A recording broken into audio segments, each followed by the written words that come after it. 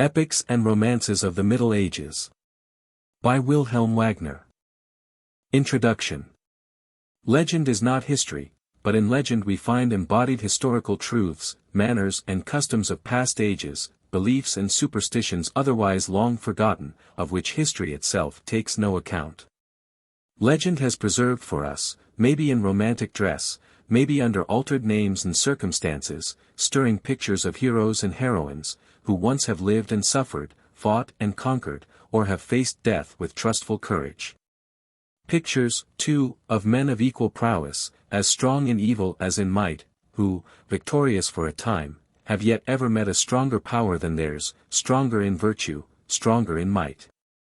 As we write, the shadowy forms of terrific Alboin raising aloft his goblet fashioned from royal skull, the noble Siegfried with his loved Kriemhild and the jealous Brunhild, brave King Dietrich. The gentle, patient Gudrun and her beauteous mother Hilda, all flit before the mind, framing themselves into a vivid picture, such as must have lived in the imagination of our early forefathers, stirring them on to noble actions, restraining them from evil working.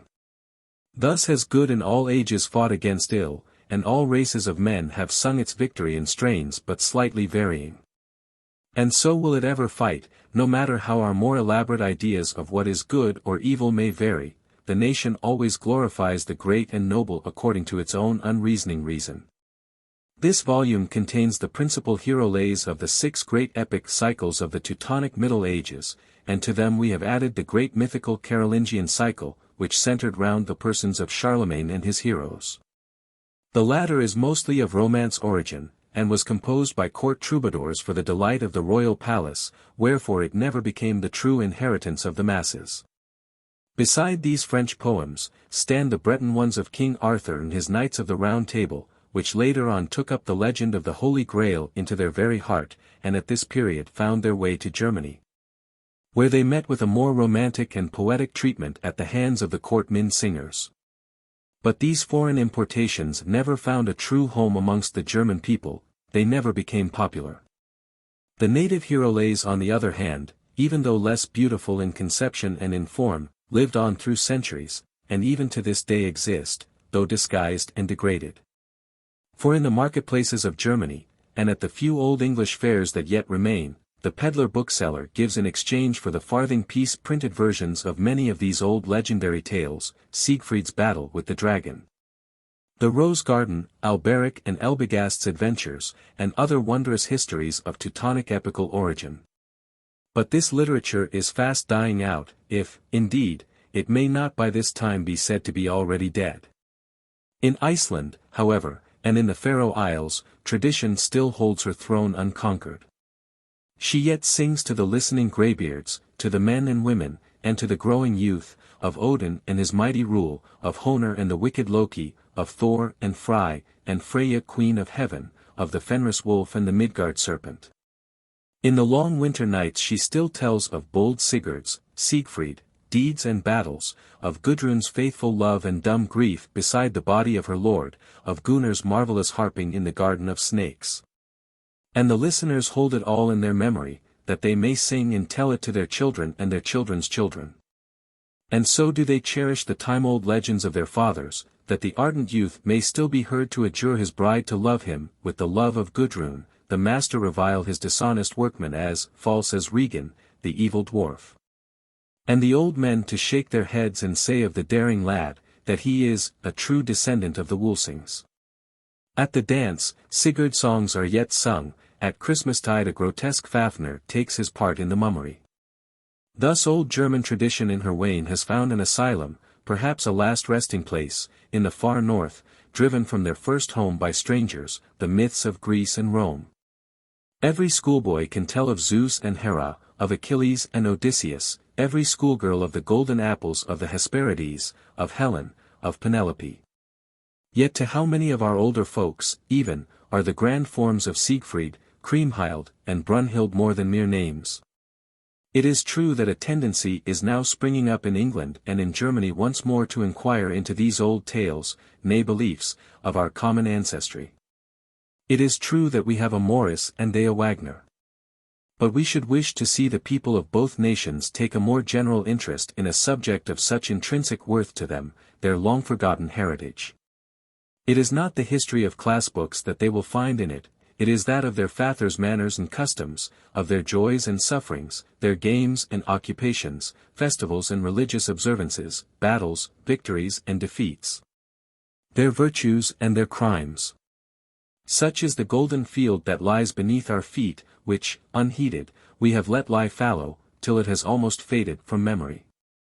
In a previous volume, Asgard and the Gods, the tales and traditions of our northern ancestors, we have endeavored to give an account of the religion of our ancient Norse parents. In this volume we are occupied with their legendary lore. To what extent these legends formed a part of their religion proper it is impossible for us now to say. Of later origin and more poetic treatment, they stood in a similar position toward the old Teutons as the later Greek heroic legend stood to the Greeks of history. Some say, and the learned Grimm amongst them, one that the heroes were historical men raised to the dignity of gods, others that they were humanized gods themselves, but maybe neither theory is exactly true, though both contain a portion of the truth. In the hero legends we certainly find heroes possessed of the distinctive attributes of certain gods, and we are tempted to add others to their characters. But we consider that these divine qualities were looked upon rather as divine gifts of the gods and did not thereby exactly deify the recipients. It was similar with the Greeks, and perhaps with all nations at a stage when their heroes really formed an essential element in their belief. The gods were never human heroes, the heroes never became gods, though each approached the other so nearly that we are often misled into assuming that they were identical. W. S. W. Anson. How do you find this book? Any thoughts about the book or the author? Any suggestion for improvement? Please take a moment to share your thoughts in a comment. If you like it, share it with your friends who might enjoy it as well. Subscribe to keep in touch. Visit CompleteAudiobooks.com for more quality content. Langobardian Legends. Alboin and Rosamund. Alboin.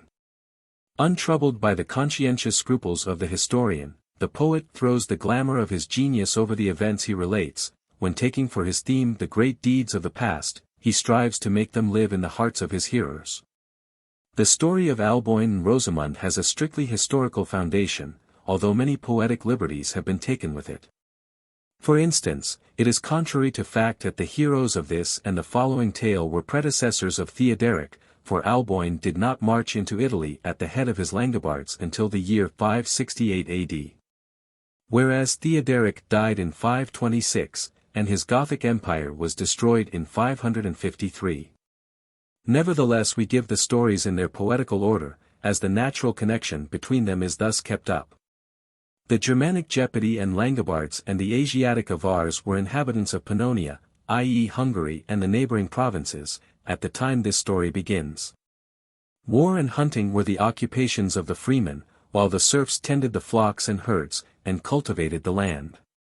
Now it happened that Alboin, son of the Langobardian ruler Audouin, conquered and slew a son of Thurisind, king of the Gepidae, in fair fight.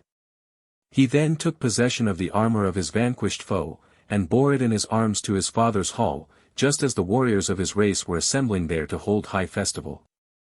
He would have joined them, but his father forbade him, saying that it had always been held by the sages of the olden time, that no prince was worthy to sit at the table of heroes until he had been given a suit of mail by some foreign king. The young man snatched up his battle axe, but remembering in time that it was his father who stood before him, turned and left the hall. He mounted his charger, and set out with his train for the land of the Gepidae. He arrived at the royal stronghold when King Thurisind was feasting with the princes of his people. Alboin approached the king, and placing himself under protection of the laws of hospitality, begged that he might be furnished with a suit of armor forthwith. The Gepidae were displeased with the boldness of his manner, but Thurisind received him kindly, and gave him a seat at his side. Many beakers were drunk, and the conversation at table grew more and more unfriendly, for Kunmund, the king's eldest son, was angry and jealous at a stranger being given his place beside the king. To prevent further disagreement, Thurisind sent for the minstrels to come and enliven the company. They came. They sang the glorious deeds of their forefathers, and especially those done by Hugdieterich, who destroyed the power of the Huns. Lastly, they called upon the young men before them to follow in the footsteps of their ancestors, careless whether fortune rewarded their efforts or not. Yes, said Cunmund when the song was ended, fortune is blind and throws her favors at the feet of mean-spirited creatures with white bands round their knees, that make them look for all the world like white-legged hacks. And every one knows it takes a deal of beating to make them go. The Langobards always wore the white bands alluded to, so they knew that the scornful words were directed against them. Alboin's blood was up in a moment. He started to his feet and told Cunmund to go to the place where he had fought his brother, and there he would see how shrewdly the white-legged hacks could kick. A tumult immediately arose, which was with difficulty calmed by the old king, who then gave Alboin the armor he had craved, and sent him away with his followers without loss of time, lest worse should come of it, and the rites of hospitality be broken. As Alboin rode away he passed Rosamund, Cunmund's fair little daughter, who was playing at shuttlecock with her maidens, and as he passed he looked at her long and earnestly. Rosamund. Peace lasted between the Langobards and Jeopardy while the old kings Alboin and Thurasund lived, but after their death a bloody feud broke out between the rival tribes. At length Cunmund and many of the noblest Jeopardy fell under the axes of Alboin and his people. Upon which the Langobardian king had his enemy's skull set as a goblet in a silver rim, and used it for drinking solemn toasts at the great feasts. Then he married Rosamund, and she, poor soul, hated him as the murderer of her father. She had to feign love, though she would willingly have strangled her husband with her own hands. She bore her lot as well as might be, all the while nursing the secret hope that she might one day avenge her father's death. Alboin had no idea of the thoughts that filled his wife's heart. Intent on conquest, he crossed the Alps into Italy at the head of his own people, of those Jeopardy who had followed the fortunes of their princess, and of other adventurers who had joined his train.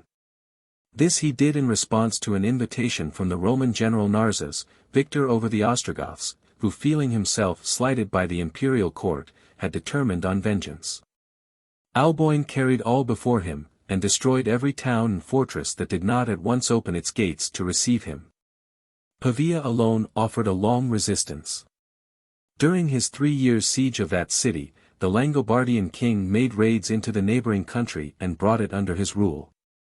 One warrior alone was equal to him in prowess, and that was Peridius, a giant, who was said to possess the strength of 12 ordinary men.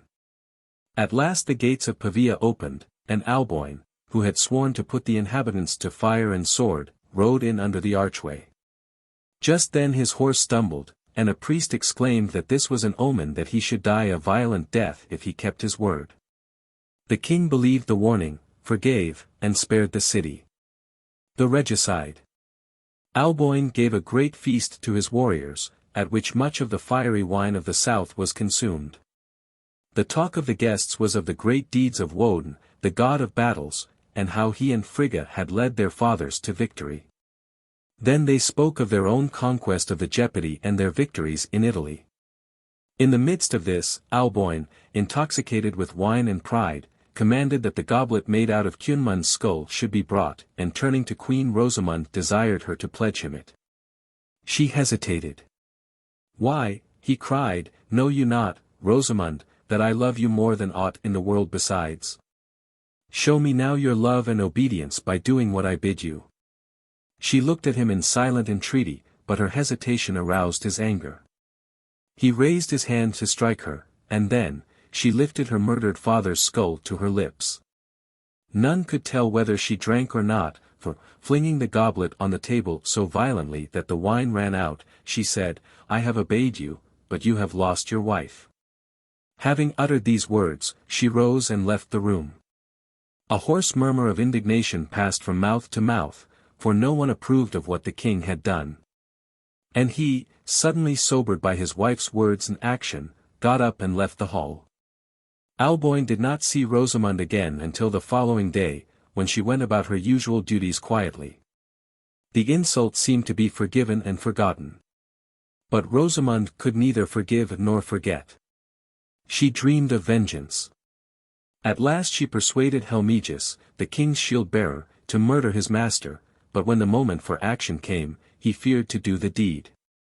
So the queen turned to Paridius for help, and by means of flattery and sweet words brought him over to her side.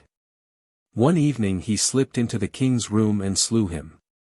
Before Alboin's death became known, the conspirators, of whom there were many, got possession of the royal treasure, and hid it away in a secret place.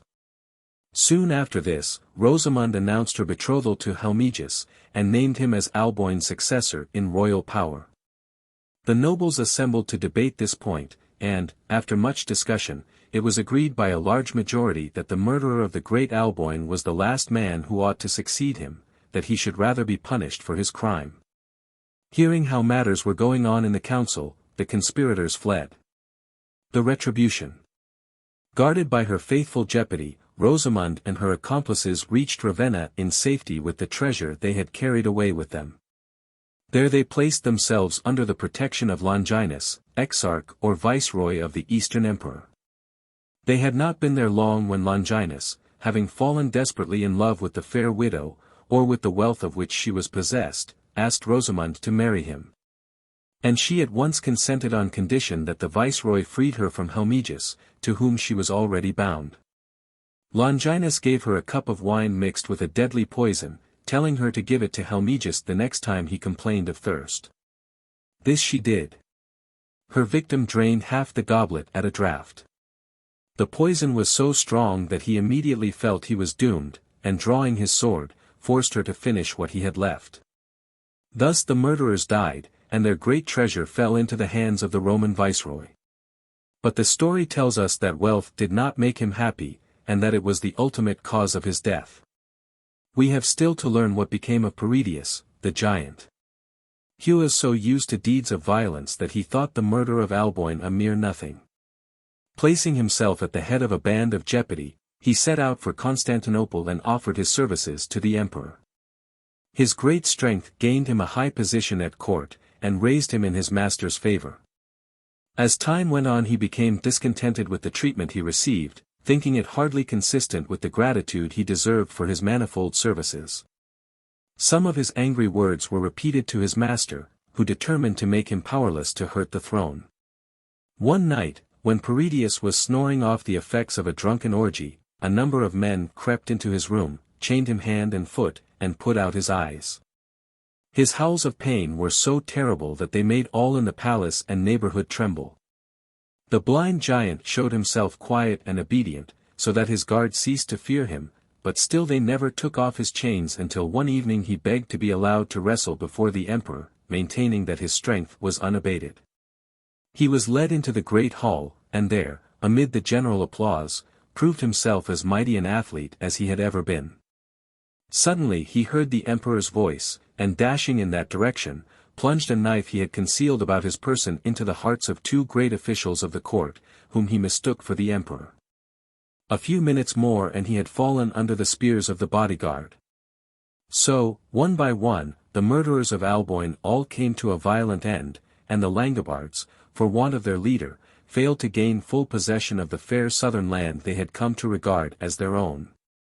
Occasionally their power was revived for a time by some able king, such as Rother, 636–52, the subject of the following legend, till it was finally broken by Charlemagne the Frank, 774. King Rother, Ruother. The 12 Messengers. Bari is the name of an Italian town which, small and unimportant as it is now, was once a mighty seaport. In those old days the harbor was deep and large and full of ships, while in the town itself were numerous palaces and houses surrounded by gardens and orange groves. Here it was that the great and glorious King Rother, the father of his people and the terror of his foes, held court amongst the dukes, counts and nobles of the land.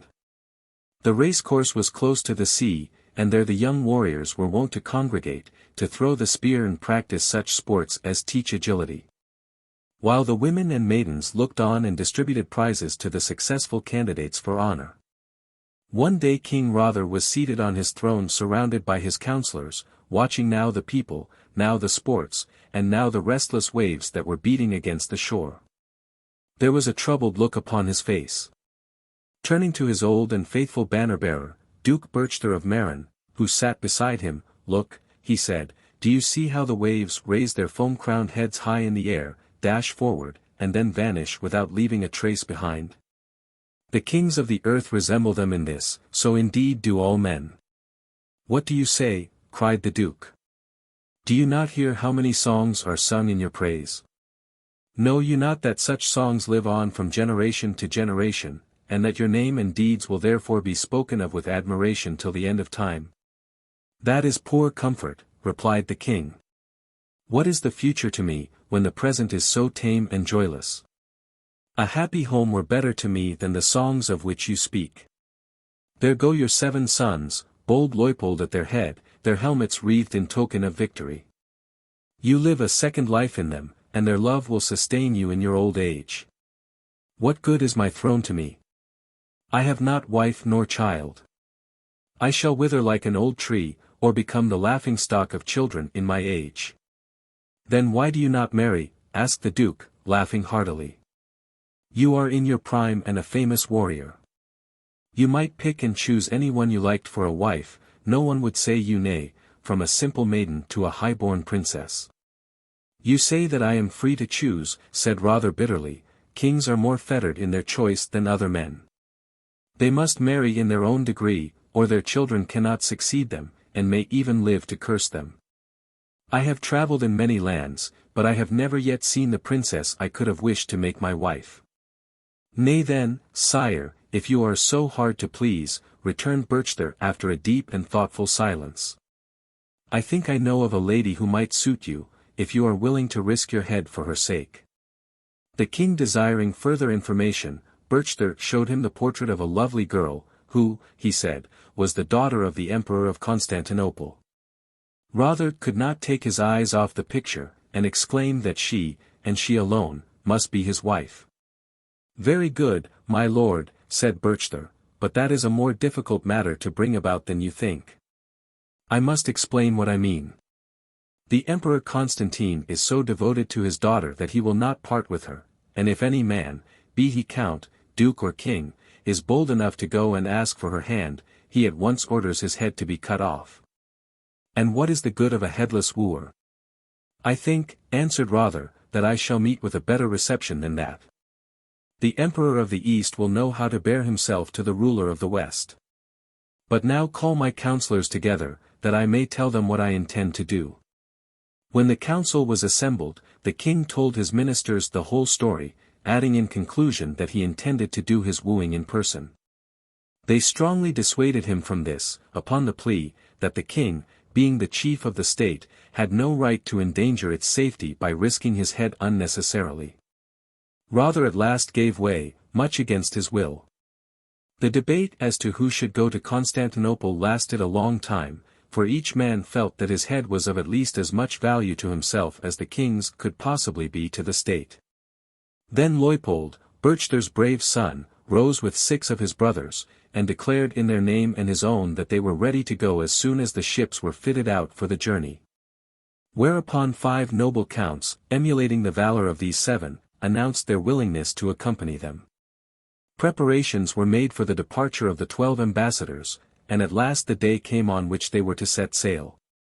Just before the anchors were lifted, the king came down to the harbor, his gold-stringed harp in his hand, and sang them a farewell song.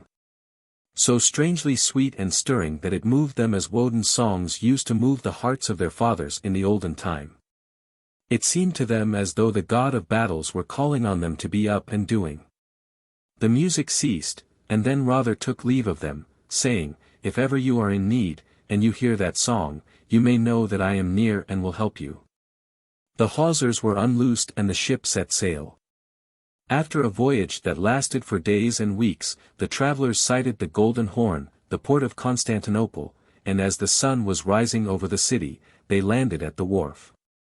They dressed themselves in velvet and heavy gold brocade, and cloaks trimmed with ermine. Every one turned to gaze after them as they passed up the street towards the palace. None knew who they were or whence they came, but all thought they must be the ambassadors of some mighty prince. The emperor was yet in bed, dreaming of the feasts and carousals in which his heart delighted, when the empress awoke him, and said, "Get up, Constantine, the messengers of a great king have come to see you. They bring tidings of vast importance. You must receive them with all due honor and respect." When the emperor was ready, he desired the ambassadors to be brought to him in the throne room, where he received them courteously. At first all went well. Constantine was pleased that his friendship and alliance should be sought by the ruler of the West, and expressed his delight in no scant terms. But when Leopold went on to say that his royal master had also commissioned him to ask in his name for the hand of the Princess Oda, the emperor's wrath knew no bounds. And he ordered his guards to seize the foreign hounds and cast them into prison. When the guards had left the hall with the 12 ambassadors, Constantine began to pace the floor, rubbing his hands, and muttering, "Behead, drown, hang, which shall it be? Ah, it were best to hang them. It would be a grand sight. 12 fine gentlemen in gorgeous raiment brought at once to the gallows. Saint Maurice grant that the wondrous spectacle may bring us glory." "Constantine," said the kindly empress, "beware what you do. Is our beautiful daughter never to marry? Would it not be a good thing to give her to King Rother, and let her rule the West with him, as we the East? If you slay the messengers he has sent, Rother will assuredly ally himself with the heathen king of desert Babylon, and, with his help, seek your destruction. St. Michael and his holy angels will protect us against the might of the godless host of infidels," replied the emperor sanctimoniously. "Ah," said the prudent wife, "do not be too sure of that. He has other things to do. He has to fight for the conversion and salvation of the wild heathen tribes. Take my advice, and keep Rother's messengers as hostages, that our hands may be strengthened when their king comes over the western sea and demands them from us at the head of his army." The counsel pleased the emperor, and he gave orders that the prisoners should be well guarded. The sailing of the heroes. The weeks and months rolled into a year, and still the ambassadors did not return to Bari. Every heart was full of an undefined dread. Had they perished at sea, or at the hands of the cruel tyrant to whom they had been sent? None could answer. Old Birchther one day went to the king, and said, "Sire, my heart is sad. I can bear my sorrow no longer. I had 12 goodly sons. Helfrich, the eldest, was slain fighting the barbarians near the Elbe in the far north. 7 have gone to Constantinople in your service, and have never returned. I will go and see if I can find them." "You must not go alone," returned the king. "I will call a meeting of the royal council, and ask my wise advisers what were best to be done." After a stormy discussion, in which weighty arguments were often enforced with still weightier blows, it was determined to follow the advice of the eldest councillors. These aged and reverend men were of opinion that it would be bad policy to send an army against Constantinople. For were the messengers still alive, the emperor would assuredly put them to death when he found that Rother had appeared in the guise of an enemy. It would be far better, they contended, to send a richly appointed embassage, composed of good men and true, to spy out the land, and see if it were not possible to save their friends, and gain the hand of the princess at the same time. King Rother announced his intention of placing himself at the head of the expedition, and as Birchther refused to be left behind, Count Amelger of Tengling was appointed regent. Preparations for their departure went on apace. Noble warriors came from all parts of the kingdom to offer their services. Among those accepted were 12 men who were so tall and so heavy, that they could nowhere have found horses strong enough to bear their weight. King Rother alone knew who they were, and he received them as old and trusted friends. They were Asprian, Osbern, chief of the northern giants, and 11 of his tallest men. At length all was ready, and the ship set sail amidst a blare of trumpets. A fair wind filled the sheets, which were edged with cloth of silver, and the vessels glided through the glassy deep as if drawn by swans. The king stood high on the deck of his galley. When he touched his harp and sang of woman's love and manly courage, the hearts of the heroes were fired to deeds of daring. And the mermaids and dolphins dipped their heads out of the waves, and played about the prows, and listened to the lay. Then Rother called his chiefs about him, and told them that he intended to go cunningly to work when he got to Constantinople. He would introduce himself to the emperor as Dietrich, a noble of King Rother's country, who had been outlawed by his sovereign, and who now craved Constantine's protection. He further desired them to begin at once to call him by his assumed name, that they might make no mistakes on their arrival. The voyage was uneventful, and the adventurers soon reached their destination. The first to land were Dietrich and old Berchther, and then followed the flower of Rother's army. Lastly the giants appeared, inspiring awe and fear in every heart. All were clothed like princes in splendid attire and with jeweled armor.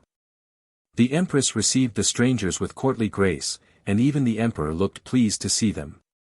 "Strangers," he said, "we should like to know from whence you come, who you are, and what brings you to our good city. Before granting you permission to remain here, we would fain know more about you." "Mighty sovereign of Greece, Hungary, and Bulgaria," answered Dietrich, "we come from the realm of King Rother, where I bore the title and power of Duke. I helped my liege lord in all his battles, but as I was always victorious, he grew jealous of my good fortune, and I had to fly for my life. I have come here as a fugitive with my faithful vassals, and all the wealth I could carry, and now I entreat of you to grant me your protection, for which I will repay you by faithful service in the field." "You are an honest man," replied the emperor, "and you shall receive a fitting welcome. I was afraid at first that you had come on the same errand as the ambassadors of King Rother, who asked me to give my daughter in marriage to their master. I have them safe under lock and key, where even the light of the sun cannot reach them. Had your request been the same as theirs, you and your men should have suffered the like fate." On hearing these words the giant Asprian started forward, the whole room trembling beneath his mighty tread. "My lord," he cried, laying his hand upon his sword, "you might perhaps have found that a more difficult task than you imagine. Before you took us prisoners many of your guard would lie low, and who can tell whether you yourself would have escaped scatheless? We are not lambs to be slaughtered at the will of any man." Constantine did not much like this address, and tried to smooth down the ruffled feelings of the giant. After some further conversation he invited the strangers to dine at his table. While they were eating, a tame lion, of which the emperor was very fond, began to steal the food from under the hands of the guests. Asprian's wrath was roused by the tempting morsel being snatched away from him, and starting up he seized the beast in his powerful hands, and flung him with such force against the stone wall of the banqueting room, that he fell, never to rise again. Constantine desired the guards to turn the giant out of the hall, but the empress whispered, "Oh, take care what you do. That man is not to be defied with impunity. King Rother must be very powerful to have outlawed such men as these. Take my advice, and set his messengers free. Let them take our daughter home with them that she may be the wife of a great king, and that she may induce her husband to be our friend and ally." Constantine listened in angry silence. At length he desired his wife to be silent, reminding her that when once he had made up his mind on any subject, he never changed. Dietrich and his friends took up their abode in the lodging the emperor had assigned to them, and there they had their treasures borne by the sailors, a labor that lasted many days. Many were the gifts they showered on their new acquaintances, amongst others, on Lord Helm and a brave and somewhat poor warrior named Arnold. The latter was so touched by their kindness that he swore to help his benefactor whenever he could. The fair Oda. The story of Dietrich's wealth and generosity became known in the palace, and Princess Oda was seized with an intense curiosity to see the hero of so many tales. She took counsel with Herlind, her chief lady-in-waiting, as to how she might accomplish her purpose with most propriety. Then, acting on her advice, she begged her father to get up some races, and allow her and her ladies to watch the sport. The emperor consented, and on the appointed day a large assemblage of spectators appeared on the course. The crush of people who collected round Dietrich was so great that none of the ladies of the court were able to get so much as a glimpse of him. The next day Oda called Herlind into her room, and promised her 5 gold bracelets if she would contrive a secret meeting between her and the stranger. Herlind promised to do her best. She went to Dietrich's lodging, taking every precaution against being seen, and gave him her mistress's message.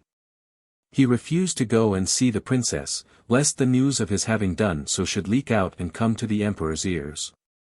But before dismissing Herlind, he gave her a golden and a silver shoe as a present. She hastened back to her lady and told her all. "He is a noble man," said Oda, "and cares more for our honor than for his own safety. I will keep the shoes in remembrance of him, and will give you instead as many gold pieces as they will hold." Herlind was satisfied with the proposal and now tried to put the shoes on her lady's feet, but could not, for they were both made for the same foot. "Go," cried the princess, "he is not true. I will have none of his gifts, and will think of him no more. Take back the shoes and throw them at his feet." Wise Herlind understood how to interpret her mistress's command. She hastened to Dietrich, and told him that the princess was angry with him, but that her curiosity to see him was so great that she would no doubt pardon him if he took a proper pair of shoes with his own hand. Dietrich seized the first moment when he could reach the princess's apartments unobserved, and knocked at the door. He stopped on the threshold in amazement at the wondrous beauty of the maiden who advanced to meet him. She was also struck by his stately bearing and the resolute expression of his handsome manly face. She had intended to show him her displeasure, but she could not. She could only listen to the grave and sensible explanation he gave of his conduct in not at once obeying her commands. And when he asked permission to put the shoes on her feet, she could not deny him. In course of conversation he mentioned Rother's offer for her hand, and then, little by little, told her his secret, and the reason that had brought him to Constantinople. He asked her for her love, and she promised to be his wife. He now showed her that her father's sentiments being what they were, their only chance of happiness was to fly together, and explained that before they could attempt to make their escape his faithful servants, who were still confined in the emperor's dungeons, must be set at liberty. He begged Oda to try to get them set free. She promised to do her best, and pointed out the gloomy tower in which they were imprisoned. Next day the princess appeared before her father, dressed in deep mourning, and told him that she had had a dreadful dream that night. Her room had seemed full of flames from the nethermost hell, and she had heard a voice call to her that if King Rother's 12 messengers were not brought out of their dungeons, and furnished with clothes, food and wine, she would fall under eternal condemnation. "That was the devil's voice, not an angel's," answered Constantine, "and I will not, on such a command, give up the rights I possess by the grace of God. But if it will make you happier, Oda, I will allow the prisoners to have their liberty for a short time, on condition that someone will offer his life to me as bail for them that they will not try to make their escape." Oda left her father's presence much comforted, for she had made up her mind what to do. The liberation of the messengers. When the emperor, his guests and courtiers were seated at dinner that day, Princess Oda entered the hall, followed by her ladies. She went round the table, and told all and sundry of her desire to liberate the 12 prisoners, and of the condition her father had made. "Now who," she asked, "will let his head be surety for the heads of these unhappy men?" A dead silence reigned in the hall. At last Dietrich rose in his place, and in a loud clear voice offered himself as hostage for the men. Upon which the emperor ordered the 12 counts to be brought out of their prison, taken to the bath and provided with clothes suitable to their rank and condition. This was done, and while the poor fellows, scarcely able to believe their senses, were seated at the meal provided for them, some one outside began to play the harp. They listened intently, a deep flush dyeing their sunken cheeks, and a flash of joyful surprise brightening their sad eyes, for they recognized the air. "It is he. Our king is near. He has come to save us," they whispered in awestruck accents. Weeks passed, and light and food did their work in restoring the strength of the prisoners. One day the door of their room opened, and Rother came in dressed in his full armor. "You are free," he said joyously, but he had scarcely had time to greet them when Birchter rushed forward to embrace his sons, followed by Wulfrat, the hero of Hegeling, strong Asprian, and Witold, his inseparable companion. Rother told Leupold, and the rest, about their voyage, and that he was only known to the Greeks by the name of Dietrich. Then he told how he had won the love of fair Oda, and through her help had gained their freedom at the risk of his own life. But the best was yet to come. Imelut, king of desert Babylon, had invaded Constantine's realm with a mighty army, and had demanded half the empire, and the hand of Princess Oda for his son Basilistum. The emperor, not knowing what to do, continued Rother, I offered to help him if he would allow you to join me and my friends. He consented, and so you are free to become my comrades in battle. Your armor and weapons lie without. Wydelt was so delighted at the thought of fighting that he gave way to a stentorian burst of laughter, and nearly knocked the emperor down by accident when he came in to tell the prisoners that they were free. War and victory. Of all who followed Constantine into the field on that occasion, Dietrich and his men were most worthy of notice, not only because of the magnificence of their accoutrements, but from their noble appearance. Chief amongst them were brave Wolfrat of Hegeling in Bavaria, old Duke Berchther of Meran, his son Leupold of Milan, and other counts of the west, and lastly huge Asprian and his giants. These consulted together on the eve of the day fixed on for the great battle, and determined that when the Greek and Babylonian forces were asleep, they would quietly slip out of their own camp, and, if possible, into that of the enemy. At midnight they set out on their dangerous enterprise. They passed the sentinels by means of the password they had taken care to find out, and softly made their way to the king's tent. It was a warm, but dark summer night, not a star was visible. The king's bodyguard were asleep at their post. They never awoke again on earth. Wolfrat stabbed them as they slept, to guard against surprise. Wydelt entered the royal tent, and picking Imelut up in his arms as though he had been an infant, desired him to be silent as he valued his life. The giant's loud voice wakened some servants who slept near, and they rushed into the tent to save their master, but were speedily slain. The whole camp was now astir, but the efforts of the soldiery were in vain. Confused by the darkness and their sudden awakening, many were killed, while the greater number fled, and sought refuge in their ships. Rother and his handful of followers had thus won a complete victory, and before daybreak had returned to their tents with Imelut and some other princes of desert Babylon whom they had taken prisoners. Thoroughly tired with their hard night's work, they threw themselves on their couches, and sought well-merited repose. Not so the Emperor Constantine. Contrary to his usual habit, he was up and about at a very early hour, and ordered the horns to blow to rouse the camp. This done, he desired that his troops should pass before him in companies. All were present except Lord Dietrich and his companions. Ha! Ha! Laughed the emperor scornfully, so that fellow's high talk was all swagger. I will go and see what keeps him, and he trotted away to Dietrich's tent. When he got there, he found that all was silent as the grave. Motioning to his attendants to help him from his horse, he advanced to wake the sleepers. In the first tent, he saw the grim giant Wydelt stretched upon a panther skin, while in the background a man was tossing about on a bed of straw, bound hand and foot. The emperor did not dare to wake the sleeper. He stepped over him carefully, and advanced close to the prisoner. Imelut, in deadly fear lest he should be murdered on the spot, shrieked out who he was, and offered the half of his kingdom in exchange for his life. The noise wakened the giant. He sprang to his feet, and seizing his club, shouted to Dietrich to come, for some treason was being hatched in their very tents. He would certainly have killed both monarchs on the spot, had his companions not hastened to his side and hindered him. When Constantine heard the occurrences of the previous night, he was filled with surprise and admiration. He gave a solemn feast in honor of the victory, which in public he ascribed to himself, for were not Dietrich and his companions in his pay at the time? In order that the empress and her ladies might not be kept in ignorance of what had happened, Constantine sent Dietrich and his men on in advance to bear the news to the capital. Bringing home the bride. The Western heroes rode back to Constantinople light-hearted and happy, for Dietrich had told them that the hour of their return home was near.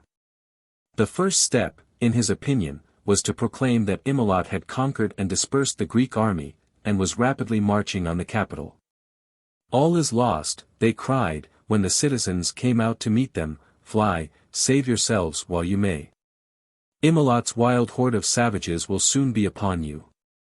Then galloping to the palace, Dietrich entreated the empress to come on board his galley with her daughter and her ladies, and to bring anything of value that she particularly cared for. They soon reached the strand. Oda crossed the plank leading to the vessel, her hand resting trustfully on Dietrich's arm. Then the plank was withdrawn and the ship pushed from land. The empress wept and begged that she might be taken too, but Dietrich explained to her the true state of the case, and telling her who he was, assured her that Oda was going home with him to rule over the West as his beloved queen. "Ah," said the mother, much comforted, "be kind to her, noble hero, and take my blessing on you both. Think of me sometimes, as I shall think of you." After a pleasant voyage the travelers arrived at Bari, where the marriage of King Rother to the princess was celebrated with all pomp. When Constantine returned with his victorious army to Constantinople, and learnt what had happened, he was very angry. Had he not feared Rother and his gigantic allies, he would have sent an army to Bari to fetch back the princess. The whole city was in such confusion, that King Imelot had not much difficulty in effecting his escape and returning to his own land. The emperor did not fret much when he heard this news. He could think of nothing but the loss of his daughter. He cared not for the rich dishes in which he used to delight, nor for the delicate wines his steward brought to tempt his appetite. He grew thin and pale, and his clothes hung loose on his shrunken frame. The mountebank. One day when he was alone in his room, a chamberlain came to him and announced that a clever mountebank had come, who would be sure to amuse his majesty and turn his thoughts into a pleasanter channel. The mountebank was admitted. The emperor watched him perform all his curious tricks without a smile. But when the man sang of a woman who had been stolen from her home, and whose friends had freed her by means of cunning, not strength, he listened with his whole soul in his eyes. When the song was finished, he signed to the man to approach him, and asked him if he could bring Oda home to Constantinople. "Give me," answered the mountebank, "a goodly ship, well filled with merchandise, and I promise to bring the lady back to you. You may send some of your soldiers with me if you like, that they may cut off my head if I fail to keep my promise." Before long the ship was laden and ready for sea.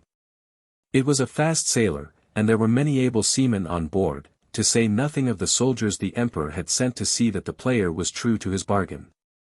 All went well during the voyage, and the ship at last reached the port of Bari. The mountebank landed and set to work to find out all that he could about the royal family.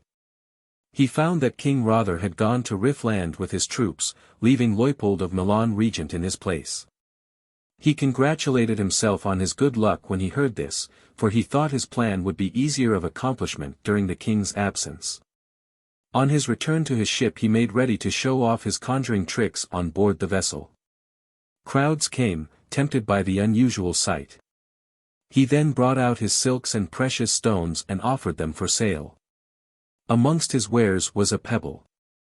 The people asked what good a wretched common pebble could do him. "This stone," he said, taking it gently in his hand, "is worth a ton of gold, for if a queen should touch a lame or impotent man with it, he would at once become strong and well again." "Ah," sighed one of the lords, "if that were only true. I would give half my county were it really so, for I have 3 children, all of whom have been lame from their birth. They would soon jump about and play like other children," replied the mountebank, "if your good queen would only come on board my ship and try the virtue of the pebble." The count hastened to Queen Oda and told her his story, and she, with her usual kindliness, said how willing she was to cure the children if she could. She at once set out for the vessel, but no sooner were she and her ladies on board than the landing plank was slipped, the hawsers were unloosed, and a fresh wind catching the sails, the ship was soon out of sight of land. Rother to the rescue. The citizens of Bari clustered about the harbor not knowing what to do, and Leopold vainly sought a ship that could be got ready immediately to pursue and overtake the robbers' vessel. At the same moment King Rother's horns were heard proclaiming his return. As soon as the king was told what had happened, his decision was formed. "We must take an army to Constantinople," he cried.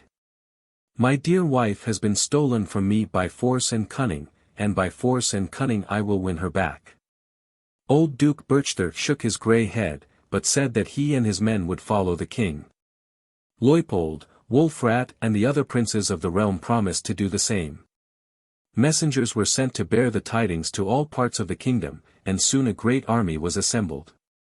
Rother picked out the bravest warriors to accompany him, amongst whom were Asprian and his giants, the rest he sent home. Meantime the ships that were to bear the little army had been got ready, and after a favourable voyage reached the neighbourhood of Constantinople. Rother gave orders that the vessels should be run ashore in a small bay, surrounded on all sides by a thick wood which stretched in the direction of the city, and which would serve to conceal both ships and men. "We are safe here," said Rother to his nobles. "The populace have an unspeakable terror of this wood, which they believe to be peopled by monsters of all sorts. Let the men encamp here, and I will go to the city in a pilgrim's dress and see what is going on." There was a general outcry at the idea of the king adventuring himself alone in the enemy's stronghold, and many of the princes offered to go with him. He, therefore, consented to take the Duke of Marin and his son Leupold. Before starting Wolfrat gave him a tiny horn, telling him the sound it made was so shrill that it could be heard for miles around. "As soon as we hear it," said Asprian, "we shall come to your help with clubs and swords." "Yes," laughed Widolt, "and then there will be many a broken head, I can promise you." The three pilgrims set out on their way. After going some distance they saw a horseman coming towards them in shining armor. They asked him if there were good news in Constantinople. "Not at all," he answered. "Look, King Rother gave me this coat of mail, and my good sword, and 1,000 gold pieces to boot, for I had lost both land and wealth at the hands of miscreants. And now I find that the Greeks have stolen away his fair wife, and are about to marry her to that cruel demon Basilistum, son of Imelot, king of desert Babylon. For, when Imelot escaped from here, he collected a great army, and marching into the Emperor Constantine's land, took him prisoner, and now demands the half of his empire and the Lady Oda for that unlicked cub, his son, who, according to the present arrangement, is to remain here after his marriage, that Constantine may not be deprived of his daughter's society. All the Christians in the place tremble to think of the persecutions that will follow. Oh, that King Rother would only come! I would join him with all my men as sure as my name is Arnold." "Truly," said Rother as they parted, "a kind action often brings unlooked-for reward." The city was full of life and feasting. Imelot, Constantine, and their followers were hobnobbing together in the banqueting room in the greatest peace and concord, for Constantine was overjoyed at having settled the vexed question of his daughter's marriage without losing her altogether. The hunchbacked bridegroom sat between his father and his would-be father-in-law and close to sad Oda and her equally sorrowful mother. The doors were wide open, that the populace might come in and watch the proceedings. So the three pilgrims were able to enter unnoticed, with their hats pulled down low over their brows. They heard Constantine, Imelot, and Basilistum boast of how they would scornfully entreat and hang King Rother and all his giants if they ventured to come within their reach. During the laughter and confusion caused by these speeches, Rother managed to slip a ring bearing his name into his wife's hand, and she, with a look of intense relief, showed it to her mother. "Rother is here," cried the hunchbacked bridegroom suddenly. "He has just given my wife a ring with his name engraved on it. Seek him out and seize him." Swords were drawn, tables overturned, and noisy shouts heard on every side. Rother and his companions came forward, and the former said clearly and distinctly, "Yes, I am here. I have come to claim my wife, and if the king of desert Babylon or his hunchbacked son deny my right, I am ready to prove it on their bodies with my good sword." Imelot laughed till the hall re-echoed. "Fight with you," he cried, "a poor little kinglet like you. No, no, you must be hung." "He must be hung," repeated the courtiers. "To the gallows with him, and his comrades too," continued the Babylonish king, "seize them and bind them till the blood starts from their fingers." The heroes had only their pilgrim staves, and these were poor weapons wherewith to defend themselves against the swords and lances that were pointed at them. They were taken and bound. No hand was raised to help them, although many a hardy fellow in the crowd had cause to remember Dietrich's kindness. "A king," said Rother proudly, "who has often looked death in the face on the battlefield, knows how to die when his time comes. Let the executioner do his work in the haunted wood, where Constantine has already had so many innocent men put to a shameful death." "A good idea," quoth the emperor grimly. "There are gallows there that will just do to hang the stealer of women and his comrades on." "That is right," laughed Imelot, "and then the monsters who inhabit the wood will come at night and play many a merry prank with their bones. If their friends the giants should come over the sea in search of Rother and his crew, we will hang them too, that they may find themselves in good company. The whole army shall see how great Imelot revenges himself upon his foes." The preparations for the execution were finished in a few hours, and the prisoners were borne to the haunted wood amidst an immense crowd and the music of drums and trumpets. The populace were curious to see a king hanged. "And so it is Dietrich, kind Dietrich," sighed one, while another laughed and answered, "What does that matter to us? It is all the same whether a man is a king or a beggar when he comes to be hung." "Ah yes," said a third, "the rope is an uncomfortable necktie for any man, but that it should be tried on a crowned head is a thing I never expected to see." The procession arrived at its destination. The prisoners were led to the foot of the gallows. "Be of good cheer, Sir King," said the executioner. "You once gave me a handful of gold pieces, and to show you my gratitude I have provided a silken rope for you, that will do the business very quickly. The other two gentlemen must put up with common hemp, I am sorry to say. Biasty. Michael, I never did a day's work before, that I liked so ill. Pray loose my hands for a moment, good fellow," asked Rother, "that I may say a prayer." "A pious wish," replied the man.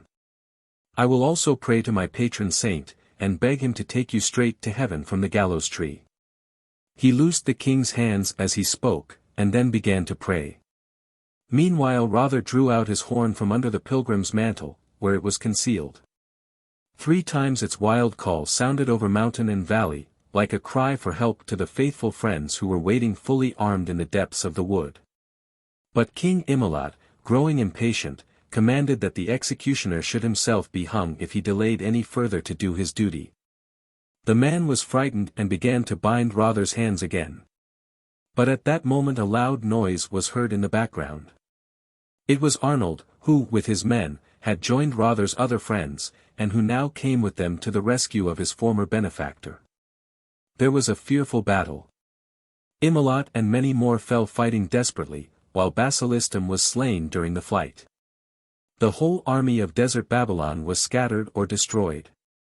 After the victory King Rother asked for the emperor, but found that Constantine had thought prudence the better part of valor, and had long before fled to the palace, where he had taken refuge in the women's apartments. His courage had all ebbed away, and he begged his wife and daughter to entreat Rother to save him out of the hand of the giants, those veritable children of the Evil One. The ladies were soon ready to go out and meet the ruler of the West. They placed the timid emperor in their midst and accompanied by a numerous train, set out for the wood. The first people they met were the giants. Asprian's falcon eyes at once spied out the emperor, carefully as he tried to hide himself. Stretching his long arm over the empress, he seized him by the scruff of the neck and flung him on the ground. Wydald raised his club to put an end to him as he lay there senseless, but his master stopped him, saying, "Not so, Wydald. Away with the miserable wretch to the gallows."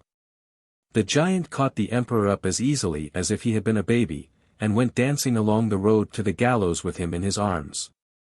But they soon came up with Rother and his heroes, and the king pardoned Constantine. He could not have done otherwise, his wife was once more in his arms, and where love rules, wrath and vengeance have no place. When they all met in the banqueting room that evening, the emperor found himself unusually hungry after the many and varied emotions he had gone through, and it is said that he devoured a whole leg of mutton, and drank an immense quantity of wine. King Rother left the whole of the Eastern Empire, which he had just conquered, in the hands of his father-in-law, and then set sail for Bari accompanied by Queen Oda. Arrived there, they went on to Rome, where a second marriage was solemnized with great pomp. Rother and his wife lived long and happily together, and had many children. We shall hear pleasant things of their daughter Herka, or Herche, Helche, and their granddaughter Herat, as time goes on. Ortnit. A great king once lived in Lombardy. He was richer and more powerful than any other monarch far or near. His name was Ortnit, and his dominions extended over the whole of Italy from the Alps to the sea, and even included Sicily. The neighboring kings were all his vassals, for, possessing the strength of 12 ordinary men, he was, of course, victorious in every battle. And yet he was not contented. An inward unrest prevented him from enjoying his wealth and greatness. He often sat dreamily at table, tasting nothing, and deaf to all that was being said around him, deaf even to the minstrels, when they sang songs in his praise. He frequently wandered alone up in the mountains, seeking adventures, slaying robbers, and destroying the wild beasts that preyed upon the farmers' flocks and herds. But this did not satisfy him, he sighed for something more. One day when he was standing, as he often did, on the seashore, watching the waves that rose and fell, tinted by the light of the setting sun, a mist came up out of the water. A few minutes more, and it parted slowly like a veil, showing a wondrous sight. It was that of a castle with towers and barbican, and on the battlements stood a woman such as he had never seen before in all his travels. He could not take his eyes off her. The effect of her beauty on him was like enchantment. Then the mist gradually closed again, and lady and castle vanished as completely as if they had never been. While Ortnit was still staring at the place where he had seen the lady, he heard a step behind him. Ah, it is she! He thought, and turning quickly, clasped and kissed, bearded Elias, or Elias, prince of the wild Reusen, who was his uncle. The newcomer returned the embrace heartily, and then said, "You are a good lad to receive your mother's brother with as much transport as a lover his sweetheart, but you have been gazing at a bit of sorcery down there. And that accounts for a great deal. Try to forget what you have seen, or your royal head may soon be displayed from the towers of Montague, where the lovely witch lives with that old heathen, her father." "She is a real person then," cried Ortnit quickly. "She must be mine. I would stake my life to win her." "What is that you say?" answered Ilias. "A king's head for a woman's curl. That would make a new song for the minstrels to sing in Lombardy." "How am I to find her?" asked the king. "Tell me the story, which I suppose some wandering fiddler has sung." "Why, nephew," replied the elder man, "I have seen with my own eyes and have heard with my own ears what I am now going to tell you. It is no minstrel's tale I am going to amuse you with. Mackerel is the name of the maiden's father, and he is ruler of Syria, Jerusalem, and other eastern lands. When I was returning from my pilgrimage to the Holy Sepulchre, I arrived one evening at the gates of Castle Montague, weary and footsore, and the Saracen porter had compassion on me, took me in, and showed me no little kindness. Then it was that I saw the wicked heathen king, whose skin is as black as that of a Moor, and also the beautiful Princess Sidrat. I heard it said that he intended to marry his own daughter, when her sick mother was dead, and that was why he cut off the heads of all the wooers who came to ask for the princess's hand in marriage. 72 skulls already grin from the towers of Castle Montague. Say, bold youth, do you intend to offer your head to the Moorish king as the 73rd? "I have been through many a strange adventure before now," returned Ortnit, "and I shall try to get the better of the infidel." On the following day the notables of the realm were summoned to a council. The king told them that he intended to make a campaign in Syria, and desired their help in calling together his army. After many attempts to dissuade Ortnit from such a fantastic enterprise, all was at last settled as he wished, even to the appointment of the governors and deputy governors in whose hands the country was to be left during his absence. The only person besides the king who carried his point was Ilias, who insisted on his right to go to Syria or anywhere else he chose, and expressed his firm determination not to lose sight of his nephew. As the council were separating, Zacharias appeared. He was lord of Apulia and Sicily, a heathen, but a faithful comrade of the king. When he heard what they had settled, He at once announced his readiness to provide a ship to take the armament across the sea, for which offer the king thanked him warmly. On the advice of Ilyas, it was agreed to put off the expedition until spring, when the weather would be more favorable for a sea voyage. So the king had to smother his impatience as best he might. He was very lonely, for he knew that no one quite sympathized with him. His mother, indeed, did her best to persuade him to give up the enterprise, by setting its dangers plainly before him, and telling him how ridiculous it was to be so much in love with a woman whom he had only seen in a vision, and about whose character and disposition he knew nothing. He fretted against the idleness and uniformity of the life he was leading, and determined to ride up into the mountains for something to do. When he went to take leave of his mother, she begged him not to go, for fear of some accident happening to him, but, finding that he was not to be dissuaded, she took a ring from her finger, saying, "If you are determined to go, take this ring. The gold is thin, and the stone of little apparent value, but it possesses a magic power that could not be bought with a kingdom. Go where you like in the wild mountains, but first of all ride down the road to the left, that leads over the heights to the lake, then sideways under a wall of rock to the valley. Look about till you find a spring gushing out of a rock, and, close to it, a great lime tree. There you will have a more wonderful experience than any you could imagine." Her voice trembled with nervous excitement, and her tearful eyes seemed to entreat him to ask her no questions. Dwarf Alberich, Elfric. Ortnit rode away. He forbade any of his serving men to accompany him, saying that he wished to be alone. The cool fresh air blowing about his temples cheered him, and chased away the fumes that troubled him. The sun began to sink as he entered the wood, where he had to dismount and lead his horse, because of the low-growing branches of the trees. The night was so dark that he lost his way, and did not succeed in getting out of the wood again till daybreak. When he gained the open, he rested a short time to let his horse graze in the meadow, and to eat his own breakfast. After that he set out again for the mountains, and at length reached the wall of rock his mother had mentioned. He rode along the foot of it, as she had told him, till he heard the gurgling of the spring, and, on turning a corner, saw the lime before him.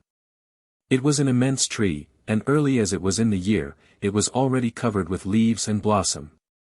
Ortnit found on looking around, that it was in a wide meadow, on which grass, clover, and many-colored flowers grew in rich abundance, while the number of birds that nested in the lime tree was quite unheard of.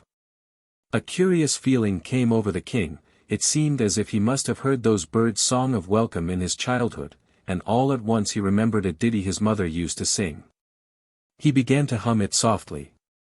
It was a song about all the little birds, and the music each made after its kind, sweet as a summer day, and all in honor of Alberich, king of the wood.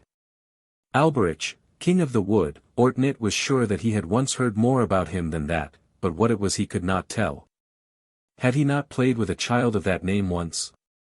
As he was puzzling over these confused memories of the past, he happened to glance at his mother's ring. The stone in it was shining like a fire, and lighting up the face of a lovely child, who lay asleep in the grass close by. "Poor boy," said the royal hero, compassionately, "I wonder who brought you to this lonely place. How anxious your mother must be about you. I cannot leave you here to die of hunger or fall a defenseless prey to the wild beasts." He had already fastened his horse to a branch, and stooping down, he lifted the boy in his arms to carry him away. But to his intense surprise he received such a blow on the chest that he not only let the child fall, but himself tumbled on his back. He had scarcely recovered his footing, when he found the child holding him so tight that he had to exert all his strength not to be overthrown. It was a strange sight to see the tall king and the wonderful child, wrestling furiously together. Flowers and grass were trodden underfoot, shrubs and low bushes broken and torn, when Ortnit at last flung his opponent on the ground, and drew his sword to slay him. But, angry as he was, he could not do it when the little thing gazed at him so entreatingly, and begged in such a sweet soft voice that he would not murder him when he was defenseless, but would accept, in exchange for the life he granted him, a valuable suit of armor, consisting of helmet, shield, and coat of mail of wrought gold and silver, and last not least, the sword called Rosamund, whose blade had been rendered strong and durable in dragon's blood. When Ortnit demanded a hostage for his opponent's good faith, the little creature told him that hostages were impossible to find in that wild mountain country, but Ortnit might trust to his word, for he also was a king, and ruled over a far wider domain than Lombardy, though truly his realm lay beneath the earth instead of upon it, and his subjects were employed day and night in working in metals. Finding that no hostage was necessary, or indeed procurable, the hero allowed his prisoner to get up. But before the latter went to get the armor he had promised, he said that he would like to have the ring Ortnit was wearing, and that he scrupled the less to ask for it, as it did not appear to be of great value. "I cannot give it to you," replied Ortnit, "for it was a present from my dear mother, who would never forgive me if I parted with it." "And you call yourself a hero," sneered the little creature, "you who fear your mother's blows. Tell me, what do you do when you are wounded in battle? Do you cry like a baby when you see the blood flow?" "If you were to hew me in pieces," replied the Lombard, "painful as that would be, it would hurt me less than a tear or a sigh from my mother." "Well, good squire of dames," continued the other, "it can at any rate do the ring no harm for me to look at it and touch it. I am in your power, am I not? Your sword is in your hand, and I am without a weapon." After a little hesitation the king consented to let the boy draw the ring from his finger, but scarcely was this done, when he vanished from before his eyes, suddenly and without warning. Ortnit felt bewildered. He heard the boy's voice, now at a distance and now near, making sarcastic remarks on the beating his mother would give him when he went home, and finally announcing that he would pelt him with a few pebbles to show him how well he could do it. Ortnit defended himself for some time against the terrible storm of sharp stones that rained upon him, but at last, seeing that neither his great strength nor his sword were of any avail, he turned to his horse and prepared to ride away. On perceiving this the hobgoblin exclaimed, "Wait a bit, friend Goodman. I am sorry to think of the stripes your mother will give you. Listen to me. I have many important things to talk to you about. If you will give me your royal word of honor that you will not revenge yourself for the trick I played you, I will give you back your ring." "Very well," answered Ortnit, "I promise on my honor." "And if I go on to talk ill of your mother?" "No," cried the king, "I will never forgive that. You may say what you like about me, but my mother is the purest and most perfect of women." "I quite agree with you," said the little creature. "You may listen to me without fearing that I shall slander her, for I am Alberich, Elfric, king of the dwarfs, and you and I are more nearly related than you think. I will tell you the truth, but first take back your ring. I trust to your word of honor." The moment Ortnit felt the ring in his hand, he slipped it back on his finger, and immediately saw the boy standing before him. "You must know, great king," pursued Alberich, "that you have to thank me for your land and people, castles, towns and victories, and also for your marvelous strength. Your predecessor, whom you call father, married, when he was an elderly man, the youthful sister of the prince of the wild Riesin. The marriage was childless. Husband and wife in vain prayed heaven for an heir.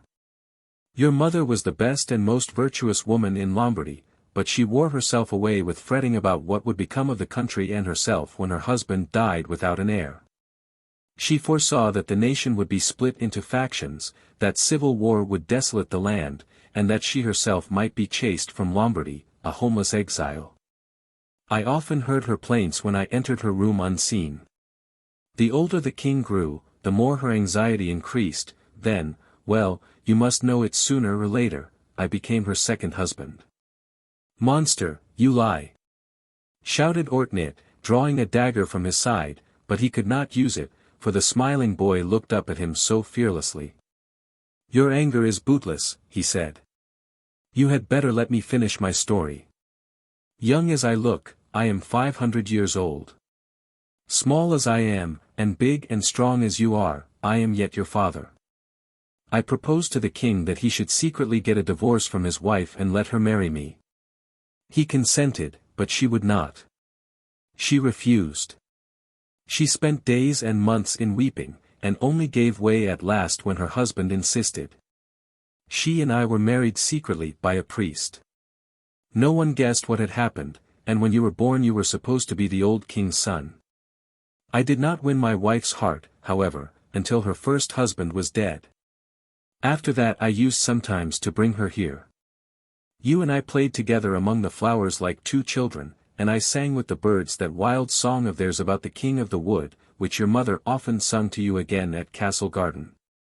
When you grew to be a man and a hero, I was often at your side unseen, while the battle raged all round you, and on those occasions I have often turned aside the point of some murderous weapon that threatened your life. When you cross the wild ocean, and strive to win the Moorish maiden for your wife, I will be there to help you. So long as you wear that ring on your finger, you have only to wish for me and you will see me. Now wait a few minutes. I am going to fetch the armor that no weapon can pierce, and the sword Rosen, which can cut through steel and iron, and even dragon scales. Ortnit felt as though in a dream. While he was still thinking over all that he had just heard, the sound of heavy steps, and the clanking of armor startled him out of his reverie. Turning round he saw Alboin, who with the help of a sturdy dwarf was bringing his promised gift. On the top of the silver helmet with golden wrought, was a priceless diamond.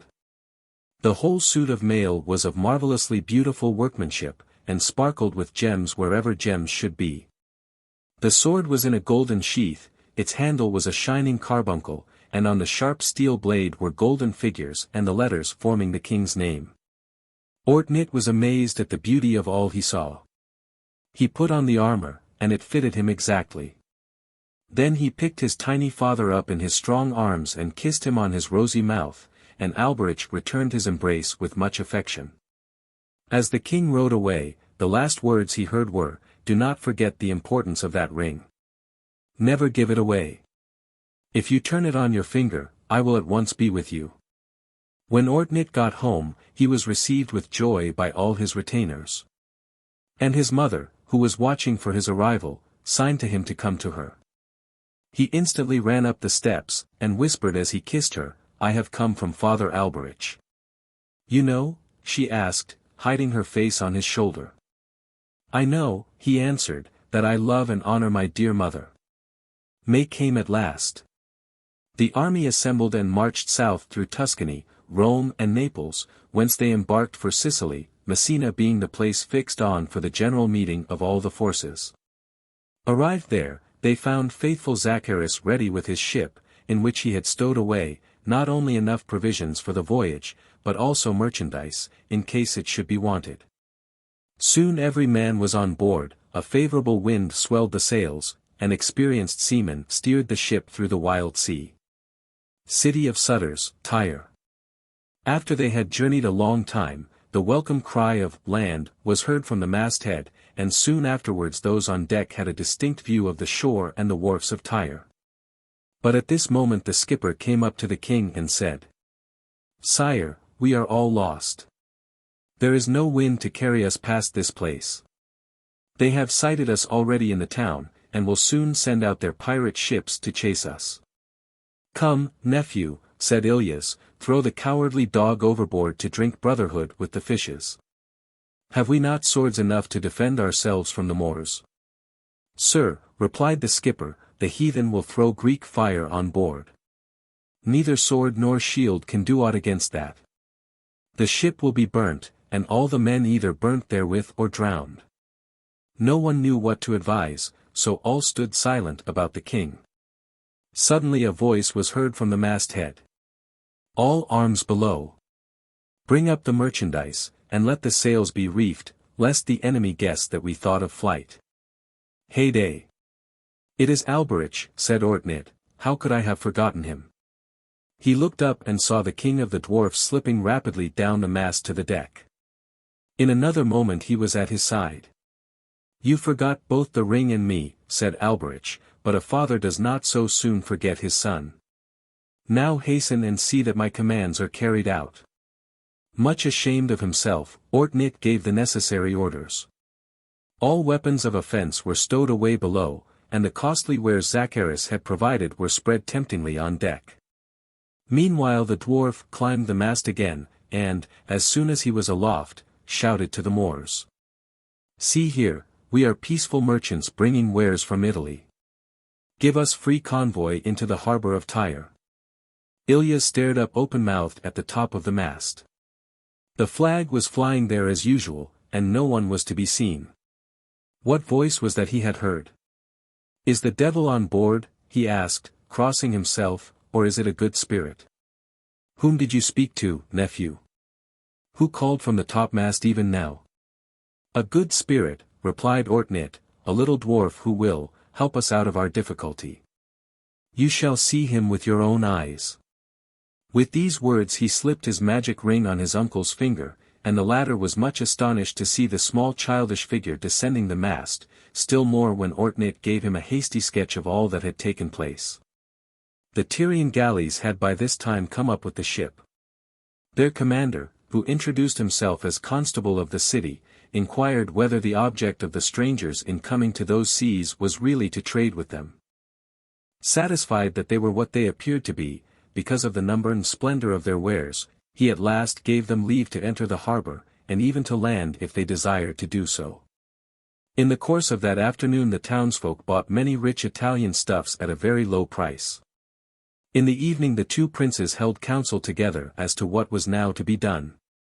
Ilyas advised that a sudden onslaught should be made on the castle, and that everybody there, young or old, should be put to the sword.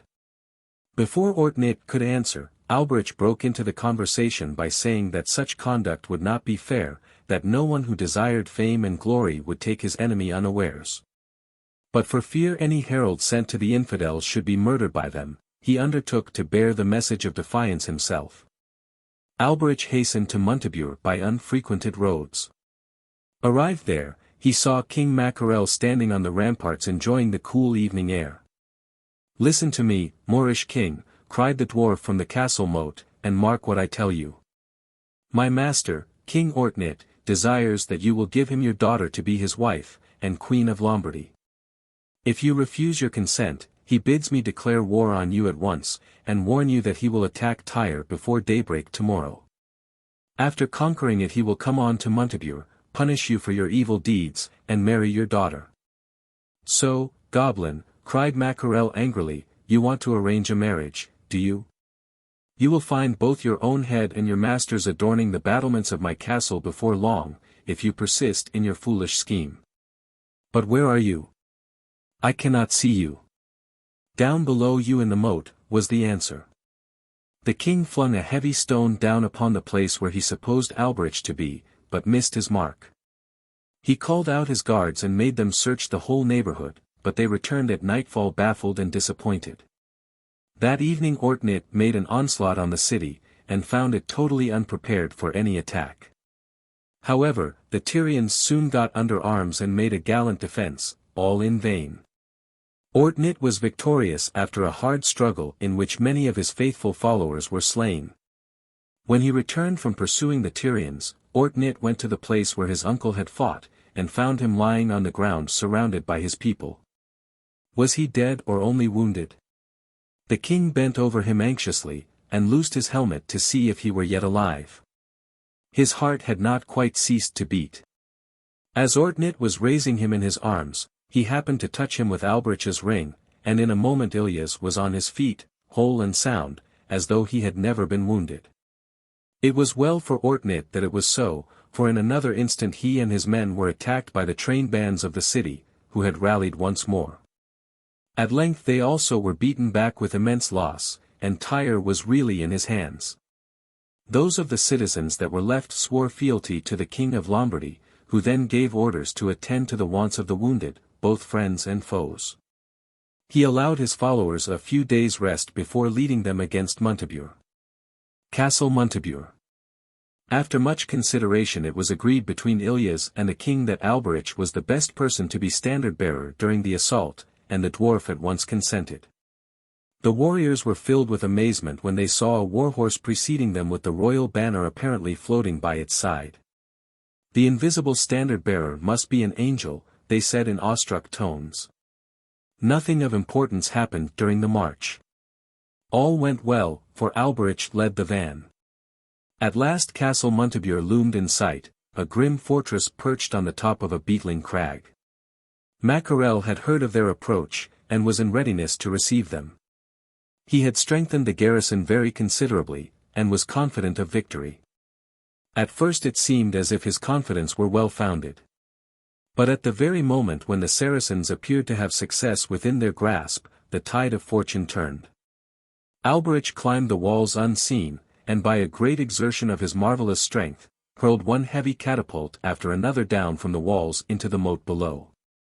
While the men who had been working these engines of destruction were struck motionless with terror, when they saw the unwieldy machines disappear as though shoved from their places by invisible hands. Ortnit seized the right moment to push the advantage the dwarf had gained for him, and renewed the assault more vigorously than before. Sidrat the Beautiful. Alboin now left the walls, and opening a side door made his way to a tower-like building that rose above the battlements. This was the temple where the Moors kept their idols, Mahomet and Apollo, two enormous figures carved in stone. The queen and her daughter, beautiful Sidrat, knelt before the idols praying for protection from the invaders. Suddenly Sidrat felt her hand grasped gently by an invisible hand. At first she was frightened, and then comforted, for she took it as a sign that her prayers were heard. But the unseen friend was Alboin, and not a heathen god. He whispered, "Your gods are dust. I am a messenger from another world, and have come to save you and to teach you to worship the true God." The girl started to her feet in terror, and hastened to her mother, who was kneeling at a little distance. Meanwhile the dwarf flung the idols down and broke them in pieces, and the women were more alarmed than ever, for they felt convinced that an evil spirit was at work within the temple. Alboin went back to the princess, and drew her to the barbican, whispering, "See, there is the hero who desires to make you his wife, and queen of his realm." Involuntarily she looked down, and saw Ortnit fighting valorously, driving all before him, and looking godlike in his grace and noble bearing. She could not turn away her eyes. He was even now advancing to attack her father. They exchanged one or two blows, the last of which split Macdowall's shield. Ortnit raised his sword to strike again, but Sidrat uttered a loud cry of agony, and he refrained, for at the same moment he saw her standing on the barbican. And knew that she was the maiden he had loved ever since he had seen her image in the magic castle on the sea. "You see the royal hero?" asked the dwarf, but receiving no answer, he went on, "Go down to the moat tomorrow morning at daybreak. Your father will allow you to do so, if you tell him you are going to call upon your gods to return to the castle.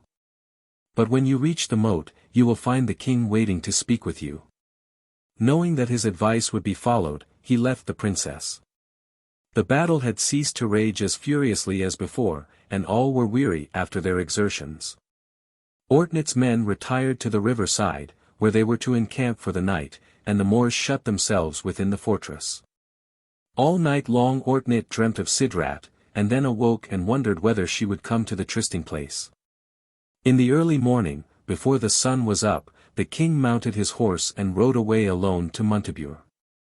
He concealed himself beneath the spreading boughs of a tamarind tree, and waited, doubting, fearing, would she come or would she not? At length a postern door opened, and a white figure came out. "Sidrat," he cried, and clasped her in his arms. "To horse, delay not a moment," whispered the dwarf, "go down that way, past the waterfall." Ortnit at once obeyed, placed the maiden upon his horse, and mounted himself. It was high time. He had scarcely got beyond arrow-shot, when a watchman on the tower recognized him by his helmet, and sounded the alarm. Macdowall and his men-at-arms hurried down to the fight. Several times the fortune of the day changed sides. And when at length the battle was over, the besiegers were too much weakened in number to attempt to carry the castle by storm, while the besieged were also in woeful plight, and their sorrow was increased by the loss of the princess. Ortnit began his retreat next morning. He found on his arrival at Tyre that his ship was in good order and ready for sea. So he gave orders for a speedy departure, and soon the gallant little army was speeding homewards with Princess Sidrat and much spoil. The Moorish girl proved a willing pupil when the Christian priests of Lombardy taught her their religion, so she was baptized, and received the name of Liebgard. Soon after that, she and Ortnit were married at Castle Garden, and the whole country rejoiced in the king's good fortune. The toad's eggs. Ortnit and his wife were very happy together, and smiling peace rested on the land. Honors were showered upon the hero of so glorious a campaign, and even the imperial crown of Rome was placed upon his head. One day when Ortnit and his queen were seated in the banqueting hall, their warriors feasting around them, a stranger was announced, who said that he had come from the east, and was the bearer of rich presents to the royal pair. After a few minutes' delay, the ambassador was admitted. He was of gigantic height, wild of aspect, and said that his name was Weli. He announced that King Mackerel had sent him to make friends with Ortnit in his name and for his fair daughter's sake, that the king, in token of his reconciliation with his son-in-law, had sent him the finest jewels to be found in all Syria. Having thus spoken, Weli called his wife, Ruother. She at once appeared, and was even taller and more hideous than himself. She dragged 4 great coffers into the hall, the contents of which she unpacked and displayed before the king and queen and all the court. The first contained dresses and steel wares of every sort and kind. The second was full of silver bracelets and ornaments of wonderful workmanship, the third was the same, except that the ornaments were of gold instead of silver. The fourth case was opened by the man himself, who lifted out of it, very carefully, 2 enormous eggs of strange form and color. "These are the eggs of the Abrahamic magic toad," said the man. "When they are hatched, which my wife will see to, you will find in each the wondrous toadstone, that shines like the sun in a dark place, or else a marvelous creature that will defend your coasts against every invader if you only feed it well. I am King Mackerel's chief huntsman, and understand how to bring up the beast, and feed, and teach it its duties. So, I pray you, appoint me and my wife a damp and quiet place amongst the mountains where we can watch over the eggs. Next year my royal master himself will cross the seas, make friends with you in person, and see the miraculous result of our care with his own eyes."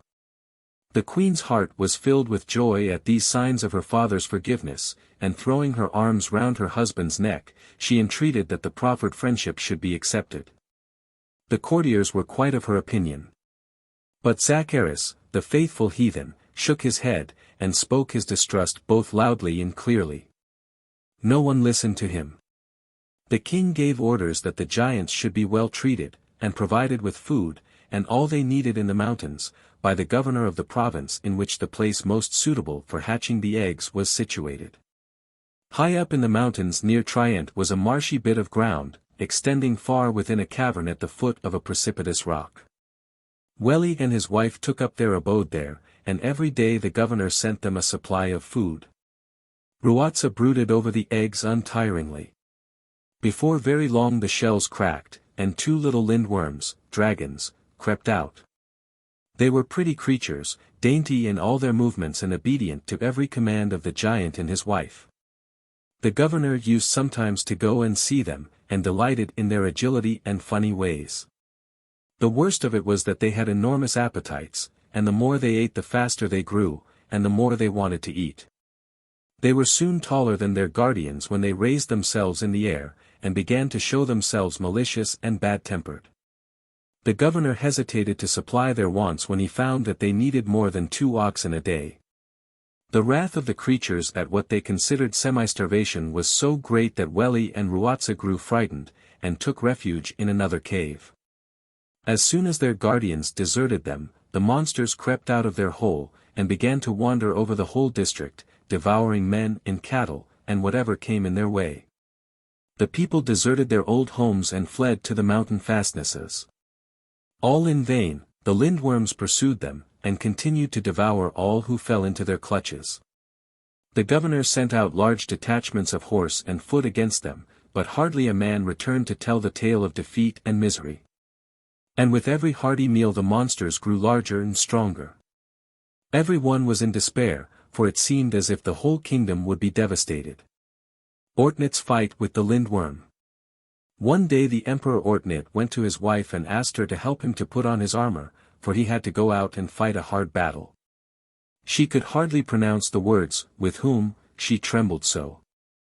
"Well, Liebgard," he said, "you must know that the dragons which are doing so much harm to the country are the toadstones your father sent me. I am the guardian of my people, And as they helped me when I went to Syria to win you, I must now help them in my turn by going out against these monsters to slay them, or myself be slain, I know not which." The empress wept and told her fears, but her husband comforted her by reminding her that he still had the good sword Rosen, that could cut through steel and iron, and even dragon scales. "Should I not return," he continued, "an avenger will come. If anyone brings you back this ring that you once gave me, you may know that he is my avenger, and give him your hand in marriage." He then kissed her and tore himself away. She gazed after him with tearful eyes as long as he was in sight, thinking sadly how many noble warriors had preceded him in his quest, and how none of them had ever returned to home or friends. Ortnit at length reached the rock where he expected to find the lindworms. Seeing them nowhere, he dismounted, blew his horn, and loosed the faithful dog that he had taken with him to help him to hunt the monsters down. Suddenly a door in the rock opened, and the giant Weli came out, shouting to him to come on, and calling him opprobrious names, but the king cut his great club in two with one stroke of his sword. The giant sprang back, and in a moment had unsheathed a sword 6 yards long, whirled it round his head, and struck Ortnit so hard a blow upon the helmet that he fell senseless to the ground. "Well hit, old moon calf," cried Ruother, putting her head out at the door, "let me go to him now and wring his neck, and throw his body into the dragon's den." At this moment the setter, which had disappeared in the wood, began to bark furiously, and Ruother rushed away to see what was the matter. Upon this, Ortnit started to his feet, and with a swing of his sword cut off one of the giant's legs. The monster howled with pain, and defended himself resting against the rock, but his opponent immediately cut off his other leg. Hearing the noise, the giantess returned. Arming herself with an uprooted tree, she hit out at the hero with all her strength, but, blinded by passion, she miscalculated the distance, and brought the tree down so hard on her husband's head that she split it open. Ortnit then slew the giantess, after which he rested a while from his labors, ate and drank some of the provisions he had brought with him, and let his steed graze at will on the short sweet grass of the upland meadow. Rested and refreshed, he once more set out on his quest. Riding through a wood, he came up with some charcoal burners, and asked them where he should find the lindworms. They tried to persuade him to turn back, but in vain. Then they told him that the monsters had set out to travel west, that one of them, having a nest of young ones, had stayed somewhere on the road hidden in a cave, while the other had gone deeper into the mountains, perhaps even into another land. Unheeding the warning he had just received, Ortnit rode away towards the west. When evening came, he rested for a short time. But as his food was nearly finished, and he wanted to reach an inhabited spot as soon as possible, he set out again, and rode all night long. Next day he reached a meadow, and there he saw little Alboin seated under a tree. The dwarf looked very sad, and when Ortnit drew rein beside him, said, "My dear son, you are going to your death. Return to garden, for I have no power over the diabolical monsters you are seeking. I cannot help you." "I need no help," replied the hero. "Have I not the sword Rosen? It will help me to conquer the powers of hell that are arrayed against my poor people." "May you be successful," said the little creature, and springing into the saddle he kissed his son. "May you be successful. And to that end, watch and slumber not. Remember that it is the last advice I can give you. Now give me back the ring you got from your mother. You shall have it again if you return to garden safe and sound." Scarcely had Ortnit returned the ring when he felt a kiss upon his lips, and the dwarf had disappeared. The hero rode on unfalteringly over hill and dale, and through many a wild glen. At last he unexpectedly reached the very lime tree under which he had had his first interview with Alboin. The birds were singing as before. All looked peaceful and still. Both Ortnit and his horse were worn out, so he dismounted, and letting his steed graze, laid himself at full length on the soft grass, his faithful dog at his side. He thought over his project, and was strongly tempted to return home to Garden and sweet Liebgard. But he put the desire from him, for, he reasoned within himself, the prince and people are as one person, of which the people form the body and the prince the head. So the prince, to be worthy of his high calling, must as far as in him lies protect his people from all injury. And I have every right to trust to my strength, my sword and my good cause for victory." It seemed as though the birds in the linden tree had read his thoughts, and were singing a paean of joy and encouragement over him and them. He watched them quietly, but soon fatigue gained the upper hand, his eyelids closed, and he fell asleep. All at once the birds ceased their song, the branches stopped their soft waving to and fro, and the flowers bent their heads as though a breath of poisoned air were passing over them. Crawling through the thicket, trees and bushes breaking with its weight, came the terrible lindworm, its jaws wide open, showing its long pointed teeth. The faithful dog, with a howl of mingled fear and anger, pulled at his master, hoping to wake him, but in vain, for Ortnit was as though in a charmed sleep. The dog then sprang upon the dragon, but could not touch it because of the way it slashed about with its tail. At this moment the horrible creature caught sight of Ortnit, flung itself upon him, carried him into the thicket, and then broke all his bones by dashing him again and again upon the ground. But though his bones were broken, his armor remained whole as at the first.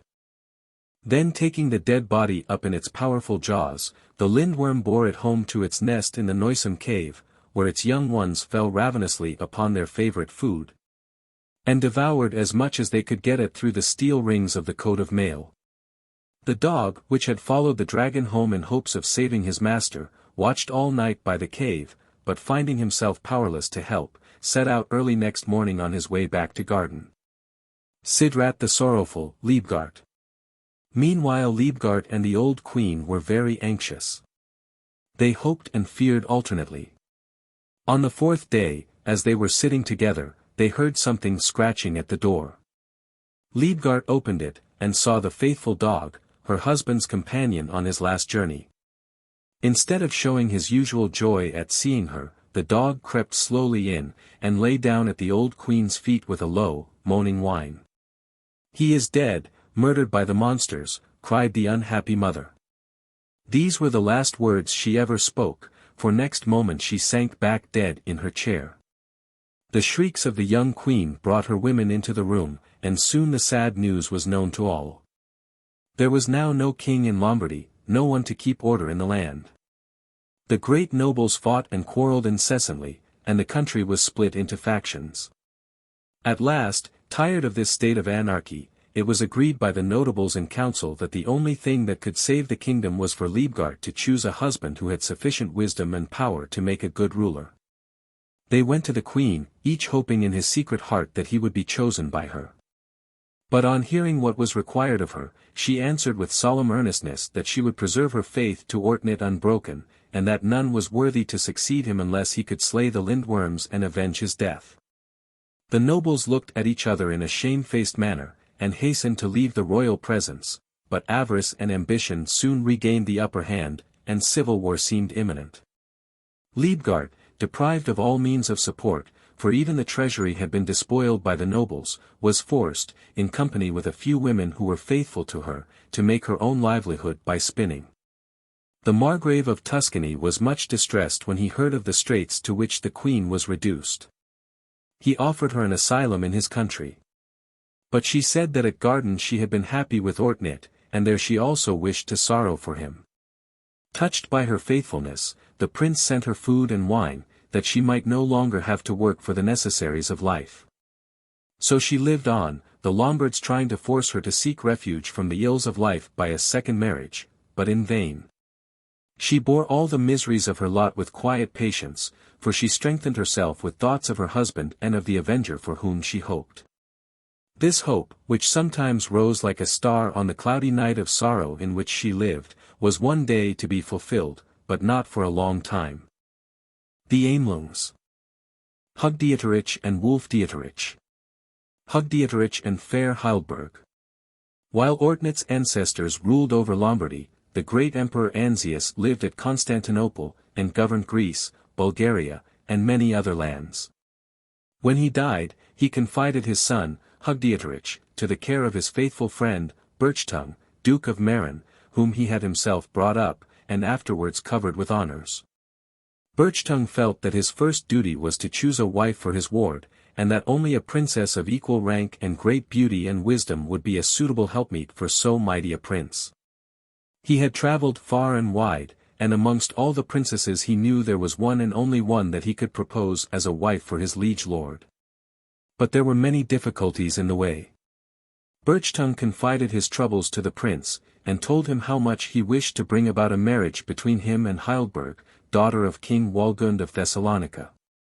But he feared it would be impossible, for Walgund loved the maiden so dearly that he had shut her up in a high tower, and permitted no one to speak to her except the old watchman, himself, her mother, and her maid. This he did, fearing lest she should marry and leave him. Hugdieterich listened to the strange story with great interest, and determined to get a sight of the maiden if he could. So he set to work to learn all that he might of women's works and women's ways, even going so far as to dress himself in women's garments. After which he announced his intention of going to Thessalonica to make fair Hildburg's acquaintance. He arrived in due course at Thessalonica, disguised as a great lady, with a numerous train of female servants. Hearing of the new arrival, the king and queen invited the stranger to visit them. She did so, and gave their majesties to understand that she was Hildgund, sister of the Emperor Hugdieterich, and that she had been outlawed by her brother. She begged the king to protect her, and to provide her with a lodging in his palace, and at the same time presented the queen with a costly piece of embroidery, as a sign of her good will. Her request was granted. The queen then begged her to teach her ladies to embroider as she did herself. After this all went so well that Birchtongue and his men-at-arms were sent back to Constantinople, their protection being no longer needed. Fair Hildburg heard what was going on, and begged her father to allow her to see the embroideries, and the artist who worked them. No sooner had she done so than she wished to learn the art. Walgund gave his consent, thinking the stranger a very suitable companion for his daughter, and Hildburg found great pleasure in her company. It was not until weeks afterwards that she discovered who her teacher was, and when she did their friendship became stronger than before, until it grew into acknowledged love. The fear lest their secret marriage should be discovered, one day reached a climax. "What will become of us?" cried Hildburg. "My father will never forgive us. He will order us both to be slain." "Then, at least, we shall die together," replied Hugdieterich, "but I hope for better things. The guards and your personal attendants are on our side, and I expect Birchtongue very soon to come and take me home to Constantinople, on the plea that my brother has forgiven me. I shall then send an ambassador to ask for your hand in marriage. And when your father knows our secret, he will not refuse his consent." Birchtongue came as Hugdieterich had expected, and fetched him away. But the wooing had to be put off till a more convenient season, as war had broken out on the frontier, and the emperor was obliged to take the field. Meantime Hildburg was in greater danger at home than her husband in the midst of battle. She had a son. He was born quietly in the tower, without any one except the 3 faithful friends who guarded the princess there knowing aught about it. It was not until months after this event that the queen, her mother, sent to say that she was coming to visit her daughter. She followed almost on the heels of the messenger. The porter pretended to have great difficulty in unlocking the door, and by the time he succeeded, the watchman had smuggled the child down to a safe hiding place beside the moat. It was already evening, so the queen spent the night with her daughter. When she was gone next morning, the faithful servant hastened to where he had hidden the child, and it was not to be found. After long and anxious search, he returned to his mistress, and told her that he had taken the boy to a nurse, who had promised to bring him up carefully and well. Soon after this, Birchtongue arrived at Thessalonica to thank the king in his master's name for the reception he and his family had given the princess, his sister, and to ask for the hand of the lady Hildburg, with whom the emperor had fallen in love from his sister's description. The king put off giving any immediate answer to this request, and asked Birchtongue to a great hunt he intended to give in his honor on the following day. It was a lovely morning when the hunters set out for the forest. They rode on cheerily, and had a good day's sport. At length chance led the king and Birchtongue past the tower where sad Hildburg spent her weary days in waiting for the husband who came not. As they rode along, they discovered the fresh track of a wolf leading towards a spring.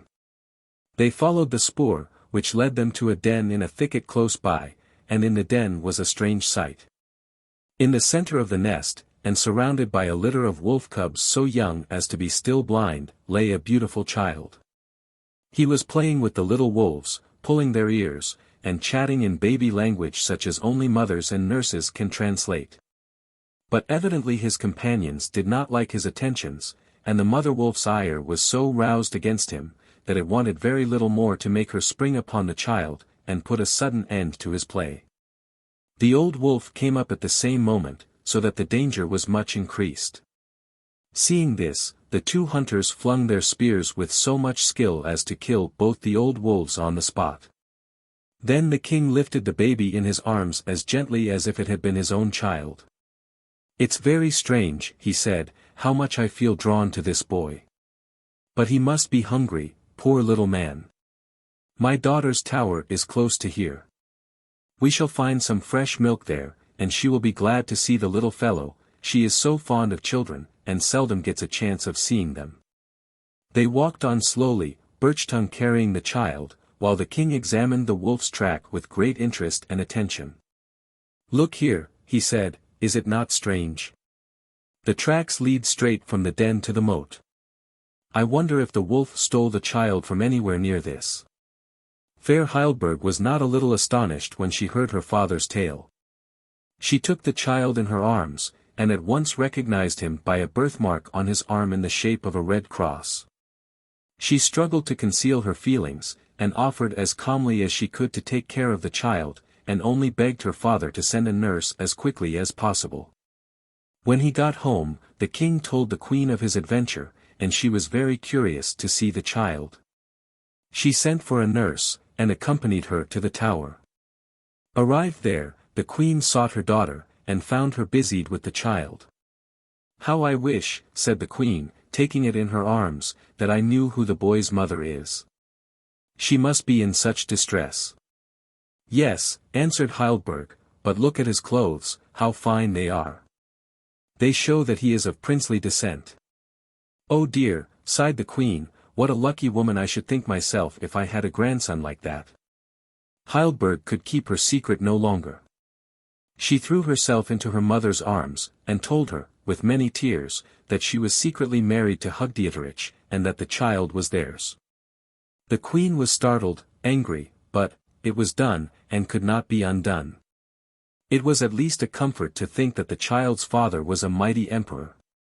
She told her daughter she would say nothing, but would think what was best to be done. Wulfgar felt strangely attracted by the child. He came to the tower almost every day to visit it and his daughter. On such occasions the queen would tell him how much she wished for a son-in-law and such a grandchild as this. She reminded him that they might in their old age fall a prey to the barbarous tribes in the neighborhood, if they had not some young, strong man to take their part, and added that in her opinion Hugdieterich would not be amiss. In short, the queen prepared the way so well that when Birchtongue made his formal offer for the princess' hand, the king after slight hesitation gave his consent, on the sole condition that Hildburg was not averse to taking Hugdieterich as a husband. The queen then told her lord the whole story. "Wonderful," he exclaimed, too much astonished to be angry. Hugdieterich arrived soon afterwards, and was publicly married to the Lady Hildburg. After the wedding festivities were over, he set out for Constantinople, accompanied by his beautiful wife, and the little boy, who was named Wulfdieterich, in remembrance of his first adventure. With the empress went Sabine, one of the notables of Thessalonica, as her father had much confidence in his wisdom, and wished him to be his daughter's counselor in any matters of difficulty. He made himself so useful, that he soon became necessary to her, and at the same time won the confidence of honest Duke Birchtongue so completely that he persuaded the emperor to make Sabine regent during their absence on a foreign campaign. The high position he had gained through the duke's kindness, made the false-hearted man bolder and more self-confident than ever. One day he went so far as to speak unbecomingly to the empress. The noble lady reproved him severely, and he fell at her feet, begging her pardon, and entreating her not to tell the emperor of his impertinence. She promised, but commanded him never more to appear in her presence. When Hugdieterich returned victorious, Sabine was the first to meet him. He gave him an account of his stewardship, and at last remarked, as though by chance, that there was a great deal of dissatisfaction amongst the people regarding Wulfdieterich, the heir apparent, who rumour said was not the king's child, but the son of an elf or, worse still, of an Auron, who had been palmed off upon the royal family by a witch. Hugdieterich laughed at the story as at a nursery tale. The only effect it had on him was to make him take his son from under the charge of Sabine, and give him into the care of faithful Birchtongue, that he might learn all knightly exercises with the Duke's 16 sons. Time passed on, and the Empress presented her husband with 2 other sons, named Bogan and Waxmouth, who were also sent to Birchtongue to be educated. The old Duke loved all his pupils dearly, but Wulfdieterich was his special favourite, for he showed himself full of every quality that makes a true knight and noble warrior. The busy emperor seldom found time to go to Lilienport, the castle of Meren, and Heildburg was a still less frequent visitor, so that Wulfdieterich had grown accustomed to look upon Birchtongue as his father, and the Duchess as his mother. His brothers, Bogan and Waxmouth, had long since returned to Constantinople, where crafty Sabine did all that he could to gain their friendship and confidence. Their mother was sorry to see it. And fearing lest evil should come of it, she told her husband all that had happened between them many years before. Hugdieterich's wrath blazed forth, and Sabine scarcely escaped alive. He fled from the country, and sought refuge amongst his kindred in the land of the Huns. Hugdieterich, worn out by many anxieties and battles, grew old before his time. When he felt his end approach, he arranged all his affairs with the utmost care. He bequeathed to his eldest son Constantinople and the larger part of the empire, while the 2 younger sons were given kingdoms farther to the south, and the Empress and Birchtongue were to see the will carried out. But scarcely was the emperor laid in the grave, when the notables of the land met in council, and demanded the recall of Sabine, because otherwise they feared he might carry out his threat of bringing the wild Huns upon them. The Empress did not feel herself strong enough to withstand the clamour of the nobles, so she sent for the traitor. Wulfdieterich and his 11. No sooner had Sabine returned than he began to scheme again. He spread amongst the people his silly tales about the origin of Wulfdieterich. He said that the Empress had been secretly wedded to an elf while she lived in that solitary tower, and that it was elfish spells that had prevented the wolves from tearing the child in pieces. The populace believed the story the more easily from its utter incredibility, and demanded that Wulfdieterich should remain at Meren. Sabine even succeeded in making the royal brothers, Waxmouth and Bogan, believe his tale, and give him the power for which he hungered. Sure of his own position, he acted with the utmost harshness. He bade the Empress leave the palace and go to her son at Meren. He only allowed her to take with her a maid-servant, a horse, and her clothes. Everything else that she possessed, whether through her father or her husband, had to be left behind. The 2 young kings did not interfere on her behalf, for Sabine had shown them that her treasures would be very useful to them in equipping an army, supposing Wulfdieterich and the Duke of Meren attacked them. When Heildburg arrived at Hugdieterich, an outwork of Lilienport, she was travel-stained and sorely spent. At first Duke Birchtongue refused to admit her, because she had recalled Sabine contrary to his advice. But at last, filled with pity for the unhappy woman, he led her into the castle, and treated her there with royal honours. The Duchess received her surrounded by 17 young men, who all called her mother. The Empress did not at once recognize her son, who was the tallest and stateliest amongst them. But as soon as each knew the other, Wulfdieterich, throwing himself into her arms, tried to comfort her by promising to restore her to her former rank and splendor. Duke Birchtongue at first counselled peace, because the position of the 2 kings seemed to him so strong and unassailable. But at length, carried away by his foster son's enthusiasm, he not only gave his consent, but placed his 16 sons and their 16,000 followers at the disposal of the prince. It was settled, while the men were being called together, that the Duke and Wulfdieterich should set out for Constantinople, and see whether they might not attain their end by peaceful means. The day after their arrival, they met Sabine and the kings in council. Berchtesgaden was received with all honor, while nobody seemed even to see his companion. When Hugdieterich rose, and demanded his rightful share of the royal heritage, Bogan answered that a changeling had no right to any share, and Sabine added that he ought to apply to the Alron, his father, for a kingdom in the realms of hell. Hugdieterich laid his hand on his sword, but his foster father's words and looks of entreaty sufficed to calm him down and prevent any open expression of anger. The kings and Sabine did their utmost to persuade the duke to join their party, but in vain, and when the council broke up, the old man went away, hiding his displeasure as best he could. He and Hugdieterich mounted their horses and returned to Lilienport without loss of time. After a few days' rest they set out again for Constantinople, but this time in battle array. On reaching the borders of Mähren, they found the royal forces drawn up to meet them. As evening was closing in, they encamped in a wide valley surrounded on all sides by a forest. Next morning the troops rose refreshed, and each side made sure of victory. The battle song was now raised, and echoed amongst the mountains like rolling thunder. Next instant the armies met. Hugdieterich was always to be seen in front. All at once he turned to Berchtesgaden, and said, "Do you see Sabine and my brothers on yonder hill?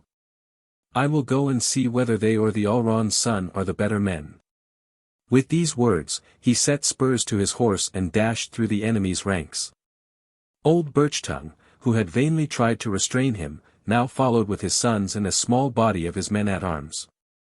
As they neared the hill, they found themselves surrounded by the Greeks on every side. The carnage was terrible. 6 of Berchtesgaden's 16 sons fell at his side, while a stone struck Hugdieterich on the helmet and stretched him senseless on the ground. But the old duke and his other sons picked him up, and brought him safely off the field. All night long they fled, and after resting only a few hours during the day, resumed their journey. On their arrival at Lilienport, they found that many of their men had got there before them. "We will await the traitors here," said Berchtesgaden. "They may break their teeth on our stone walls, and then go away worse than they came. We have supplies enough to last 4 years, and can bid them defiance." Soon after this, the enemy appeared before the fortress. Sabine demanded that the prince should be delivered up to them, and threatened that if this were refused he would burn the castle and all within it. The only answer made by the besieged was a sortie, led by Hugdieterich in person. He still was hopeful of victory, but numbers prevailed. He had to retreat, and with difficulty regained the fortress. From that day he lost the confidence and gaiety of youth, and became grave and silent. His trust in the sure success of a righteous cause was gone.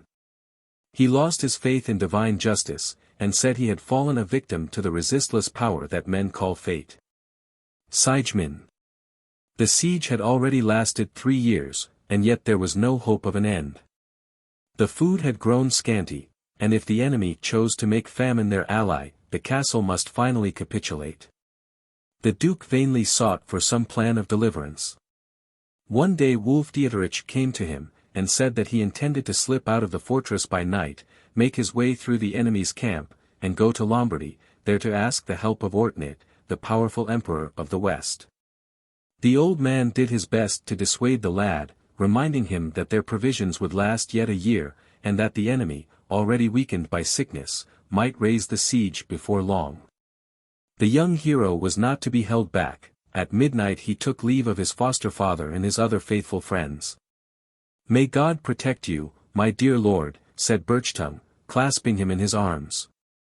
"You will have to cross the deserts of Rumelia, which are uninhabited, save by wild beasts and evil spirits. There you will find Rauchels, who lies in wait for young warriors. Beware of her, for she is a witch, cunning in enchantments. If you are fortunate enough to reach the Emperor Ortnit, do not forget your trusty henchman, me and my 10 remaining sons." So they parted. They arranged that the besieged should make a sally through the principal gate of the fortress, to draw off the enemy's attention to that quarter, while Hugdieterich got away by a postern door at the back. He was nearly out of the enemy's camp when he was recognized. Immediately mounting his horse, he drew his sword and cut his way through their midst, and once in the dark forest beyond, he was safe from pursuit. All night long Dietrich rode through the wood. He heard the werewolves howling in the distance, but none came near to seek his life. As morning broke, he found himself by the side of a broad moorland lake. All sorts of strange creatures rose out of it, and sought to bar the road. 2 of them he killed, but he let the others escape. He wandered 3 days in the wilderness, finding nothing for his horse or himself to eat. He shared the bread he had in his wallet with his steed. It was but a little at best, and the faithful creature was at last too exhausted to carry him farther, so he dismounted and led it by the bridle. On the 4th evening, fatigue overpowered him so much that he was forced to rest. He lighted a fire with the brushwood scattered about. The warmth did him good, for a cold mist hung over the face of the earth. He and his horse quenched their thirst at a neighboring rill, after which he lay down, and making a pillow of his saddle, thought over his sad fate. Sleep was beginning to steal upon his senses, when he was suddenly roused by a noise in the dry grass. Something black, and horrible to look upon, crept nearer and nearer. It raised itself in the air, its height was appalling. It spoke to him, not with a human voice, the sound was more like the growling of an angry bear. "How dare you rest here?" said the monster. "I am Rauchels, rough Alice, and this ground belongs to me. Besides which, I have another and a wider realm. Get up, and go at once, or I will throw you into the quaking bog." Dietrich would willingly have obeyed, but he was too tired. He could not move. He therefore begged the bear-like queen to give him something to eat, telling her that his cruel brothers had deprived him of his inheritance, and that he was now starving in the desert. "So you are Dietrich," growled the bear woman. "Well, fate has marked you out to be my husband, so you may count upon my aid." Upon which she gave him a juicy root, and scarcely had he eaten 1 mouthful when his courage returned, and his strength seemed tenfold what it had ever been before. It even came into his mind that he could conquer the Greek forces single-handed, and set his 11 faithful servants free. In obedience to Rauchels' command, he gave the rest of the root to his horse, which first smelt it carefully, and then ate eagerly. No sooner had it done so, than it began to paw the ground, and neighed with eagerness to resume its journey. "Speak, will you be my true love?" asked the bear woman, coming up to the youth, and preparing to clutch him to her heart with her terrible claws. "Keep back," he cried, drawing his sword. "Demon that you are, seek a husband in hell, where alone you will find a helpmeet worthy of you." "Have I not fed and succored you?" asked Rauchels. "Was that done like a demon?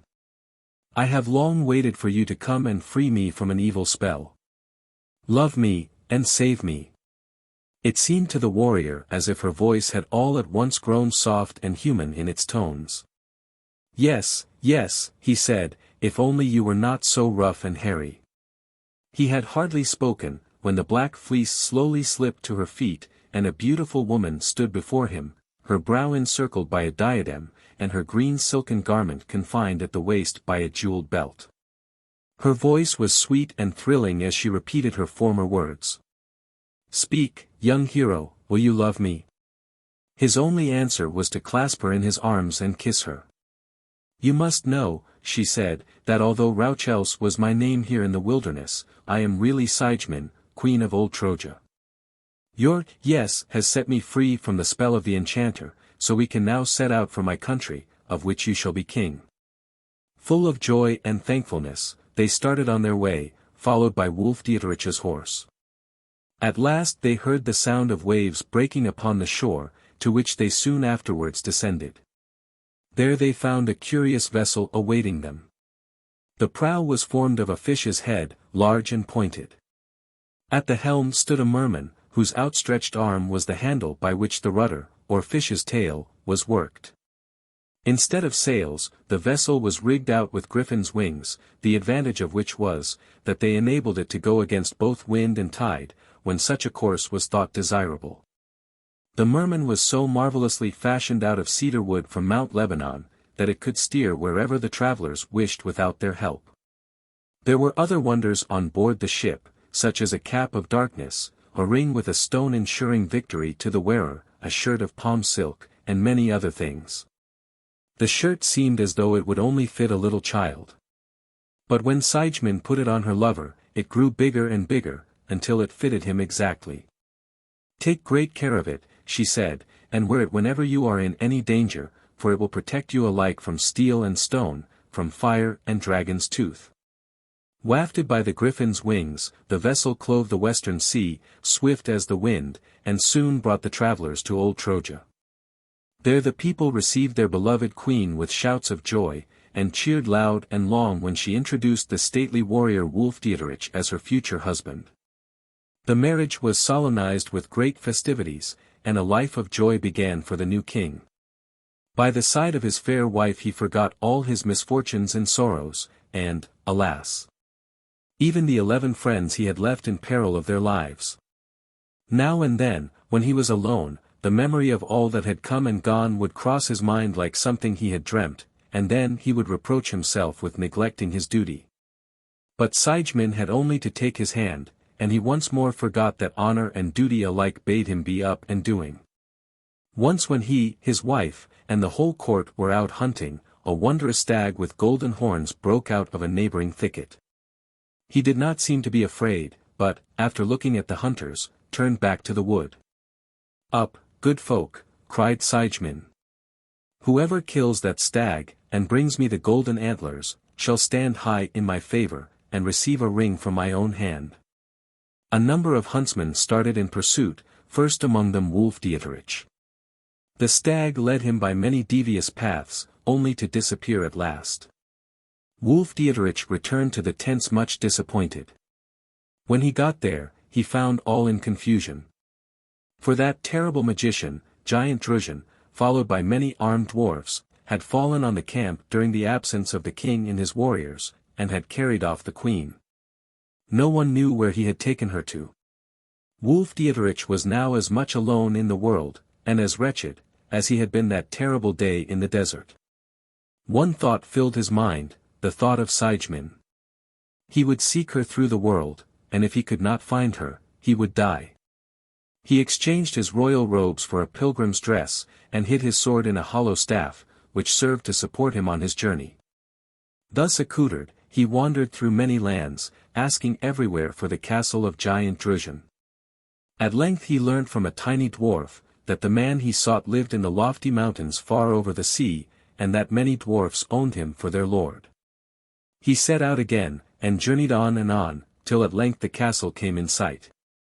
He sat down to rest by a spring, and gazed longingly at the place where, as he believed and hoped, he should find his wife. His fatigue was so great that he fell asleep, dreamt of her, and was happy in his dreams. All at once he was wakened by a rough voice, and a blow on the ribs. "What, ho! Pilgrim," said the voice. "Have you snored long enough? Come home with me, and have some food. My wife wants to look at you." Hugdieterich sprang to his feet, and followed the giant who had wakened him so roughly, and who now strode before him to the castle. He knew that he had reached the end of his pilgrimage, and entered the wide hall with thanksgiving and joy. There sat Siegmund, her eyes red with weeping, and as she looked at him, he saw that she knew who he was. He pulled himself together with a violent effort not to betray his identity. "There, wife," growled Drusion, "there's the priest you wanted to see, that he might speak to you about his religion. What a mite he is, to be sure, and as dumb as a lizard into the bargain. There, bag of bones," he added, turning to the pilgrim, "sit down by the fire, and see if some of our good food will not warm your thin blood." The pilgrim did as he was desired, for, anxious and excited as he felt, he was starving. Dwarfs brought in food and drink, and he ate till his hunger was satisfied. The giant questioned him up and down, and received short answers, some of them, it must be confessed, far enough from the truth. As twilight deepened, Drusion seized the lady by the hand, and pulled her from her seat, saying, "There, you see the son of the Alron, who freed you from the bearskin, he will not succeed in freeing you from me a second time. He fears a broken skull too much. The term you asked for is over now, so come with me."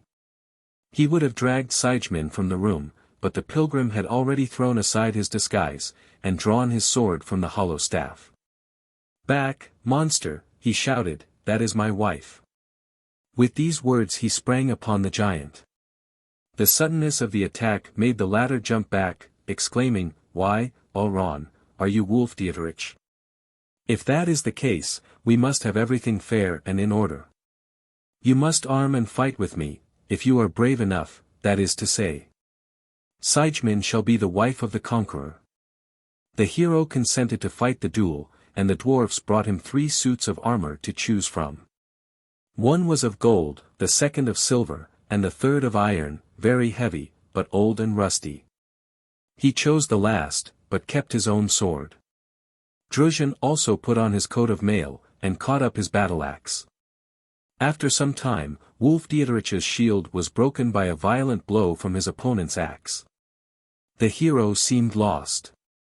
But avoiding the next blow, and grasping his sword with both hands, he struck so hard a stroke that the sharp blade cut deep down through neck and shoulder. Scarcely had the monster fallen, when the dwarfs swarmed round the victor with their small daggers and spears to avenge their master. The fine needle points pierced the rings of his armor, but the palm silk shirt protected the solitary warrior from every wound.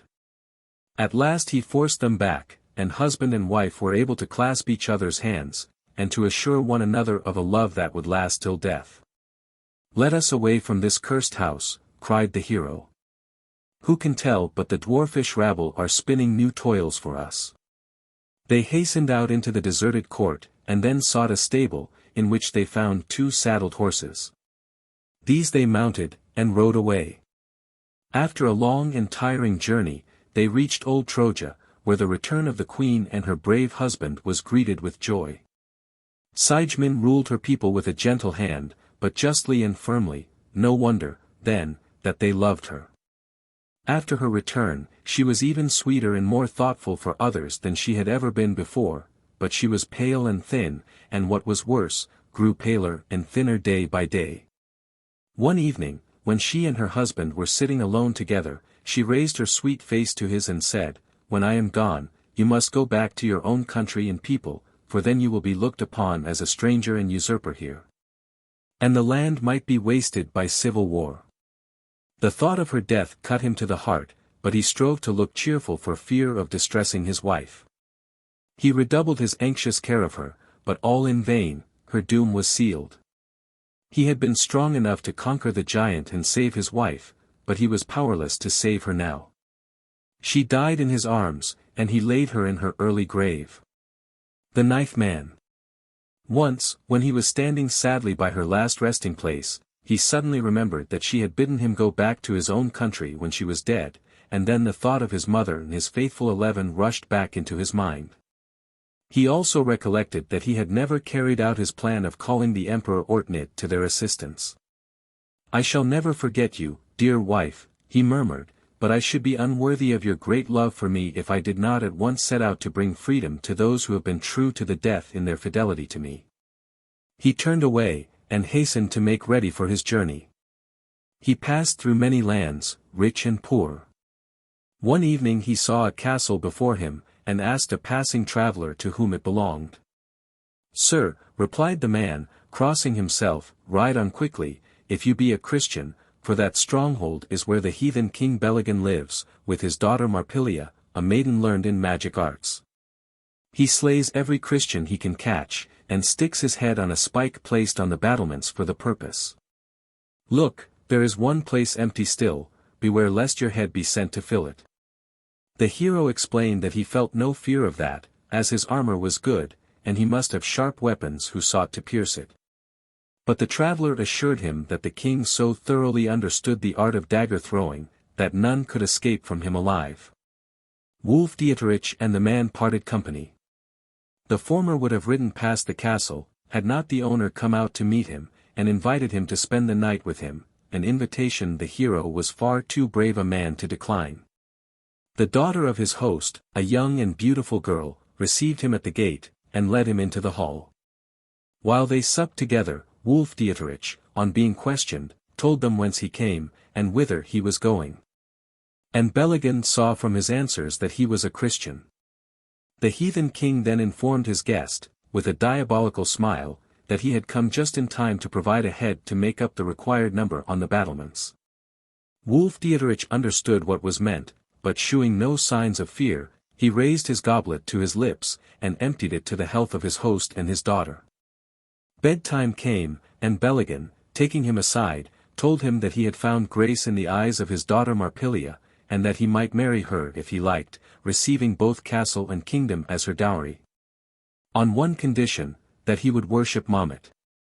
Hugdieterich asked for time to think over the proposal, but the heathen smiled, and said, "You may have tonight to consider the plan, that is long enough." He then offered him a goblet of wine, into which he had secretly thrown a powder. "Drink, friend," he said, "and you will sleep long and soundly tonight." The hero was on the point of obeying, when Marpilia, who had re-entered, snatched the goblet out of her father's hand, and emptying it on the floor, exclaimed, "Not so, father. I intend to teach the stranger better things tonight." She led her guest to his room, and said, "I have saved you from a great danger. My father was about to give you a sleeping potion, that he might slip into your room in the night and cut off your head, as he has already done to many a Christian. I now offer you my hand and kingdom, if you will only pretend to follow our faith." Hugdieterich thought of Siegfried, and turning to Marpilia did his best to convert her to his faith. They spent the whole night talking on these subjects. The next morning Beligan came, and invited his guest to join him at breakfast, and after that, in a little game of throwing the dagger, explaining that such was their custom. As soon as breakfast was over, they went into the court, where the king's servants stood round them in a wide circle. The hero laid aside his armor and sword as he was desired, and received a buckler and 3 sharp and pointed daggers. The heathen took his stand opposite, armed in like manner. The latter flung the first dagger at his opponent's foot, and he avoided it by springing to one side.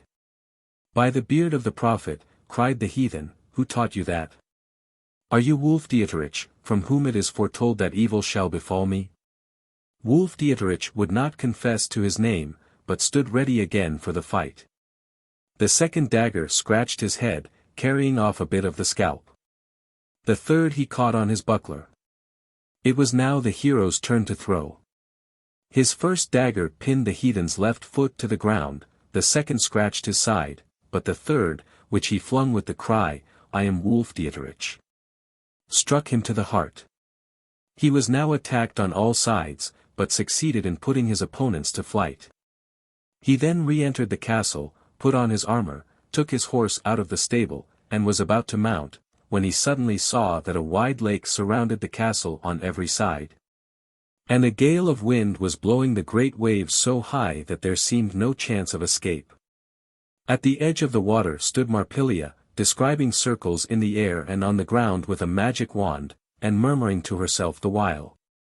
Riding up to her, he caught her in his arms, and swung her before him on his horse. "If I am to drown, which, you shall not escape," he said. With these words he spurred his horse into the wild waves, and saw that the waters stretched out farther and farther, until they seemed a sea. He looked around, and saw that only one chance was left him. He flung the witch woman off his horse, instantly the storm ceased, the waters retired, and he was once more on dry land. But Marpilia was not drowned. She appeared before him again in all her beauty, stretching out her arms as if to embrace him, but he threatened her with his drawn sword. Then she changed into a magpie, flew to the top of a high rock, and sought from thence to entangle him with new enchantments, each more terrible than the other. At last, thoroughly spent with fatigue, he exclaimed, "Help me, thou 3-in-1, or I die." Scarcely had he uttered the words when the witch vanished, the sun shone once more upon mount and vale, and before him lay the broad road that led to Lombardy. After meeting with many adventures by land and water, he travelled through a wild mountain region, and there he fell in with a giantess, an old friend of his father, who received him very kindly, and told him, amongst other things, of the sad fate of Ortnit and Liebgart. Although her tale diminished his hopes of help, he was yet determined to continue his journey. The giantess said it would take an eternity traveling as he did, horses were so slow. With that she picked up both horse and rider, and carried them pick-a-back on her broad shoulders 350 miles in one day, over mountains, valleys and rivers, and set him down in the fair land of Lombardy. The Lindworm. It was a beautiful moonlight night when Hugdieterich reached Garden. He dismounted, and standing under the shadow of an olive tree, he looked about him. He saw two women walking on the seashore. One of them was tall and stately. When she threw back her veil, he nearly uttered a cry of astonishment, she was so like Siegfried. Had the grave given up its dead, or had some deceitful elf taken the beloved form to lead him into danger? He stood breathless to listen, and heard Queen Liebgard, for it was she, complain to her serving maid of the manifold sorrows and indignities she had been forced to endure. "The cowardly vassals," she said. "They have courage enough to frighten a weak woman, but no one dares to do the only thing that I desire on earth, to avenge the death of their king on the monster that killed him. And yet I have promised, although unwillingly, to give my hand to the true knight and hero that will do this thing." "There is only one man," said the maid, "who could do the deed, and that is the Greek Hugdieterich, whose fame is spread abroad in every land." "The avenger is come, great queen," said the hero, stepping out of the shade where he had stood. "I will venture my life to conquer the dragon." The two women started back in alarm. "It is Hugdieterich," cried the maid. "He once saved me from a band of robbers." "Thanks, noble hero," said Liebgard, "and may heaven protect you on your quest. But, the monster will take your life as it did my husband's. Nay, go your way in peace, and leave me to my fate." But when the Greek showed her that his mind was firm, Liebgard gave him a ring which the dwarf had told her would bring good luck to the wearer, wished him all success, and then returned to Castle Garden.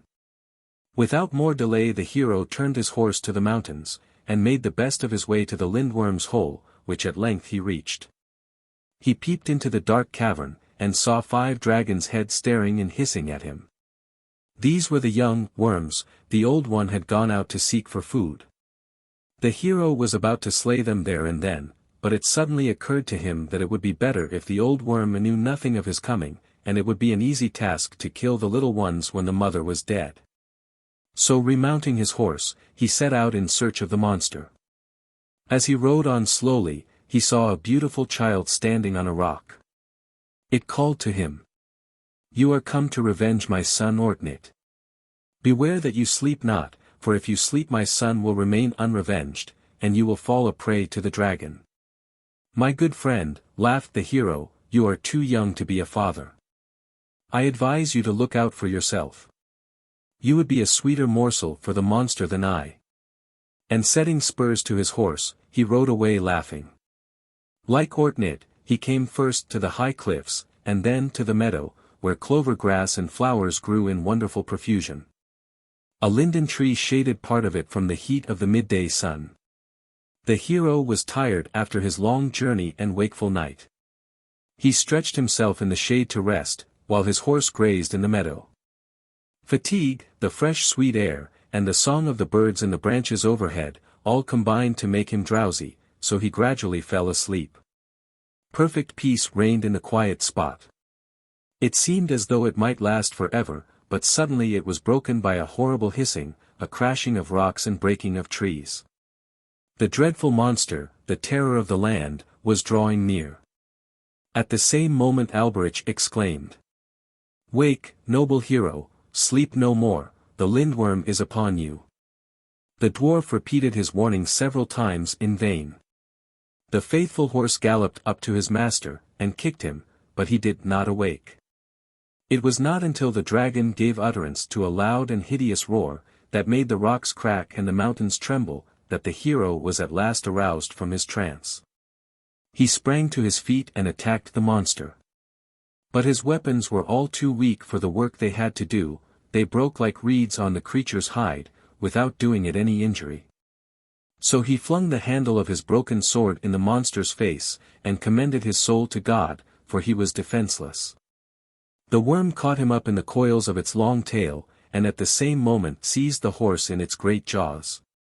Then it bore its victims away to its den, and threw them down as food for its young. After which, it went away again in search of more food.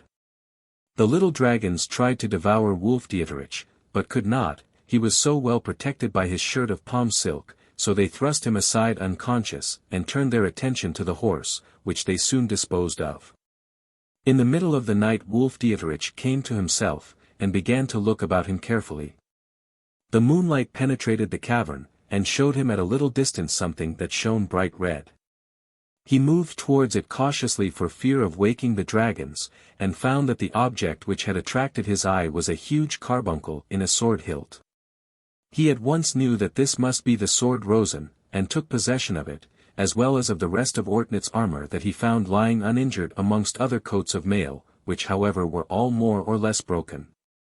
With the armor he found a ring. This he put upon his finger. His preparations were no sooner completed than daybreak came, and with it the old lindworm. He at once attacked her, and, thanks to the magic sword, slew her and all her brood after a hard struggle. Thoroughly exhausted, he threw himself under a tree, where he lay panting and breathless. There Alboin found him, and revived him with food and wine. Before the victorious hero set out on his return to Garden, he went back into the dragon's den to get the heads of the monsters. But when he had cut them off, he found that they were much too heavy to carry, so he contented himself with taking their tongues. These he put in a leather bag that one of Alboin's dwarfs brought him for the purpose, and then began his journey, which was made longer and more wearisome by having to be done on foot. He often lost his way amongst the wild mountains, and did not reach his destination for many days. When he got to Garden, he found the castle full of feasting and mirth. Wondering much, he went to a pious hermit who lived near, and asked him the meaning of what was going on. From him he learnt that the Burgrave Gerhard had slain the lindworm, and was to be married to beautiful Liebgard that very evening. Hugdieterich then begged the holy man to lend him priestly garments, and having received those that had formerly belonged to Brother Martin, the hermit's predecessor, he put them on over the armor he had found in the dragon's cave, and repaired to the castle. He entered the great hall, and saw Burgrave Gerhard, nicknamed Hawk's Nose, seated next to the pale queen, who, with her maidens, filled the glasses of the guests. Above the Burgrave's chair were the dragon's heads, symbols of his victory. When the queen saw the pretended hermit, she took him a cup of wine, which he emptied at a draught, and then gave back, after having slipped into it the ring she had given him on the evening he started on his quest. Liebgard did not notice the ring till she had returned to her seat by Gerhard's side. Then she trembled violently, but forcing down her emotion, she desired the hermit to approach, and tell her from whom he got the ring. "Lady, you gave it me yourself," he said, throwing aside his disguise. Every eye was fixed on him as he stood in the middle of the hall, clad in Ortnit's wondrous armor, and looking more like a god than a mortal man. When, advancing to the queen, he laid her husband's ring in her hand, and told her how and where he had found it, many voices cried, "Hail to the avenger of our king, the slayer of the dragon and its brood! Hail to the new king of Lombardy!" Burgrave Gerhard was not to be put aside so easily. He pointed to the dragon's heads as proofs of his right. But when Hugdieterich produced the tongues from his wallet, there was no more to be said but for Burgrave Gerhard to beg the hero's pardon. This he received on condition of swearing fealty. Hugdieterich was now proclaimed king of Lombardy, and was told that he was expected to marry the queen. "My lords," he said, "as ruler of this kingdom, I am also the servant of my people, and am bound to labor for their welfare. But as regards personal matters, such as the choice of a wife, I must be free, and the queen must also be free to choose as she lists. She is yet mourning the loss of her first husband. But if she holds me worthy to succeed him, and thinks that my love and reverence will comfort her for his loss, I offer her my hand for life." Liebgard, remembering what Ortnit had said to her, placed her hand in the hero's, and was married to him before long. Hugdieterich was no longer the impetuous boy who had left Lilienport, but a man who could act with wisdom, prudence and forethought. He felt that his first duty was to restore peace and quiet to Lombardy, and that only after that was done would he be at liberty to consult his own wishes, and start to the assistance of his faithful servants. A year was spent in this labor, and then he told his wife that he must go to Lilienport. She wept and said that she feared lest, like Ortnit, he should never return, but in the same breath confessed that he was right, and helped him to make ready for his journey and that of his army, which was to number 60,000 men. The 11 winds and waves were in their favor, and the army landed at a short distance from Constantinople. Whilst the men encamped in a wood, the king set out in peasant's clothes to pick up all the news he could learn.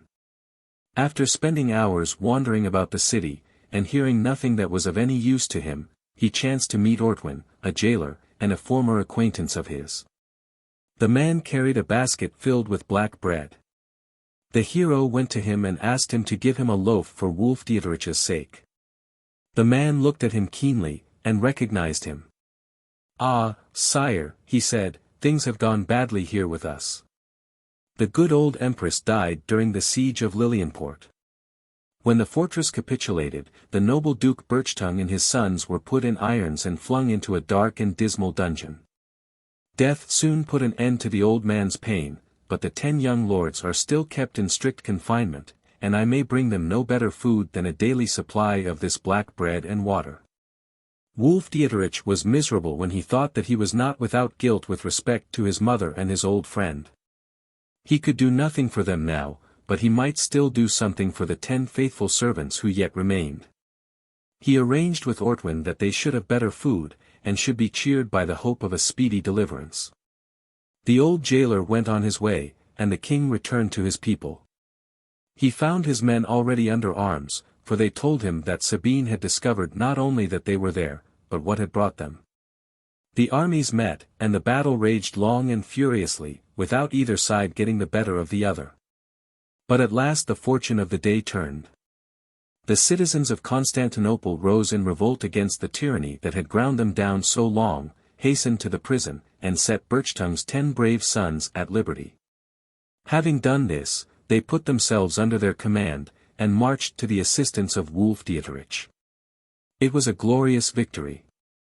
The hero was proclaimed emperor on the battlefield. Soon after their return to the capital, Sabine and the royal brothers were brought before their judges. The first was sentenced to death, and was at once led away to instant execution. The death of the 2 latter was likewise demanded by both people and army, and Wulfdieterich knew that they were guilty of causing the death of their mother and that of old Birchtongue, and had brought upon him all the troubles and difficulties of his early youth. Yet he could not decide what was best to be done, and reserved judgment until the following day. That night, as the victor slept the sleep of the just, his mother appeared to him in a dream, saint-like and beautiful in aspect.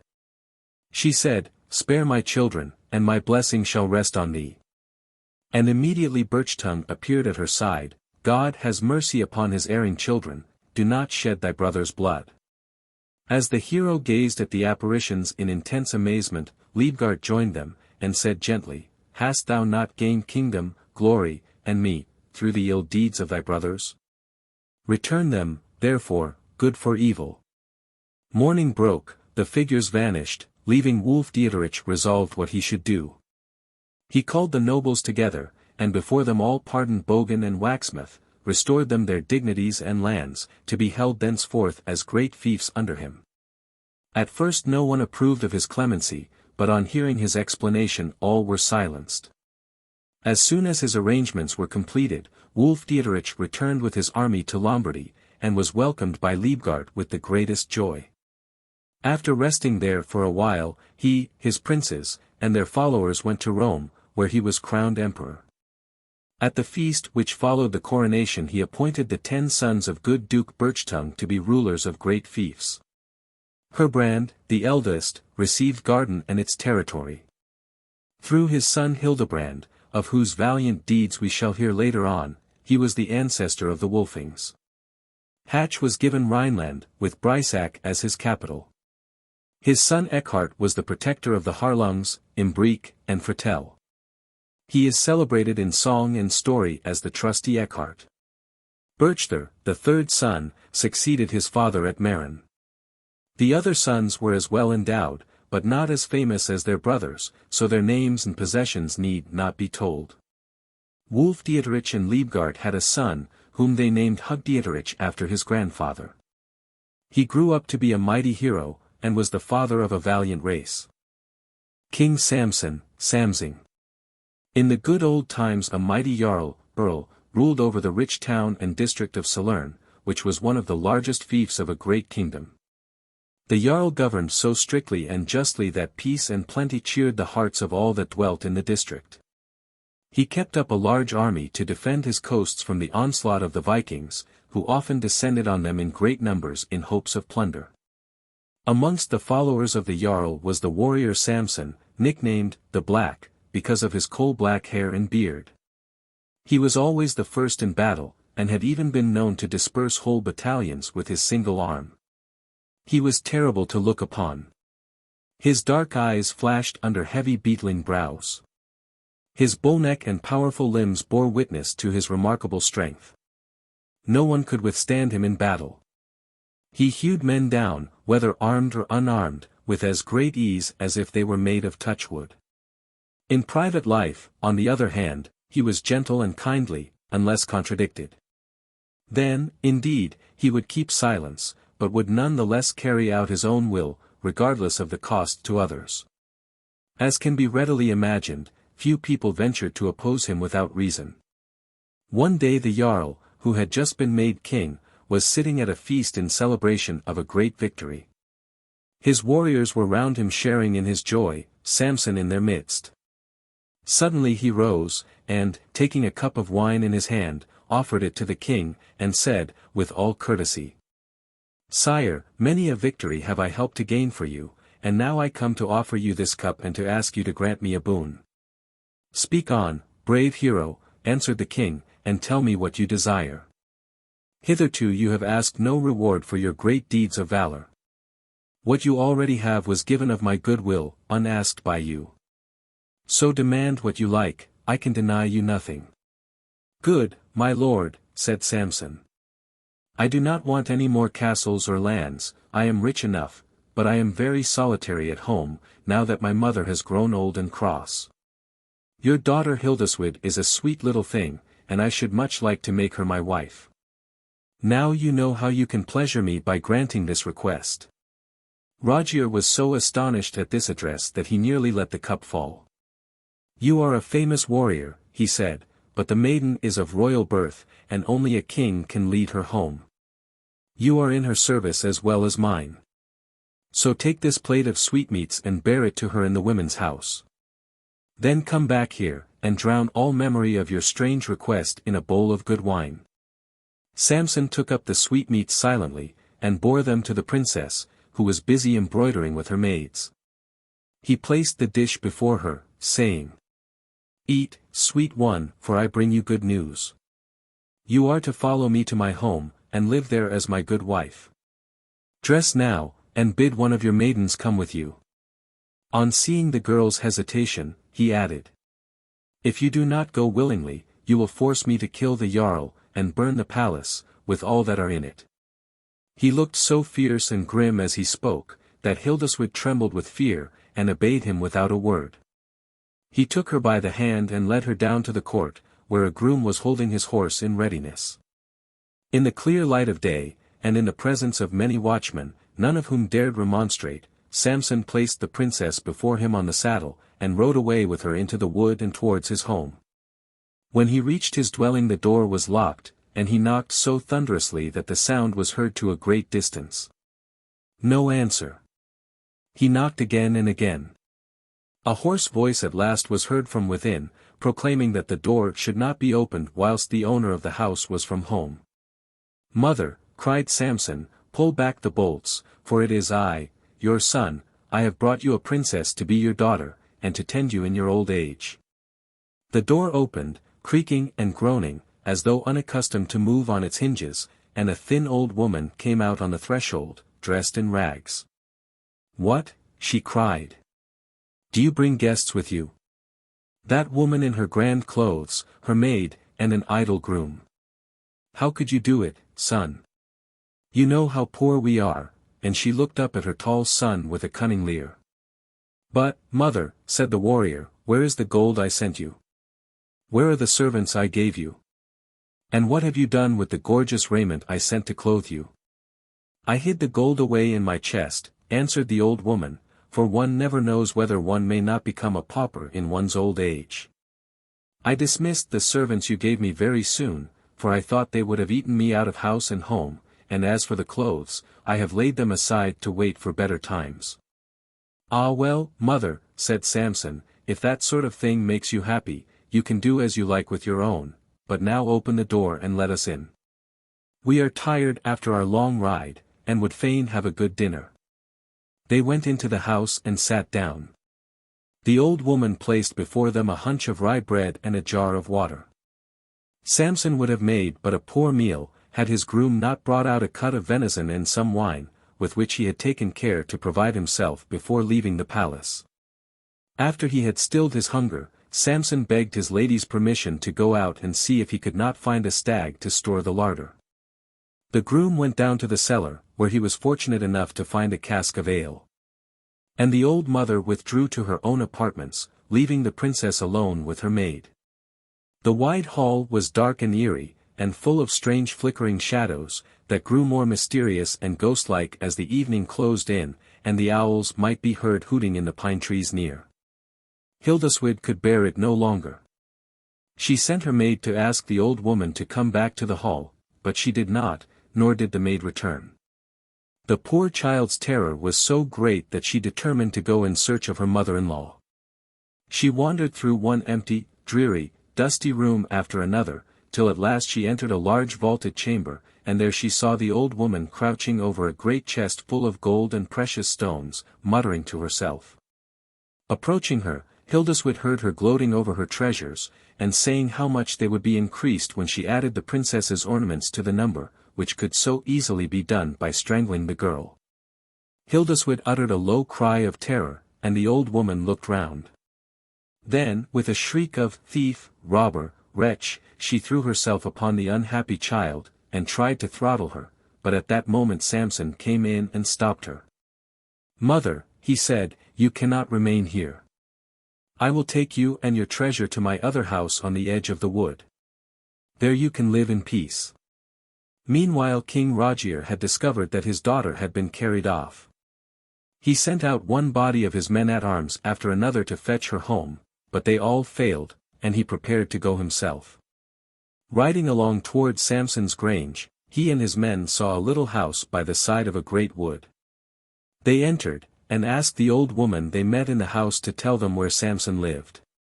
She denied that she had ever heard of such a man. But when the king offered her a handful of gold, she at once pointed out the path that led to his grange, and even went a bit of the way to see that they made no mistake. The king and his 15 companions had not gone very far when they met the hero. His helmet and armor were coal-black, like his beard and hair, his steed was also black, but on his shield was emblazoned a lion on a golden field. There was a sharp, short fight in which Samson came off conqueror. When the battle was over, he set out for his mother's house. On entering the hall he found her there busily counting the gold the king had given her. "Mother," he said, "for the sake of that gold you betrayed your own son, and you richly deserve to die, but as you are my mother, I cannot punish your treachery." The old woman went on counting her hoard as calmly as before. "Mother," he began again, "you betrayed your son for gold, and you should die by my dagger, but you are my mother, and I cannot slay you. Now listen to me, take your gold and leave this place, lest harm befall you." The old woman poured her treasures into a huge sack, and answered, "This should all have been yours, if you had not brought that little fool into the house. I will go, and take my wealth to the king." "I have slain him and his men," said Samson quietly, but he looked so stern that his mother changed color, and muttered, "Very well then, I will go and seek an heir who will give both me and my treasures house room." 3 times Samson's hand sought sword and dagger, but he mastered his anger, and rode away through the dark pine forest to his home. When he got there, he found Hildeswyd hard at work with her maidens. "Wife," he said, going up to her, my mother betrayed me for love of gold, my sword and dagger both thirsted for her blood, but I would not, could not slay her. If you are false to me, then, they must do their work. He looked terrible in his wrath, but she took off his helmet and coat of mail, kissed him and led him to his seat. And he at once grew gentle, and told her that he wanted to win glory and honor for her sake, and that he hoped soon to see her acknowledged queen of her father's realm. When the death of Rogier was made known in Salern by the only one of his men who had escaped to tell the tale, a thing was summoned in order that a new ruler might be chosen. The votes were all in favor of Brunstein, brother of the late king, a man of great wisdom in council, and a lover of justice. There would now have been peace in the realm, had it not been for Samson, who made raids into the land and carried off cattle and supplies. So Brunstein called together all the bravest warriors of his own and other lands, and made them lay their hands in his and swear to take Samson alive or dead, or themselves die in the attempt. Then, led by the king, they set out and rode over mountains and plains and through the dark forest, and all without finding the object of their search. One evening they reached a strong fortress, and being very tired, rested there for the night. After supper they went to bed and slept. Every one slept, even the guards, when they had carefully locked and bolted the great gates. That night Samson came. Finding he could not break the gates, he set fire to them, and while they were still burning, pulled them down, and leaped into the place. The watchmen awoke and blew their horns. But as there were many thatched roofs within the walls, all of which caught fire, the king and his men naturally thought a large army had broken in upon them, and were filled with terror. The gigantic figure of black Samson appearing now here, now there, amongst the flames, added to their fear, and all that were left of them took refuge in flight. The king, followed by 6 faithful attendants, made his way into the forest, and after riding a long time came in sight of a goodly grange. He entered, and found that the mistress of the house was his niece Hildeswyd. He asked after Samson, but she said he was out. He then begged her to leave her husband and go with him, but she refused, advising him to go away as quickly as he could, lest he should fall into his enemies' hands. Brunstein confessed that she was right and took his departure, but it was even then too late. Samson had returned, and, seeing them, at once set out in pursuit. No courage or strength, however great, could avail against his terrible arm. Brunstein and 5 of his warriors fell never to rise again, while the 6th got away with great difficulty and not without severe wounds. Samson started in pursuit. When he got out of the wood, he saw 30 horsemen galloping towards him. On their banner, a lion was displayed on a golden field. "So, ho," cried the hero, "you are AMELUNGS. Welcome, Uncle Dietmar. I rejoice to see you and your men." When they had rested and refreshed themselves in Samson's grange, Dietmar explained, that having heard that his nephew was outlawed and in need of help, he had come to visit him and see whether he could be of any use. Samson was much pleased, and announced his intention of taking the open field now that he was no longer alone in the world. So he and his companions set out next morning. No one ventured to oppose him, and he soon had so large a district under his command that he was able to take up the powers and dignity of duke. After that he made his way towards Salern, and sent on messengers to desire the citizens to elect him king, under pain of having their town and possessions burnt about their ears. After much conferring together, the burghers came to the conclusion that they could not do better than obey, for while Samson had been their friend, their town had been more flourishing than at any other time. So they sent to beg him to come and rule over them. When the hero found that all was going as he wished, he sent for his wife, and, side by side, they rode into Salern, where they were received with acclamation. The new ruler governed with a strong hand, and administered justice equally to all, both high and low. He showed a grateful remembrance of every kindness he had met with in his adversity, and kept peace on his borders. He grew old in the punctual fulfillment of these duties, and when he felt that he was no longer strong enough to do the work alone, he appointed his eldest son to be his assistant and successor. But he did not like it to be supposed that he was too old and weak to be of use. And so when his second son asked him what share he was to have in the royal heritage, he answered him nothing, but called together the whole army and made them an address. He told them that when he was young everyone had sought to do great deeds, but now people had grown lazy. The long peace, that had brought material blessing on the realm, had also brought the curse of a love of ease and pleasure. And for fear this evil should increase, and the country become an easy prey to some greedy neighbor, he summoned every warrior to appear before him in 3 months' time, each accompanied by his men. And bearing a courageous heart within his breast, for he was going to lead them against a powerful foe. The same day that Samson made this announcement to his army, he wrote a letter to the proud Jarl Elzung of Bern, Verona, a man of about his own age, and with an equal love of great and heroic deeds. In this letter he demanded that Elzung should pay him tribute as his liege lord, and should give his daughter, Odelia, to his second son. All this he demanded as a right, due from a vassal to his king. When the Jarl read the letter, he was very angry, and made immediate preparations for war. He began by ordering 5 of Samson's ambassadors to be hung on the spot, and the 6th to be sent back to his master with his tongue cut out. No sooner were the 3 months over than King Samson started for Bern at the head of his men. The armies met, and there was a great battle. The slaughter on either side was hideous. At length Samson's wondrous strength enabled him to slay the Jarl, and gain the victory. The Bernese, seeing that their ruler was dead, thought it most prudent to choose Samson for their king, and thus put an end to all ill feeling between the two nations. When this business was settled, the victor sent for the Jarl's daughter, Odelia, and told her that he intended her to be the wife of his second son, to whom he was going to make over her father's realm. The maiden wept, and said that she could not marry so soon after her father's death, but Samson's rage at meeting with contradiction was so terrible, that the girl in mortal fear consented to wed the prince.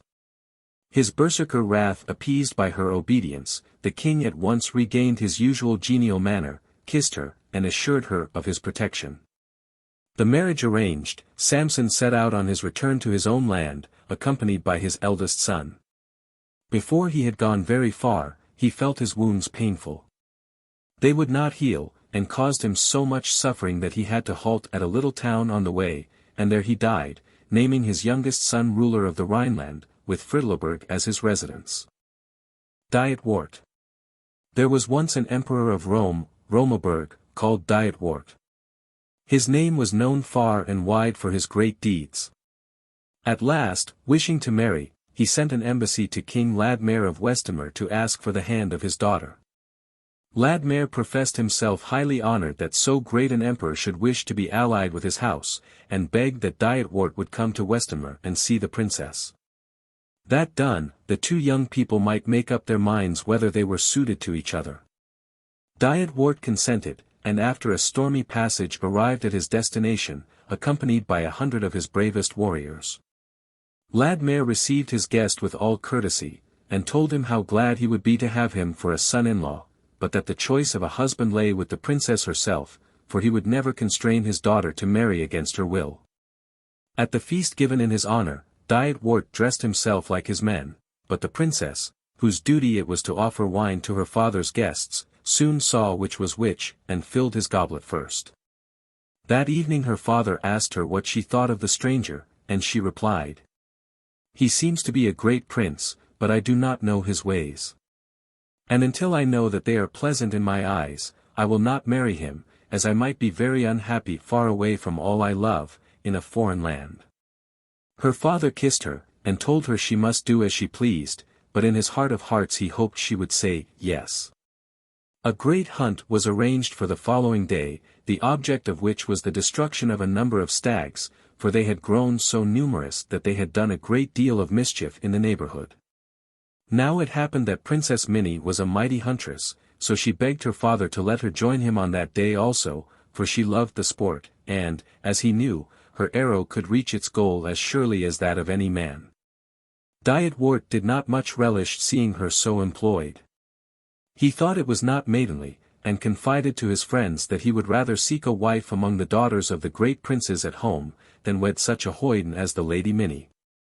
But however that might be, it was his duty, and theirs, as men, to see that the giddy girl got into no danger through her foolhardiness. As they were going down a narrow glen, Minnie wounded a splendid stag, and the dogs set out in pursuit. While the princess, drawing another arrow from her quiver, hastened after them. Suddenly the dogs set up a simultaneous howl, and rushed out of the thicket. The ladies of the court shrieked aloud. "The worm," they cried, "the lindworm! Come back, Lady Minnie, come back," and at the same moment, turning quickly, they fled across the valley, and took refuge on the top of a neighboring hill. A frightful hissing, cracking and trampling was heard, and the dragon crept out of the thicket, its jaws wide open, ready to seize its prey. It was a sight to make the bravest man tremble. Princess Minnie shot 3 arrows, one after the other, straight at the monster, but they glanced harmless off its horny scales. She turned to fly, but her foot caught in a branch, and she fell to the ground. She seemed lost, for the dragon was making ready to spring upon her. Dietrich and his men were close at hand. The latter threw themselves on the worm, while the former took his stand before the girl to defend her. It was a horrible sight. Lances, swords, arrows were no defense. They could not pierce the monster's scales, and one brave man after another was caught in its claws, or was torn by its terrible teeth, which in shape resembled the anchors of a ship. Dietrich rushed to the assistance of his friends. He struck at the lindworm's neck with his lance, but the point slipped from the scales, and the dragon tore his breast with its claws. It opened its great jaws as wide as it could, to seize and devour him, but the hero thrust the shaft of his spear into its gigantic mouth, and worked it round and round with such force that the point came out at the other side. A stream of poison, and flames of fire issued from the creature's nostrils, and the hero fell fainting to the ground, the dying monster on the top of him. Dietrich was roused from his insensibility by feeling himself violently shaken. When he opened his eyes, he saw the princess struggling to free him from the dragon's body. Some woodmen came up and helped her. When at last he rose to his feet, he was so weak that he could not stand. And the men made a litter of wattled boughs, on which they carried him to the palace.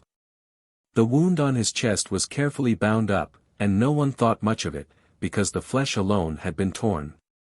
But it festered badly, and the edges turned black, as though they had been burnt. The doctors declared that some of the dragon's poisonous breath had touched it, and they feared for the hero's life. The king, the court, nay the whole country, mourned for the man who had rid them of the monster. One morning, as Dietrich lay sunk in a feverish doze after the intense pain of the night, he felt a hand busied about his wound. Strange to say, the hand felt both softer and gentler than that of the doctor. He opened his eyes, and recognized the princess. He watched her carefully remove the bandages, and drop some liquid from a bottle into his burning wound. The pain at once left him. He would have thanked her, but she signed to him to be silent. After she had replaced the bandages, and motioned to the nurses to be still, she went away as gently as she had come. The wounded man felt as free from pain as if an angel had brought him some of the water of life. He fell into a quiet slumber. At night the pain returned, but the next morning Minnie came back, and poured balm into his wound. On the 3rd morning she came again. He felt so much stronger, that he could not refrain from seizing her hand and pressing it to his lips. She withdrew it gently, and went away signing to him once more to hold his peace. The doctor rejoiced at the rapid recovery of his patient. When told what had happened, he said that the royal maid had received the miraculous balm from her mother on her deathbed, and that she was forbidden to use it except in cases of great necessity, and for those she loved. For those she loved, repeated the hero, and he felt strangely happy. When he was well again, he one day met her alone in the garden, and told her of his love. They talked together for a long time. And when good King Ladmer heard of their engagement, he gave them his blessing. The marriage feast was soon afterwards held, and there, in the middle of the table, as one of its greatest ornaments, was one of the dragon's teeth set in silver, a nice little tooth it was, weighing at least 100 weight. The husband and wife set out for Rome. The winds and waves favored them, and they soon reached Dietrich's native land. The legend informs us that they lived very happily together for 400 years, and had 44 children, of whom one son, Sigurd, alone survived them. But it does not tell us whether the Lady Minnie took kindly to her household duties, or always remained fonder of field sports than of needlework. Dietrich of Bern. Dietrich and Hildebrand. Dietmar, second son of Hugdieterich, ruled with a strong hand at Bern, and refused to acknowledge his elder brother Ermenrich or any other king as his suzerain. He was a mighty warrior, and so terrible in battle that few of his enemies dared look him in the face. But at home he was gentle to all, especially to his wife Odelia, daughter of Elzung, or, according to another saga, daughter of a Danish king. His eldest son, Dietrich, was the joy of his heart. At 12 years old the lad had the strength of a mighty warrior. His fair hair fell over his shoulders in heavy curls. His figure was tall and slender, yet strong and well-knit. He had regular features, but when he was angry, he was terrible to look upon. From his earliest childhood anyone might see that he would become a lion-hearted hero. It was even said that his breath was like glowing fire when he was angry, and this the people thought an undoubted proof that he was descended from a demon ancestor. When Dietrich was 5 years old, a famous hero came to his father's court. This was Hildebrand, son of Herbrand, and grandson of the faithful Birchtongue. As we said before, Herbrand's fief consisted of the district and castle of Garden. He had brought up his son in the traditional way, so that he grew up to be a perfect warrior, and a wise man. King Dietmar was so pleased with his guest that he appointed him to be his son's teacher and governor. This was the beginning of a friendship between master and pupil that lasted till death parted them. The sword Nagelring.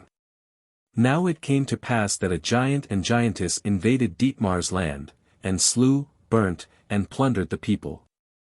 They were so strong that no one could resist them. The king went against them at the head of an army, but could not find them. He saw everywhere on his borders the desolation they had caused, but none could tell him where they were concealed. At this ill success young Dietrich and his master were as much distressed as the king himself. They determined to search for the giants till they found them, though the search should cost them years. They wandered over mountains and valleys seeking the monsters, but seeing nothing of them. One day they set out to hunt with their hawks and hounds, and came to a great forest, in the middle of which was a green meadow, where they thought they should find plenty of game. They uncoupled the hounds, and rode, one to the left and the other to the right of the meadow, holding their weapons in readiness. As Dietrich slowly advanced, keeping a sharp look-out, a dwarf crossed his path. Stooping from his horse, he caught up the mannikin and placed him in front of him. The little prisoner made so loud a moan, that Hildebrand heard him, and galloped across the meadow to see what was the matter. Catching sight of the dwarf. "Hello!" he cried. "Hold the rascal tight. He knows all roads, both on and under the earth. He is Elbegast, the prince of thieves, and is certain to be a friend of the robbers." The dwarf shrieked louder than before, and declared that far from being their friend, he had suffered much wrong at the hands of the giant Grim and his sister Hilda, that he had even been obliged to forge for them the good sword Nagelring, and the strong helmet Hildegrim, and had been forced to lead them to their victims by hidden ways known only to himself. He swore to help the warriors if they wished to fight the unholy pair. The mannikin was therefore set at liberty. He drew a long breath, and said, "You could not catch me now, if I wished to escape you. But I will serve you faithfully, that I may be freed from the power of the giants. Come back to this place at daybreak tomorrow, and I will give you the sword Nagelring, without which you cannot conquer the monster. I shall steal it from him as truly as I am Elbegast, the prince of thieves. Then I will show you his footmarks in the dewy grass, that you may track him to his hollow mountain, where, if you slay him and his wicked sister, you will find rich booty to reward you." The dwarf had no sooner uttered these words than he vanished. The next morning, before daylight, the prince and his companion came to the edge of the green meadow talking of this and that. They agreed that the word of a mountain goblin was not to be trusted, and that thievish Elbegast would probably be false like all his kindred. Their conversation was interrupted by a strange clanking sound, and at the same moment they noticed the rosy dawn overspreading the sky. They started to their feet, and looked about. Elbegast came up to them dragging a huge sword. Dietrich seized it with a cry of joy, unsheathed it and swung it in the air. "Now," cried Elbegast, "you have the strength of 12 men, and can fight the monster on equal terms. Look carefully and you will see the marks of his shoes distinctly printed on the dewy grass. I had to make his shoes of iron for he is miserly, and said that leather was too dear. Follow the tracks, and they will lead you to the entrance of his cave. I can go with you no farther." He vanished, and the heroes followed the giant's tracks in obedience to the dwarf's advice. At length they reached a great cliff, but there was no opening to be seen large enough to serve as a door. A few cracks might be noticed here and there in the stone, so small that only a dwarf or a lizard could have crept in. Certainly not a man in armor, and still less a giant. Hildebrand thought that a bit of the rock might perhaps be fitted into the cliff instead of a door. He tried to shake and loosen any projecting piece of the cliff that he could clutch. His efforts were not in vain. An enormous block of stone stirred and rocked beneath his hands, and just as Dietrich came to his assistance, it fell thundering into the valley below.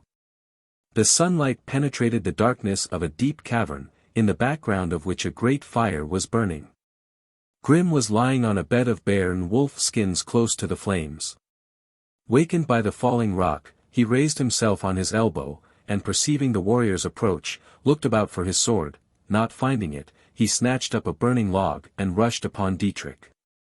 His blows sounded like claps of thunder, and fell as thick as hail. It was only the young warrior's nimbleness that saved his life, which was endangered not only by the force of the blows, but by the smoke and the burning sparks that flew from the log. Hildebrand would have gone to his pupil's assistance had not the latter forbidden him. And indeed he soon had enough to do to defend himself, for the giantess now appeared, and catching Hildebrand up in her arms, held him tight. It was a deadly embrace. The warrior could not breathe. He struggled in vain to free himself from the sinewy arms that held him. At last the giantess threw him on his back, pressing his hands and arms as though in a vice, and making the blood spurt from under his nails. She looked about for a rope with which to bind and hang him. Hildebrand called to his companion to help him in his need. Dietrich, seeing his friend's danger, leaped over the giant's weapon with a despairing spring, and at the same time seizing his sword in both hands, split the monster's head from the crown to the collarbone. Then turning upon the giantess, he slew her after a short but sharp engagement. Hildebrand now staggered to his feet, and said that from henceforth he would regard his former pupil as his master, because that woman had been harder to deal with than any foe he had ever met before. Dietrich and Hildebrand took the treasure they found hidden away in a side cave, as their meed of victory, and brought it home to Bern. King Dietmar rejoiced in the glory of his heroic son, whose name had become famous in every land. But he did not live long after these events. He died loved and honored by all. When Dietrich ascended the throne, he gave his young brother Dieter into Hildebrand's charge, begging his friend to teach the boy to be a hero and a worthy scion of his noble race. And Hildebrand did his best, with the help of his wife, the good high-souled Jut, whom he married soon after. Together they taught the boy to love what was good and true, to be brave, and to be not only an admirer but a doer of high deeds. Siegfried. Soon after Grim and Hilda had fallen under Dietrich's sword, their nephew, strong Siegfried, a giant who lived in the western mountains, came down into the forest to visit his relations. When he discovered their dead bodies in the cave, he howled with rage and swore to avenge their death. A dwarf for whom he called told him of the fight between his uncle and aunt and the heroes, but Siegfried would not believe the story. He thought that Grim and Hilda had been murdered in their sleep by Dietrich and his comrade for the sake of their hoard. Years passed on. One evening the heroes were seated together in the great hall of the palace, drinking their wine and talking. "Master," said King Dietrich, I never saw a living wife embrace her husband so passionately as Hilda did you that day in the cave. I think the Lady Ute would be angry if she heard how the giantess hugged you." "What a monster she was," answered Hildebrand with a shudder, "and you freed me from her clutches." "Yes," said the king, laughing, "it showed my generosity. I returned you good for evil that time, for you know I might have remembered how many thrashings and floggings you had given me when a boy. Now, confess, was I not generous?" "I am quite willing to do so," replied Hildebrand with a smile, and then added gravely. "But do not pride yourself too much on the past, for the giant Siegfried has long been watching for us in the mountains, that he may fall upon us and avenge his uncle Grim's death. From what I hear, he is so strong that no mortal man can withstand him, and even an army would fall before him like corn under the sickle." "Hey! What new story is this?" cried the king. "So Grim's avenger is lying in wait in the mountains? Why did no one tell me before? I will start tomorrow in search of him, and free my realm from the monster." "What?" cried one of the guests. "Are you going to attack the giant?" asked another. "The murderous Siegfried," added a third. "Listen to me, Dietrich, my pupil," said Hildebrand solemnly, "he is not heroic, but foolhardy, who undertakes to do the impossible, and it is impossible to conquer that giant." "Listen, dear master," answered Dietrich. "Do you remember how you taught me that he is a hero who undertakes what is apparently impossible, because he trusts in his strength, and in the justice of his cause? He is a hero, whether he gains the crown of victory or meets with death. My cause is just, because I go forth to free my realm and my people from the power of the monster." "Sire," cried Hildebrand, "you are no longer my pupil, but my comrade, and as your comrade I will accompany you to the great battle." The king answered after a short pause, "My master used to say, 1 against 1 is the way of true warriors, 2 against 1 is the way of cowards, so I must go alone. If you do not return in 8 days, returned the master, I will follow you, and be your liberator, or your avenger, or your companion in death." "Why make so much ado?" cried Wolfhart. "The king will strike old Longlegs dead, or else Uncle Hildebrand will do it, and if they both should fail, I will follow them, and I wager my head that I will lead him like a captive bear by a rope to the castle here. And then hang him over the battlements, where he may stay till his gossips in hell come to fetch him home." Dietrich then set out on his journey. On the evening of the 3rd day he came in sight of the mountains. He felt so cheery and so strong that he would not have feared to offer battle to all the giants in the world. As he was lying on the grass, sunk in happy reverie, he saw a stately elk, sprang on his horse, and followed it until he came up with it, when drawing his sword he stabbed it in the neck, so that it fell dead. He lighted a fire, roasted a bit of the elk for his supper, and ate it, washing it down with some cups of wine he drew from the skin at his saddle bow. A cry of agony disturbed him in the midst of his enjoyment. He looked up, and saw a naked giant covered from head to foot with bristly hair, who was holding a dwarf firmly bound to the end of his iron club. The mannikin shrieked to the warrior for help, affirming that the monster was about to eat him alive. Dietrich at once advanced towards the wild man, and offered him a fair exchange. He said he might have the elk instead of the dwarf, and that he would find it a larger and juicier mouthful. "Get out of the way, you dog," bellowed the giant. "Get out of the way, or I will roast you at your own fire, and eat you up, armor and all." The hero's anger was stirred at this address, and he drew Nagelring from its sheath, while the giant swept the dwarf from off his club as easily as a snowflake. Then the battle began, and raged until both combatants were so weary that they had to rest a while. The king again offered to make peace with the monster, because he had come out to fight with the master and not with the servant. A shout of scornful laughter was the answer he received, and then the giant cried in a mighty voice that made the trees tremble to their roots, "Do you think that a little smidget like you could conquer Siegfried? He would bind you to a stake as easily as I should that dwarf, and would leave you to die in agony." And now the fray was renewed. The dwarf, who had freed himself from his bonds, kept well behind Dietrich, and advised him what to do. "Hit him over the ear with the hilt of your sword, the blade is of no use with him. Dietrich did as he was advised, and the monster fell with a crash beneath his blow. The sword hilt had penetrated deep into his skull. A second and a third blow put an end to him. "Now quick, let us away," cried the dwarf, "before Siegfried, king of the mountains, comes down upon us. Should he find us here, we are lost." Proud of his victory, Dietrich explained the object of his quest. "Noble hero," said the mannequin, "you cannot escape your fate. If by a miracle you are victorious, we poor dwarfs will be freed from an intolerable tyranny, in gratitude for which boon we will be your faithful friends as long as you live. Our father, Alboin, left the rule over thousands of our people in equal portions to me, his eldest son, Wägner, and to Hugdieterich, his younger son.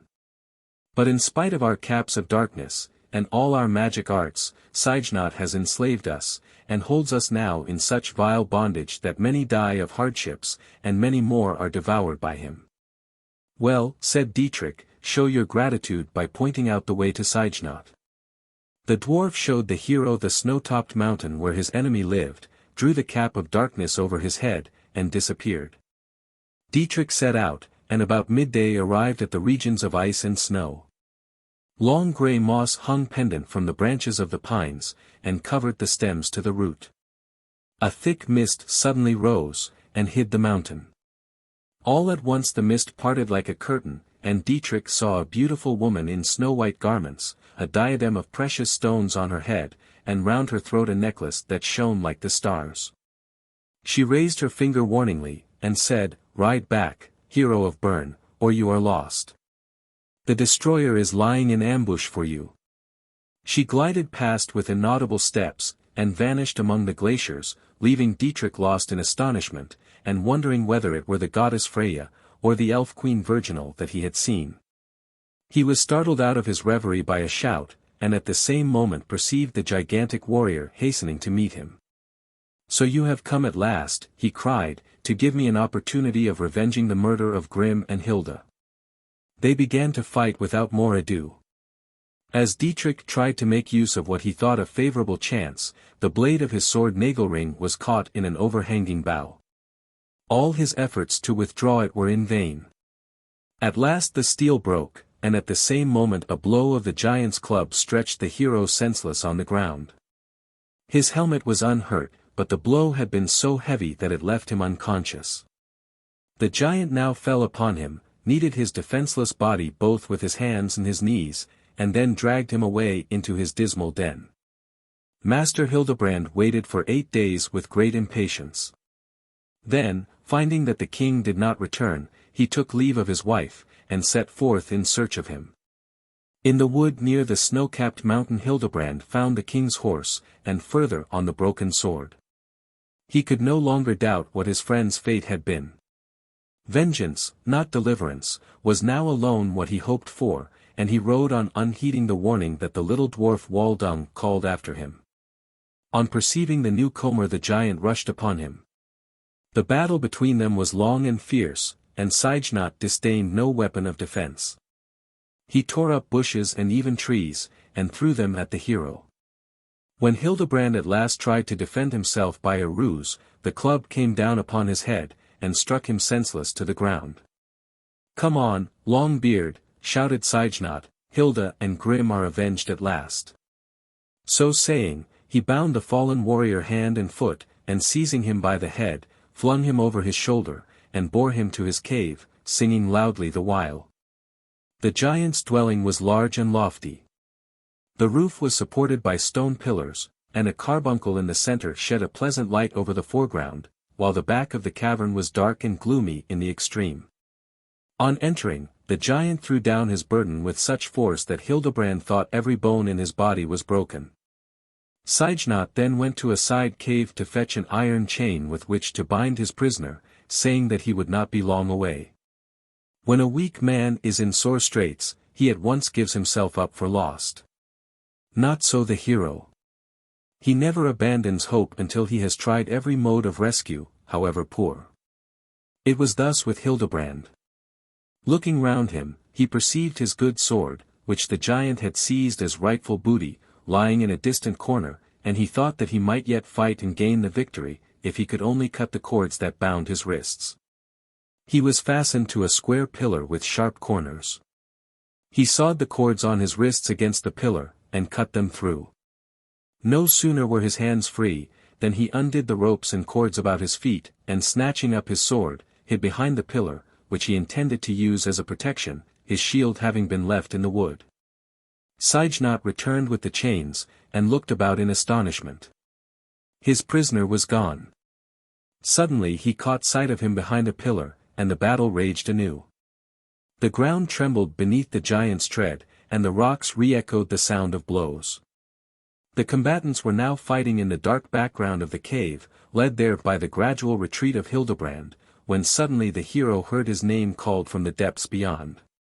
He recognized the king's voice, and the knowledge that his friend yet lived gave added strength to his arm. A few minutes more, and the giant was stretched at his feet. The victory was won. He cut off the monster's head, and whilst resting for a moment after his exertion, he heard Dietrich's voice exclaiming, "Hildebrand, dear master, help me out of the serpent's hole. There are still some adders here, alive, though I have slain and eaten many more." Finding that the king was confined in a deep hole, Hildebrand looked round for a rope or a ladder, with which to help him out. Whilst engaged in this search, he was joined by the dwarf Wägner, who gave him a ladder of ropes, by means of which the king was restored to the light of day. "Hildebrand," said Dietrich, taking a long breath of the fresh pure air, "you are not my comrade, but my master." After this, the heroes followed the dwarf into his subterranean kingdom, where he provided them with food and drink, and offered them costly treasures. The noblest gift that Dietrich accepted was his sword nagelring mended, hardened, and newly adorned with gold and precious stones, so that it was more beautiful as well as stronger than before. The heroes now returned to Bern, where they were received with great joy. Queen Virginal. Once when Dietrich and Hildebrand were hunting in the wild mountains of Tyrol, the king confessed that he had never been able to forget Queen Virginal, who had come out to warn him of Siegfried's approach. "You would find it as easy to gain the love of a star as to while Queen Virginal away from her glaciers and snow mountains," said Hildebrand. While the heroes were thus talking together, a tiny little mannequin dressed in full armor suddenly stood before them. "Noble warriors," he said, "you must know that I am Nibelung, the unconquerable protector of Queen Virginal, ruler of all the dwarfs and giants in these mountains. With my help she chased thievish Elbegast away from her dominions. But the wretch has now invaded her realm with the help of the magician Ortnit, his giants and his lindworms. He has forced her by his black art to pay him a shameful tribute. He obliges her every full moon to give him one of her beautiful maidens, whom he then imprisons, fattens, and eats for his dinner. So Geraspund, her palace, is filled with weeping and mourning. My lady, hearing that you conquered the dread Siegfried, entreats you to come to her aid, therefore hasten to Geraspund and rescue our great queen." The heroes consented, and asked to be shown the way. The dwarf guided them till they came within sight of a wondrous building shining on the heights in the light of the evening sun. Hildebrand broke the silence that had fallen on them by exclaiming, "Truly if the Lady Ute were not my wife, I should be inclined to try my luck with Queen Virginal, but as things are, I will do my best to help you to win her." "Well, Nibelung. Why, where in the world has the rascal got to? The unconquerable protector of the queen has a wholesome terror of Ortnit," laughed Dietrich. "But now let us on to the palace." "Night is the time for witches to journey, not honest men," said Hildebrand, "so let us stretch ourselves on the soft moss, and rest until morning." The next morning was dull and misty, and a snow-storm beat in the faces of the warriors as they climbed the steep mountain on foot, by a road impassable for horses. On and on they went, a weary way. As they stopped to slake their thirst at a spring, they heard a woman's voice shrieking for help. A girl rushed up to them and entreated their aid against terrible Ortnit, to whom she had been delivered according to the treaty, and who was now hunting her down with his dogs. At the same moment the holloa of the huntsman was heard, and in another the battle of the heroes with Ortnit and his followers had begun. Gigantic as were Ortnit and his train, they soon fell under the swords of the heroes. One man alone escaped, but he was the worst of the whole crew, for he was Geneba's, son of Ortgis, and a great magician like his father. Dietrich and Hildebrand determined to take shelter in the castle of Ortgis, which was nigh at hand. When they knocked at the door, several armed giants rushed out upon them, but at length they too were conquered. A horseman in black armor had kept behind the rest during the battle. He murmured something in a strange language, and obedient to his voice, new giants arose out of the earth, to take the place of the slain. Still the heroes were victorious. The black horsemen continued to murmur, and horrible lindworms crept out of the ground, and with them Dietrich and Hildebrand had to fight all night long. The black horsemen disappeared at last, when the first rays of the rising sun lighted up the castle in the valley. At the same moment the heroes saw an enormous old lindworm crawling away with an armed man in its jaws. It wanted to creep away unnoticed, but the warriors immediately attacked it. The dragon let its victim fall, and hurled itself, hissing, upon Dietrich, who stood nearest. With one claw it tore away his shield and ripped up his coat of mail. At the same time it caught up Hildebrand with its tail and flung him to a great distance. But Dietrich thrust his sword right through its jaws, and so deep into a neighboring tree, that the creature was pinned down, and died a few minutes after, roaring like thunder.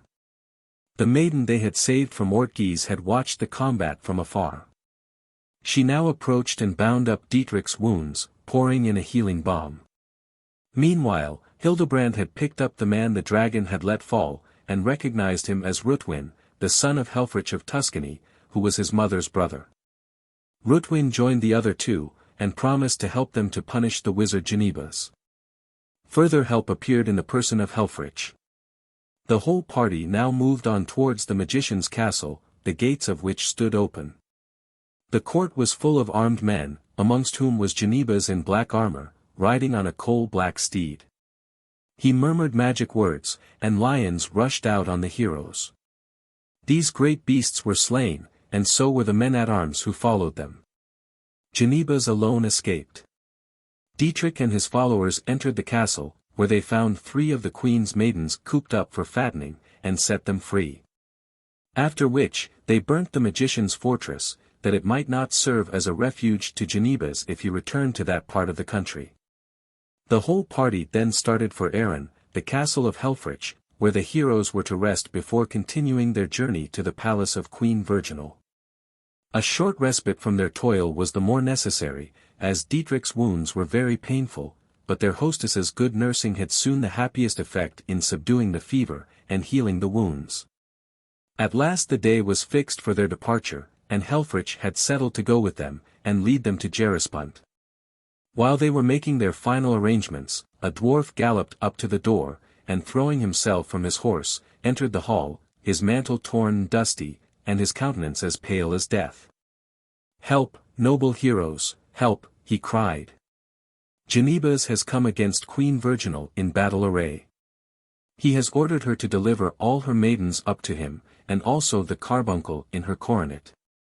If he gets that into his power, no one can withstand him, for it would give him complete command over all the mountains, and over all the giants, dwarfs and lindworms that inhabit them.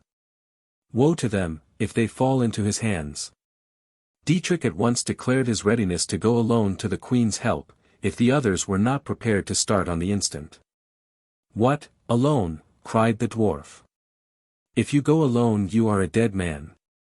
Even I, Her Majesty's special defender, had to turn my back, and fly before the foe. What then would become of you?" Nobody could help laughing at the mannequin's conceit. But there was no time to lose, and all the warriors hastened to arm and start for the palace. The heroes and their friends had a long and hard pull up the mountainside, over snow fields and glaciers, in the midst of which great crevasses yawned in unexpected places. But they were cheered on their way by catching from every height a glimpse of Gerispunt. At length they came so near that they heard shrieks and howls, and other sounds of battle. A few minutes later the terrible scene was visible. Some of the palace guard were killed and mangled, others were yet defending themselves.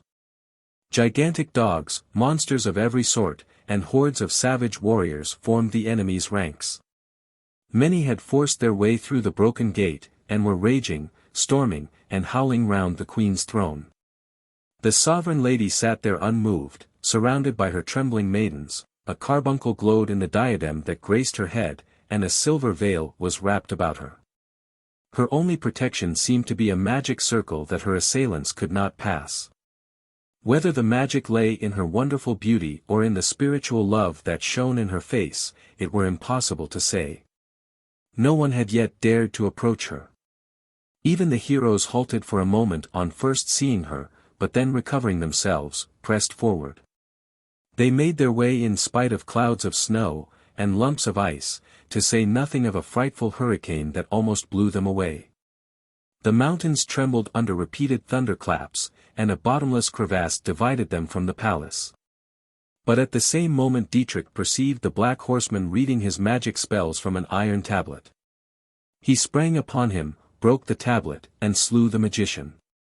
A great clap of thunder rolled over the mountains, avalanches fell, ice fields broke up, and then came a silence as of death.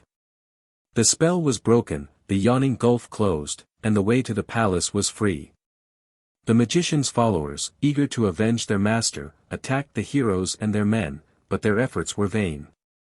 The monsters, who yet lived, had soon to fly and seek refuge in the solitudes of the snow mountains. Dietrich now approached the queen at the head of his followers. He would have knelt before her, but she rose from her throne, and offering him her hand, greeted him with a kiss. Unable to utter a word, he let her lead him to the throne, and seated himself at her side. "Know, great hero," she said, "that I have seen your love and your deeds. I give up my rule in Elfland, and will go home with you, and live amongst mortal men till death parts us." The palace was cleansed by invisible hands. The gate, and all the broken posts and pillars were mended during the night, and the marriage of the mortal hero with the elf queen was solemnized soon after. The husband and wife then started for Bern, where Virginal made his home so delightful that it was long before Dietrich thought of seeking more adventures. Meanwhile there was sorrow in the mountains, and in the heart of every elf that lived there. The queen had left her country and her people for the sake of a mortal. All nature mourned her absence, the sunsets had no longer the prismatic hues of former times, and the fairy palace was invisible to all. Dietrich's comrades. Heim. In all countries and amongst all nations were spread the name and fame of Dietrich of Bern, for he was the favorite hero of many a wandering minstrel, and so it came to pass that numbers of brave warriors used to go and visit him, and take part in the amusements or serious occupations that engrossed the attention of their host during the time of their visit. Even in the far north his name was famous, not only in the castle of the noble, but in many a wayside inn and solitary grange. At the time of which we speak, a renowned horse dealer called Studas lived in the heart of a great forest. He cared little for the singing and fiddling of the wandering minstrels, but his son Heim was different. He often declared that he knew he could wield lance and sword as well as the hero of Bern. His father was weary of his vainglorious talk, and one day, when the young fellow was boasting as usual that he was as good a man as Dietrich, if not better, his father exclaimed in a pet, "Well, if that be the case, go up to the hollow mountain, and kill the dragon that is doing all this mischief in the neighborhood." The lad looked up at him inquiringly. The father nodded, and Heim, casting a haughty look at him, turned and went out. "He will not do it," muttered the old man, "but I think I have cooled his hot blood for him." Things were going otherwise than honest Studas dreamed in his philosophy. His bold son armed himself, and mounting one of his father's best horses, rode off to the mountain. The lindworm sprang at him with open jaws, but the lad plunged his spear into his mouth with such force that the point came out behind his head. The monster lashed the ground long and furiously with his tail, but at length fell dead. Whereupon Heim cut off his head, and riding home, took it into the grange, and flung the trophy at his father's feet. "Saint Kilian," cried Studas. "Boy, have you really killed the dragon?" "Well, well," answered the bold youth, "I shall now go and slay the hero of Bern. Give me the horse that carried me so bravely today. He will take me to Bern, and bring me home again without hurt." The old man felt his head go round when he heard his son speak in such a way, but he granted the lad's request, and Heim rode out into the unknown world. In the royal palace of Bern Queen Virginal was busy filling the goblets of the warriors, who feasted with her husband, and who agreed that great as were the blessings of peace, it was high time they should be up and doing something, lest their swords should rust in their scabbards. In the midst of this conversation the door opened, and a stranger entered in full armor. He was a tall broad-shouldered man, and apparently young. Hildebrand welcomed him, and invited him to take off his coat of mail, telling him that purple and silken garments were more suited to a royal feast than the panoply of war. "My trade is war," said the stranger. "I am Heim, son of the horse-dealer Studas, and have come to challenge the famous Dietrich to come out with me into the open field, and try which of us is the better man." He spoke so loud that every one heard, and Dietrich at once accepted his challenge, calling upon his guests to come out and watch the fray.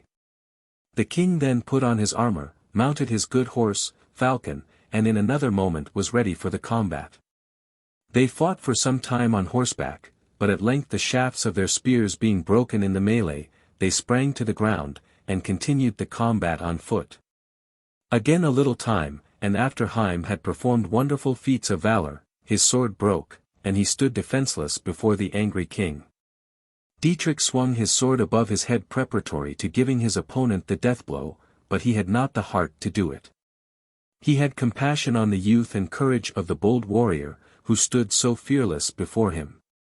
Letting his sword fall to his side, the king offered his hand to Heim in sign of peace. This generosity conquered the lad completely. He took the offered hand, said that he confessed himself overcome, and swore that henceforth he would be a faithful servant and follower of the glorious king. Dietrich was pleased to number a man like Heim among his followers, and presented him with castles and rich lands. Wittig was the son of Wieland, the smith of Heligoland, by Boswild, Bad Hilda. From his earliest childhood his father had taught him the use of the bow, and the greatest praise he ever gave him was to say, "You are a bowman like my brother Eigil." Young Wittig wanted very much to learn all that he could about his uncle, and Wieland began. "When your mother's father, Nidudr, Drost of the Nyers, made me a prisoner long ago, my brother Eigil came to his castle, and entered his service as bowman of the guard. Every one admired his skill. He could shoot away the head of an eagle that was flying high as the heavens. I have also seen him aim an arrow at the right or left foot of a lynx, and pin it to the bough on which the creature sat. And he did other wonderful things too numerous to relate. But the Drost wanted to see something more wonderful still, so he desired him to shoot an apple off the head of his own child at 100 paces off, telling him at the same time that if he refused, or if obeying, he missed his mark, he would have the boy hewn in pieces before his eyes. Eigil drew 3 arrows from his quiver, and fitted one to the bowstring. The boy stood motionless, looking at his father with perfect confidence. "Could you have done that, my lad?" "No, father," answered Wittig boldly, "I would have fetched your trusty sword Mimung, and have hewn off the head of that wicked old man, and then, if his Nyers had tried to avenge him, I would have chased them out of the country." "All very fine, young hero," laughed the father, "but remember this, a true hero only speaks of what he has done, not of what he would have done under such and such circumstances. It would have been better, however, if Eigil had done something of that kind." After he had shot away the apple, he turned to the Drost, and told him, that had he by any accident killed his son, he would have used the 2 other arrows in shooting him first, and then himself. The Drost took no notice of the speech at the time, but soon afterwards, he exiled the bowman without thanks or payment, and no one knows what has become of him. The smith brought up his son on tales like this, which naturally excited the boy's ardor for adventure, and made him more and more unwilling to work at the forge. One day the lad spoke out, and asked his father to give him a suit of armor, and the good sword Mimung, that he might hie away to Bern, fight with King Dietrich, and win a kingdom like his ancestors. After many refusals the smith at last gave his consent, and furnished his son with all that he needed for the enterprise, explaining to him the special virtues of each weapon. Finally he told him to remember that his great-grandfather, King Wilkinus, a mighty warrior in his day, had married a mermaid, who, when the king was dying, had promised him, by the memory of their love, that she would help any of their descendants who asked for her aid. Go down to the seashore, my son, continued the smith, if ever you are in need, and demand the protection of our ancestress. And then with much sage advice, together with many old stories of things he had seen and known, Wieland took leave of his son. Wittek rode on for many days before he met with any adventure. At length he came to a broad river, and dismounting, took off his armor, which he laid upon the bank, and began to wade across the water, leading his horse Skemming by the bridle. When halfway across, 3 horsemen in full armor passed by, and seeing him began to taunt him and ask him where he was going. He told them that if they would wait until he had put his armor on, he was ready to try conclusions with them. They agreed, but no sooner did they see him dressed in his coat of mail, and mounted on his good steed, than they bethought them, that as they were in a strange place, it would be better to have a man of such thews and sinews for a comrade than an enemy. So they offered him peace instead of war. He accepted, and after shaking hands, they journeyed on together. They rode upstream for a long way, and at last they came to a castle. A host of savage-looking men poured out of the gates, and advanced to meet them. There are too many for us to conquer, said the eldest of the strangers, still I think that our good swords may enable us to hew our way across the bridge. Let me go and offer them a silver piece as toll, said Wittek, and setting spurs to his horse he rode on. Arrived at the bridge, he was informed that the only toll demanded or accepted there were the horse, armor, clothes, right hand and right foot of the traveler. He explained that he could not afford to pay so high a price for so small a benefit, and offered them a piece of money. Whereupon they drew their swords and attacked him.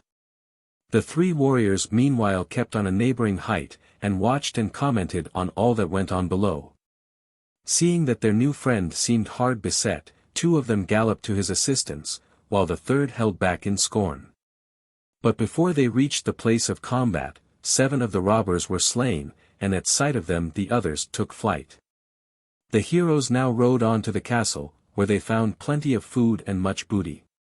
While they enjoyed their evening meal, their tongues were unloosed, and each told his name and deeds. Wittek had more to tell about his father than about himself, and then he learnt that the eldest of his new companions was Master Hildebrand, the 2nd Strongheim, and the 3rd Jarl Hornboge, who was also a comrade of Dietrich. This is a stroke of good luck for me, cried the young warrior, for I am on my way to Bern to try my strength against the glorious king, and I have good hope that I may win the day. For my father has given me his sword Mimung that can cut through steel and stone. Just look at the hilt, is not the workmanship beautiful? On hearing this, the 3 comrades grew more silent, and proposed to go to rest, as they were very tired. Wittek followed their example. The young hero was soon snoring in company with Heim and Hornboge, but Hildebrand lay awake, a prey to sad forebodings. He knew that Wittek's sword could cut through his master's helmet, and he considered what was to be done. He crept noiselessly from his bed, and taking Mimung, compared it with his own sword. The 2 blades were wonderfully alike, but not the hilts.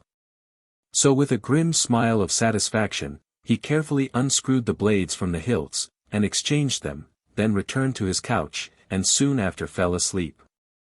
They started again on their journey next morning. In the course of a few days, they met with several adventures that proved to Hildebrand and his comrades that Wittek was of the stuff that heroes are made of. On hearing of the arrival of his old master and the rest, King Dietrich hastened out into the court to meet and welcome them. But his astonishment was great when the young stranger pulled off his silver gauntlet and handed it to him. In another moment Dietrich had snatched it, and flung it in the youth's face, exclaiming wrathfully, "Do you think it is part of a king's duty to make a target of himself for every wandering adventurer to strike at? Here, my men, seize the rascal, and hang him to the highest gallows." "The power to do so is on your side," answered Wittek, "but bethink you, my lord, whether such a deed would not bring dishonor on your fair fame." And Hildebrand said, "Sire, this is Wittek, son of Wieland, the celebrated smith. He is no mean man, or secret traitor, but well worthy of a place in the ranks of your comrades. Very well, master, replied the king, I will fight him as he desires, but should he be conquered, I will deliver him to the hangman. It is my last word. Now come to the racecourse. The whole town assembled to witness the duel between the king and the stranger. The combat raged long, but at last Wittek's sword broke, and he stood defenseless before the king. False father, you deceived me, he cried, you gave me the wrong sword, and not Mimung. Surrender, vagrant, cried Dietrich, and then to the gallows with you. The young warrior's last hour had come, if Hildebrand had not sprung between them. Sire, he said, spare an unarmed man, and make him one of your comrades. We could not have a more heroic soul in our company. No. He shall go to the gallows. Stand back, master, that he may once more lick the dust before me. The master was sick at heart. He thought of how he had wronged the young hero by changing his sword. Here, brave warrior, is your sword Mimung, he said, handing Wittek the weapon at his side, and now, Dietrich, do your best. The battle began again, and Mimung showed its mettle now. Bits of the king's shield and armor fell away, and a homestroke laid his helmet open. Surrender, king, cried the victorious youth, but Dietrich fought on, in spite of terrible wounds. Then the master sprang forward. Wittek, he cried, hold your hand, for it is not your own strength, but Wieland's sword that gives you victory. Be our comrade, and then we shall rule the world, for, next to the king, you are the bravest of all the heroes. Master, replied Wittek, you helped me in my need and I will not now deny you. Then turning to the king. Glorious hero of Bern, I am your man henceforward, and will be faithful to you as long as I live. The king took his offered hand in his firm grasp, and made him ruler over a large fief. Wildebur, Ilson and other comrades. Ek was the eldest son of the once powerful King Mentiger by the mermaid whom he made his queen. He loved Queen Sieberg, who lived at Cologne in the Rhineland. Sieberg had a great desire to see King Dietrich, and Ek on hearing of it, promised to bring him to her, or die in the attempt. She, on her side, said that she would be his wife if he came home successful. He went, met Dietrich, and after showing prodigies of valor, died at his hands, much to the sorrow of the king, who had learnt to love him during the few hours of their acquaintance. When Dietrich returned to Bern after slaying Ek, Heim came out to meet him, and was so outspoken in his joy at seeing him again, that the king, much touched, gave him his good sword Nagelring as a sign of his friendship. The warrior received it with delight, and kissed the trusty blade twice or thrice, as he said, I will wear this sword for the glory of my king, and will never part with it as long as I live. You are unworthy of the sword, cried Wittek, who had come up with the other warriors. Do you remember how you left your weapon in its sheath when the robbers were attacking me, and that Hildebrand and Hornboge alone helped me? Your self-sufficiency had made me angry, as your spiteful tongue does now. I will cut it out. Both men put their hands to their swords, but the king stepped between them, and desired them to keep the peace in the castle. When he learnt all that had happened, Dietrich told Heim that he might go his way, because it was not seemly in a warrior to leave his comrade unaided in danger. But he added, that when he had shown by brave deeds that he was really a hero, he might return to them once more. Well, sire, I think I shall win myself greater wealth by Nagelring than I lose in the castles you now take from me.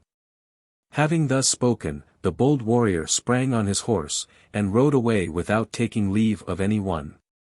He rode on, till he reached the Weser, where he drew a band of robbers around him, and wrought great mischief. He plundered the defenseless country people, and even bold warriors had to pay him black mail, and thus, through highway robbery, he became the owner of a great hoard of wealth, which he was never tired of increasing. Dietrich had to tell his friends of his terrible combat with the hero Ek, in which he had won the beautiful suit of armor he brought home with him, and the good sword Eksax. One day, when the warriors were discussing this subject, a monk entered the hall, and remained standing humbly near the door. He was tall and broad-shouldered, and his cowl was pulled forward so as to hide his face. The servants began to play him tricks, until at last the monk, growing impatient, seized one of his persecutors by the ear, and held him up shrieking in the air.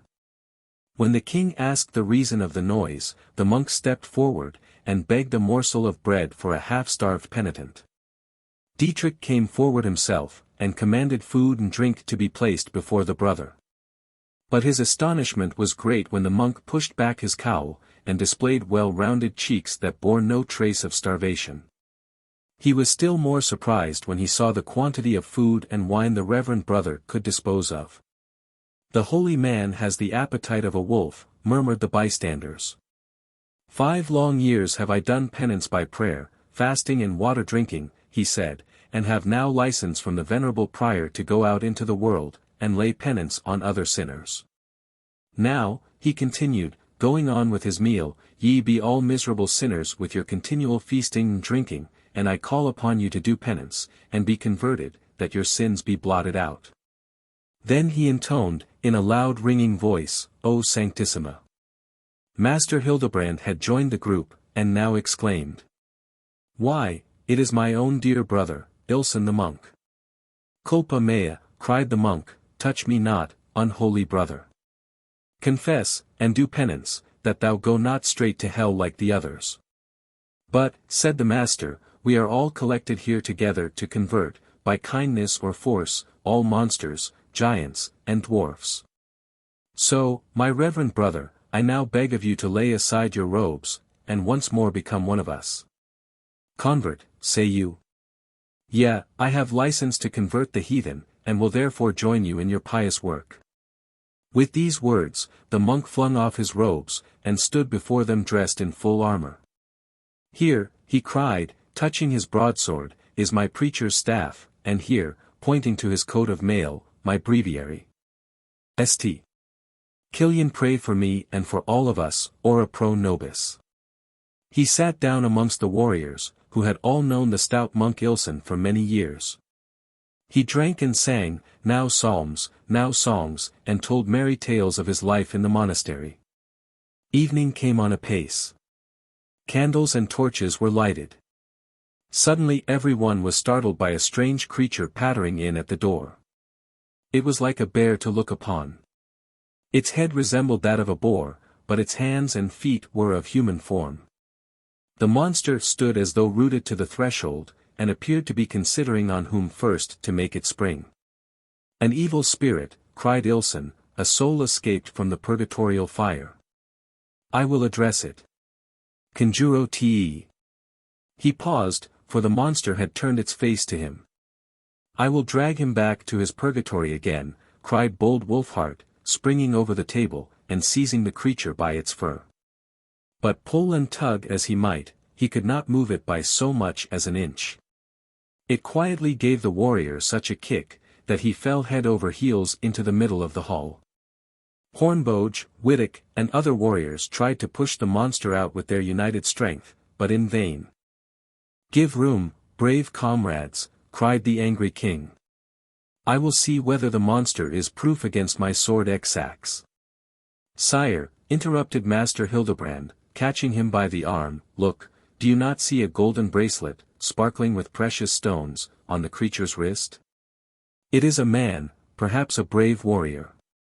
"Well," said the king, turning to his strange guest, "if you are indeed a hero, doff your disguise. Join us, and be our faithful comrade." On hearing these words, the strange guest threw off boar's head and bear's skin, and stood before the king and his followers clad in armor. "I know you now," said Hildebrand. "You are the brave hero Wildebur, surnamed the Strong. And the gold bracelet is the gift of a swan maiden, and makes your strength double. But why did you so disguise yourself? Every brave man is a welcome guest to our king."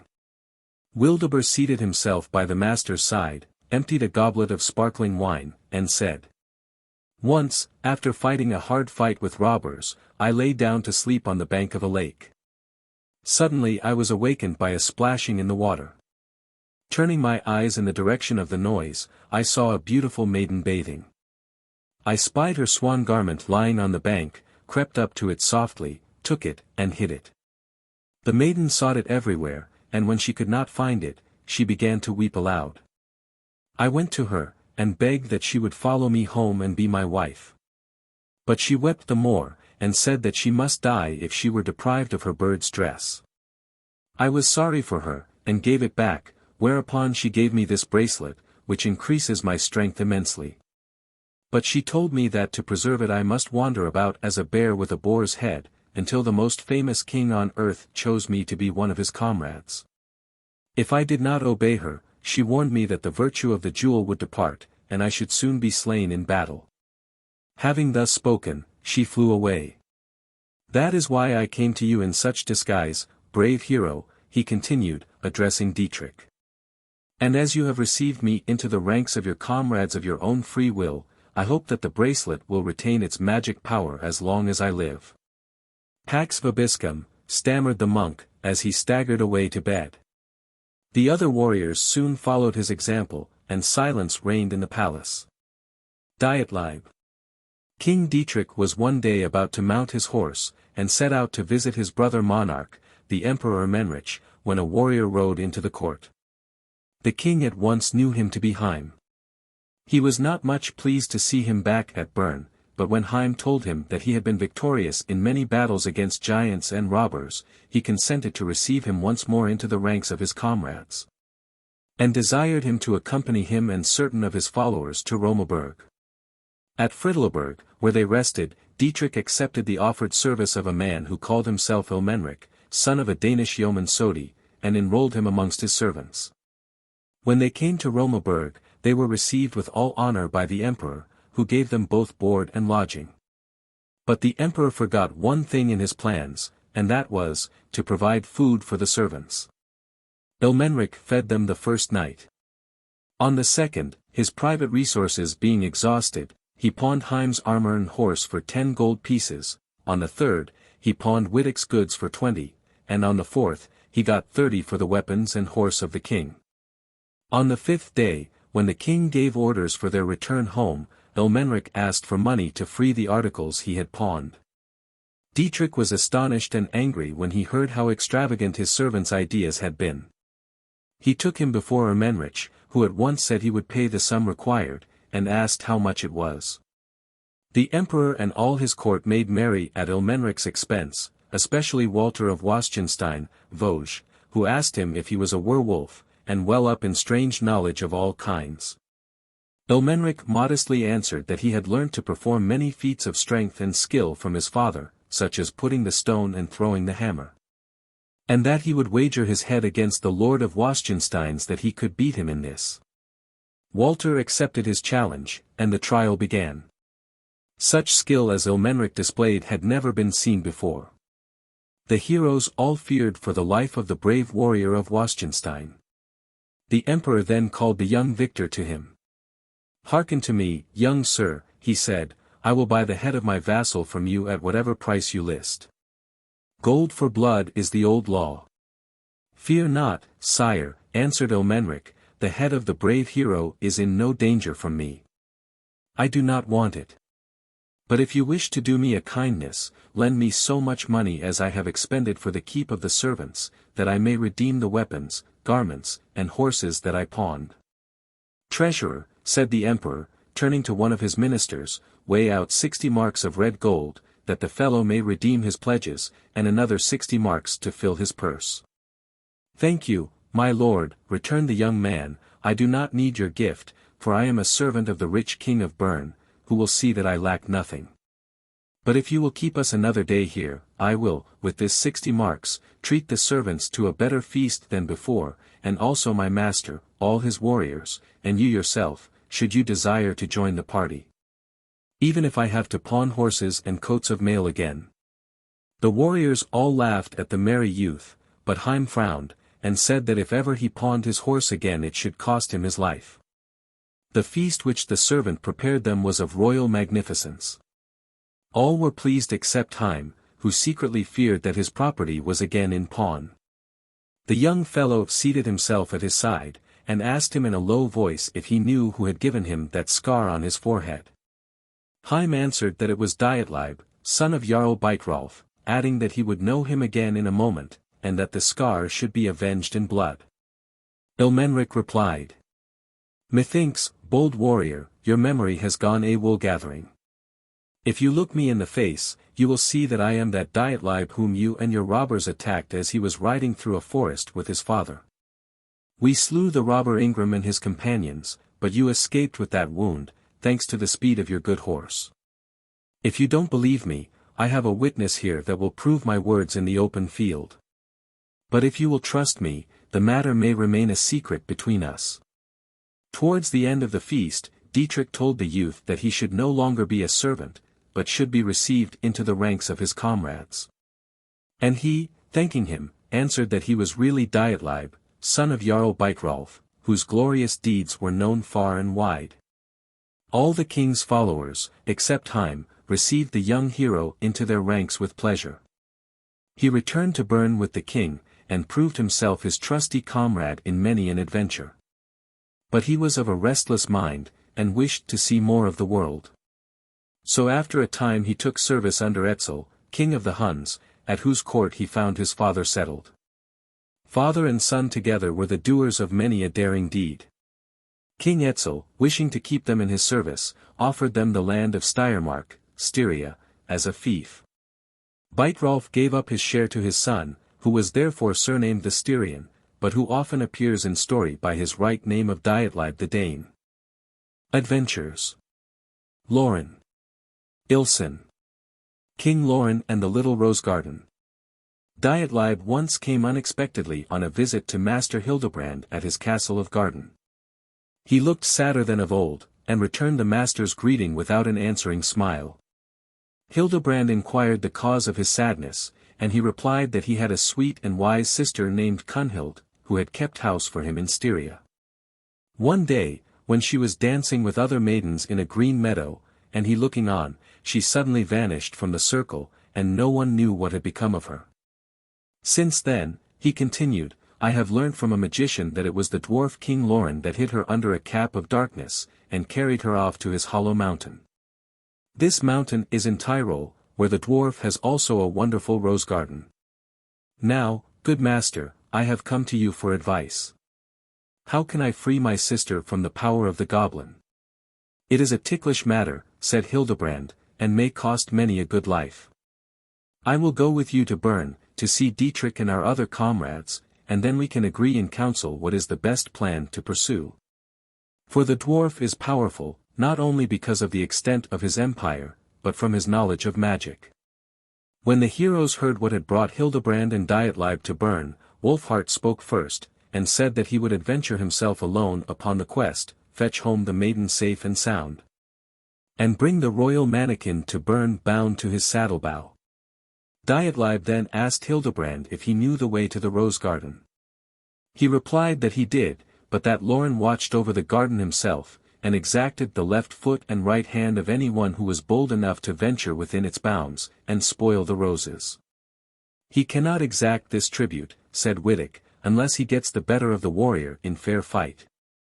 Well then, added the king, we will not touch the lovely flowers. All we want is to save our friend's sister from the hands of the dwarf, and that is a labor beseeming a warrior. The heroes all swore to do no hurt to the garden, and then Hildebrand consented to be their guide. The adventurers were Hildebrand, Dietrich, Dietrich, Wittig, and Wolfhart. Their road led them northward among the wild mountains, and over crevasses, ice, and snow. It was a perilous way they trod, but they recked nothing of fatigue or danger, for their hearts beat high with hope. At length they reached the garden, a lovely place, where spring reigned eternally, making it a flowery oasis in a wintry desert. The heroes feasted their eyes on the beautiful sight, and felt as though they had reached the gates of paradise. Wolfhart was the first to break the spell. Setting spurs to his horse, he called to his comrades to follow, and galloped towards the garden. His mad career was soon checked by an iron door with golden letters inscribed on it. He tried to break open the door, but in vain. His comrades came to his aid, and the door was at last beaten in by the 4 strong men. The garden was still defended by a golden thread, such as used to surround the palaces of the Ausace in the olden time. The warriors trod down the thread, and then, in spite of Hildebrand's warnings, began to pluck the roses and trample the garden. Dietrich did not join in the work of destruction, but stood apart under a linden tree. Suddenly Hildebrand called out, "Draw your swords. Here comes the master of the garden." They all looked up, and saw something bright advancing rapidly towards them. Soon they were able to distinguish the form of a horseman riding a steed that was swift as the wind. He was small of stature, and habited in a complete suit of armor. His helmet was of specially beautiful workmanship, and was further adorned with a diadem of jewels, in the midst of which a carbuncle blazed like a sun. On beholding the damage that had just been done, he drew rein, and exclaimed angrily, "What harm have I ever done you, robbers as you are, that you should thus destroy my roses? If you had aught against me, why did you not send me a challenge like honorable men? You must now expiate your crime by each giving me his right hand and left foot." "If you are King Loren," answered Dietrich, "we do indeed owe you reparation, and will pay you a fine in gold, but we cannot afford to lose our right hands, for we require them to wield our swords. And as to our left feet, we could not well ride were we deprived of them." "He would be a coward who talked of paying any fine except in blows," cried Wolfhart.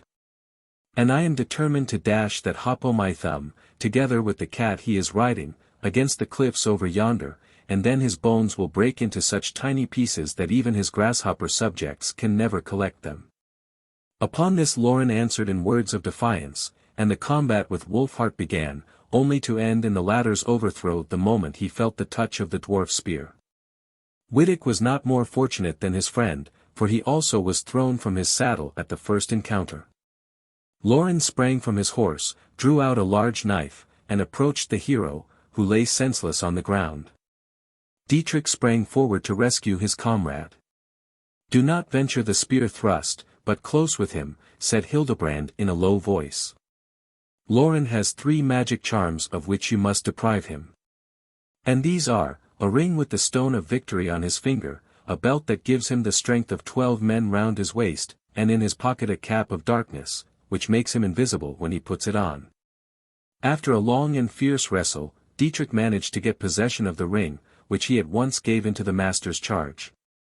Again the combat raged, neither side gaining any advantage. At last Dietrich begged for a short truce, which Loren granted. The truce over, the two kings renewed the fight. Dietrich caught Loren by the belt, and at the same moment the latter clasped him round the knees so tight that he fell backwards. The violence of his fall broke the belt he was holding, and it slipped from his hand. Hildebrand then rushed forward and caught it before the dwarf could pick it up. No sooner was this done than Loren went out of sight. Dietrich still felt the blows he gave, but could not see him.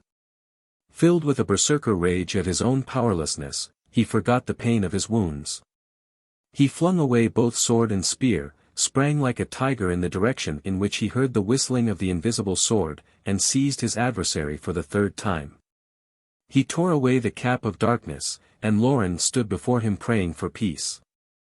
"I shall first cut off your right hand and left foot, and then your head, and after that you may have peace," cried the angered hero, setting off in pursuit of the dwarf, who now took to his heels.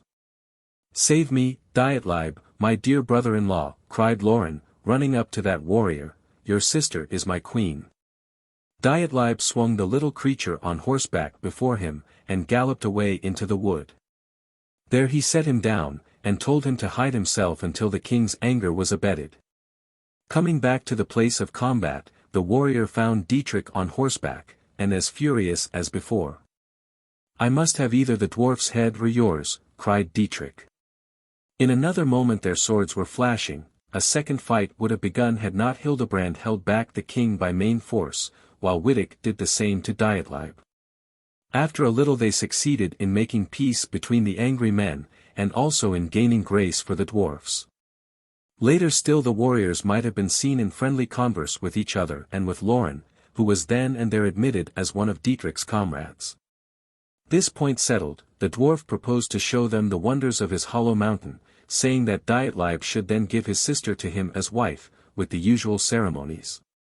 "It is the old law," answered the hero of Steirland, that when a maiden has been carried away from her home and is recovered by her friends, she should have free choice given her either to remain with her husband, or return to her people.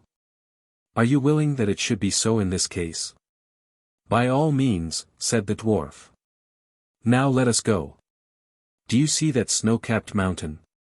My palace is there, so to horse, that my eyes may no longer be pained by seeing the wreck you have wrought in my garden. The roses will bloom again in May. The journey to the snow-capped mountain was much longer than the warriors had imagined. It lasted till noon of the following day. Below the snow, they came to a meadow that was as beautiful as the rose garden. The air was filled with the perfume of flowers. Birds were singing in the branches, and little dwarfs were to be seen hurrying to and fro. They followed Loren into the dark entrance of his underground kingdom. The only one of their number who felt the least distrust was Wittig, who had not forgotten the thrust of the dwarf king's spear. In King Loren's realm, a soft twilight reigned in the vast hall of the palace to which they now came. The walls were of polished marble, inlaid with gold and silver. The floor was formed of a single agate, the ceiling of a sapphire, and from it there hung shining carbuncles like stars in the blue sky of night. All at once it became light as day. The queen came in surrounded by her maidens. Her girdle and necklace were jeweled, and in her coronet was a diamond that shone like the sun, bringing the brightness of day wherever it came. But the lady herself was more beautiful than aught else. None could take their eyes off her face. She seated herself beside Loren, and signed to her brother Dietrich to sit down at the other side of her. She embraced him and asked him many questions about her old home and friends. By this time supper was ready. Loren was a perfect host, and his guests were soon quite at their ease. Even Wittig forgot to be suspicious. When the meal was over, the dwarf king left the hall, and Dietrich seized the opportunity to ask his sister whether she was willing to remain in that underground paradise as its queen. She answered with tears that she could not forget her home and friends. That she would rather be a peasant girl in the upper world than a queen among the dwarfs, and that though she must admit that Loren was very good and kind, yet he was not as other men. Dietrich then promised to save her, or lose his life in the attempt. Loren now returned, and asked the hero if he would like to retire to his bedchamber. He took him there, and remained talking with him for some time. At last he told him that his comrades were all condemned to death, and that he had only spared him because he was his brother-in-law. Traitor, false dwarf, cried Dietrich. I live and die with my comrades, but you are in my power. He started forward, but the dwarf was gone, and the door was shut and locked on the outside. Loren then returned to the hall, filled the goblets of the warriors from a particular jar, and entreated them to drink the wine, which would ensure them a good night's rest. They did so, and immediately their heads sank upon their breasts, and a heavy drugged sleep fell upon them.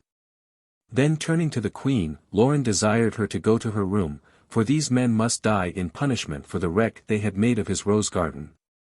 Adding that her brother was safely locked up in a distant room, that he might escape the fate of his comrades. Brunhild wept aloud, and said that she would die if he carried out his cruel purpose.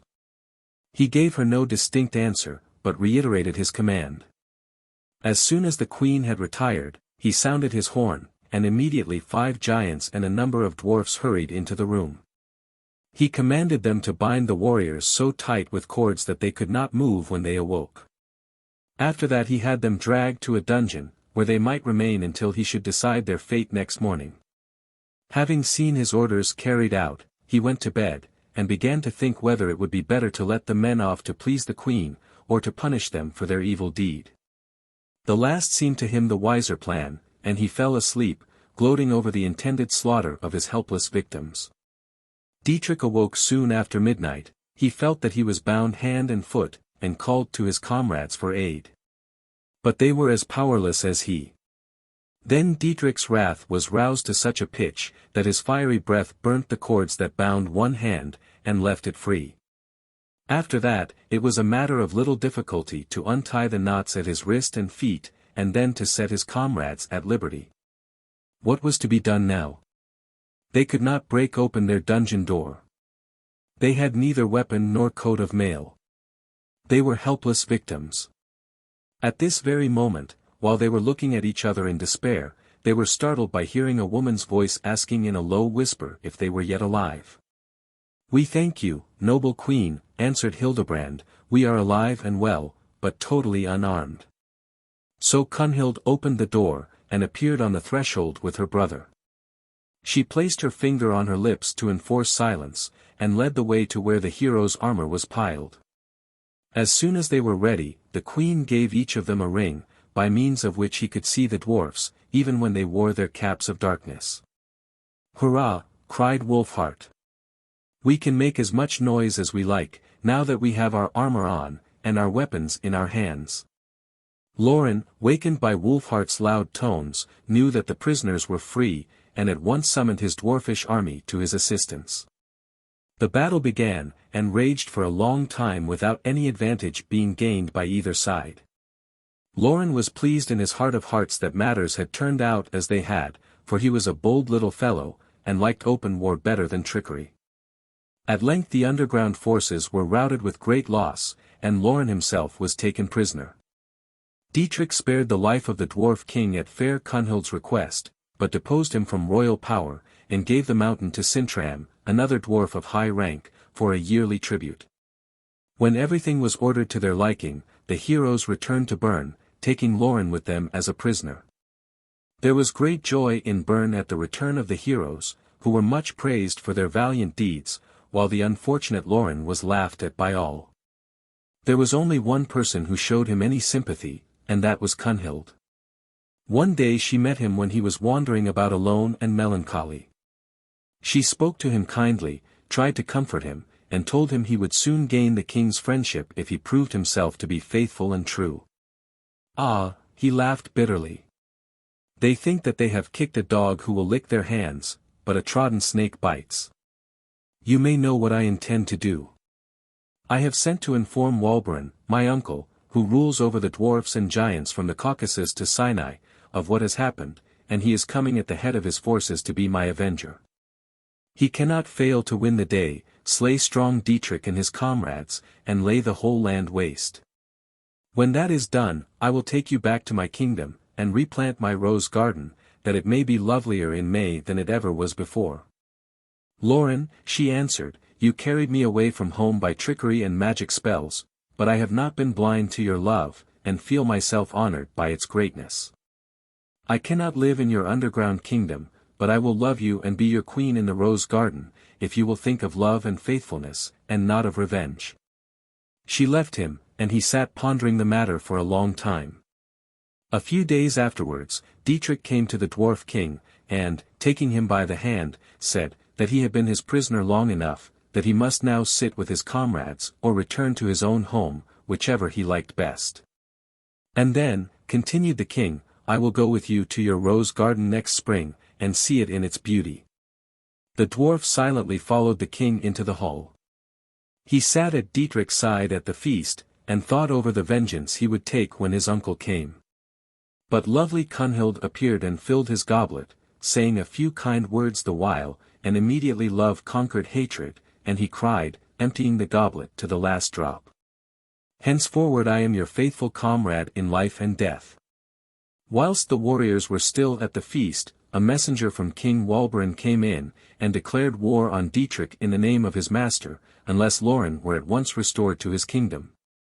And unless the hero of Bern sent Walbren all the money and all the weapons in the country, as well as the right hand and left foot of every warrior who had taken part in the destruction of the rose garden.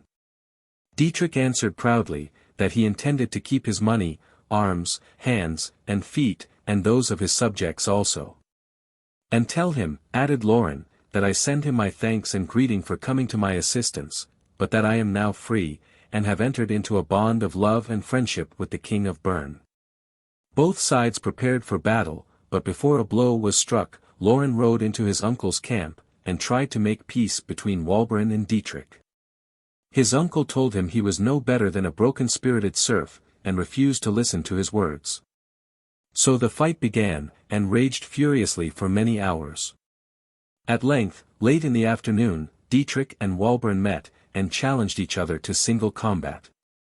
It was a terrible struggle, both kings were severely wounded, and it seemed to the onlookers as if both must die.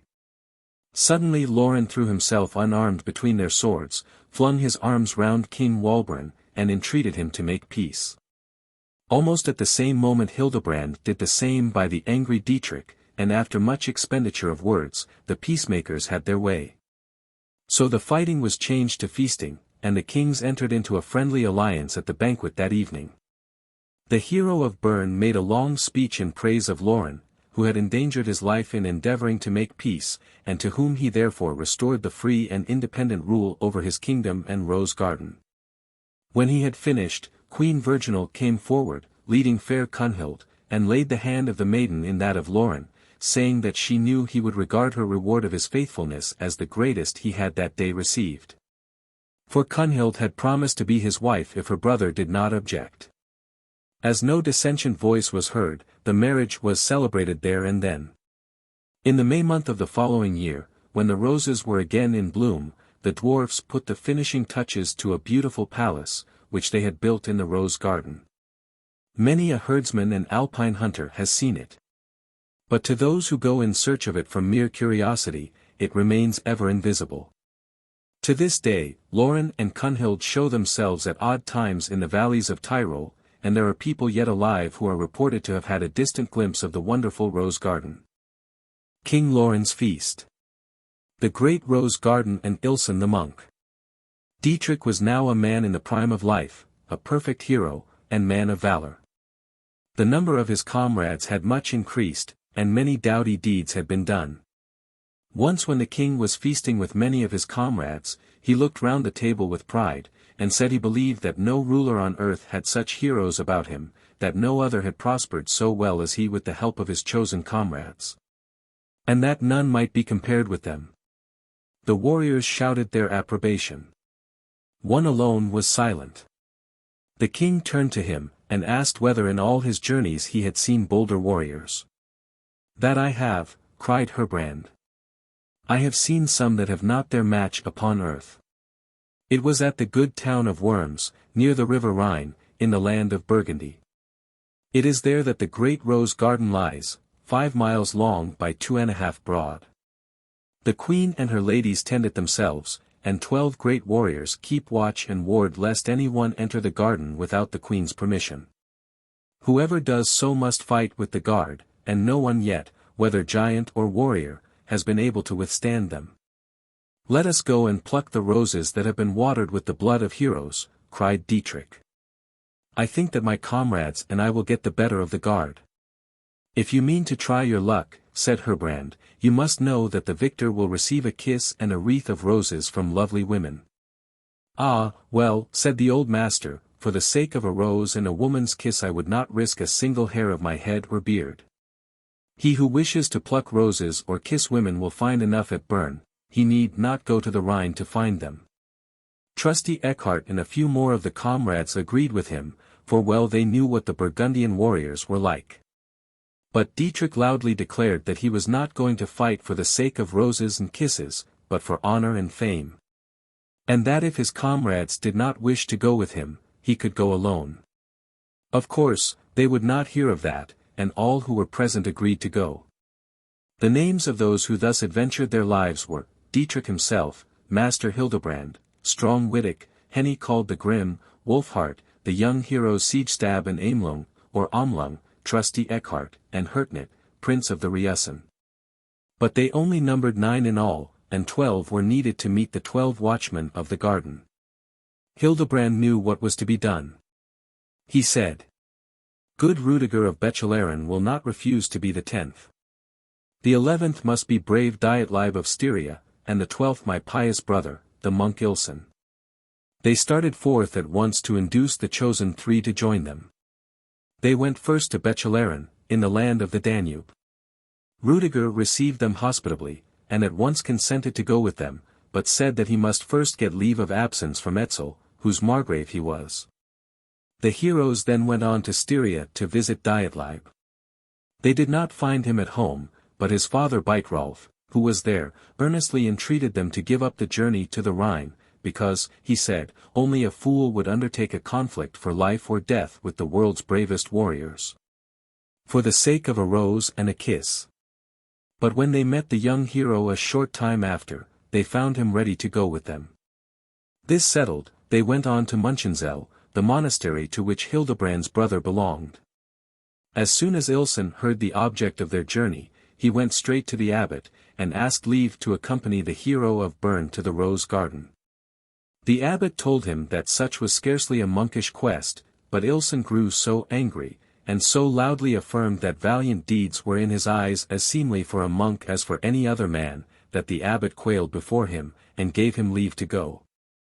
So Ilsen donned his armor under his monkish dress, and started with his friends. His heart beat high with joy that he was again bound on one of Dietrich's adventures, while his brother monks stood by and shook their heads, saying they feared it would not end well, seeing it was no saintly quest, but a worldly.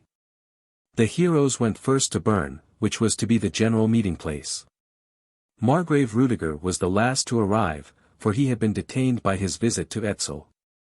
Rudiger was now sent on before the others as ambassador to King Gibic at Worms, to inform him of their intended invasion of the Rose Garden.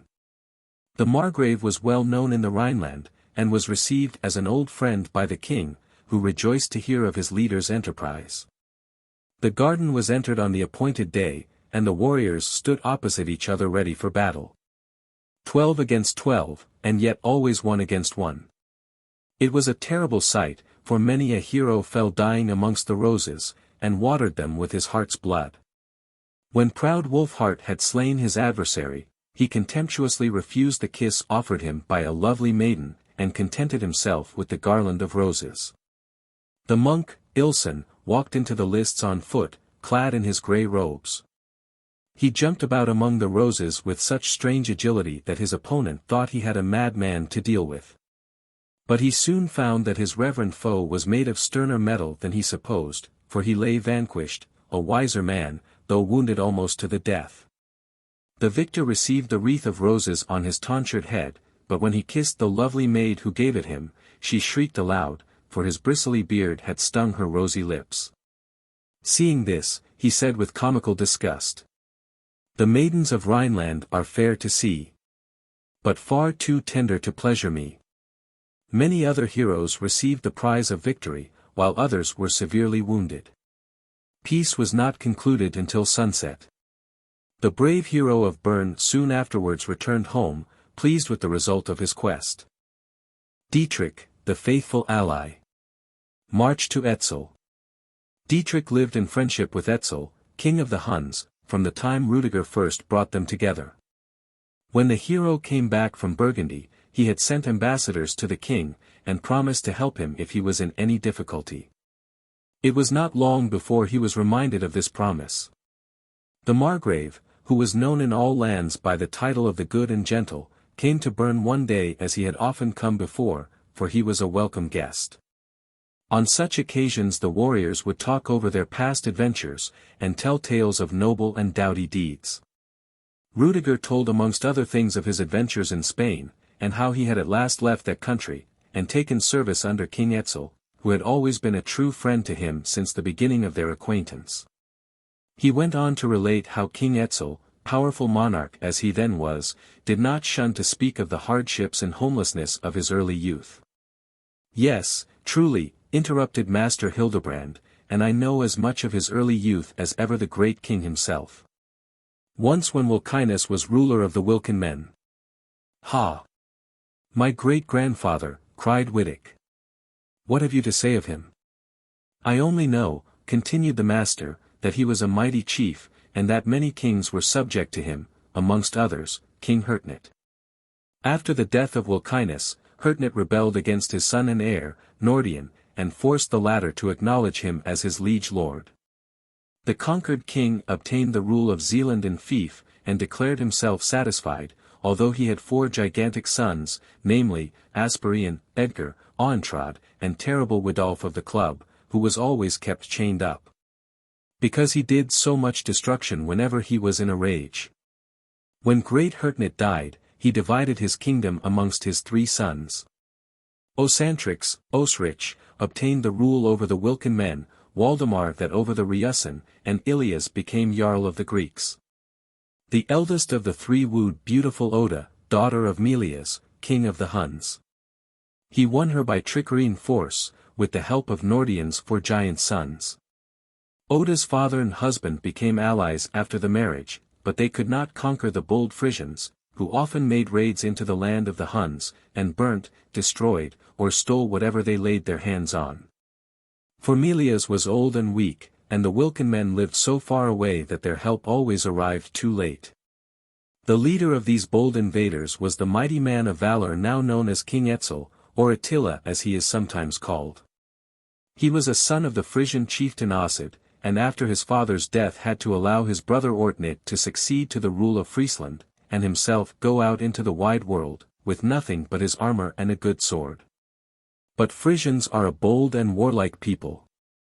Many of them joined themselves to the young hero, and accompanied him in his Viking raids into the neighboring land of the Huns.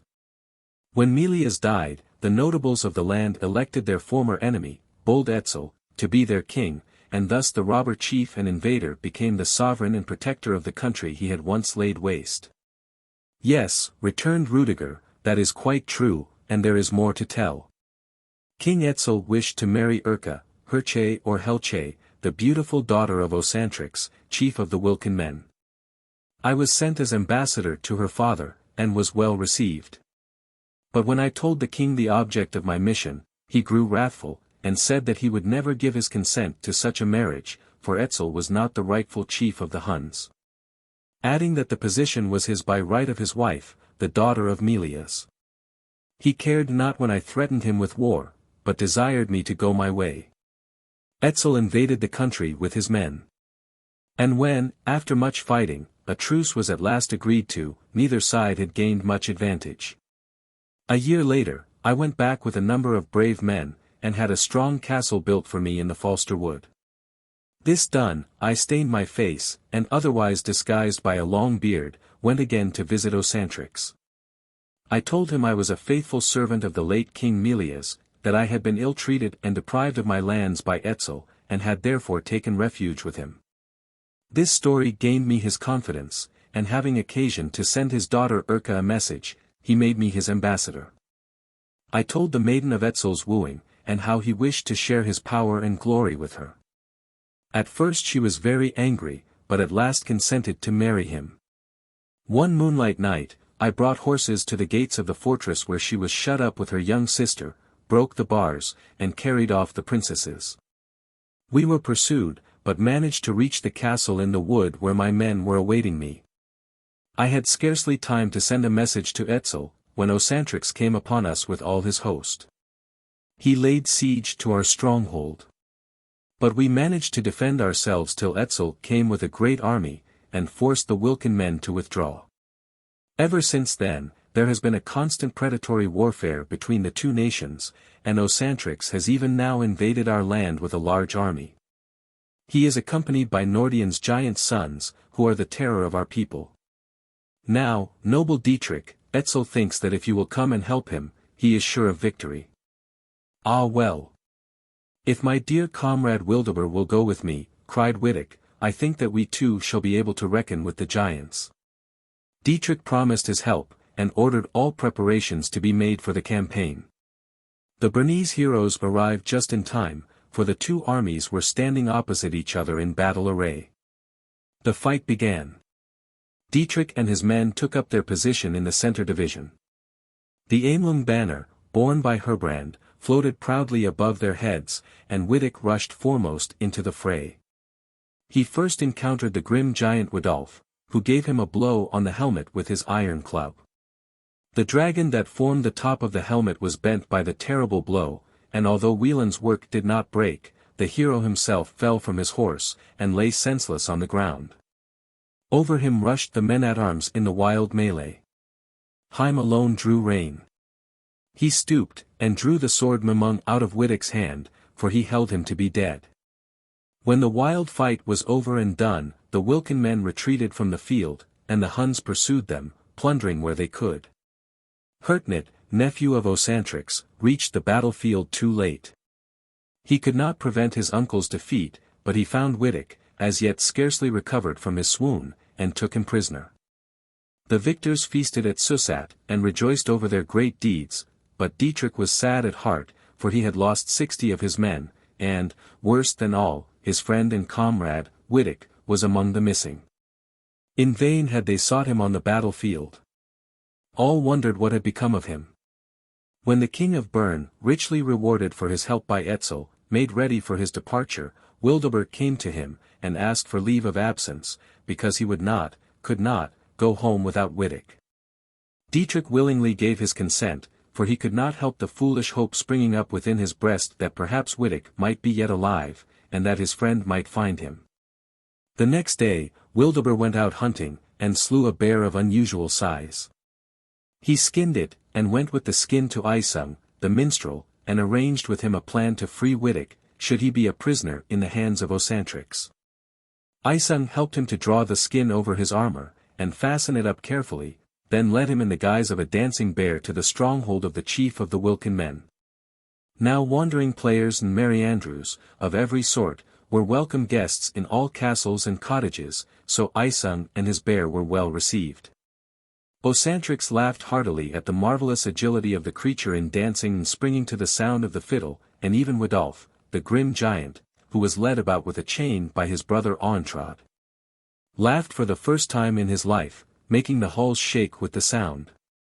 Suddenly it occurred to the king that it would enhance the sport to set his 12 boarhounds on the bear, to see how strong it was. Isung vainly entreated the king to forbear the cruel sport, alleging that his tame bear was worth more to him than all the gold in the royal treasury, but Osantrix was not to be persuaded. The great dogs were loosed, and the barbarous sport began. To the astonishment of all, the boarhounds were either worried or smitten to death by the bear. Osantrix sprang angrily to his feet, and slashed at the creature's shoulder with his sword. But the steel armor under inside the bearskin saved the hero's life. Another moment, and the bear had wrenched the sword from the king's hand, and split his head open. The second blow did to death grim Widolf, the third his brother Auntrad. Isung stood staunchly by his friend when the Wilken men sought to avenge their king. The courtiers, however, soon took flight in deadly fear of the player and his wild beast. Wildebert now threw off the bearskin, took the helmet off one of the giants, and fully armed, set out in search of Wittek. The heroes searched the palace. They found Wittek's good steed scheming, and his armor. But neither him nor the sword Mimung could they discover. At length they lighted on him in a damp, dark dungeon, chained to a wall, and grown so pale and thin as to be hardly recognizable. Fresh air, food, and wine soon made a change in his appearance. He put on his armor, and sadly took another sword, saying that none could be as good as Mimung. Now let us begone, said Isung, lest the Wilken men should come back. So Wildebert and he helped themselves to horses from the royal stables, and the 3 heroes galloped away. Of a truth, cried King Etzel, when he heard their story, you are bold men. You have done me good service, and have brought the war to an end unaided. The Lord of Bern is richer than I, in that he has comrades who willingly venture their own lives to serve a brother in arms. He kept the heroes for several days to recruit their strength, and then sent them home laden with rich gifts. Dietrich was overjoyed to see his brave warriors again, and showed them honor in many ways. But noticing that trusty Wittek was silent, and had no appetite for wine or food, he asked him what ailed him. And Wittek answered that he sorrowed for the loss of Mimung, his father's best gift, and would go in search of it though he had to wander through every land. I have a notion that you need not take so long a journey, replied the king, for I cannot help thinking that the sword Heim wears is as like Wieland's work as one drop of blood is like another. The conversation was interrupted by the arrival of 2 warriors in rich armor, who had been sent by the Emperor Menrich, Dietrich's uncle, to tell the hero that Jarl Rimstein, his vassal in a great fief, had revolted against his authority. Ermenrich, therefore, entreated his nephew's aid, and Dietrich promised to help the emperor march against Rimstein. Before starting, Wittek said that he could not go to Rimstein without his sword, and Heim refused to give it up, alleging that it was his by right of war. But the king smoothed matters for the time by desiring Heim to lend it to his comrade during the campaign. The warriors set out.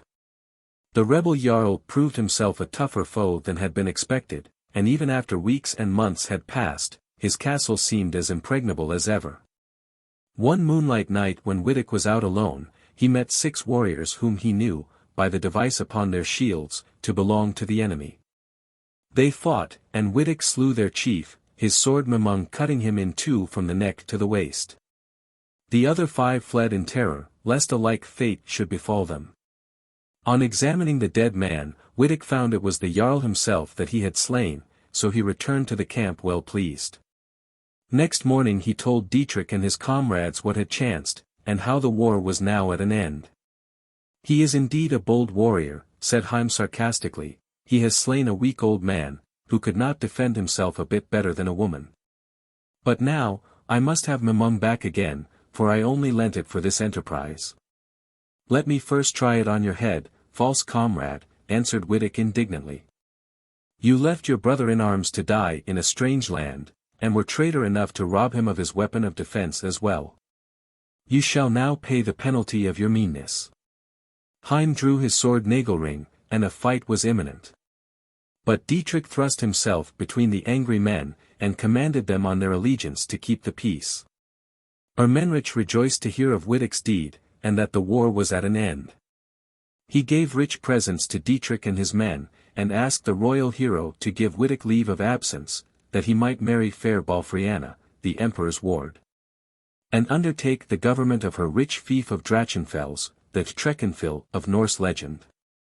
Dietrich was pleased at his comrade's good fortune, and at parting, he merely reminded him of his oath of fidelity, which the hero at once renewed. Not long afterwards Wittek was married to Balfriana, and was endowed by the emperor with the great fief of Drachenfels, which extends to Friedleberg, Friedberg, and far beyond the eastern mountains. So Wittek became a mighty chief, as he had told his father that he would. Heim also, when his father Studas died, went to Ermenrich's court to take the oath of allegiance. He received other lands from his imperial master, and, what he liked still better, much red gold besides. Ermenrich turns against the hero of Bern. The Harlungs. Ermenrich had a great and mighty empire. His land stretched out to the east and west, and many kings owed him fealty.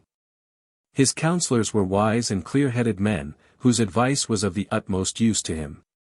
Chief among these was Sibik, the marshal of the realm, who was helped in his arduous labors by Reibstein, the head of the royal household, and his constant companion. These men had always used their influence with the emperor to keep him true to his alliance with his nephew, the king of Bern, of whom, in his heart of hearts, his imperial highness was not a little jealous. But a great change was soon to take place in the policy pursued at Romelberg. Sibik had a young and beautiful wife, of whom he was very fond. Now Ermenrich once sent him away on a long journey, and during his absence did him foul wrong. When the marshal returned, and heard from his weeping wife of the emperor's treachery, he was filled with wrath. At first, he snatched up a dagger to kill his foe, but restrained himself, for he had thought of a subtler mode of vengeance. He desired to make the emperor the murderer of every member of his family, to deprive him of all his allies, and finally have him assassinated. It was a plan worthy of the devil himself, and was carried out with great craft and intelligence. Sibika's first step was to buy over Reibstein to his design, which he did for a large sum of money, avarice being the man's weak point. This done, Reibstein agreed to write letters to the emperor as if from the Duke of Tuscany, the Count of Ancona, the Prince of Milan, and others, warning him that his son Friedrich was plotting against him. The evil deed was easily accomplished, as Reibstein had copies of all the coats of arms and seals used by the grandees of the empire. Ermenrich was naturally of a suspicious disposition, so he readily fell into the snare laid for him. He consulted Sibik as to what were best to be done, and the false counselor advised him to send Prince Friedrich with a letter to Jarl Randolt, ostensibly to demand payment of the tribute the Jarl owed, but really containing an order that the prince should be slain. The emperor did as he was advised, and Sibik took care that the deed should become generally known. A cry of horror went through the land, and Ermenrich was hated by all. Reginbald, the second son, met his death in a different fashion. He went down in the rotten ship in which his father had sent him on a pretended mission to England. One son alone remained, Randwer, the third and youngest, a high-spirited, handsome youth, in whom there was no guile. That helped him nothing, however. One day, in the innocence of his heart, he gave his young stepmother Swanhild a bunch of flowers, when they were out hunting with the whole court, and Ermenrich, whose mind had been poisoned by false Sibic, ordered Swanhild to be trampled under foot by horses, and Randwer to be hung. His commands were obeyed. He was now alone in the world, a childless old man. "Well, Reibstein," said the marshal to his accomplice, "we are getting on very well. The emperor's only remaining heirs are the Harlungs, Imbrique and Fretel, who live at Breisach, on the Rhine, with their governor Eckhart, and then Dietrich of Bern. The Harlungs and the hero are both brothers' children. You were not born and brought up in Romaberg, so I will tell you the story. Ermenrich's grandfather left 2 sons besides him, namely, Dietmar, the father of Dietrich, who received the kingdom of Lombardy, and Dieter, surnamed Harlung, who during his father's lifetime received the Breisgau and an enormous hoard of red gold. Now listen to this. If we can only get rid of the Harlungs and the hero of Bern, yes, open your eyes and ears as wide as you can, you and I can divide between us the inheritance of Ermenrich." Reibstein jumped at the proposal as a fish jumps out of the water with joy on a bright day.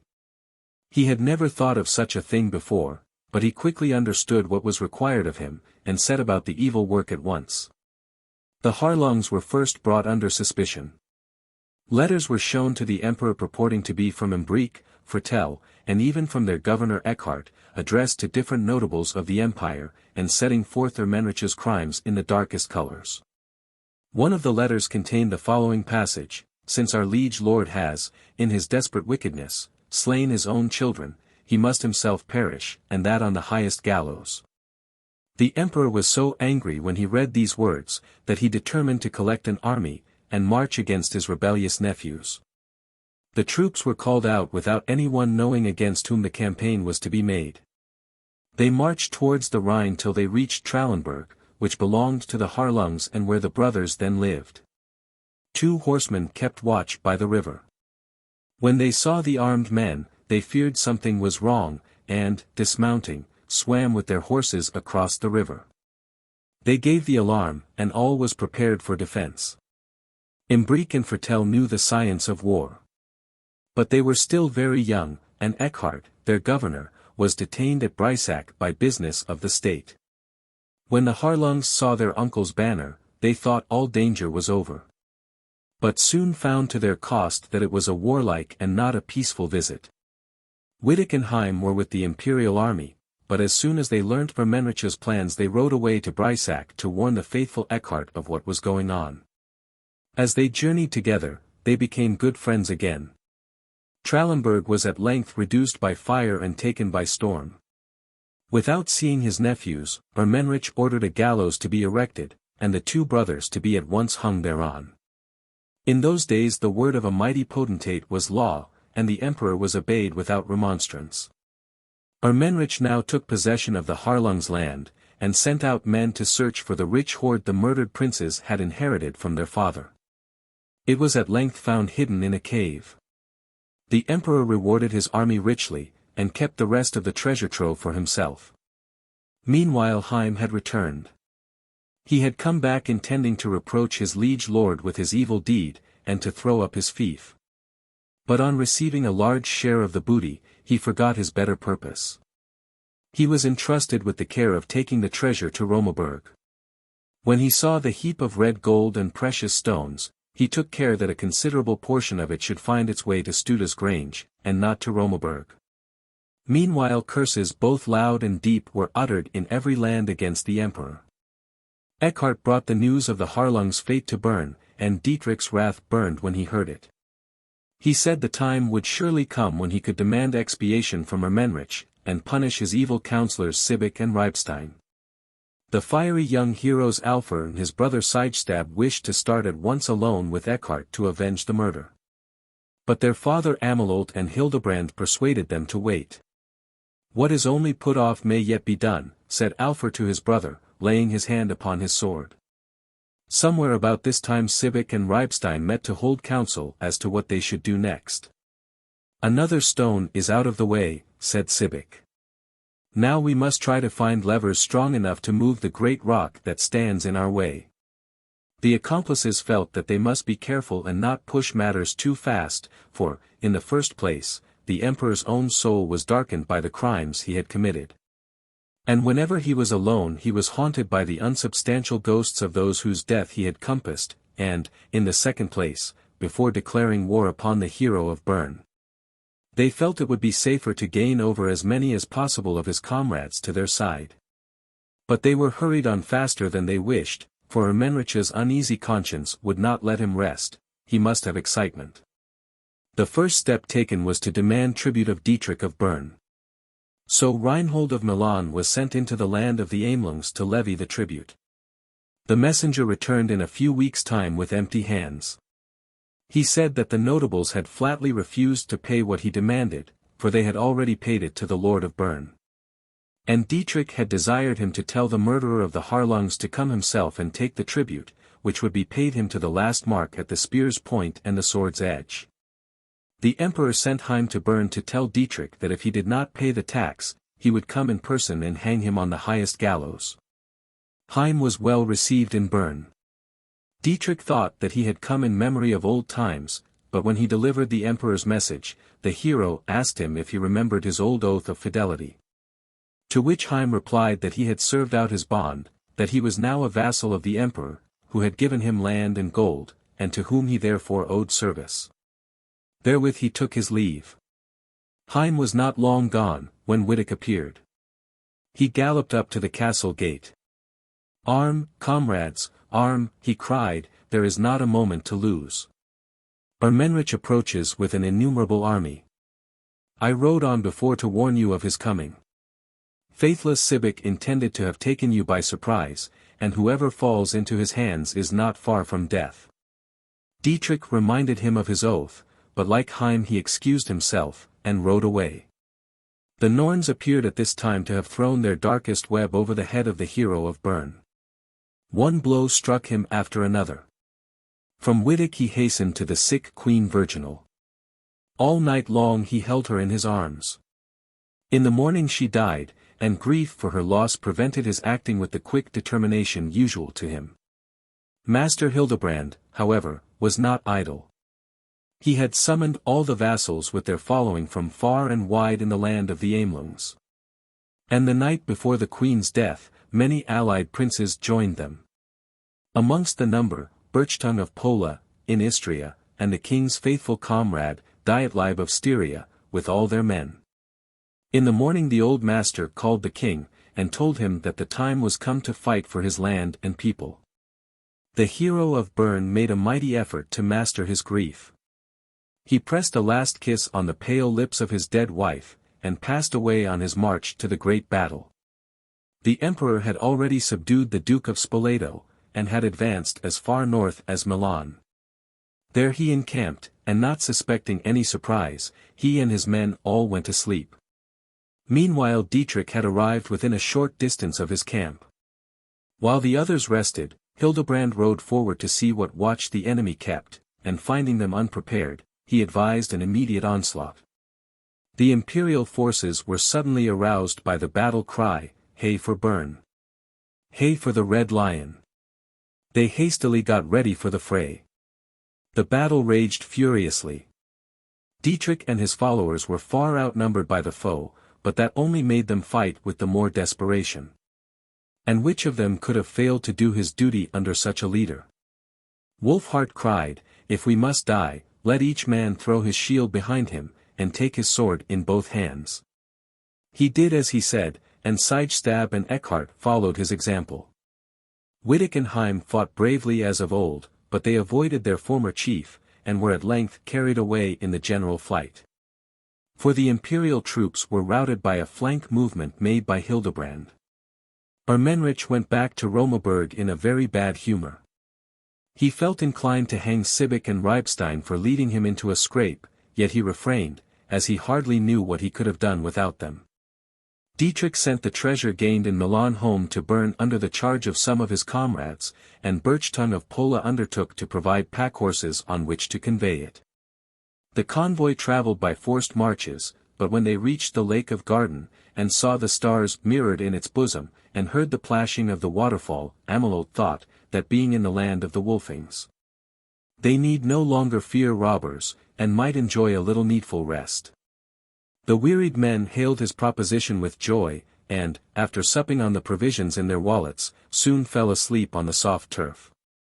Hildebrand with 10 of his followers tried to keep awake, but they were so tired that the sound of the murmuring water acted on them like a lullaby, and soon they were sleeping as soundly as the rest. At daybreak they were roughly wakened. Wild faces glared upon them, strong hands bound them, and scornful laughter echoed in their ears. 4 of the warriors, who had sought to defend themselves sword in hand, were cut down. The others were all bound and carried away with the treasure. They had not been prisoners long before the comrades saw that they had fallen into the hands of their deadly enemy, faithless Sibik. He had heard of their journey in charge of the treasure, and had brought his troops by sea to Garden, had lain in wait near the lake, and had then fallen upon the sleeping men. Thus it was that the brave heroes were conquered by cunning. One warrior had escaped the common misfortune, and this was Dietlib, the hero of Styria. He was sleeping in a thicket a little apart from the rest, when Sibika's men fell on the camp.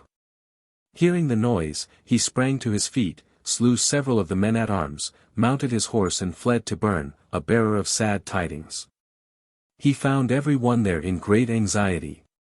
Ermenrich had again invaded the country, had taken Milan, Raben, Ravenna, and Mantua, and, worse than that, many of Dietrich's men had deserted him, and joined the enemy. The warriors who preserved their faith, and were determined to die with their lord if needful, were few in number.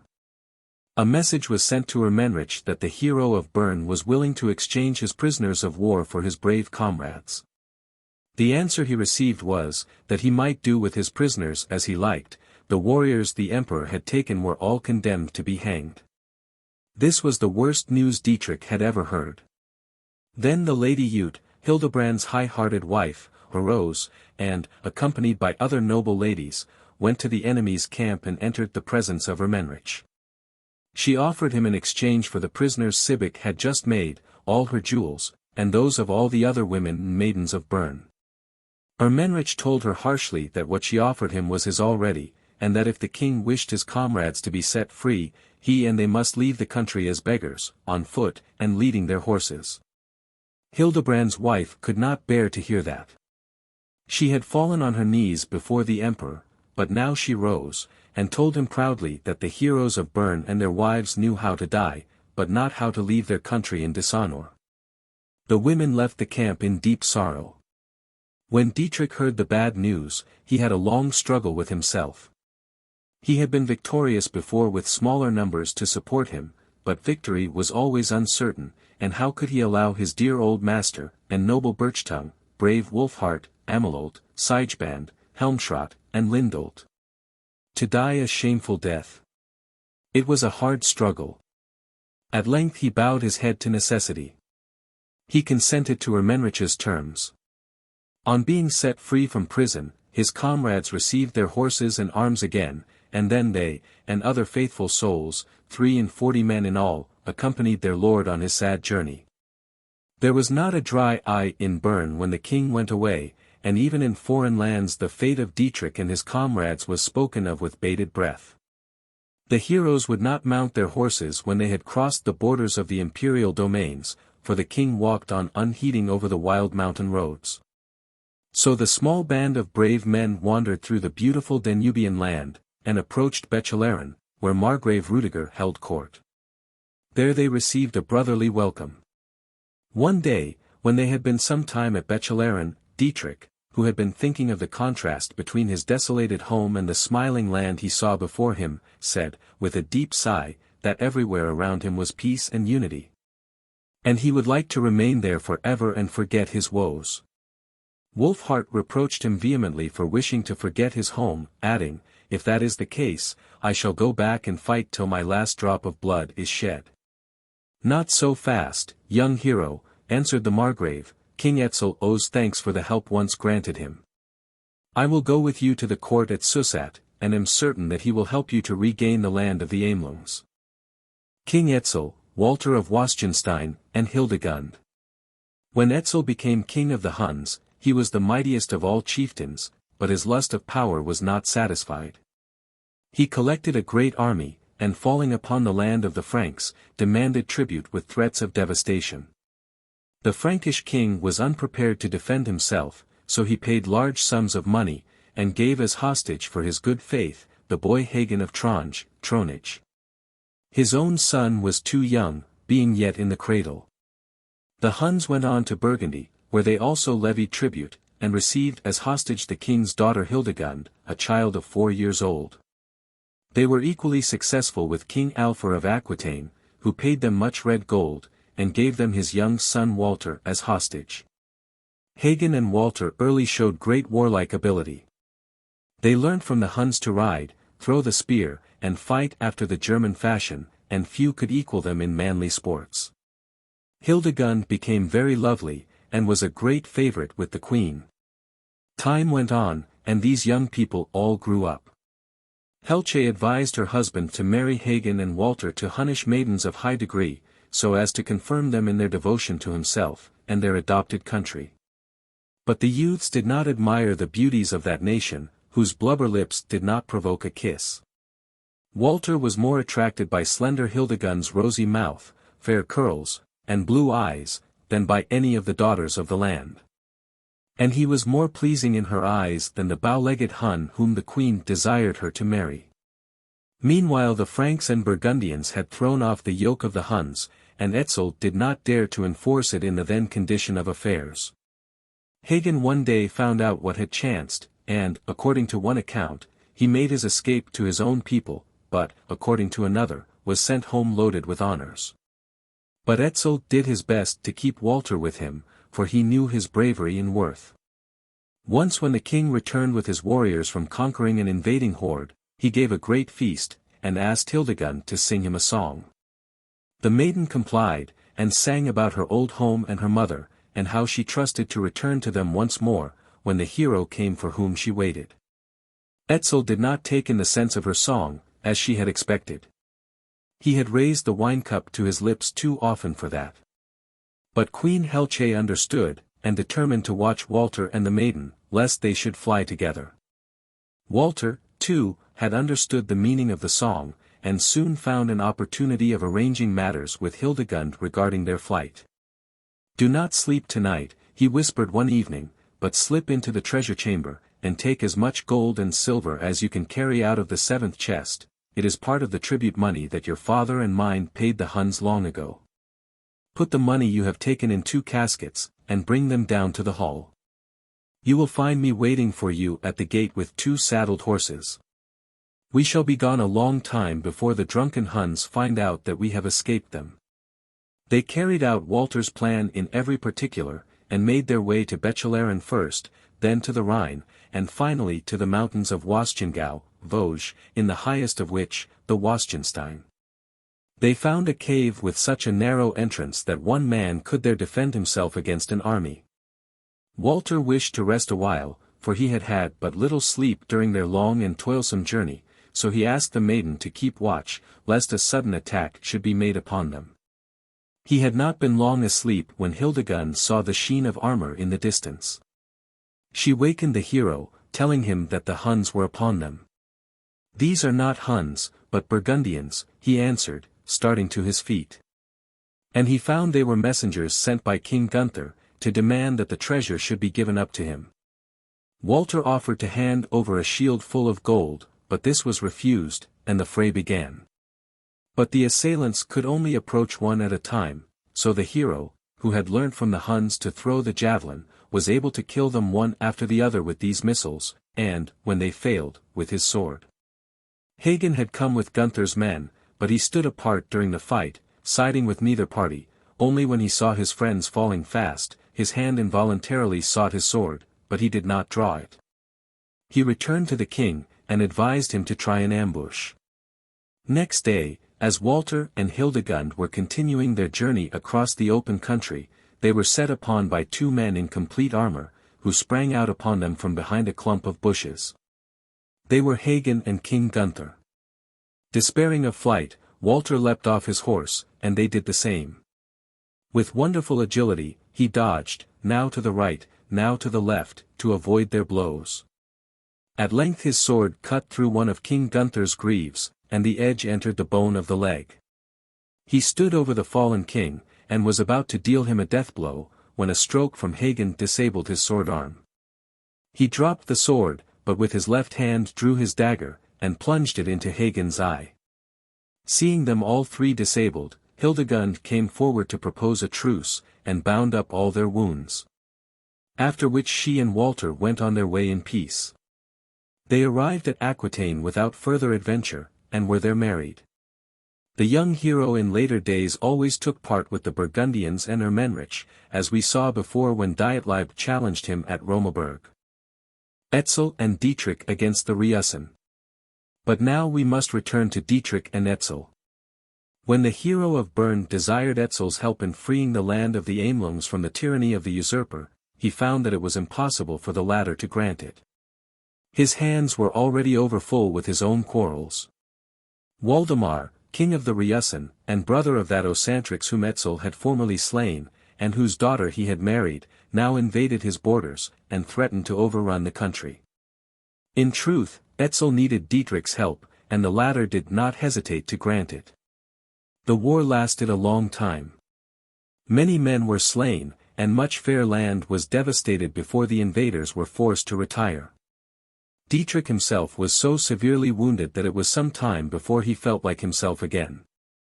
There was one thing which happened during the war that saddened and shamed honest Margrave Rudiger, and that was the remembrance of the way in which Etzel had on one occasion fled before Waldemar, thereby proving the latter the better man.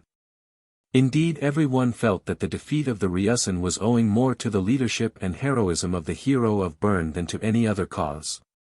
Etzel pursued the enemy within their own borders, and forced them to pay him tribute. Dietrich was held in high honor by the Huns, but they did not see the advantage of helping him to regain his own land, and he felt sad at heart. At last Queen Helce thought of a way to make him happy. She proposed to give him her beautiful niece Herat to wife, and then they might rule together over the princess's fair land of Transylvania. Dietrich and Herat made no objection to the marriage, which was soon afterward celebrated. But Etzel erred in thinking that the hero of Bern would ever be content to sink into the position of a vassal of the Hunnish Empire. Neither he nor Herat were made of such slight stuff, and Etzel was obliged after all to give the help he had before refused. The Raven fight, Battle of Ravenna. Dietrich goes to Bern. Going back to Bern. Dietrich is going to Bern. We are to have a campaign in Lombardy, was the cry which rang through the land of the Huns. Yes. Dietrich was really going back, accompanied by many brave comrades new and old, and at the head of a large army. Even Etzel's two sons, mere boys as they were, insisted on going too. The line of march lay through the great mountains and fair plains of Lombardy. Amelult, Amelung, and Hildebrand, at the head of the Wulfings, stormed Garden, and took the fortress. But the old master had not time to stay and embrace the Lady Ute and his son Hagebrand, for they were not in the castle at the time, and he had to rejoin the army without delay. He came up with the rest at Padua, which Dietrich failed to subdue. The army, leaving Padua behind it, moved on to Bern, from which Dietrich heard that Ermenrich's men had been expelled by the citizens. At length the hero was at home in his beloved Bern, where he was received with great rejoicings. He had not long to rest. For a few days after his arrival, Ulfr came, bringing a message from Duke Friedrich of Ravenna, that the Emperor Ermenrich was besieging his town, therefore he begged the hero's assistance. The Bernese forces made a rapid march, and arrived unexpectedly in the neighborhood of the imperial army. It was of no use to send out scouts. The foe lay hidden in every thicket. Dietrich asked his heroes which of them would undertake to gain the enemy's outpost, and immediately young Alfart, the Lady Uda's foster son, declared himself ready. Others wished to have the duty, but he had spoken first, and it was given to him. Alfart's death. The youthful hero rode on towards the dangerous outposts. Suddenly, spears and arrows rained round him, and fell rattling from helm and shield. But they did no harm, for his armor had been made by dwarfs. The enemy's leader rode up to him, and desired him to yield, saying that he might give him his sword without shame, for he was Duke Wulfing, and would return the weapon to Alfart when he was ransomed. "What?" cried the hero, "are you Duke Wulfing, the only traitor of our race? You shall have your wages here today, and from my hands." The combat between the two men was short. Alfart slew his opponent. Upon this, the duke's retainers hastened up to avenge him, but the young hero killed half of them, and put the rest to flight. "A spirit from the nethermost hell has come to fight for Dietrich," cried the men-at-arms. "It slew more than 50 of us single-handed, and we ourselves hardly escaped with our lives." "Do you not know that the hero of Bern is a son of the devil?" was the answer. "And what is more natural than that a father should come to his child's assistance? No mortal man can be expected to fight with such a foe." "I will go out and see if it be not made of flesh and blood," cried stout Wittek. "Even though it had all hell at its back, I care not, I must have a turn with it."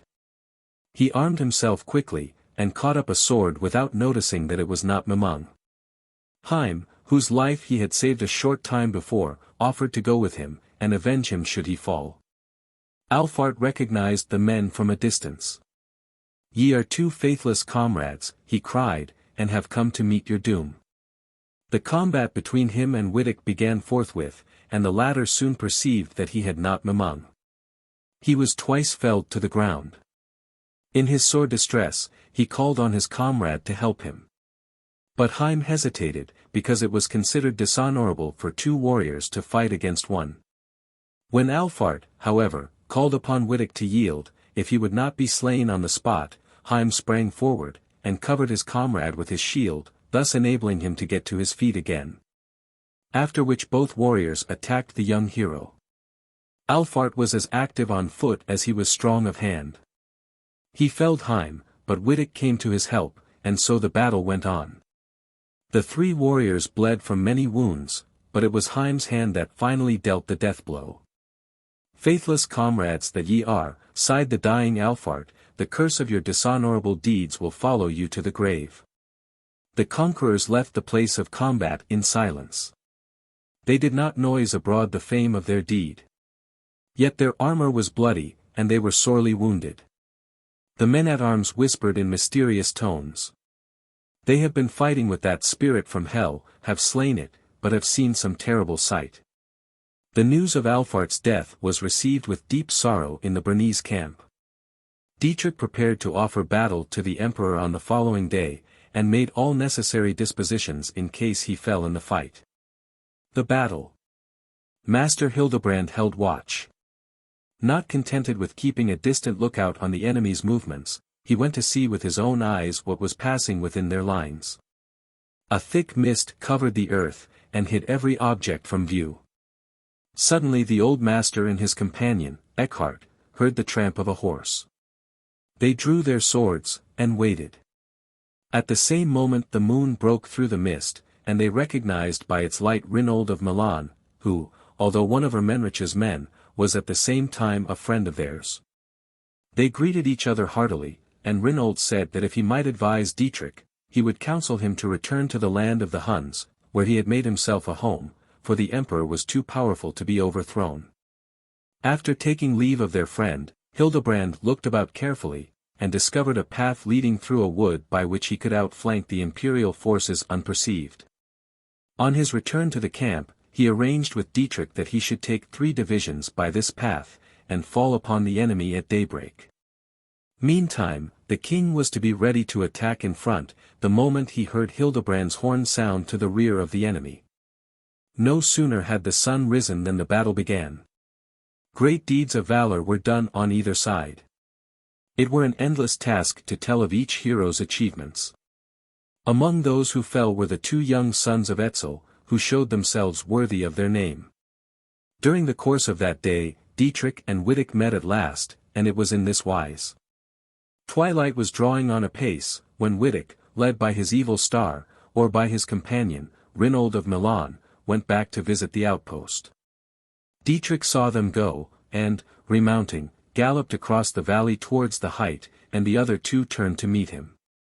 When Wittek saw the king riding towards him, his face distorted by the angry spirit that possessed him, and his breath issuing from his mouth like flames of fire, a terror he had never known before overmastered him. He turned his horse and fled, followed by Rinold. "Halt, cowards, halt," cried the king. "2 against 1. Surely ye are strong enough." "Halt, comrade," said Rinold, "I cannot bear the shame of this." Wittek turned. But no sooner did he see the terrible face and flaming breath of his old leader, than he fled once more, leaving Rinold alone to bear the brunt of the attack. "Stop, traitor," shouted Dietrich. "You have the sword Mamung in your hand, with which you once conquered me at Bern, and do you now fear to stand?" But Wittek, by encouraging words, and a free use of the spur, urged his noble steed to a yet swifter pace. The king did the same, and Falcon was even fleeter than Wittek's gallant charger. The surf might now be heard beating on the seashore. The fugitive warrior reached the strand. He could fly no farther. And behold, at the same moment, 2 white arms and a woman's head rose out of the waves. "Watchild, ancestress, save me, hide me from that spirit of hell," he cried, and took the terrible leap. And Watchild received him in her arms, and bore him to her crystal hall at the bottom of the sea. Dietrich did not hesitate to follow.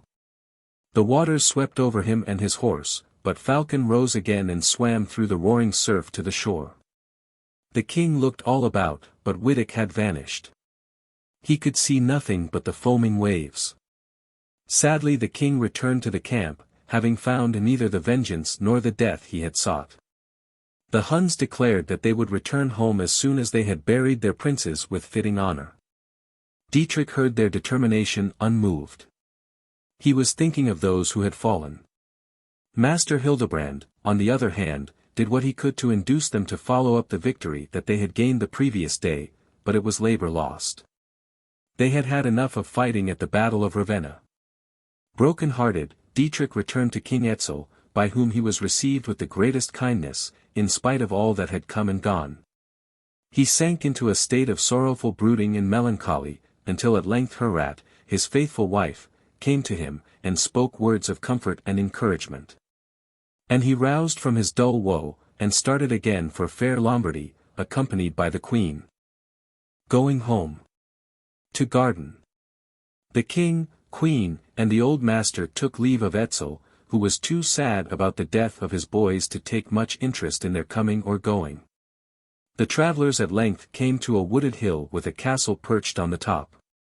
This castle belonged to a robber knight named Elzung, who had always been an enemy of the AMELUNGS and Wulfings. The old master, who acted as guide, and led the way, bade the king be prepared. He did not speak a moment too soon, for Elzung at the same instant appeared, followed by some horsemen. The robber knight drew rein, and haughtily demanded, as told from the travelers, their horses and armor, Hildebrand's long beard, and the beautiful woman who accompanied them. "We need our horses and armor that we may fight in the land of the AMELUNGS," said Hildebrand, "and we cannot spare the woman, for she acts as our cook." "Nay, then, you are AMELUNGS yourselves," cried Elzung, "and must each give me your right hand and left foot as ransom. If you refuse, I will have your heads as well, that I may avenge my father, whom Samson slew."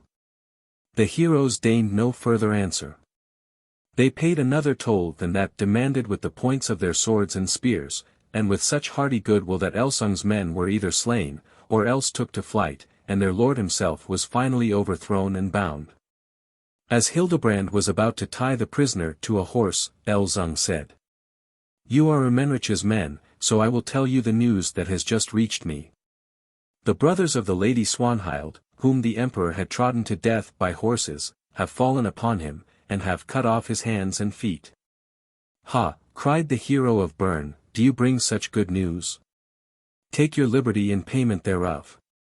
The travelers now pursued their journey, and after meeting with several more adventures, at last arrived safely at Garden, where they were at first received with suspicion.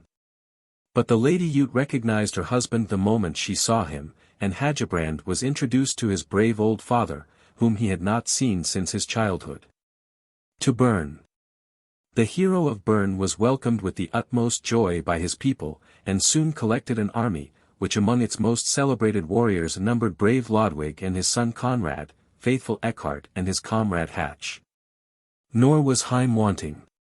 He had done penance for his sins in a cloister, and now, hearing of Dietrich's return, hastened to him to renew his oath, death having released him from the fealty he had formerly owed to Ermenrich.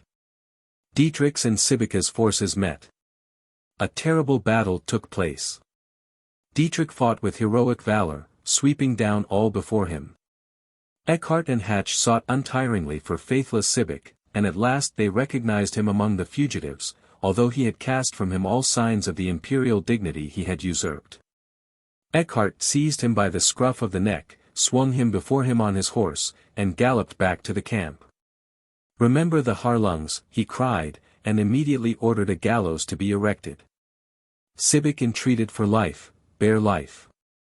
He offered much red gold to have his death put off for even a short space, but remember the Harlungs, was the only answer he received. And so the victory was won. The hero of Bern marched to Romaberg at the head of his army. He was everywhere met by the princes of the land of the AMELUNGS. They greeted him as their chief, and on his arrival at Romaberg he received the imperial crown. The passing of Dietrich. Herat was a faithful wife and helpmeet.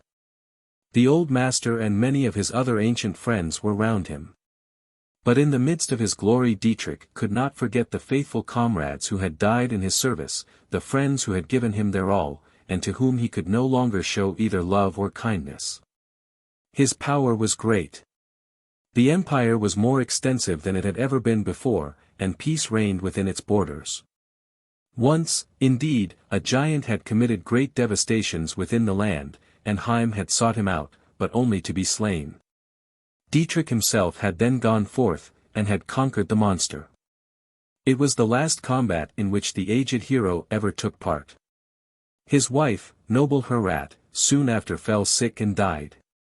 From that time forward his character seemed changed.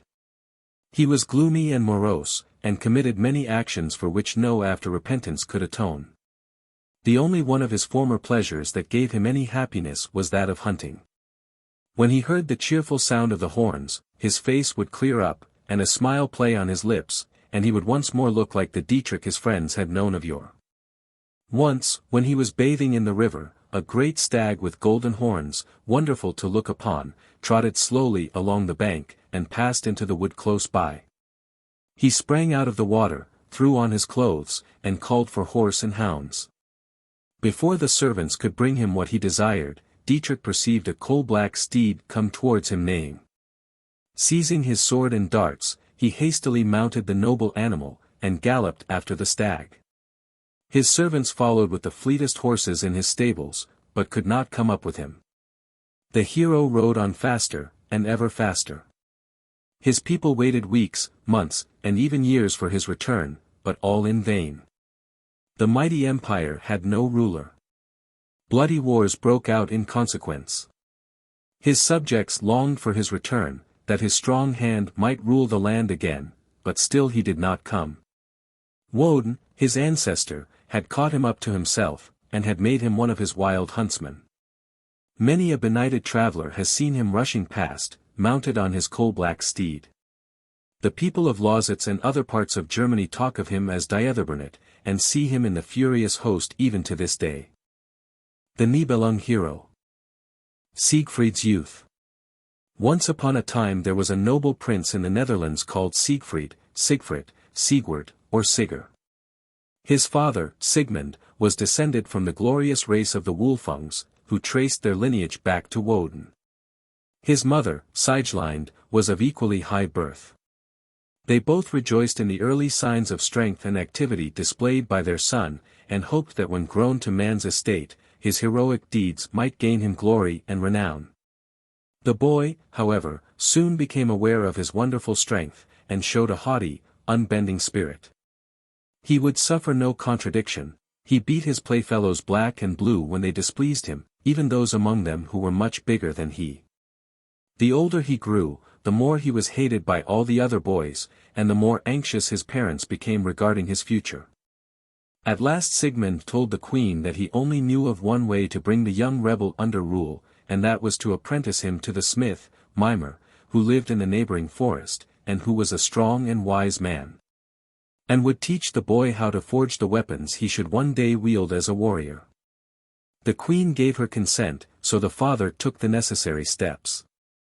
When the smith heard the whole story, he declared himself ready to undertake the task assigned him, for he had a strong belief in the pacifying effects of hard work. Everything went well for a time. 1 year passed on after another, till the prince grew almost to man's estate. But labor in the smithy was irksome to him, and when his comrades set him right, he beat them, threw them down, and, on one occasion, went so far as to drag the best smith among them, Wieland, by the hair to his master's feet. "This will not do at all," said Mimer, "come here and forge yourself a good sword." Siegfried was quite ready to do so. He asked for the best iron and the heaviest hammer, which was such a weight that it took both hands to wield it. Mimer drew the strongest bar of iron out of the forge, glowing red, and laid it on the anvil. Siegfried swung the hammer with one hand, as though it had been a plaything. But when it came down upon the iron the blow was like a clap of thunder, the house shook to its foundation, the iron shivered into splinters, and the anvil sank a foot deep into the ground. "This will never do," said the master as before. "We must try another plan, my boy, if you are to make yourself a suitable weapon. Go to the charcoal burner in the pine wood, and fetch me as much of his charcoal as you can carry on your strong shoulders. Meanwhile I shall prepare the best iron to make you a sword, such as never yet was possessed by any warrior." Siegfried was so pleased to hear this, that picking up the largest axe he could find, he set out into the forest. It was a beautiful spring day. The birds were singing, and the grass was studded with violets and forget-me-nots. He plucked a bunch of the flowers, and stuck them in his leather cap, from a half-conscious feeling that they might perhaps bring him good luck. He went on further and further, till he reached the middle of a dark pine forest. Not a bird was to be seen, but the gloomy silence was broken by a gurgling, hissing, and roaring, that might easily have affrighted a less daring spirit. He soon found the reason of the noise. A dismal swamp lay before him, in which gigantic toads, snakes, and lindworms were disporting themselves. "I never saw so many horrible creatures in my life," said Siegfried, "but I will soon stop their music." So saying, he picked up dead trees and threw them into the morass, till he had completely covered it.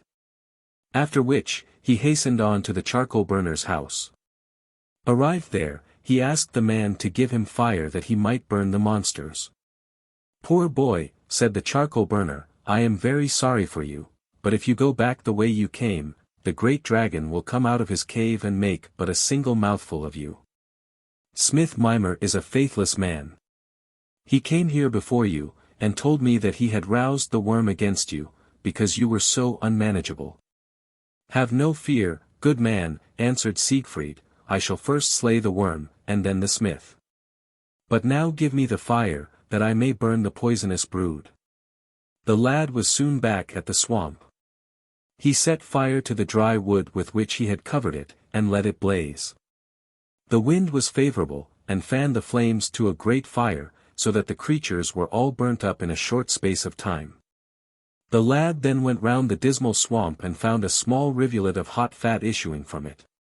He dipped his finger in it, and found, on withdrawing it, that it was covered with a horn-like skin. "Ah," he thought, "this would be useful in war."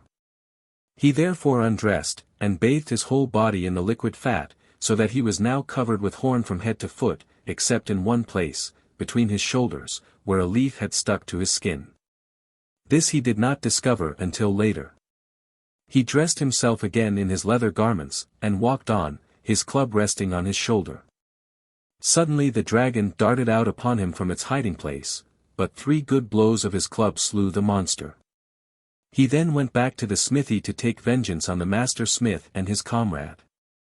At sight of him, the men fled affrighted into the forest, but the master awaited the youth's arrival. At first Mimer tried the effect of flattering words. But finding they were vain, he took to his sword. Siegfried then dealt him one mighty blow, and had no need to strike again. Having done this, the lad went into the smithy, and with great patience and care forged himself a sword, whose blade he hardened in the blood of the lindworm. Then he set out for his father's palace. The king sharply rebuked him for his evil deed in slaying the master smith, who was so good a subject, and so useful to the whole country. And the queen, in her turn, reproached him with many tears, for having stained his hands with innocent blood. Siegfried, sobered by his father's reproof, and softened by his mother's tears, did not try to excuse himself. But, falling at the queen's feet and hiding his face in his hands, he said the sight of her tears cut him to the heart, and for the future he vowed that his deeds should be those of a gentle knight. Then the hearts of the parents were comforted. From that time forward Siegfried was changed. He listened to the advice of men of understanding, and strove to learn how to act wisely and well. Whenever he felt one of his old fits of passion coming over him, he thought of his mother's tears and his father's reproof, and conquered the evil spirit that threatened to master him. The expectations of the people were great respecting him, they were sure that in him their nation had found a new hero. And then, he was so handsome and graceful, that the women admired him as much for his looks as the men did for his prowess. Young Siegfried sails to Iceland. His father and mother were so proud of him, that they longed for the day when his name and fame should be hailed with applause in every land. The king at length deemed that the time was come to give Siegfried and his comrades, and many young nobles of his own and other lands, the sword and armor that marked a warrior. This investiture was in those days a ceremony of great importance, and took up the same place in a young man's life as the ceremony of knighthood in later times. The solemn investiture was succeeded by feats of arms and trials of skill. Siegfried was victorious in all, and, at the end of the day, the populace shouted, "Long live young Siegfried, our king, long may he and his worthy father rule over us." But he signed to them, and said, "I am not worthy of such high honor. I must first win a kingdom for myself. I will entreat my noble father to allow me to go out into the world, and seek my fortune." When the warriors were all assembled at the feast in the royal hall, Siegfried did not take his place at the upper end of the table beside his father, but modestly seated himself among the young warriors who had still their names to make. Some of the party began to talk of distant Iceland, the kingdom of the beautiful and warlike Brunhild, who challenged all her wooers to do battle with her, thereby slaying many. They talked of the land of the Nibelungs, learned in magic. Of the Drachenstein, where a flying dragon, of fiendish aspect, had taken up its abode. Others, again, talked of the lovely princess at Worms on the Rhine, who was carefully guarded by her 3 brothers and by her uncle, strong Hagen. "Oh, how pleasant it must be to see such marvels, and to seek out adventures," cried Siegfried, and approaching his father, he asked his permission to go out and see the world. The king understood his desire, for he had had an adventurous youth himself, and promised to let him go, provided his mother gave her consent. It was pain and grief to the queen to part with her son, but she at last permitted him to go, and one fine morning he set out, dressed in a shining suit of armor, mounted on a swift horse, and bearing the sword which he himself had made. His spirits were high, and his heart full of hope, as is the case with every youth of spirit who goes out into the unknown world to seek his fortune. He went northwards in the direction of Iceland. On reaching the seashore, he found a vessel ready to start, but the skipper feared a storm, and only set sail at Siegfried's entreaty. After a quick but tempestuous voyage, Siegfried landed, and went up to the palace. Queen Brunhild received him in the great hall, where many warriors were assembled, each of whom had come determined to woo the lady by great feats of arms. On the following day the warriors assembled in the lists, where Brunhild joined them before long. She was clad in full armor, and looked as haughty and as beautiful as Freya, when she led the Valkyrs of old to the battles of the heroes. Siegfried gazed at her in astonishment. She was so much taller and nobler looking than any of the maidens in her train, who were armed equally with herself. He almost wished to join the ranks of the wooers, and win her hand. He raised a stone in sport, and flung it far beyond the lists, then, turning to the queen, took leave of her with all reverence, and returned again to his vessel, saying to himself, "I could never love her, she is too like a man. That maiden must be shy and modest, gentle and kindly, who would gain the heart of a brave warrior so utterly that he would think nothing of spending his heart's blood in her service." After a quick voyage, he resumed his journey by land, now through rich and well-cultivated plains, and again through desert lands, where wild beasts and robbers had their abode. He had many a hard fight by the way, and slew all manner of giants and monsters. The minstrels sang of his great deeds in cottage and in castle, so that his name became known far and wide. When he reached the land of the Nibelungs, the kings of that country, Shilbung and Nibelung by name, asked him to divide between them the treasure left them by their father Nibelung, for they could not agree as to what was a fair division. In payment for this service they offered him the good sword Beowulf, which was the handiwork of dwarfs, and was tempered in dragon's blood. The hero divided the treasure with the utmost fairness, yet the brothers were not satisfied. They told him that they were sure he was keeping back the most valuable things for himself, and commanded 12 enormous giants to seize him, and confine him in the hollow mountain where the treasure was kept. The hero at once drew Beowulf, and began slaying one giant after another. Then the royal magicians chanted their spells, and called up a thick mist, a storm arose, and the mountain trembled under repeated thunderclaps. All in vain. The last of the giants fell, and finally the 2 brothers were slain, then the mist cleared away, and the sun shone full on the victorious warrior. When the Nibelung people saw the wonders that had been done, they greeted Siegfried as their king. But even yet his difficulties were not at an end. An avenger had arisen, this was Alboin the dwarf. Well armed with enchanted weapons, he came up against the bold warrior. He was now visible, now invisible, according as he drew the cap of darkness over his helmet, or took it off. After a long struggle, Siegfried overthrew him. The dwarf was now in his power, but Siegfried could not kill a defenseless foe. Alboin was so touched with this generosity that he swore to be true to his victor, an oath he never broke. After this, no one disputed the hero's right to the land of the Nibelungs. He was recognized as king by the whole people, and also became possessed of all the treasures in the hollow mountain, and of Alboin's cap of darkness by reason of his victory over the dwarf. When Siegfried had reduced the whole kingdom to order, and appointed proved men to be governors of the provinces, he chose out 12 noble warriors to be his trusty companions. The treasure furnished him with rings and chains of silver and gold with which to enrich his followers. The whole band looked like an assemblage of kings under the lead of some yet mightier chieftain. He and his men now set out on their journey homewards, and reached the Netherlands without further adventure. The king and queen were overjoyed to see their son, of whom they had for a long time heard nothing but indistinct rumors. Siegfried remained at home for many days to rest and recover from his weariness. He often passed hours sitting at his mother's feet, as when he was a little boy, and telling her of his hopes and longings. His confidence and trust in her made her very happy. But when he stood before her in all the panoply of war, her heart beat high with pride that she had such a hero for a son. Pleasant as it was to be at home again, Siegfried could not long be contented with idleness. His soul panted to be out in the battle of life, where alone a man preserves his strength of mind and body. He told his father that he wished to go to Worms, in the Rhineland, and try his fortune with the great warriors of Burgundy. The king's face clouded when he heard this. "My son," he said, "do not go to Burgundy, for there dwell the boldest warriors in the whole world. No hero has as yet withstood them.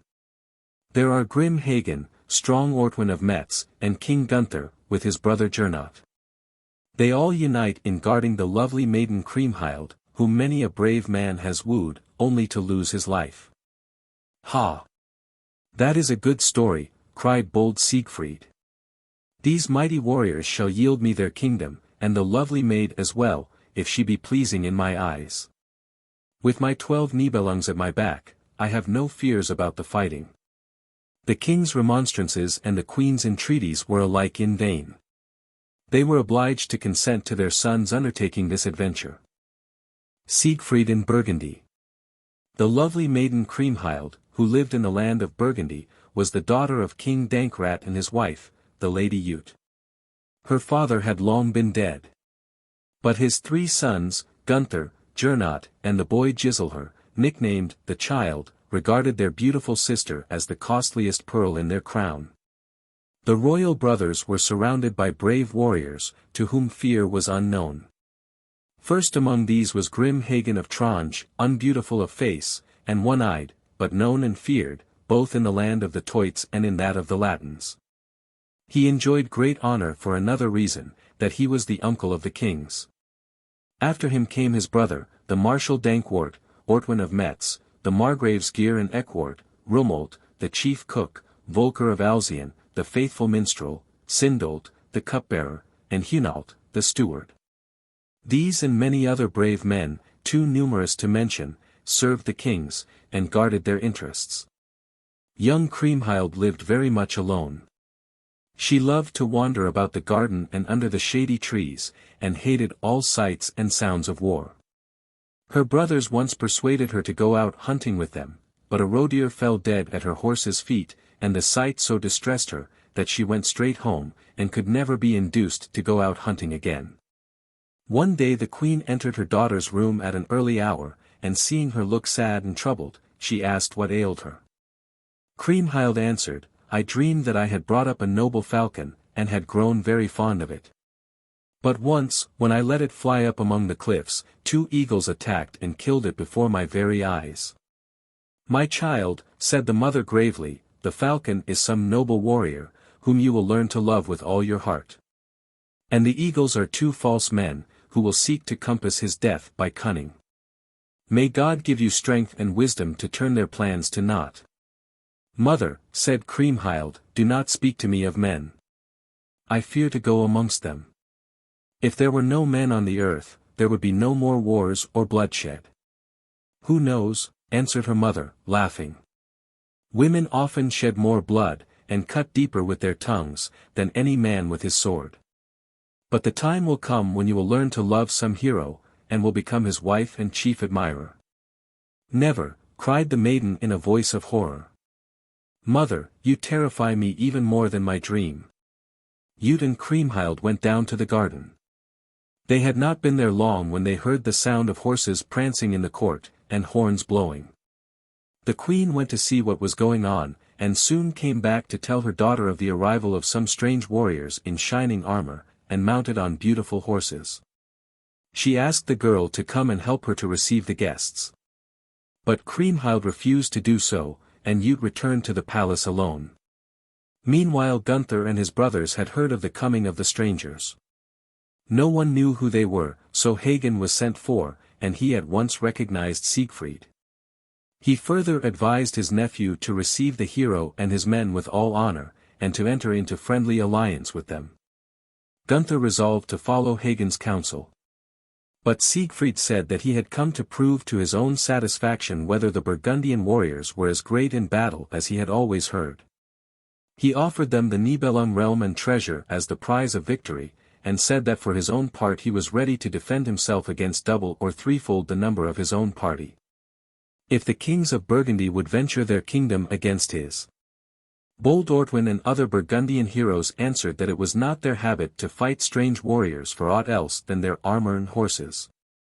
And King Gernot came forward and said, Lord Siegfried, we want neither your goods nor your blood.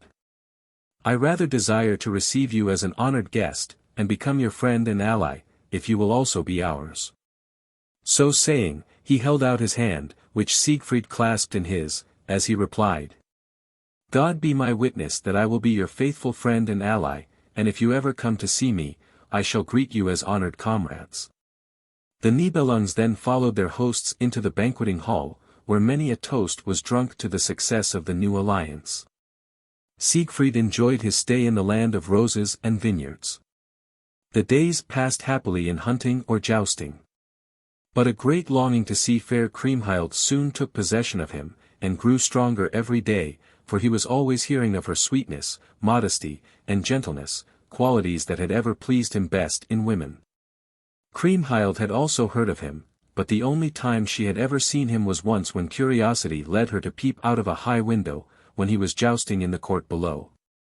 He seemed to her like the white god Balder, of whose beauty and glory her forefathers had told many a tale.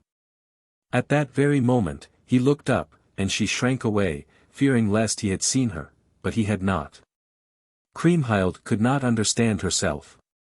She hoped that he would stay at Worms, she, who had never before cared who came or went. An embassy from Daneland and Saxon land arrived at Worms. The kings Ludgast and Ludiger declared war against Burgundy, if the kings of Burgundy did not at once pay them tribute, as in olden times. The tribute was refused, and the Burgundian army was called out. Siegfried and his men joined King Gunther's forces. The armies met. The Danes and Saxons numbered 40,000, the Burgundian forces were much fewer. Each side fought bravely, but Siegfried's performances were perhaps more wonderful than any other man's. He took King Ludgast prisoner, and brought him sorely wounded into camp, handed him over to the care of servants, and returned to the battle. The fight raged on for hours. Grim Hagen was always in the front rank, and near him were Volker, Sindolt, and Hunalt. Siegfried fought by their side, always keeping the king of Saxony in sight. At length he reached Ludiger, and swung his sword over his head. Then the Saxon king exclaimed, "Ha, Siegfried of the Netherlands, the devil has given me into your hands. I acknowledge myself your prisoner." The battle was at an end, and the victors, covered with glory and laden with booty, set out on their return to the Rhine. They were received at Worms with great joy, and Siegfried's name was in every mouth. King Gunther prepared a feast of victory, which was to take place some weeks later, so that the wounded warriors might be well enough to take part in it. Ludiger and Ludgast offered a large ransom for their liberty. While the Burgundians were debating what sum it would be proper to demand, Siegfried exclaimed, "A king's head is neither to be bought nor ransomed for gold, silver, or precious stones. It can only be won in love through well-doing. Let the imprisoned kings go free, provided they promise Burgundy their help in war." When the days of feasting were over, the guests all took their leave, and the Nibelung hero was about to do the same. But Gunther, acting on Ortwin's advice, begged him to tarry a little longer, for the women, and more especially his sister, Kriemhild, wished to show him their gratitude.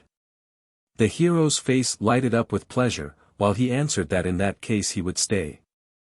When the king went to the women to tell them what he wished them to do, he felt at the bottom of his heart a little fear lest his sister should refuse. But, though she blushed, she consented to do his will. At the time appointed, she entered the hall at Lady Utta's side, and as she entered, her eyes and Siegfried's met. She said a few words to him with her usual gentle courtesy, and his heart beat with a feeling he had never known before. No one in the crowd noticed the look that had passed between them except Queen Ute, who rejoiced to see it, for she loved them both. She contrived that the hero should sit next to her daughter at the feast, and that he should afterwards join them in the garden, while the other warriors sat over their wine. The Dragon Stone.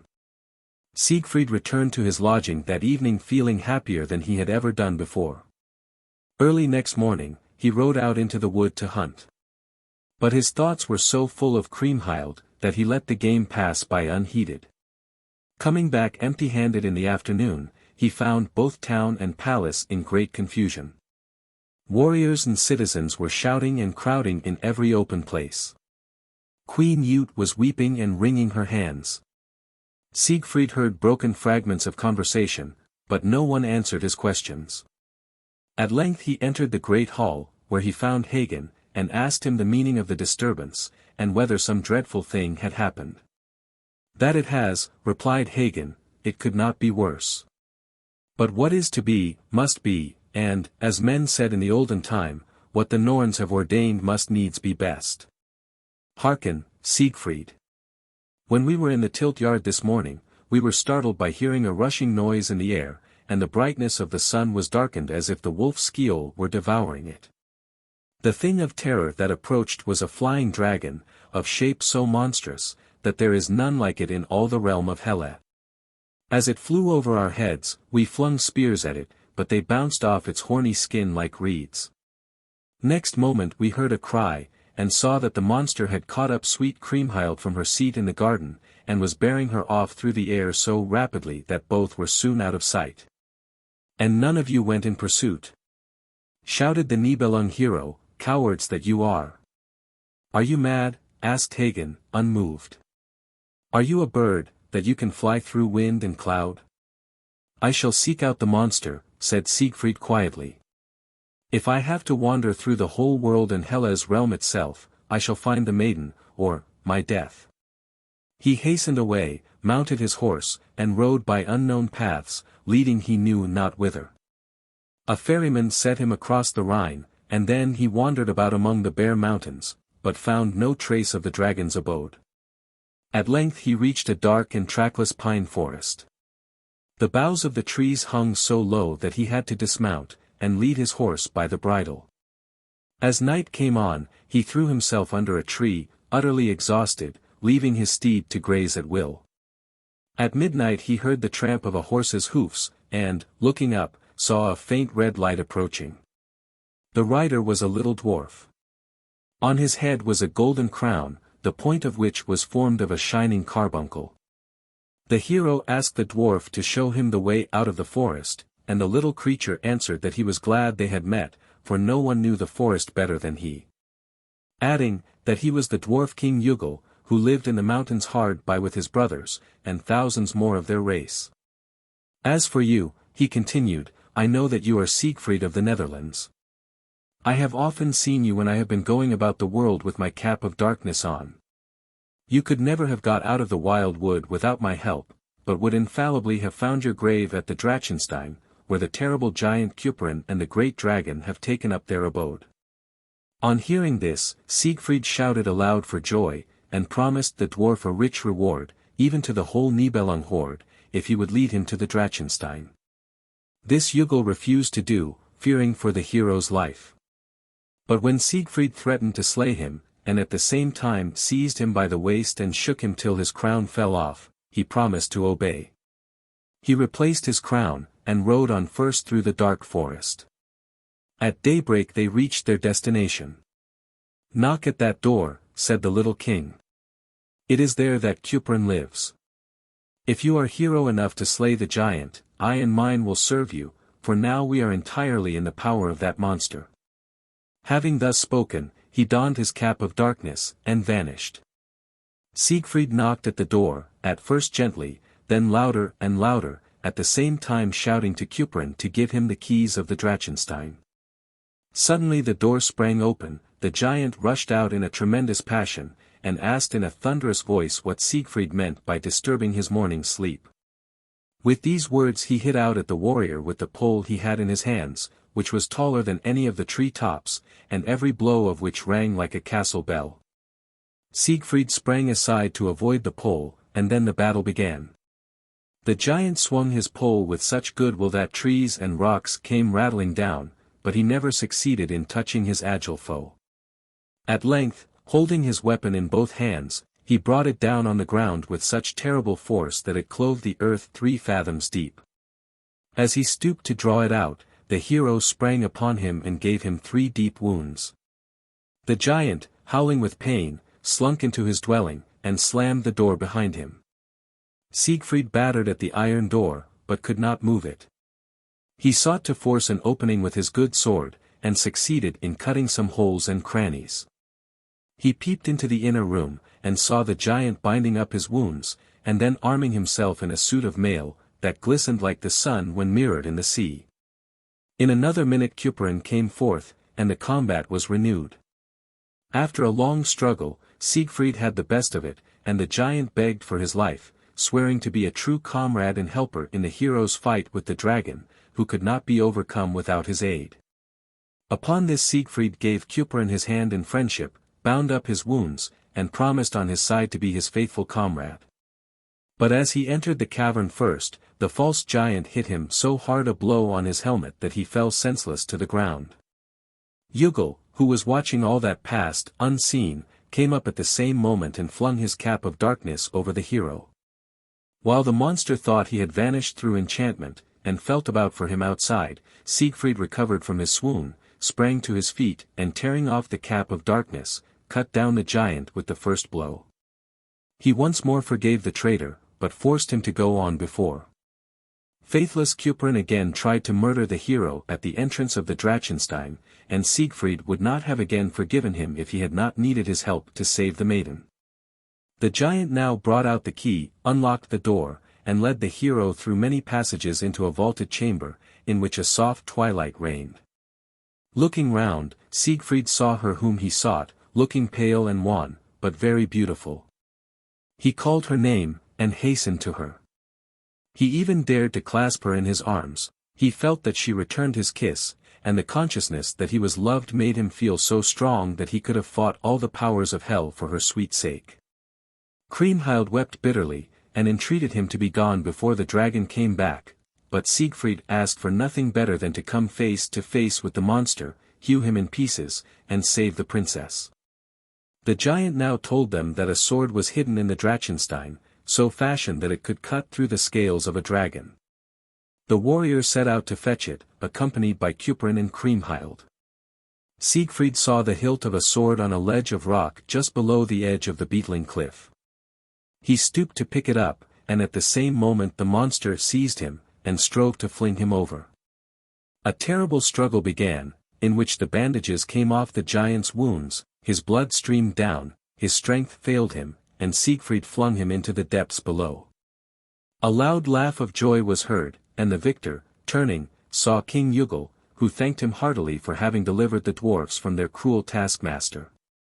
At his command a number of mannikins appeared, bearing food and wine to refresh the brave warrior after his exertions. He was much in need of food, for he had not tasted a mouthful for 2 days. The dishes Kriemhild placed before him, and the wine she gave him, tasted better than anything he had ever eaten or drunk before. All at once a rushing sound was heard in the air, and a howl of rage, so terrible, that all the dwarfs hid themselves in any crannies of the rock that they could find. And the hero and maiden were startled out of their momentary feeling of security. Kriemhild entreated, prayed her lover to conceal himself, but he was a stranger to fear, and refused to fly. The monster approached like a storm cloud, preceded by flames of fire. It came nearer and nearer, dark, mysterious, gruesome. The mountain trembled, and the little dwarfs, hiding in the fissures of the rock, feared to be crushed to death. At Siegfried's request, Kriemhild withdrew into the vaulted chamber. And now the dragon fell upon the hero, tore away his shield with its claws, and tried to seize him in its great teeth. The warrior knew how to act. He sprang aside, until the fiery breath that issued from the dragon's yawning jaws had cooled. Then he renewed his attack, now on the right, now on the left of the monster, taking care to avoid its claws. All at once he felt himself encircled by the dragon's tail. He made a marvelous spring, freed himself, and sought to attack the creature in front, where it was undefended by scales. Upon this, the dragon caught him so tight within its curling tail that he could not free himself. In sore distress, he seized his good sword Baumung in both hands, and gave so hard a blow that the rocks trembled, but his object was attained. The tail was cut off, and rolled thundering over the edge of the cliff. A second blow, as hard as the first, divided the monster in two. 'Tis true, the jaws still snapped at the hero, but he, with the last effort of his strength, flung the pieces over the cliff. Having done this, he fell back exhausted and half stifled by the poisonous breath with which the dragon had so long surrounded him. When he came to himself he found Kriemhild's arms round him, and the dwarfs busily engaged burning herbs and sprinkling essences to do away with the baneful effect of the fetid odors with which the place was impregnated. The dwarfs now led the hero and the maiden into their underground kingdom, where a feast was prepared for them. While they rested, Hugel told them that the dragon had formerly been a man of handsome figure and face, but that a mighty enchantress, whom he had deserted, changed him into a dragon, under which form he was to remain for the rest of his life, unless a pure maiden should consent to marry him within 6 years. The dwarfs offered the warrior his choice of all their treasures. He took certain things from them, placed them on his horse beside Kriemhild, and, accompanied by Hugel, set out on his return to Worms. When they reached the edge of the wild forest, the dwarf king looked at him sadly, and said, "You must know, bold warrior, that your life will be short, but glorious. You will fall by the envy of your own kindred. But your fame will last through all ages, and your name will be held in honor by the bards of every nation as long as the human race exists on the earth." Hugel then took leave of him, and returned to his home in the forest. When Siegfried and Kriemhild came down to the banks of the Rhine, the hero took the treasure that the dwarf had given him, and sunk it in the deep waters of the river. "What is the use of gold to me?" he said. "My life is to be short, but glorious. Hide it in thy bosom, mighty river, may it gild thy waves and make them gleam more brightly in the sunlight. Gold does the devil's work in the hands of the children of men. It sharpens the assassin's dagger to strike some unsuspecting heart, perhaps mine. But as yet I live in the light of day. I will rejoice in my glory, and in my love for the sweetest maiden on the face of the earth." He then rejoined Kriemhild, and called the ferryman to take them across the Rhine, after which they pursued their way to Worms, and were received there with great rejoicing.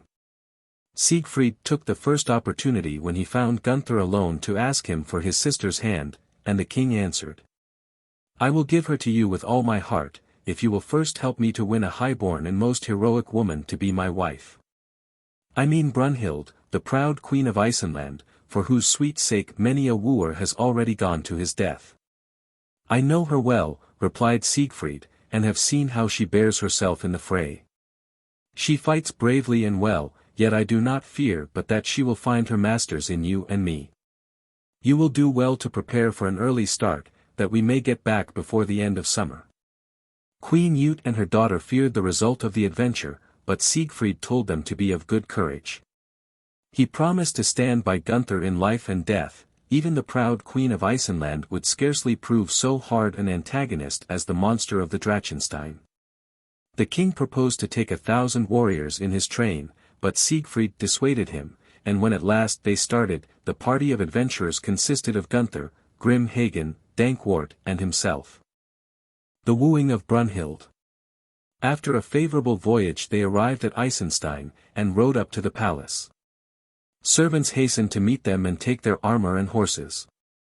Hagen was at first unwilling to give up his horse and armor, but he yielded when Siegfried told him that such was the law and custom at Isenstein. The warriors entered the hall where Brunhild awaited them, clad in her royal robes. She greeted her guests with courtesy, and told the Nibelung hero how glad she was to see him again, as she had been told of his great deeds of valor, adding that she supposed he had come to enter the lists.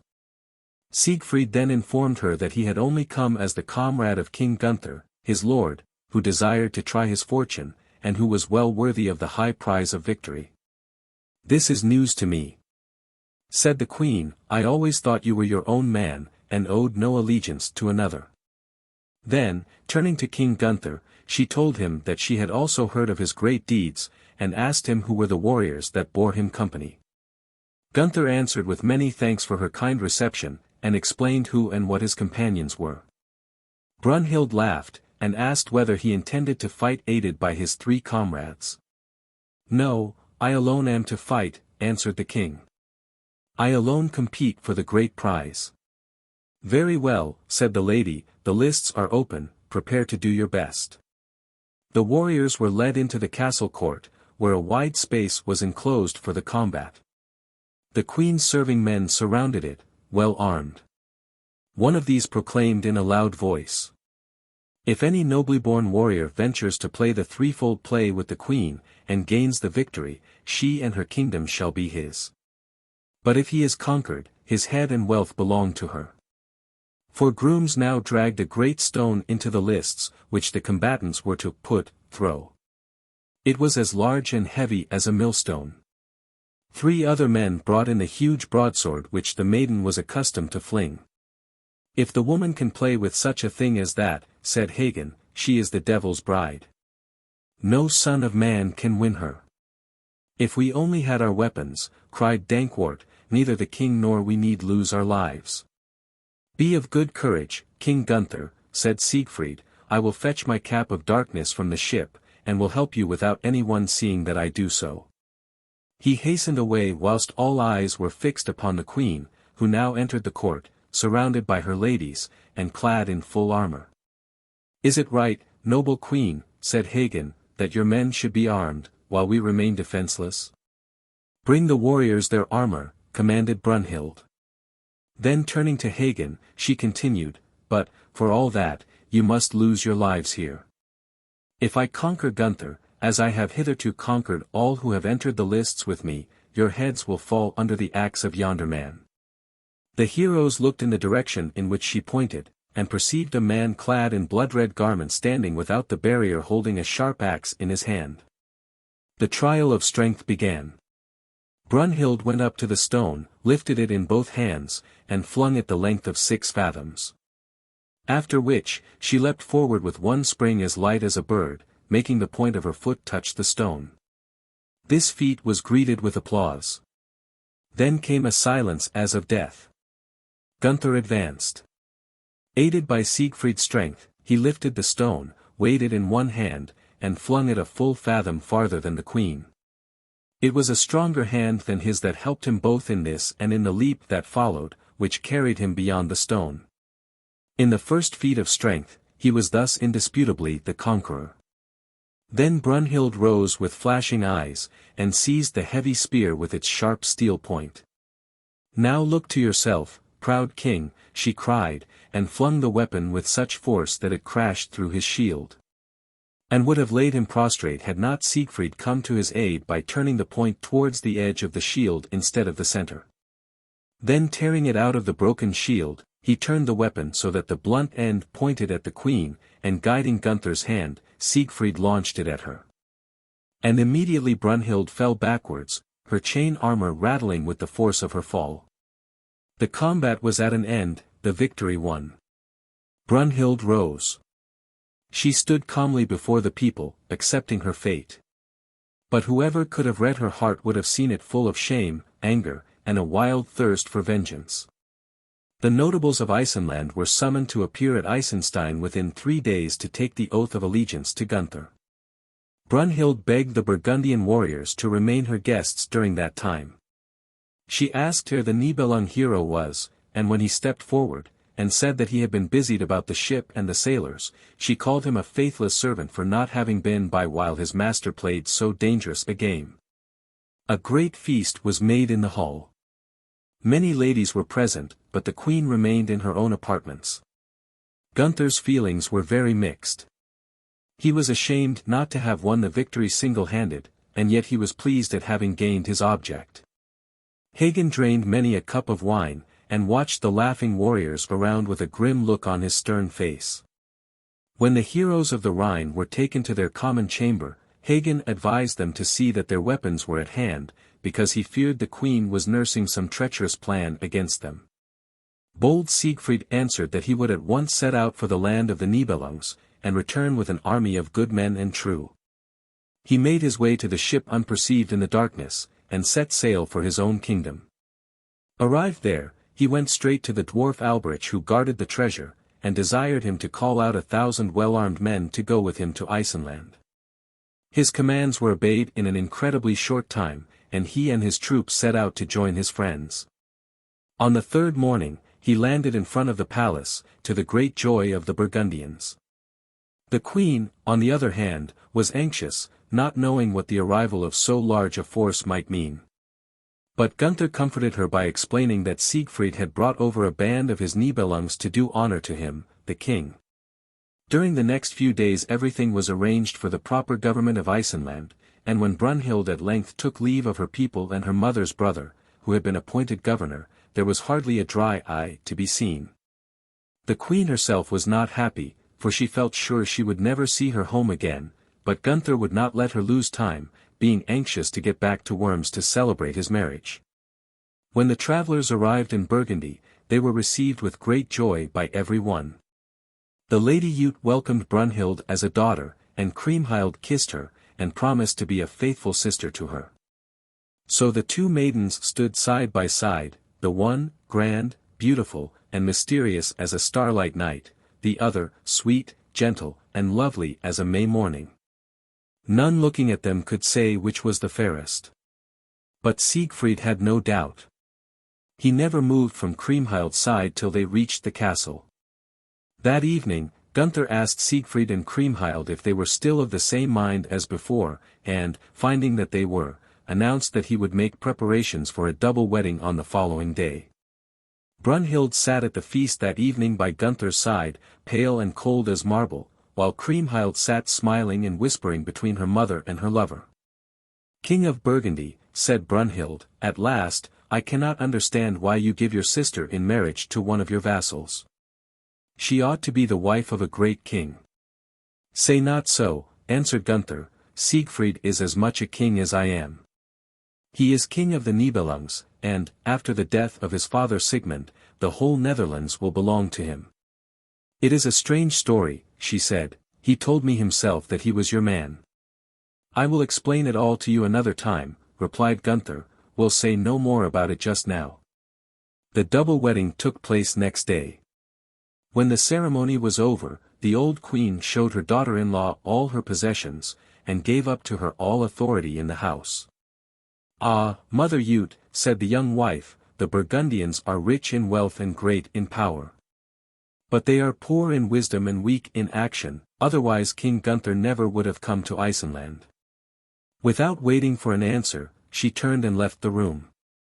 The feast was at an end, twilight had long fallen, and the guests all sought their beds. Gunther and his queen went to their private apartments.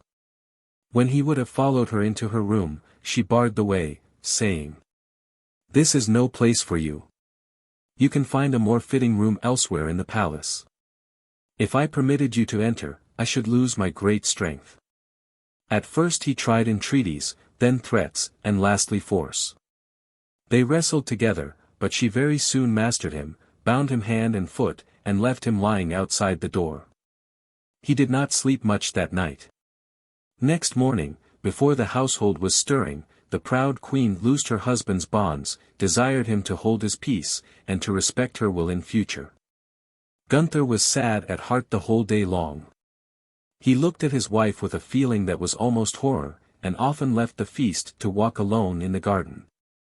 Siegfried met him there, and asked what ailed him. When he heard the strange story, he cried, "Be comforted, dear comrade. We have conquered this proud woman before, and I think we shall get the better of her again. I will follow you tonight, hidden under my cap of darkness, when you take the queen to her room. Blow out the candles and let me take your place. Then she shall have an opportunity of trying her great strength against me." "Ah, good comrade," said Gunther, "I fear for your life. We did ill to bring her from Iceland to the sunny banks of the Rhine. She is a demon, as Hegeling says, and has her marvelous strength from her friends the devils." "Well," said Siegfried, "and even if a demon has taken up his abode in her heart, it shall go hard but will get the better of him. I shall be with you tonight in my cap of darkness." The kings returned to the feast, Siegfried looking as cheerful as ever, while Gunther was bowed down by manifold cares and anxieties. At midnight Gunther led Brunhild to her room, blew out the candles, and immediately Siegfried took his place. The wrestling began. Brunhild pushed him between the wall and a cupboard, and tried to bind him with her girdle. She squeezed his hands till the blood spurt from under his nails. Such a wrestling match was never seen between a man and a maid. He used all his hero might, and pressed her into a corner of the room with such force, that, shivering and moaning, she entreated him not to kill her, and she would be an obedient wife. No sooner did Siegfried hear this than he slipped softly away, leaving Gunther alone with the queen. The wedding festivities lasted 8 days longer, then the guests took leave of their host, and went home with many rich gifts. Siegfried and his wife also made ready for their departure. The hero refused to take any dowry with his wife, for, in his opinion, the Nibelung treasure was wealth enough. It was on a beautiful day that the travelers reached the Netherlands. King Sigmund and Queen Sieglind came out to meet them, and received them with great joy. An assembly of the people was summoned to meet, and after a short speech from the throne, the old king and queen placed their crowns on the heads of Siegfried and Kriemhild. The people shouted, "Long live our young king and queen! May they reign as long and as happily as their forerunners." It seemed as if the people's wish were to be realized, for years passed on, and all went well with the royal family. Queen Sieglind had the great joy of holding a grandson in her arms. The child received the name of Gunther, in honor of his uncle in the distant Rhineland. And King Gunther, who had a son born about the same time, called the infant Siegfried. Not long after this the old queen was taken ill and died. This made a break in their domestic happiness, but still there was peace in the realm, and along its borders. Treason and Death. 8 years, or thereabouts, had come and gone, when messengers arrived from Burgundy inviting Siegfried and Kriemhild to a great feast. They accepted the invitation, and Sigmund determined to accompany them to Worms. Brunhild had said one day to her husband, King Gunther, "Why does your brother-in-law Siegfried never come to our court like the other vassals? I should like to see both him and your sister Kriemhild. Pray send, and command their presence at court." "I told you before," answered Gunther, somewhat nettled, "that my brother-in-law is as mighty a king as I. He rules over the Nibelungs and the Netherlands." "How strange," she replied. "You cannot deny that he called himself your man when he was in Iceland." "Oh. He only said that to help me in my wooing," said Gunther, feeling uncomfortable. "You only say that," was her answer, "to make your sister seem to have a higher rank. But however that may be, I should very much like to see them both at our court." "Very well," he answered kindly, "I will send messengers to invite them to the midsummer feast, and they will not refuse to come." He went away, and did as he had said. Brunhild remained alone, plunged in thought. "There he goes," she muttered. "The man that conquered the once heroic maiden, who thought herself strong enough to brave the battle like the Valkyrs of old. And he, what is he but a weak reed, moved hither and thither by every breath of wind that blows? How much greater Siegfried is! He is a hero with the world at his feet. But then a vassal. To be sure, none such could dare to raise his eyes to the Queen of Iceland.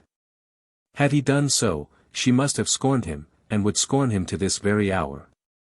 Siegfried and his party came to Worms at the appointed time. There was no end to the feasting, tilting, and minstrelsy. Old Sigmund renewed his youth again, and delighted to talk of old days with the Lady Ute, whom he had known as a child. The young queens were always together, at church, or at the feast, or else in the gallery overlooking the tilt-yard. The only amusement to which Kriemhild did not accompany her sister-in-law was the chase.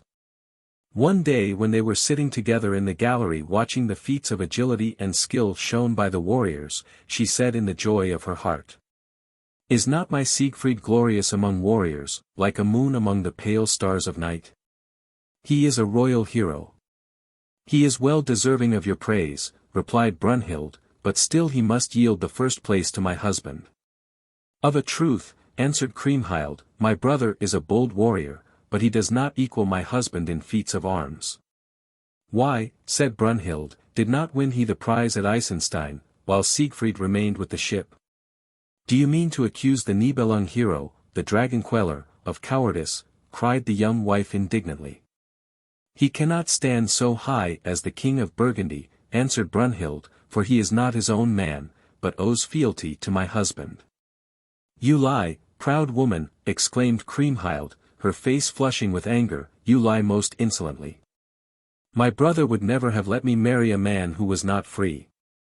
Siegfried owes no man allegiance, neither for Nibelungland nor yet for Netherland. The first kingdom he conquered with his own right hand, the other is his inheritance, and I, his queen, may hold my head as high as you. Try it, chatterer. I shall always walk into church before you. With these words Brunhild left the gallery. Kriemhild felt both hurt and angry. It was the first grief that had ever befallen her, and she could not get over it.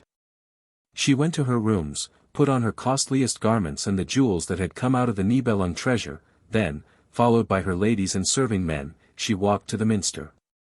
Brunhild was already there with her train. She would have passed the proud woman silently, but the latter exclaimed. Your husband is my husband's man, so wait here, and let your queen go first. Better for you had you held your peace, said Kriemhild. A paramour go before a king's wife, indeed. Are you mad? Asked Brunhild. What do you mean?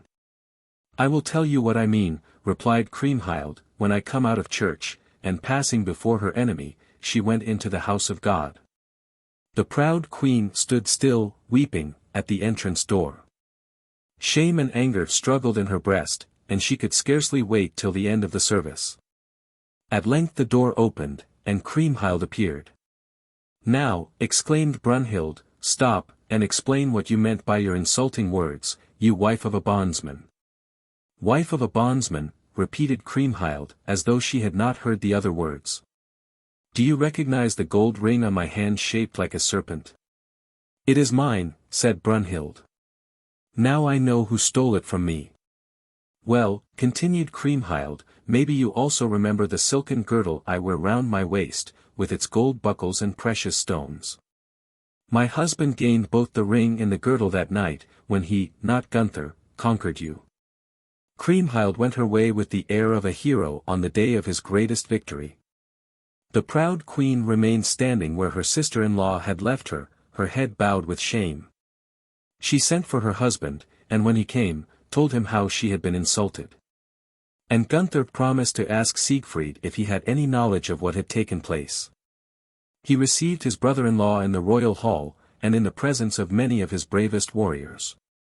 He told him what had chanced, and immediately the Nibelung hero declared, in all good truth, that he had never spoken of dishonor and of the queen in the same breath. Adding that too much weight should not be laid on the words that women spoke in anger. He then offered to clear himself by a solemn oath. But Gunther interrupted him, saying he knew him of old, and that his word was as good as his bond. Hearken, then, ye men of Burgundy, said the hero, you see that I am pronounced innocent of causing the humiliations your queen has endured, and indeed I have always regarded her as a modest woman, and a good wife. And now, dear comrade Gunther, chide your wife as I shall chide mine for what they have this day done, that we may never again be brought to dispeace by their idle chatter. He then turned and left the hall. But many a Burgundian felt that their queen had suffered a cruel wrong. Next day Brunhild began to make preparations for her departure to Isenland. The king and his brothers entreated her to stay, but she sat silent and immovable as a stone figure. We cannot let you go, cried the king.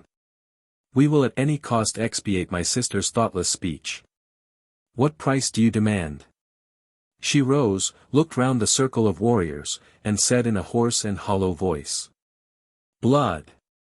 The Burgundians started, and stared at each other, none daring to speak. She continued in the same tone. Not all the waters of the Rhine could wash the stain from my honor. The heart's blood of yonder man alone can do it. The uneasiness of the warriors increased, but Hagen said.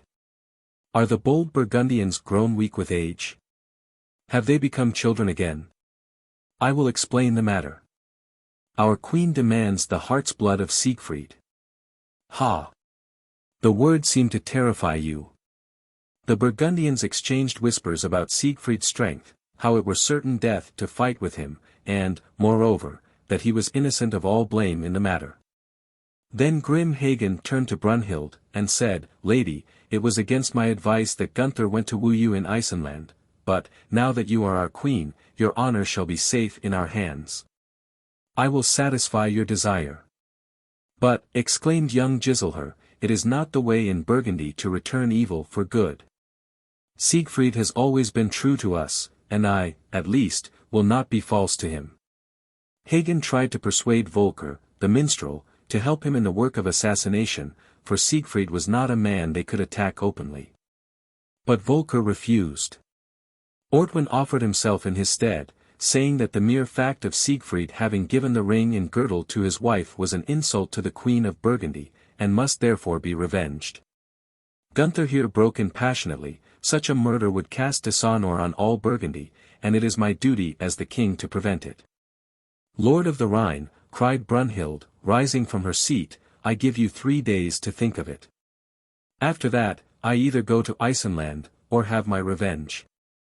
With these words she left the room. No weapon can hurt him, said the Margrave Geir, for he has bathed in dragon's blood, and is only vulnerable in one place, on which a lime leaf fell when he was doing it. If he guesses what we are after, added Sindolt, he and his 1,000 Nibelungs will conquer the kingdom. I will do it by cunning, said grim Hagen. The king could not make up his mind one way or the other.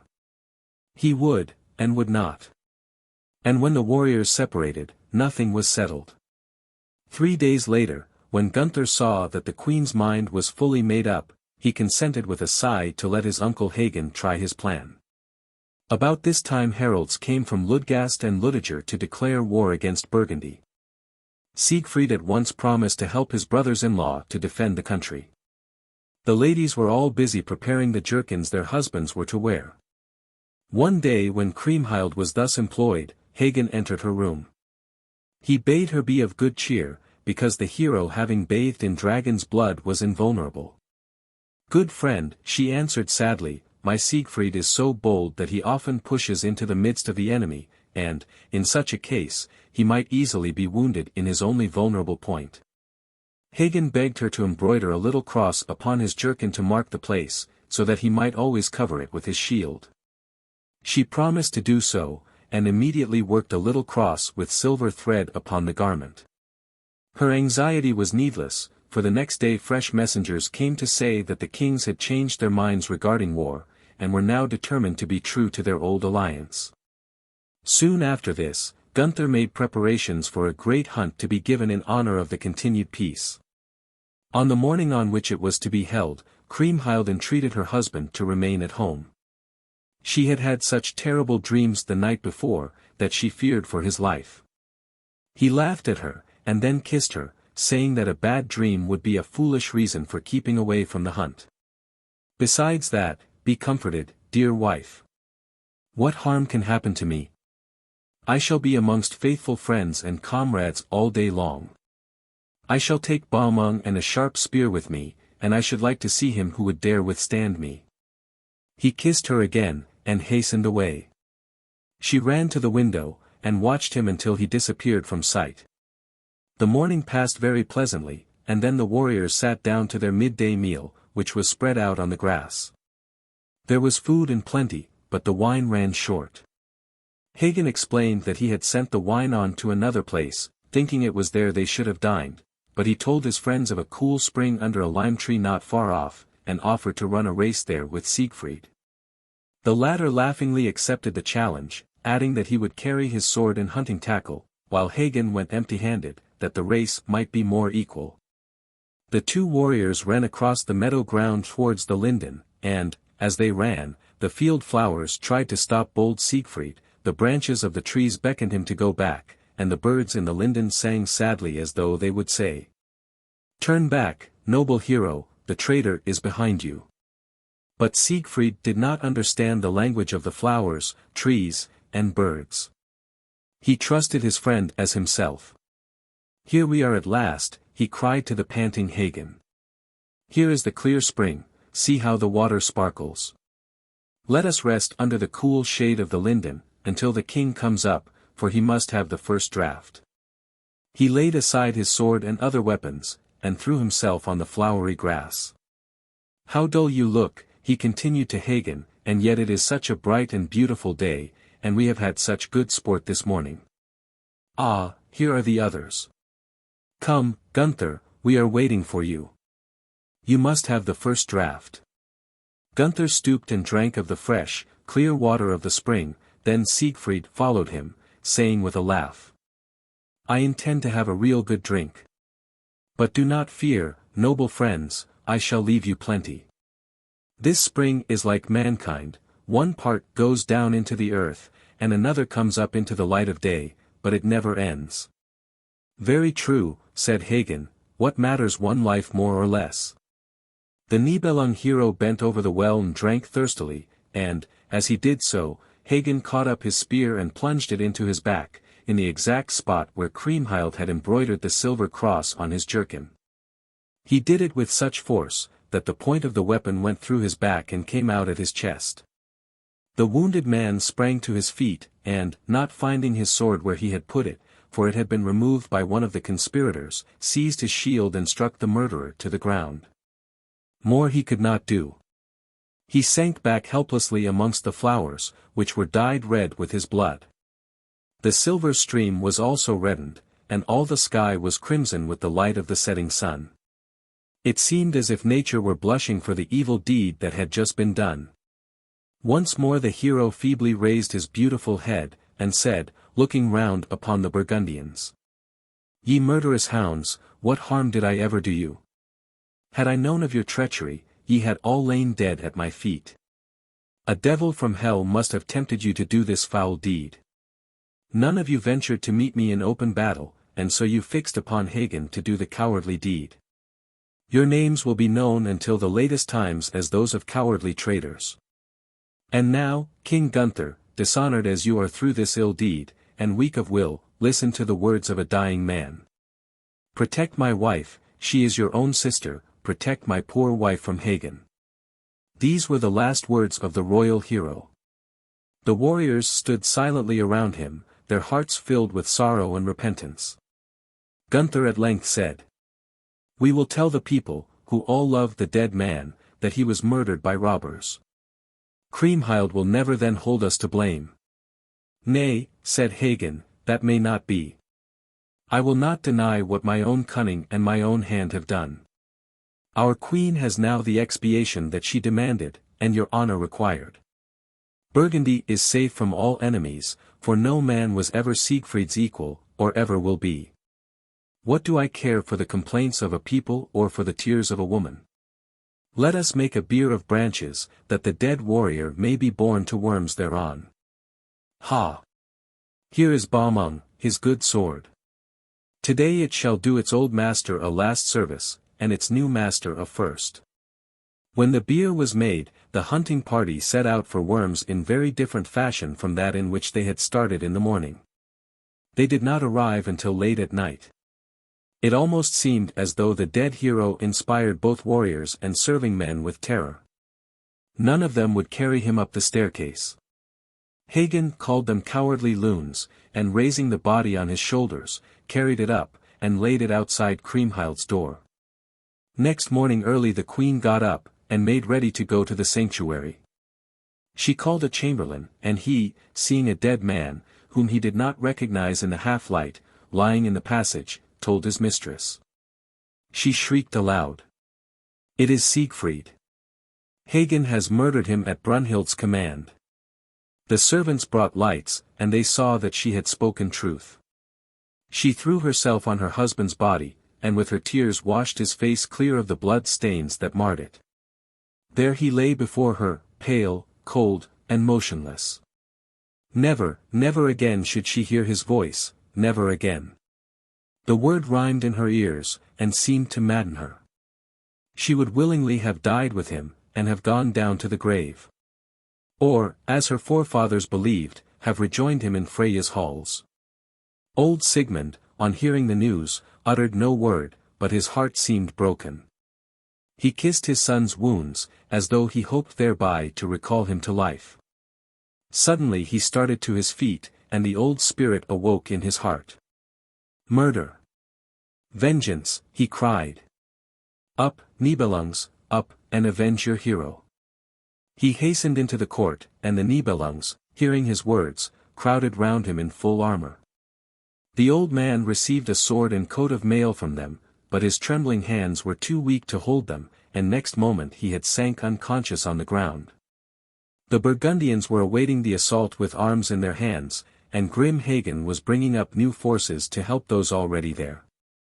The Nibelungs retired, gnashing their teeth. On the third day after this, the bier was taken to the sanctuary to be blessed by the priest. The populace crowded into the church, that they might give a last look at the dead hero, who had done so much for Burgundy.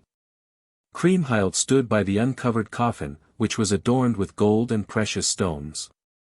Her eyes were tearless, but all could read her sorrow in her face and bearing.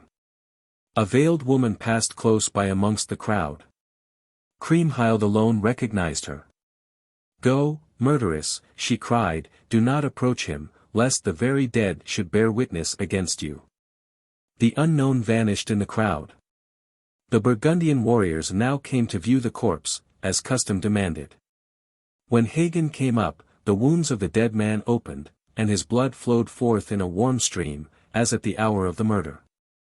"Do not stand there, assassin," said Kriemhild, "do you not see how the dead bears witness against you?" The bold warrior remained where he was. "I do not deny what my hand has done. I only acted as I was bound to act by my fealty to my liege lord and his queen." If Kriemhild had had a sword in her hand, and had been possessed of a man's strength, Hagen had scarcely quitted the sanctuary alive. Many gifts were made to the poor in honor of the dead hero, who was buried on the fourth day. The grave chamber was richly decorated, and over it rose a high mound. Kriemhild followed the coffin to its quiet resting place. There the lid was opened once more at her command. She kissed and wept over the pale face of her husband. Her women at length had to bear her away, for she would have remained there forever. Hagen was standing without, grim and unmoved as ever, and said with his usual fatalism, "What has happened, must needs have happened. The will of the Norns must be done." The queen did not hear him. She did not even see how Gunther, Gernot, and many of the other warriors tried to hide their grief and repentance. Her thoughts were all with the dead. Sigmund and the Nibelungs prepared to return home. They wanted to take Kriemhild with them, to guard her from the false Burgundians, but she would not leave her husband's grave, and only begged the old king and the Margrave Eckwart to take care of her little son, and bring him up to be like his father. For she said he was an orphan, fatherless, and perhaps motherless.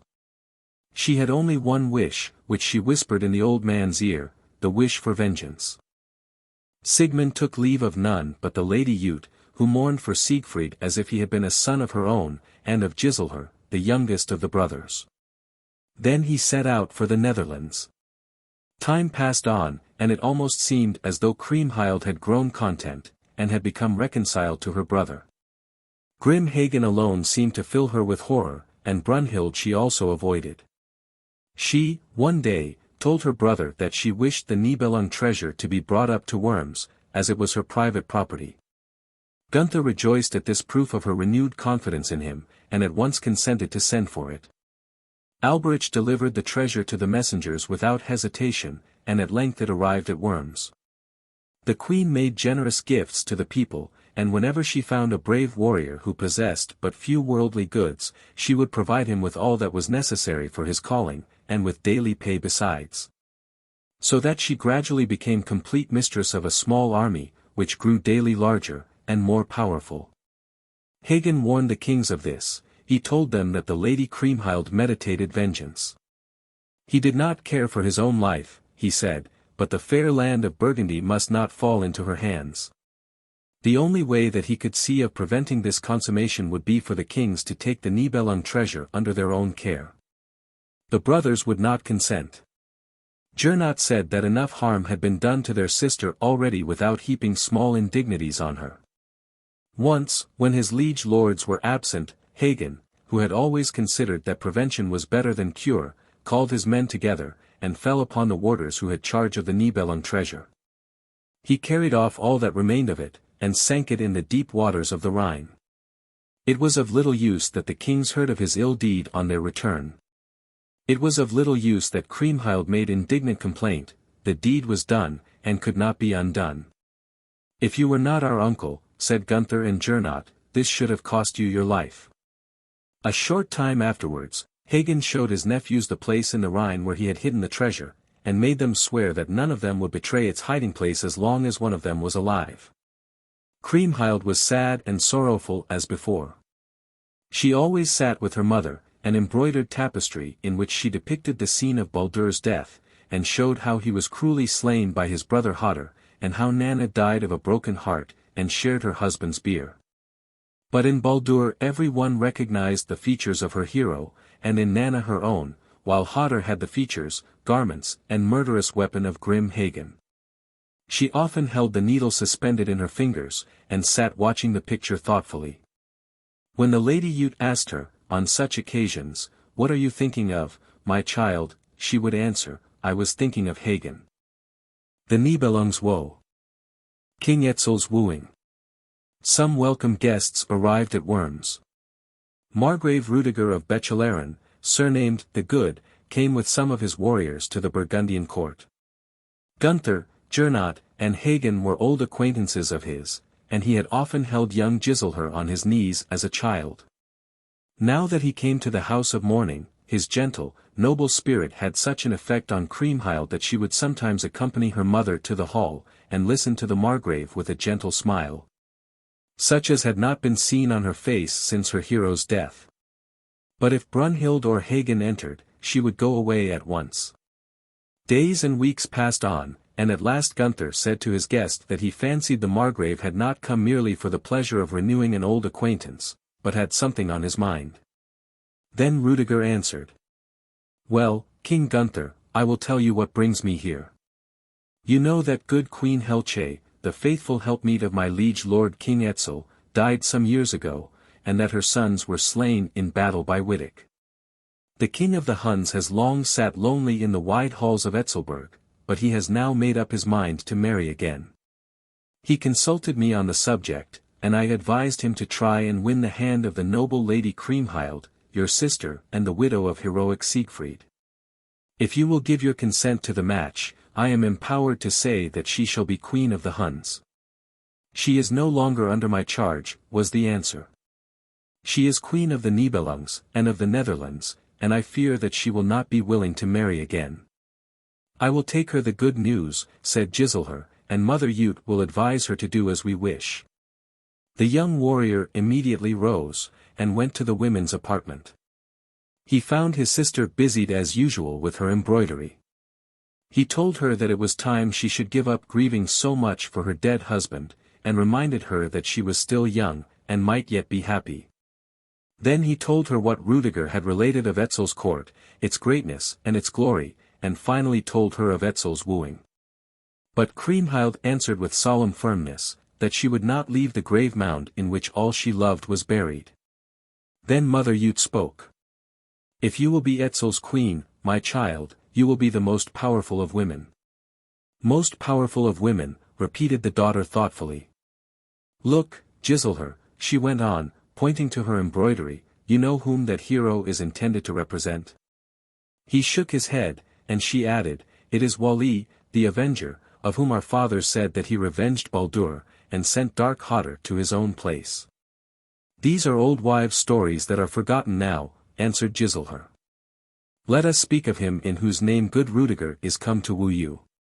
"Yes, but what if it were to be fulfilled?" she said. "Perhaps, ask the Margrave to come to me, that I may hear his wooing myself." Giselher left the room, and the Lady Jute went out also, leaving Kriemhild alone, as she requested. "Siegfried," said the young queen, "it is for your sake that I leave your resting place, from whence you have so often come to me, in waking and in sleep, and pointed to your wounds, those gaping, bleeding wounds. That will never close until it is granted me to send grim Rother down to dark Hela." Rudiger appeared, and in courteous fashion wooed the queen in his master's name. But not till he had promised, in the name of the god Ermin, that she should have men to fight her battles when she needed them, did she consent to go to the land of the wild Huns, and to become Etzel's wife. The Burgundians all rejoiced when Rudiger told them the good news, the three royal brothers especially, for now, they thought, their sister would again be happy. But Hagen came to them, and said, "What are you thinking of, that you thus call the lightning down on our heads? Do not give your sister to the king of the Huns. Between the widow of Siegfried and us, such friendship alone can exist as that between fire and water. Either must the one be quenched, or the other fly off in steam. It is a childish action to supply one's enemy with a sword to cut off one's head. But the brothers refused to listen to his warnings. Preparations now went on apace for the journey to Etzelburg. Ambassadors were sent to the Nibelungs and to the Netherlands to tell them of the queen's contemplated marriage. They returned with a numerous company of warriors and servants. At length all was ready. The kings went with their sister as far as the Danube, where they took leave of her, and Margrave Rudiger took their place as leader of the traveling party. At the borders of the land, King Etzel with a large following awaited the queen's arrival. His face lighted up with pleasure when he saw the pale, beautiful countenance of the Lady Kriemhild. He told her that she should have full power over his treasures and his lands, that, in short, she should be his queen. She answered that she would be a faithful and obedient wife, but that her love was buried with Siegfried. The king paid no attention to the last words. He made sure of winning her love through kindness and affection. And so they went on together to Etzelburg. The marriage festivities lasted a fortnight, and were celebrated in the usual way.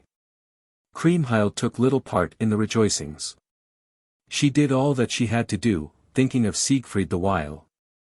Now, amongst the warriors present, there was one who was famed for his unusual strength, bold Dietrich of Bern. His thoughts were far away in the beautiful land of the AMELUNGS, which his uncle Ermenrich had taken from him by guile and force.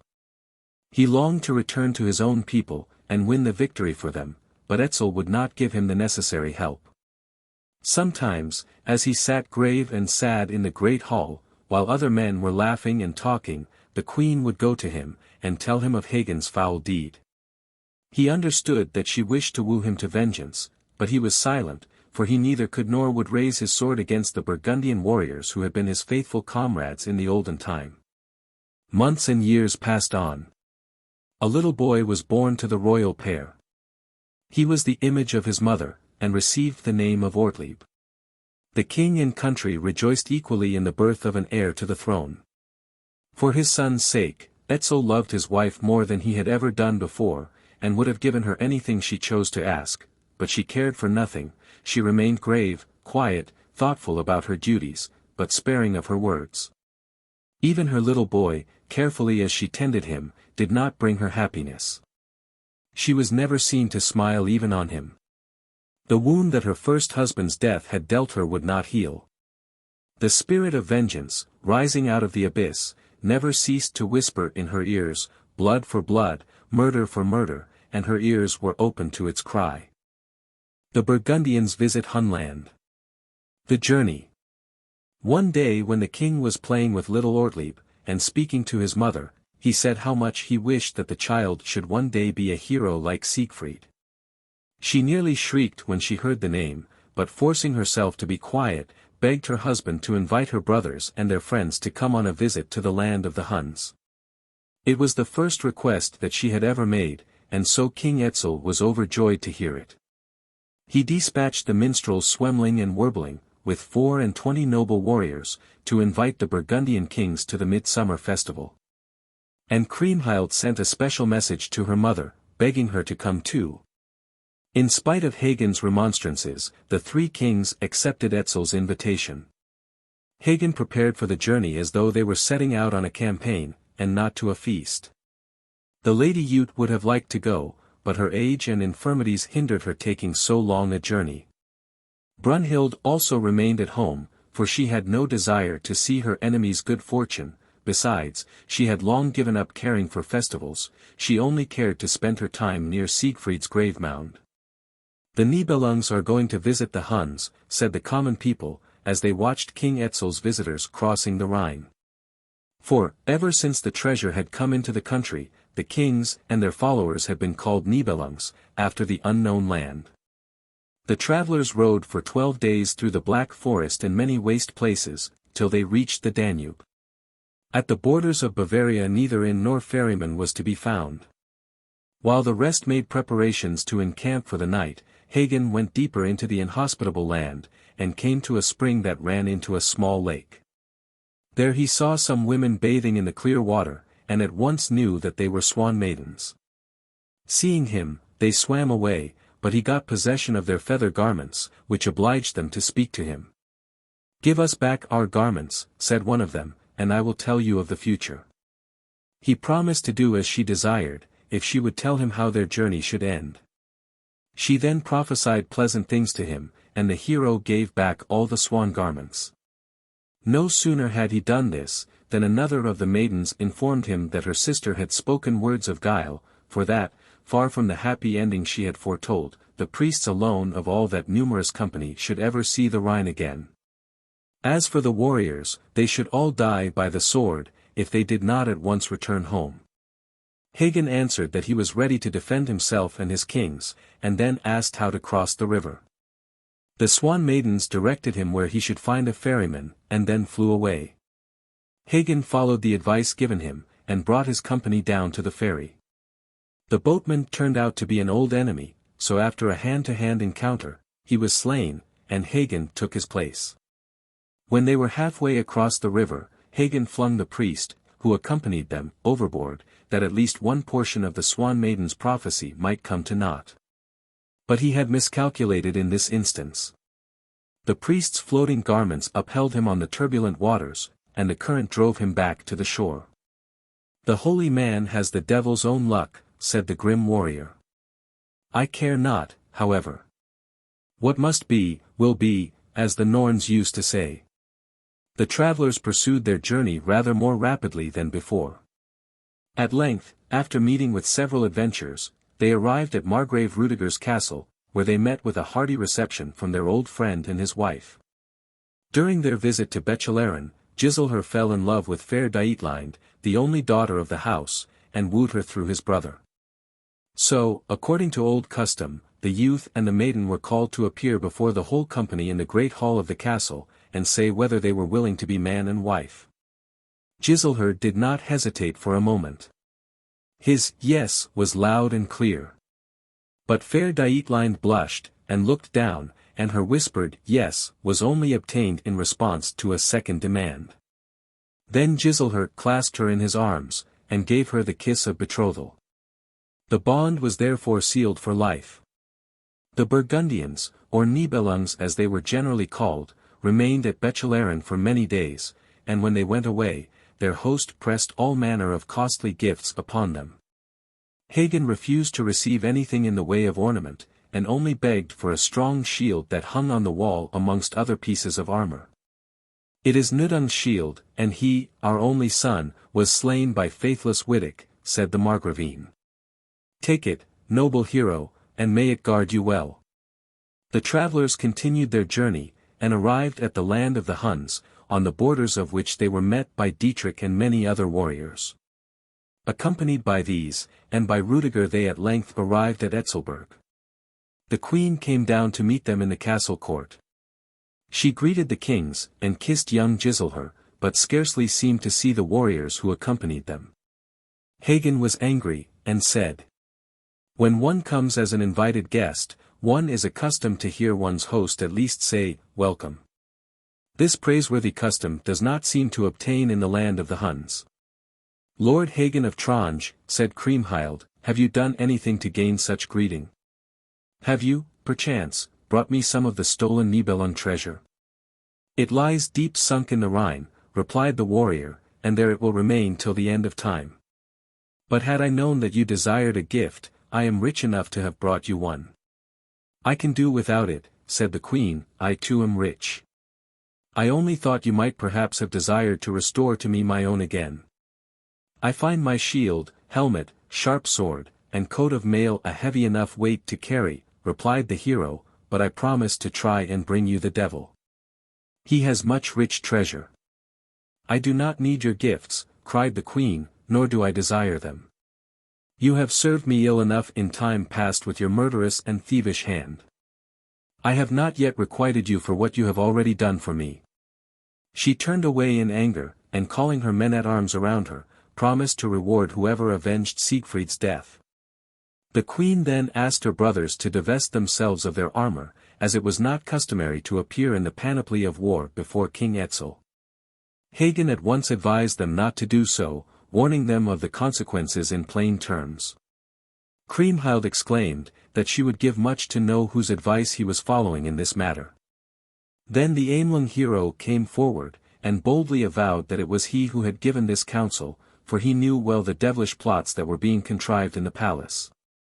The queen only answered him with an angry look, and at once retired to her apartments. While the kings talked together in the friendliest fashion, the Hunnish warriors looked askance at the Burgundians.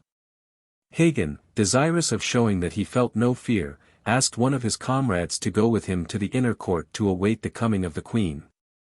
His familiar friend, Volker the minstrel, declared himself ready. They seated themselves on a bench near the queen's hall. As they sat there, Hagen with his good sword Baumung laid across his knees, Kriemhild came down the steps, and asked him why he had hated her so, and why he had slain the noble Siegfried. Well, he said, I never denied that I did it. The Queen of Burgundy was insulted for his sake, and the royal house dishonored.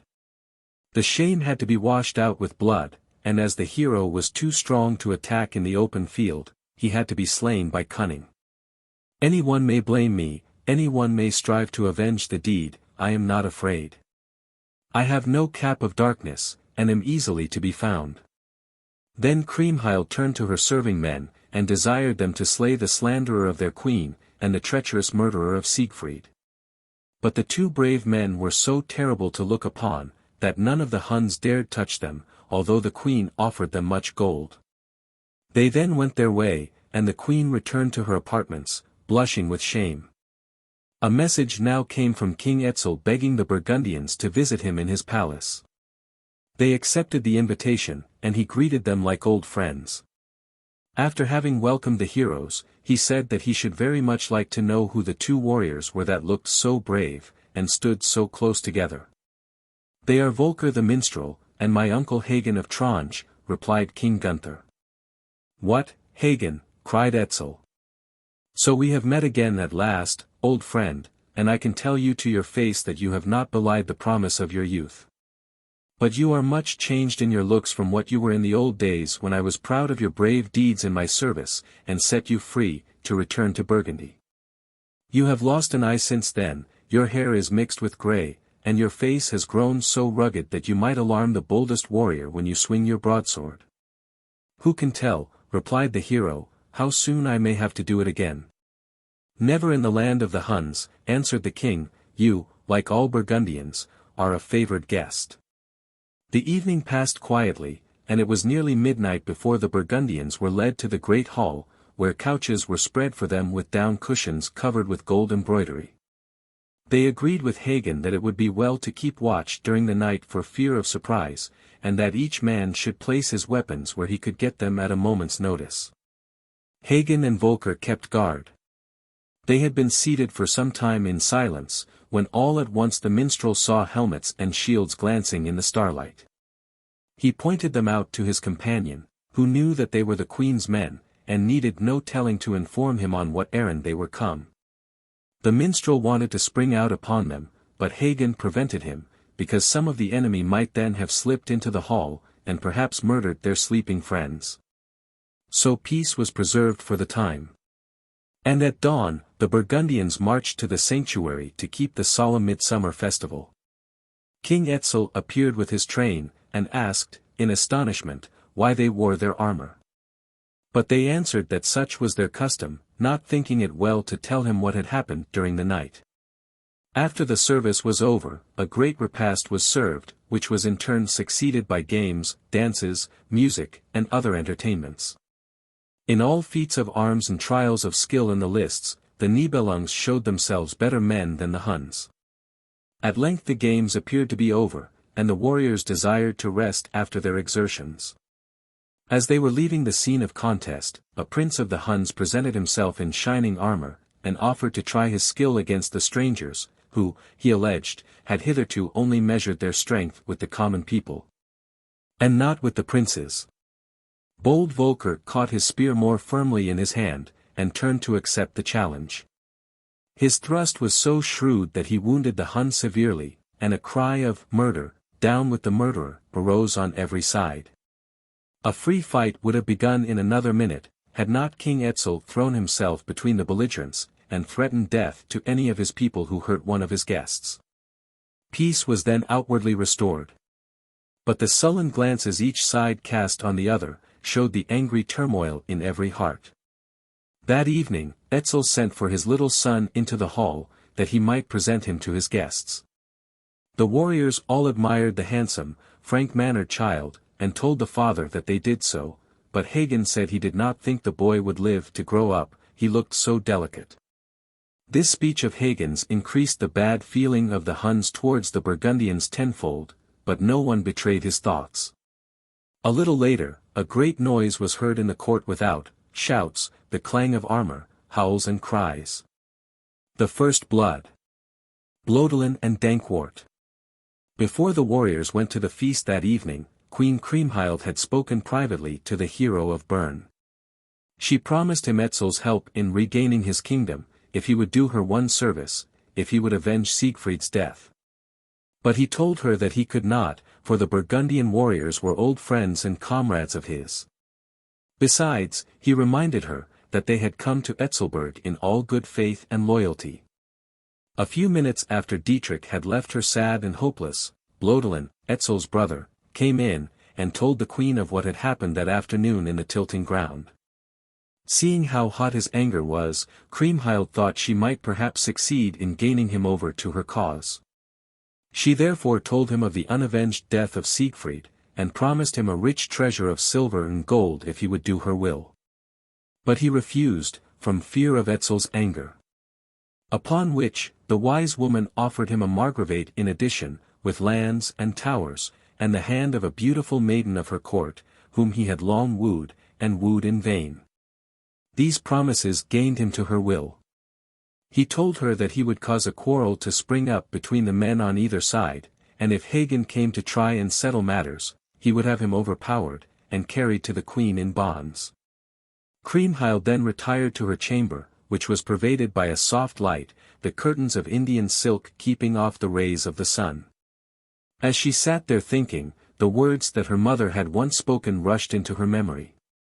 Women often strike deeper wounds and shed more blood with their tongues than men with their swords. She would have started up, and recalled Blodelen. But at the same moment she saw, as distinctly as if it had really been there, Siegfried's bier with the dead warrior stretched upon it. She saw him raise himself, and stretch out his arms to her.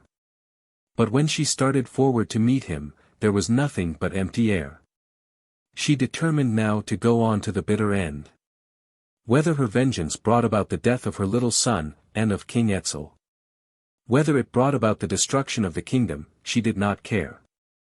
She could die, and die willingly, if only she had the murderer's life. Meantime, Blodelen was making his preparations. His men were rejoiced to hear the news he brought them, and followed him joyously to the hall, where Dankwart the marshal, Hagen's brother, had charge over the serving men. The hero rose from his seat to greet the prince, who exclaimed, "Prepare to die. The queen demands a bloody atonement for the death of the great Siegfried. But why should I have to expiate a murder of which I knew nothing?" "That cannot be helped," said the Hun, "my men's swords cannot return unstained to their sheaths. Then I am sorry that I gave you words of peace. I shall now give you your answer with cold steel." With that he drew his sword, and swung it so lustily at the warrior's neck that his head fell to the ground at one blow. Wild shrieks and shouts of vengeance arose, and all prepared to take part in the fight that had become inevitable. Dankwart made his way fighting to the hall, his armor bespattered with blood, but the defenseless serving men were slain to a man. "Up, brother Hagen," he cried, "save me from the faithless Huns. Lord Blodelen attacked both me and the servants, in order to avenge Siegfried's death. I slew him, but the servants are all dead, and I alone am escaped out of the traitorous toils that the Huns have laid for us." The slaughter. The fight recommenced in the banqueting hall, in spite of all King Gunther's efforts to smooth matters over, and during the struggle the little Prince Ortlieb, the sole hope of Etzel's house, was killed. At length Hagen, Dankwart, and Volker succeeded in locking and bolting the doors of the hall. Etzel and the queen sat full of anxious care during the melee. Dietrich and Rudiger, neither of whom took part in the fight, were also grave and sad. At length the hero of Bern exclaimed, "Listen to me, Nibelungs. Hearken to my words, ye friends of Burgundy. Grant me a truce that I and my men and Margrave Rudiger may go away unharmed." King Gunther recognized Dietrich's voice, and said, "If any of my warriors has done harm to you or yours, noble hero of Bern, I shall take your cause into my own hands." "No one has done me harm," replied the warrior. "All that I request is that you should let us go freely." "What is the good of so much requesting?" cried hot-headed Wolfhart. "We have sharp keys to unlock the doors with, even if 1,000 such as these Nibelungs tried to keep them shut." "Hush! Hush! Foolish comrade," said Dietrich, "there was but little sense in that speech of yours." King Gunther then commanded his people to open the door, and much to the wrath of the Burgundians, Dietrich passed through their ranks with Kriemhild leaning on one arm and King Etzel on the other, and followed by his 600 warriors. After them came Rudiger with 400 men. Giselher said to the Margrave, "Greet your daughter from me, and say to her that I shall think of her even in death." Many of the Huns tried to escape with King Etzel, but Volker cut them down as they strove to pass the door. No sooner were Dietrich and Rudiger safely gone than the horrible carnage recommenced. The Burgundian swords had no rest, until all the Huns were lying dead or dying on the floor. After that the Nibelungs rested a while from their labors, but Hagen speedily called them to be up and doing, and fling the corpses out, lest they should be in the way in any renewed attack. He was at once obeyed. The dead and wounded Huns were one and all flung into the court below. Volker and Hagen now guarded the entrance, lest the enemy should unexpectedly break in. While Etzel wrung his hands, and moaned over the slaughter of so many good men and true, Kriemhild offered a shield full of gold and jewels to whoever slew her deadly foe, Hagen of Tronje. Of all who heard her, one alone came forward and said that he would try and do her will. And he was Count Eyering of Daneland, Hayward's man. He went forward boldly and performed prodigies of valor, but at length was beaten back, and fell dead under Kriemhild's window. Hayward and Irnfried of Thuringen, Thuringia, determined to avenge bold Eyering, so they called out their men and went to the attack. The fight began at the door, where Irnfried fell under the minstrel's sword, and immediately afterwards Hayward was slain by the hero of Tronje. But still the men of Daneland and Thuringen fought on unheeding, and Hagen exclaimed, "Give place! Let them go through the door, out of which they shall never come back alive. Volker shall play them a slumber song to which our swords can beat the accompaniment." So the Nibelungs opened their ranks, and the men of Daneland and Thuringen entered the blood-stained hall. Once more the battle began. Many a brave Burgundian fell to rise no more, but not one of their enemies escaped alive. The parley and the fire. Silence fell on the palace. The Nibelung warriors laid down their shields and heavy armor, that they might the better rest from their labors, while Hagen and Volker kept watch by the door. During this time of quiet, the Burgundians tried to make peace. They reminded King Etzel that they had come to his land at his own invitation, and relying on his good faith, only to meet with treachery from him and his. But Etzel demanded that the Burgundians should acknowledge him their feudal superior. Then Giselher turned to his sister and asked what harm he had ever done her that she should behave in such a way. And even the women, who were weeping for their husbands and sons, bore him witness that all his life had been spent in doing good to others. Kriemhild was touched by his appeal, and told him that he, Gunther, and Gernot should go free with all their warriors and men-at-arms if only they would give up the murderer Hagen, that she might punish him as he deserved. But with one voice the Nibelungs refused terms which were dishonorable in their eyes. Enraged at the boldness of her foes, the queen called upon the Huns to make one more assault, and drive them out of the house.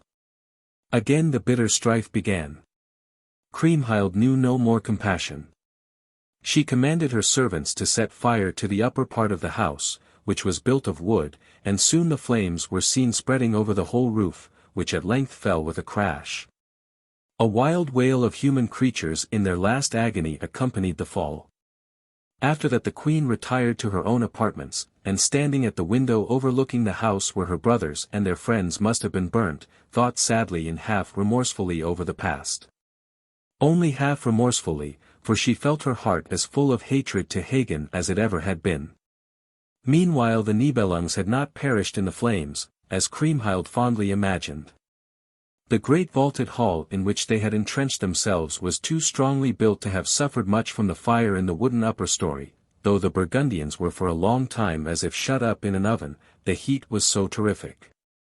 They yet escaped with their lives, and Hagen made them slake their intolerable thirst by drinking the blood of their fallen enemies. When the Huns at length came to look for their charred bodies, they were not a little surprised to find themselves confronted by 600 brave and utterly undaunted warriors. Slaughter again. The Lord of Bechlaren. The queen heard with astonishment that the Nibelungs were still alive and armed for a new fight. While she pondered what it were best to do, one of the Hunnish notables told her that she should apply for help either to the Margrave of Bechlaren, who had received so many benefits from the king, or to Dietrich of Bern, who had enjoyed Etzel's hospitality so long as a fugitive. Kriemhild thought the advice good, and at once sent off a message to Rudiger. The noble Margrave immediately obeyed the queen's summons. Etzel explained to him the true position of affairs, and reminding him of all the honors that had been heaped upon him, told him the time was come to prove his gratitude. He must punish the Nibelungs for the great scath they had wrought to the royal house and to the land of the Huns. "My liege," said the good old hero sadly, "all that you have said is true, and I am ready to do you any service, however dangerous, but do not ask that I should break the faith I swore to them when they stayed with me at Bechlaren, before I led them to Etzelberg at your command. They trusted me utterly, and young Giselher chose my daughter to be his wife, and to share the Burgundian throne. Methinks it were an ill deed to raise my hand against them that trusted me." When the king reminded him of his oath of allegiance, he continued, "Take back my castles and towns, the wealth that you have given me, and the possessions I have won for myself. I will go penniless into the wide world with my wife and child, and what is my best wealth, honor and truth." "Nay, noble Margrave, but you cannot do so," replied the queen, "if you fail in obedience. Think of the time when you came to Burgundy to woo me for Etzel. I feared to go alone amongst the barbarous Huns, where I had not a friend or helper, and you swore to me with a solemn oath that you would help me against every adversary, except your liege lord. Your sworn faith to me is older than that which you promised to the Nibelungs. If you break your oath to me, you are dishonored." Rudiger stood in silent thought before the queen. At length he said, "Take my head. I shall not even tremble when the executioner's sword touches me. But do not force me to do what my conscience disallows." The conversation lasted a good while longer. At length Rudiger with a heavy heart consented to obey the king and queen. The Nibelungs stood by the window looking out for help. On seeing the noble Margrave approach with his men, Giselher exclaimed joyfully that all was not lost, that they should see Bechlaren and the Rhine again. When Rudiger came close to the door he explained his errand. Gunther reminded him of the friendship they had sworn, and Rudiger answered sadly that the oath he had sworn to Etzel's wife forced him now to fight her battle. And so they took fair leave of each other, as noble friends forced to fight against their will. Once more the blood of the Nibelungs and their opponents stained the great hall. The heat of battle raged anew in every heart, and many men were slain. Amongst the number were Rudiger and Gernot. At length the men of Bechlaren were conquered, and slain to the very last man. 200 Nibelungs also fell before this victory was gained. The heroes were silent in the wide hall. They heard the sound of voices in the court without. The queen's voice was raised in indignation, as she accused the Margrave Rudiger of playing the false traitor and making peace with the Nibelungs. Volker's anger was roused at this unjust suspicion. Leaning out of the window, he told her not to vex herself on that score, nor accuse a good man falsely, for the hero of Bechlaren had died serving her. He then commanded the Margrave's body to be shown at the window, so that the king and queen and all the Huns should see it. Etzel uttered a loud cry of horror, and cursed the hand that had done the deed. He called for his sword, that he might himself lead the band of avengers, but he forbore to unsheath it when he saw that terrible pair, Hagen and Volker, still guarding the threshold. Kriemhild stood looking on with folded arms. She was beautiful as ever, but it was now the beauty of a fallen angel. She shed a few tears for the loss of her old friend Rudiger. Perhaps also because she feared that he was her last ally. She may likewise have pondered whether by any means she might yet attain her end. But be that as it may, the next events were unexpected by her as by everyone else. Dietrich and his AMELUNGS. One of Dietrich's men heard what had happened. He hastened to his master and told him the strange tale. Dietrich refused to believe it, and sent Helfrich to the palace to find out the truth.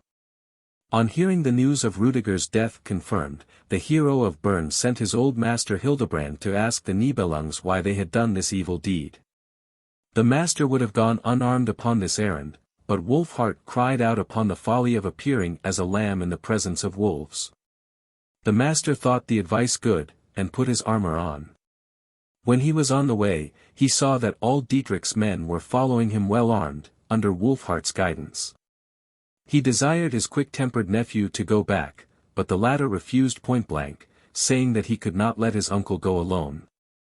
And the other warriors, one and all, declined to leave him. When the small band of 500 brave men came in front of the house the Nibelungs were defending, Master Hildebrand lowered his shield, and asked if it were true that good Margrave Rudiger was dead.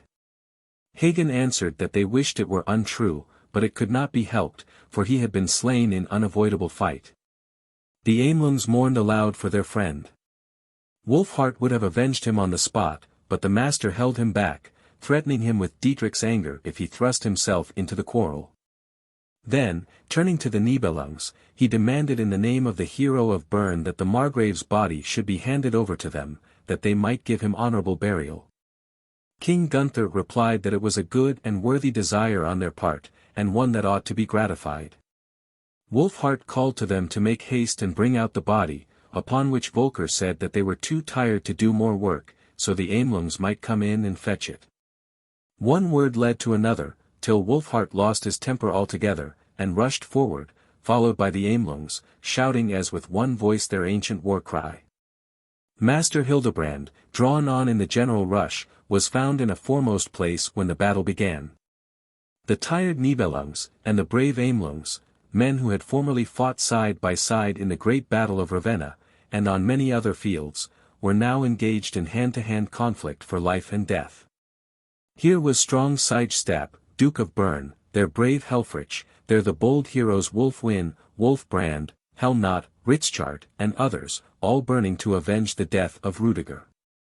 The confusion was so great that often those who wished to meet could not find each other.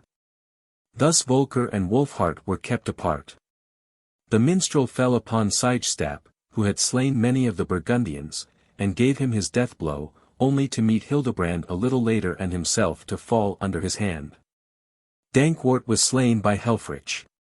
Wolfhart did many a deed of valor, until Giselher attacked him. After a tremendous struggle, the young king thrust him through the breast, but even then, though in mortal agony, he grasped his sword in both hands, and slew his adversary. Old Hildebrand saw his nephew fall, and hastened to him. He lifted him in his arms, and tried to bear him from that hall of doom, but he was too heavy. The wounded hero opened his eyes once more, and said in a faint voice, "Uncle, tell our friends not to weep for me, for I have met my death at the hands of a brave king, as he has at mine. My wild blood has grown calm and still, and I am ready to sleep peacefully like a tired child." These were the last words of the wildest, hottest warrior in Dietrich's train. Like Wolfhart, all the other comrades of the hero of Bern, save Hildebrand alone, lay stretched on the bloody floor, and with them all the Burgundians, except Hagen and King Gunther. "Come now, Master Hildebrand," cried a rough voice, "you owe me satisfaction for the death of my comrade Volker." It was Hagen that spoke. The myth tells her defend his bravely, but the hero of Tronje was strong and determined, and Balmung was sharp. One terrible blow cut through Hildebrand's coat of mail, and the blood flowed freely from his side. The end of the Nibelungs. When the old man felt the wound, and looked in the grim, rugged countenance of his antagonist, for the first time in all his long life fear took possession of him, and covering his back with his shield, he fled like a coward. With shattered armor, and red with his own blood, and that of others, the old man came before his master. Dietrich asked whether he had fought with the Nibelungs, and why he was so wet with blood. Then Hildebrand told how the Burgundians had slain the good Ruother, and had declined to give up his body for burial. The hero of Bern was so saddened by these tidings, that he asked no further questions. He begged the old man to command his comrades to arm themselves at once. "Whom shall I command?" asked the master. "The swordsmen of Bern are all here. You, my lord, and I, are all that remain of them. And of the Nibelungs, Hagen and King Gunther are the only ones alive." At first Dietrich did not understand, and when he did, he mourned aloud for his friends and comrades. "How could my brave men have fallen under the swords of these tired warriors? Who will now help me to regain the land of the AMELUNGS?" So he cried in his sore distress. But soon, mastering his emotion, the hero prepared to avenge his fallen friends, and, accompanied by the master, went full armed to the house where Hagen and Gunther awaited their fate with undaunted courage. Hagen and Hildebrand exchanged so many scornful words when they met, that Dietrich chid them for a couple of old women, and demanded that the combat should at once begin. Hagen sprang forward without delay. Balmung was as sharp as ever it had been, and the hero of Bern had much trouble to defend himself, but the hand that wielded the sword was weary, and less nimble than of yore. Dietrich, seeing this, made a sudden spring upon Hagen, threw him down, and bound him fast. Then he bore his prisoner into the presence of Kriemhild, and recommended him to her mercy, saying that he was the boldest and bravest warrior in the whole world. He only noticed the thanks and praise she gave him for his doughty deed, and did not mark the gleam in her eyes, nor rightly interpret the flush that rose to her cheeks. He hastened away to the last battle with King Gunther.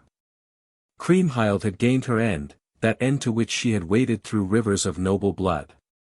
Hagen read his fate in her eyes, but he never flinched, he would not give her that dear satisfaction. She wondered whether she could make him confess where he had hidden the Nibelung treasure. She spoke to him kindly, and promised to let him go safely home, if he would only tell her the hiding place. The hero seemed touched by her gentleness, and said that he would willingly tell her, but that he had sworn to keep the secret as long as one of the 3 kings of Burgundy was alive. She promised him again that she would keep her word, if he did her will, and then had him taken away to sure watch and ward.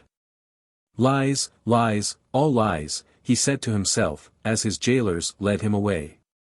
The hero of Bern soon afterwards appeared with King Gunther as a prisoner. The latter was at once taken to a separate dungeon. Kriemhild considered what was now to be done. Siegfried's murderers were now in her hands, both the man who had done the deed, and the king who had condoned it. She felt a few qualms of conscience when she thought that Gunther was, after all, her brother. But she soon stifled them, and calmly pursued the path she had marked out for herself. King Gunther's head was cut off by her orders, and laid at Hagen's feet to convince him that now the last king of Burgundy was dead. The hero thrust away the head contemptuously. "It was not thou," he said, "to whom I swore allegiance, and whose crown I strove to keep free from stain. The royal house of Burgundy, to which I belonged, is wasted, and its glory overthrown. Of what worth to me is the span of life that remains?" That night Kriemhild had a happy dream. She thought that Siegfried stood before her as she had seen him first. That he stretched out his arms to her in love and gratitude, and then vanished slowly in the grey dawn. Next morning Kriemhild seated herself beside King Etzel in all her robes of state.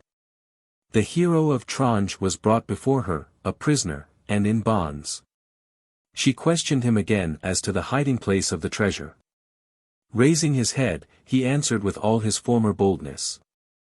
"You are mistaken, woman, if you think that you have my mind in your power, that you have tamed me entirely. The kings are all dead now, Gunther, Gernot, Giselher. Now none but God and I know where the treasure was sunk in the deep waters of the Rhine, and from me you shall never learn where you may seek with any hope of finding. Kriemhild silently came down from the throne, and picked up the good sword Balmung that lay beside Hagen's armor. You took good care of the gold you stole from me, she said, but another thing that you stole I have in my hands at this moment. My noble husband Siegfried wore this sword when last I saw him, before he fell under your murderous hand. I will now try whether it be strong enough to avenge its master. She had drawn the sword from its sheath, and now swung it with both hands, and with such force that the head was cut from the body, and fell at the feet of old Hildebrand. A cry of horror echoed through the hall, then all was still. Kriemhild thrust the bloody weapon back into its sheath, and said, "This blood may never be washed from the blade. Balmung must be taken to Worms as it is, and laid in Siegfried's grave.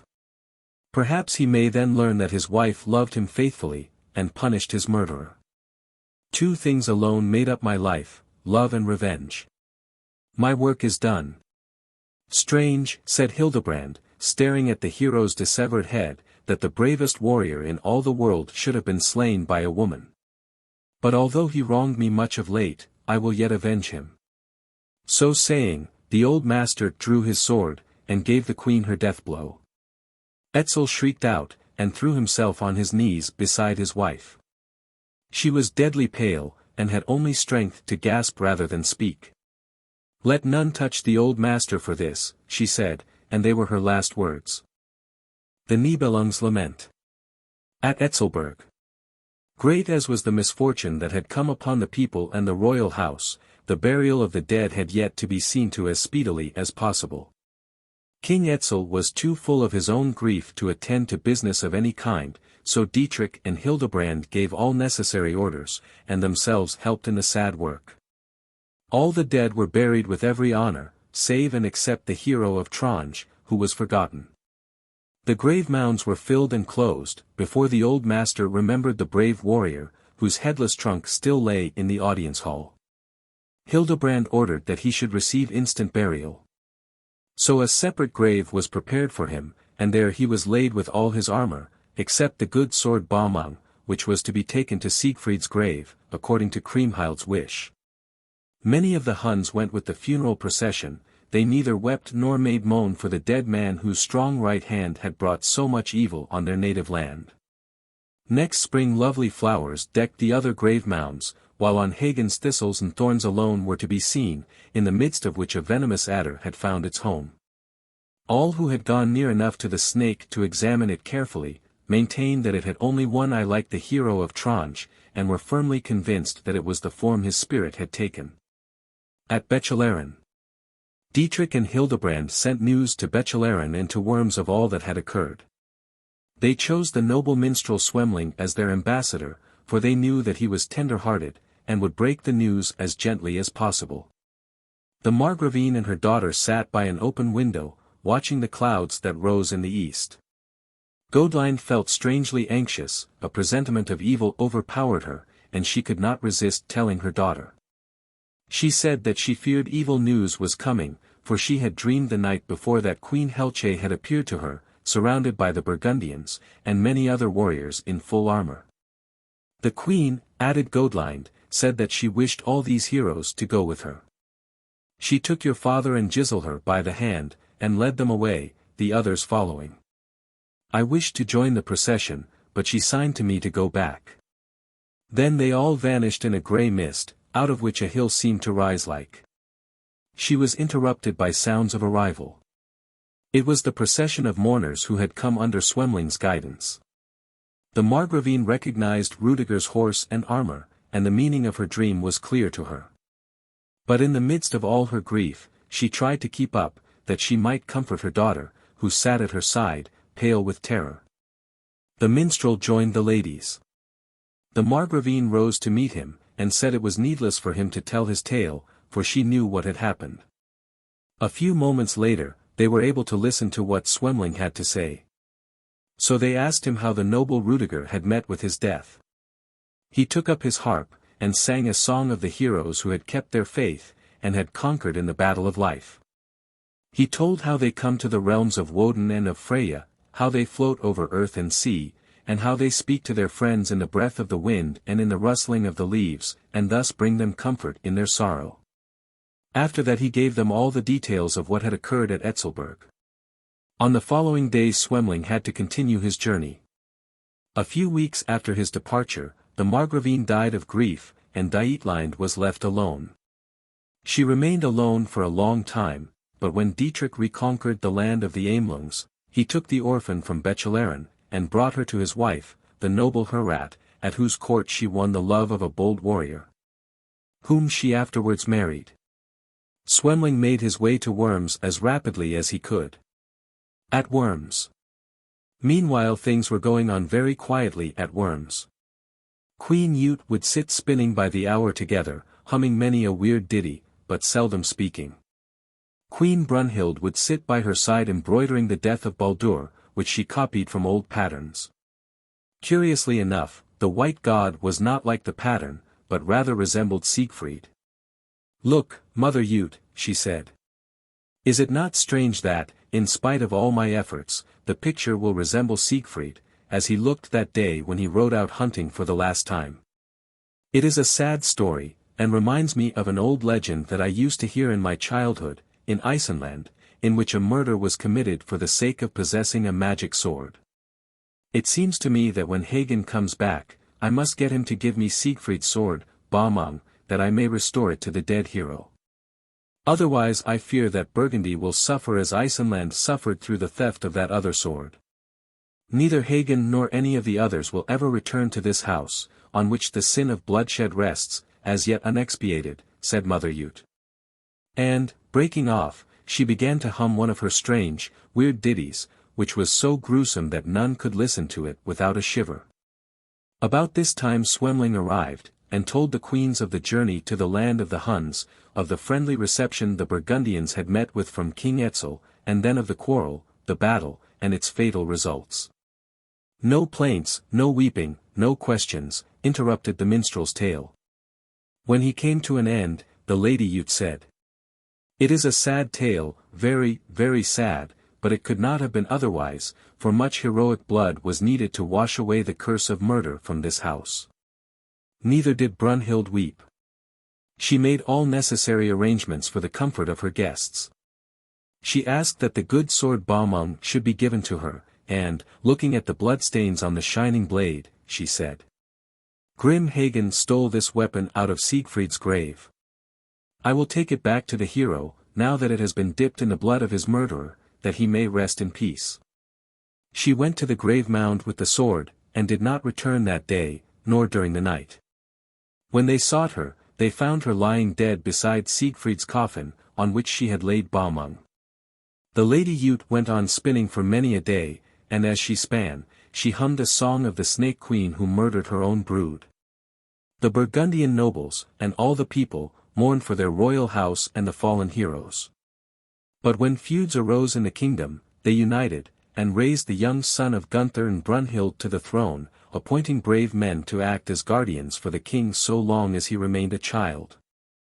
The Hegeling legend. Hagen zealously strove the knights in tilt and tournament to uphold their country's honor before Sigeband their king, when he held the midsummer feast at his high castle of Balian in Ireland. Sweetly the minstrels sang the praise of warlike deeds, and eagerly did boys of noble birth contend in games of hurling the spear and shooting with the bow. But evermore did little Hagen, the king's son, bear him best in the gentle strife. And the heart of his mother, the Lady Ute, was pleased. One day the boys were amusing themselves by throwing their spears at a target. Having thrown them all, they ran forward to get their weapons again, the prince among the rest.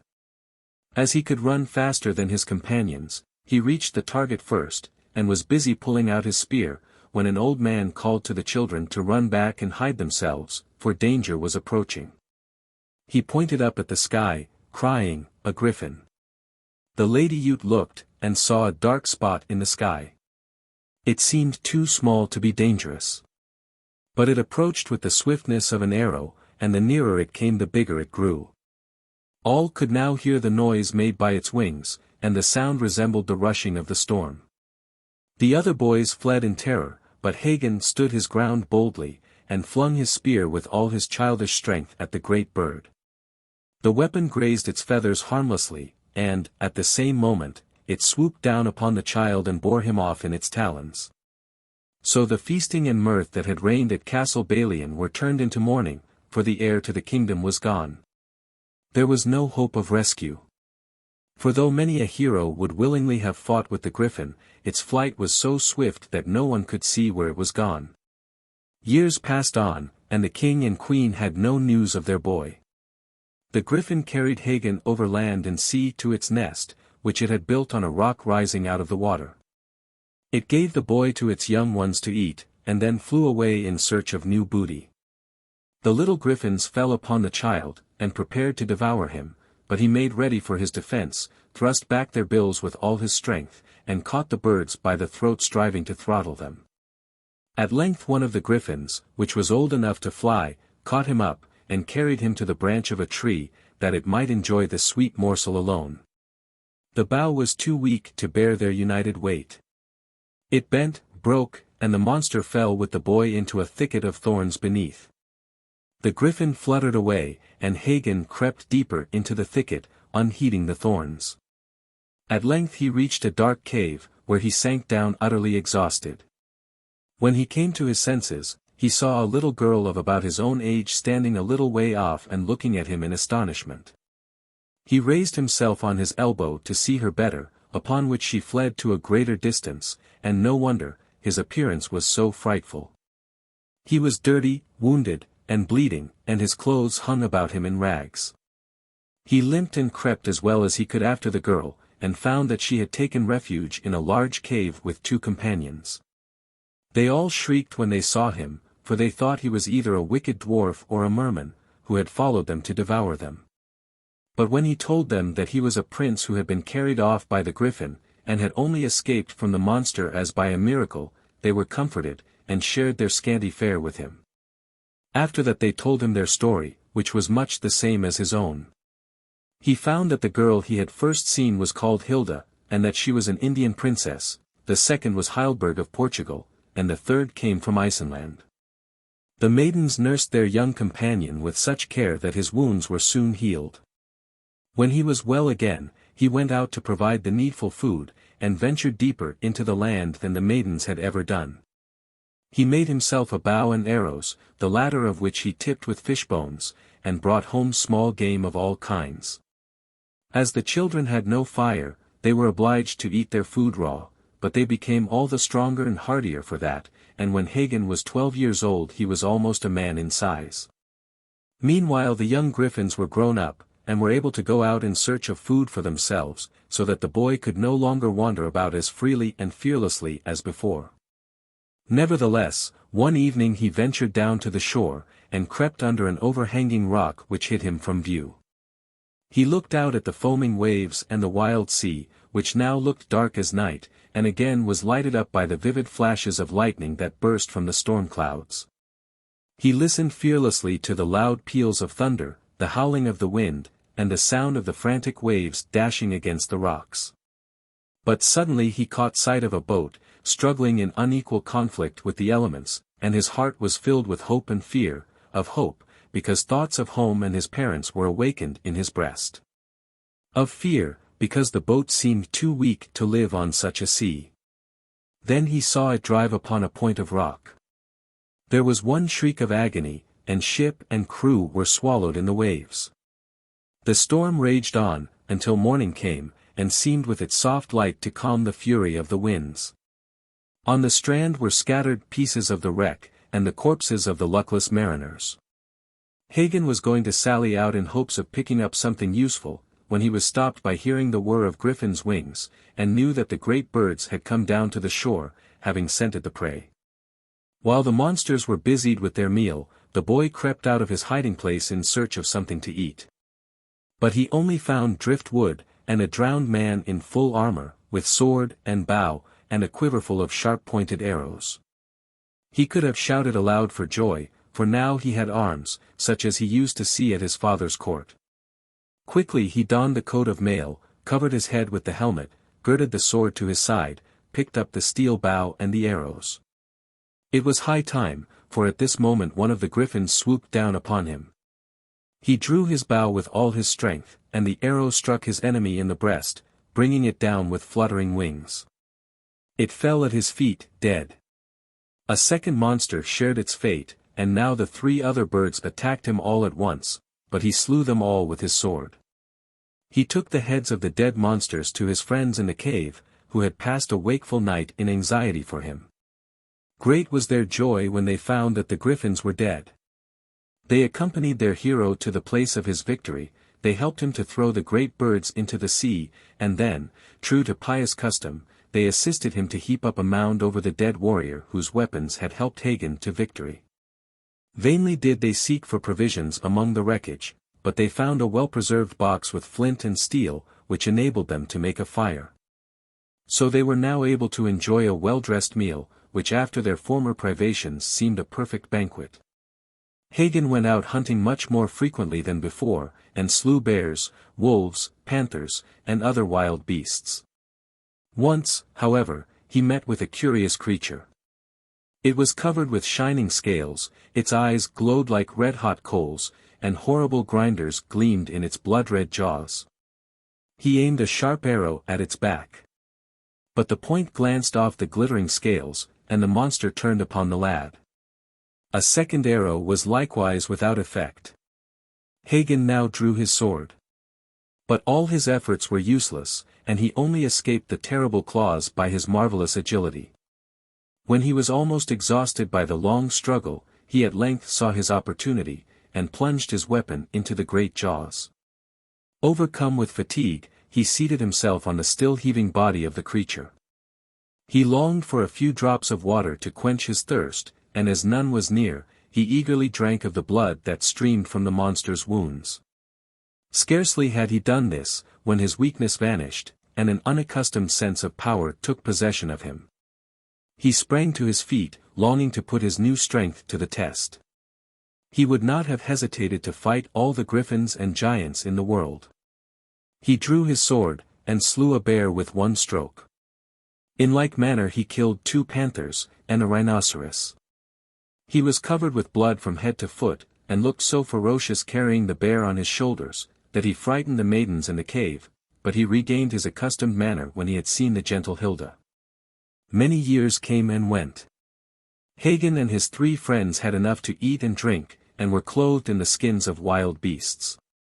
Although they were very happy together, they longed to get back to the haunts of men, and often cast anxious looks over the sea in hopes of seeing some ship approach. At length one morning, when the 3 maidens were standing on the shore, a white sail appeared on the horizon, and came gradually nearer and nearer. They lighted a fire, and called Hagen, who joined them fully armed. Their signals were seen from the ship, and a boat was sent out, which soon approached the shore. The helmsman uttered a cry of astonishment when he saw their strange dress, and asked if they were human beings or water sprites. "We are poor unfortunate people," said Hagen, "take us with you, for God's sake." So the sailors took them to the ship, and they were soon on board. The captain looked at them in amazement, and Hagen, in answer to his questions, told their whole story. When he spoke of his father Siegfried, the powerful king of Balian, the captain exclaimed, "What? You can kill griffins like flies. Still you are a lucky catch for me, for I am that Count of Garrity to whom your father has done so much injury. You shall now be hostage till a proper sum of money is paid to me. Here, men, put this young fellow in chains, and steer for Garriton." Scarcely had the count said these words when Hagen fell into a berserker rage. He flung the sailors, who would have laid hold of him, into the sea, then, drawing his sword, he rushed upon the master of the vessel, when a soft hand was laid upon his arm. He turned round furiously. But at the sight of Hilda's gentle, lovely face, his terrible anger vanished. Hilda spoke gentle words of conciliation, and Hagen listened. Then, turning to the count, he promised to make all matters right between him and the king, if he would at once steer for Balian. The captain agreed to do so, and steered for Ireland. Favorable winds swelled the sails, and 10 days later the walls and towers of Balian hove in sight. Naturally his parents did not at first recognize Hagen, but great was their rejoicing when they found who he was. A firm peace was concluded with the Count of Garrity, and the 3 maidens were received with all honor and courtesy. Hagen did not long remain quietly at home in his father's house. He wished to see something of the world, and to gain both name and fame. Time passed on, and Hagen, who was known far and wide for his great deeds, was appointed to rule the land in his old father's place.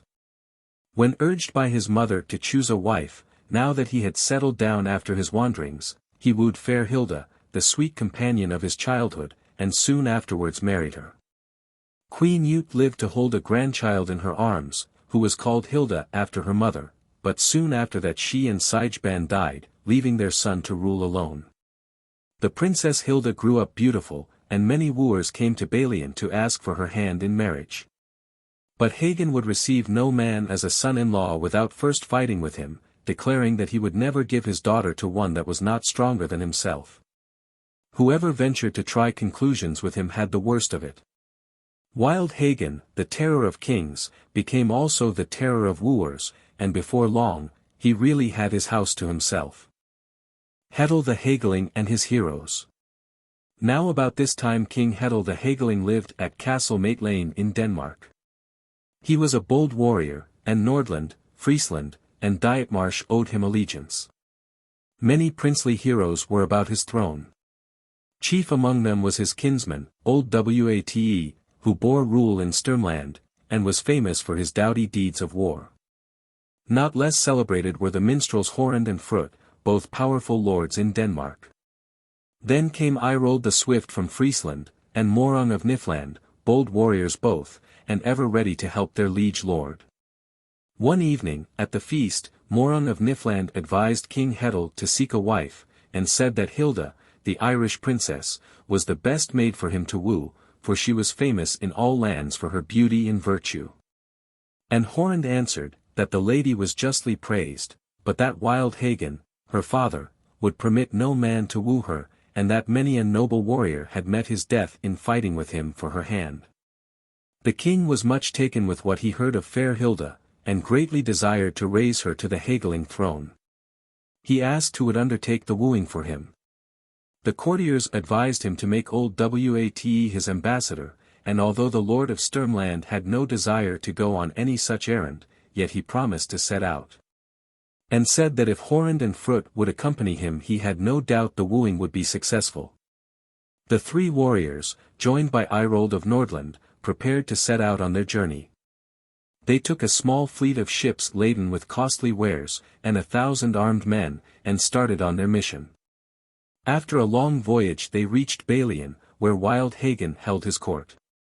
Their arrival was greeted with the utmost amazement, for no one in Ireland had ever seen such splendor before. The masts of the Danish ships were of shining cypress wood, the sails of purple silk, and the anchors of silver. Sailors in rich garments bore foreign wares from distant lands out of the ships, and spread them before the astonished multitude. The captains offered rich articles for sale, explaining that they were merchants, and had come to Balian on a trading expedition. When King Hagen heard what was going on at the wharf, he and Queen Hilda went down to the ships to see what was to be seen. Then Frut at once came forward, and, drawing him aside, explained that they were not really merchants, but fugitives, who desired to be protected from their king, Hegeling the Hegeling. Hagen laughed when he heard this, for he had long wished to try his strength in single combat with the Danish king. So he told the warriors to be of good courage, and to come up to the palace with him. The strangers accepted the invitation. They gave the king and queen rich presents of garments and precious stones. Indeed, their riches seemed so inexhaustible, that Hagen would willingly have kept them in the country, and given them houses and lands. But they pleaded that they had left their wives and children in Hegelingland, where they hoped one day to return. They all met in the banqueting hall, and the strangers were presented to the princess. Wat alone spoke little, and often looked out towards the sea. "Go, Hilda," whispered the queen, "and greet the foreign lord with a kiss." The girl started with fear, for the hero of Sturmland was a full head taller than any of his comrades, and was a stern-featured man, with a large hooked nose, bald head, and long grey beard. "What are you looking at, Lord Wate?" said the queen. "Do you see fairer women on the shore than here in the hall?" "I am looking at my ship," answered the hero, "for a storm is coming on." Then the princess smiled and said, "Are you not happy with us, noble warrior? Or do you always wish to be out among storms and fighting?" "Lady," said Wate, "I never learned to talk sweet talk with women, or to dance with girls. I only care for the dancing of the stormy waves and for the din of battle, when the Norns sing of conquest or a glorious death." This was the speech of the stern old man. But the other warriors talked of the lovely land of the Hegelings, of its castles and granges, and of the minstrels and knights who served their ladies in all honor and modesty. After this they took leave of their hosts and retired. The next day passed, as was usual on such occasions, in jousting, feasting, and minstrelsy.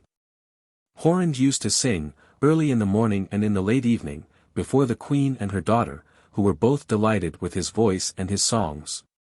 Once, when he was alone with the princess, he sang about a great king who fell sick with love for a beautiful maiden named Hilda. The princess felt that there was something hidden behind the song. So she asked at length who the king was that cared for her. Upon which the minstrel showed her a portrait of King Hegeling, and told her of her father's stern cruelty to all noble warriors who came to Balian to woo the princess. He told her also on what secret mission he and his friends had come, and entreated her to come with them to Hegelingland, where the king was waiting eagerly for her arrival.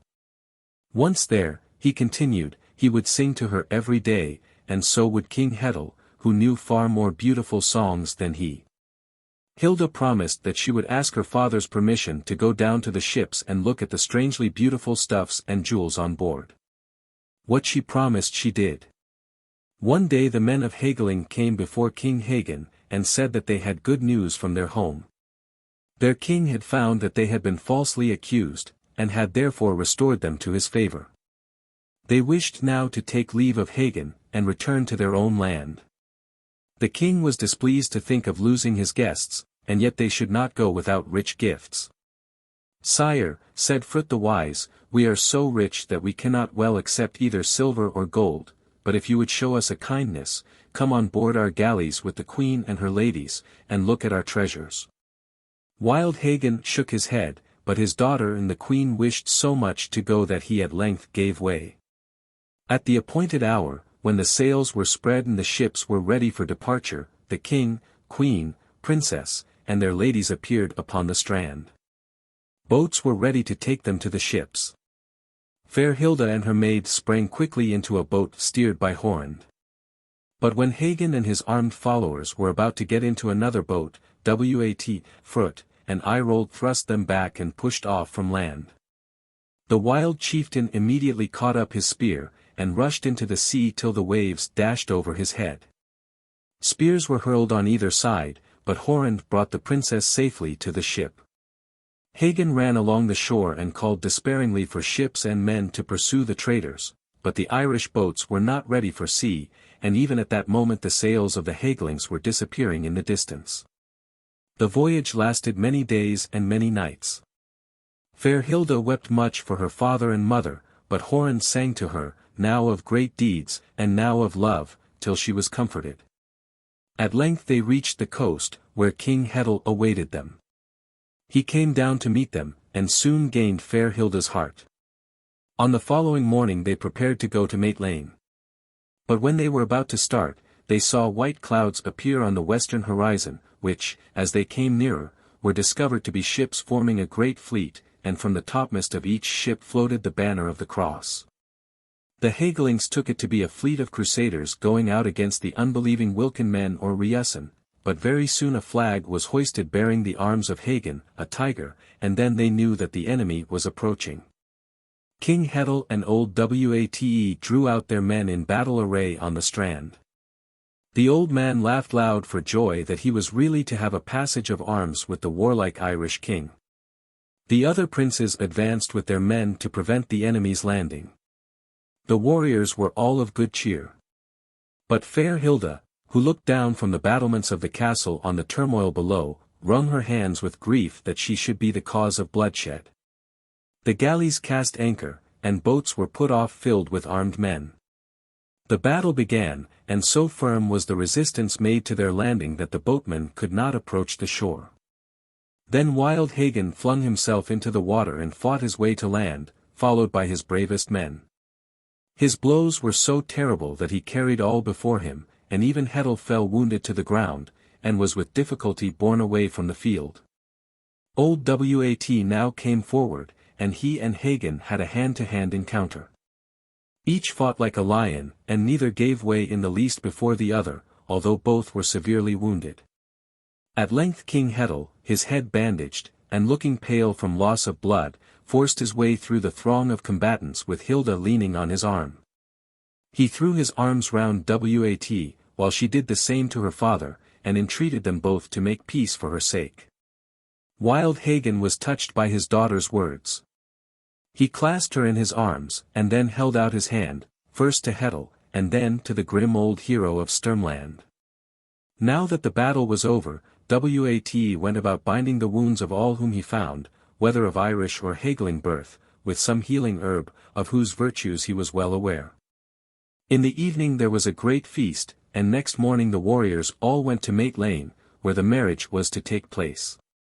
A ship was sent to bring good Queen Hilda to her daughter's wedding, which was celebrated in the cathedral, with all pomp and circumstance. Gudrun.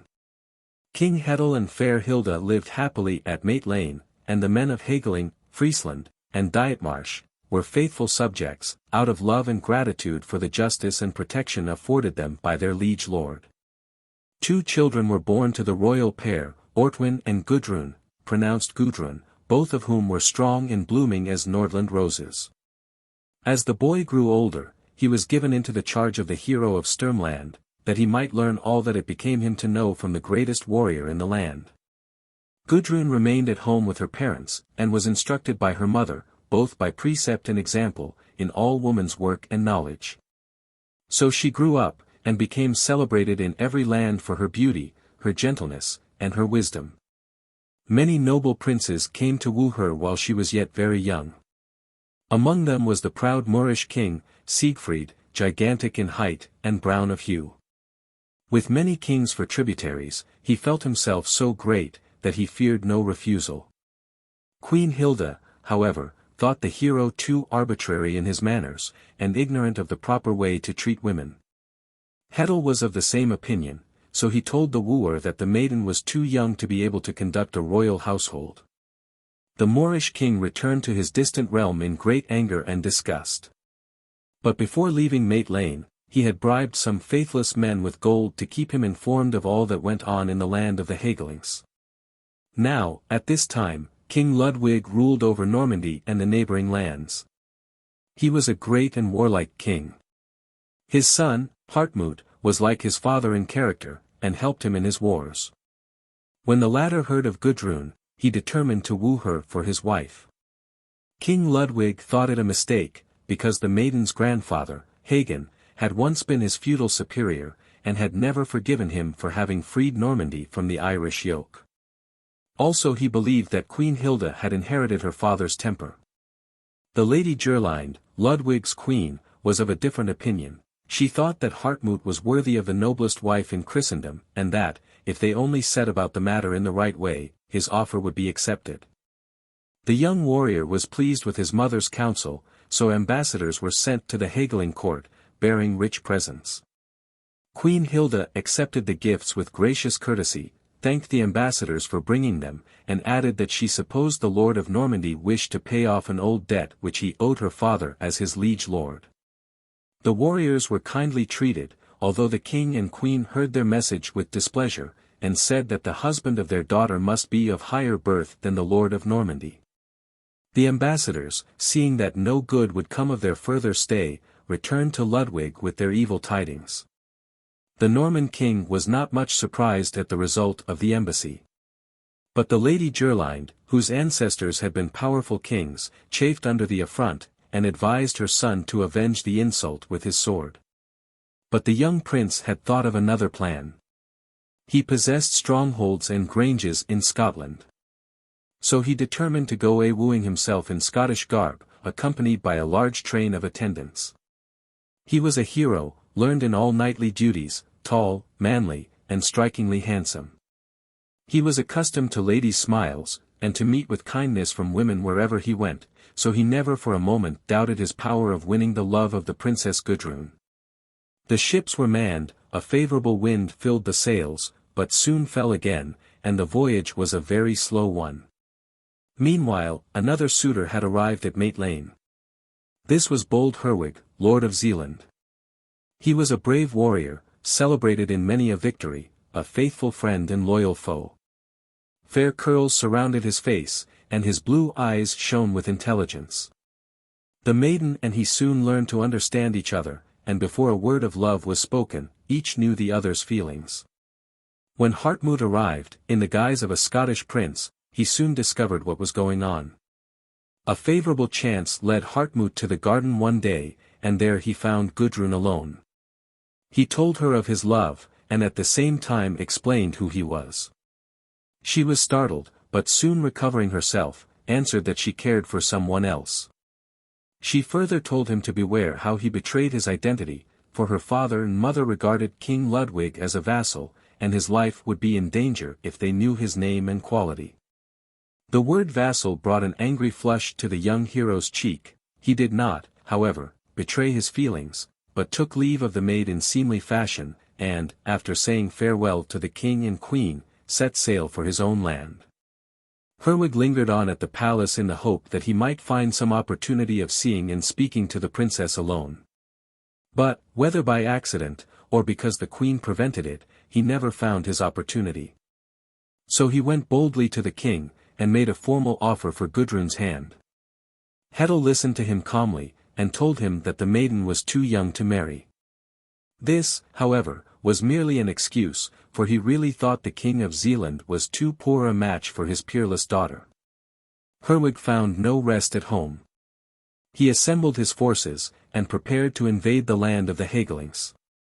His army only consisted of 3,000 warriors, but they were one and all tried men of valor, on whom he could rely. Hegeling was totally unprepared for the invasion. His heroes were at their own homes, or scattered abroad.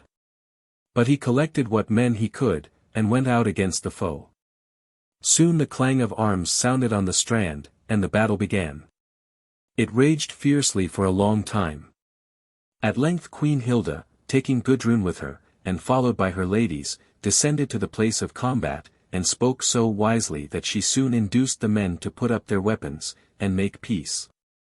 Hegeling was so much pleased with the boldness and valor displayed by Herwig, that he consented to receive him as his son-in-law, but stipulated that the marriage should not take place for a year. Herwig spent some time at Mate Lane in company with certain other warriors, and at midsummer, Ung Ortwin and several of his friends received their swords at the hands of old Wate of Sturmland, who bade them act in all things so as to be soon worthy of the honor of knighthood. At the justs that followed, the young men's prowess gladdened their teacher's heart. But the rejoicings came to a sudden end through the arrival of some wounded men from Zealand, who brought news that the Moorish king, Siegfried, had fallen upon the island, and was laying the country waste. Hegeling determined to send troops to help Herwig against the Moors, but the king of Zealand would not wait until they could be summoned. He set out at once, saying that they could follow, and he would meantime go and show his people that he had not deserted them. Herwig landed in a small bay. His heart was wrung when he saw the devastation caused by the cruel Moor, and knew that he was not strong enough to offer him battle. But he was not idle for all that. He and his 3,000 followers separated into companies, cut off isolated bands of freebooters, and harassed the enemy as much as they could. So matters went on for days and weeks. At length the Hegeling fleet arrived with Hegeling and his heroes. A great battle was fought by sea and land, but, although the Moors suffered terrible loss, both in men and ships, it was by no means a decisive battle. Siegfried knew that he had now no hope of winning the victory in open war, but still he trusted to the chapter of accidents to get him out of his difficulties. And he did not hope in vain.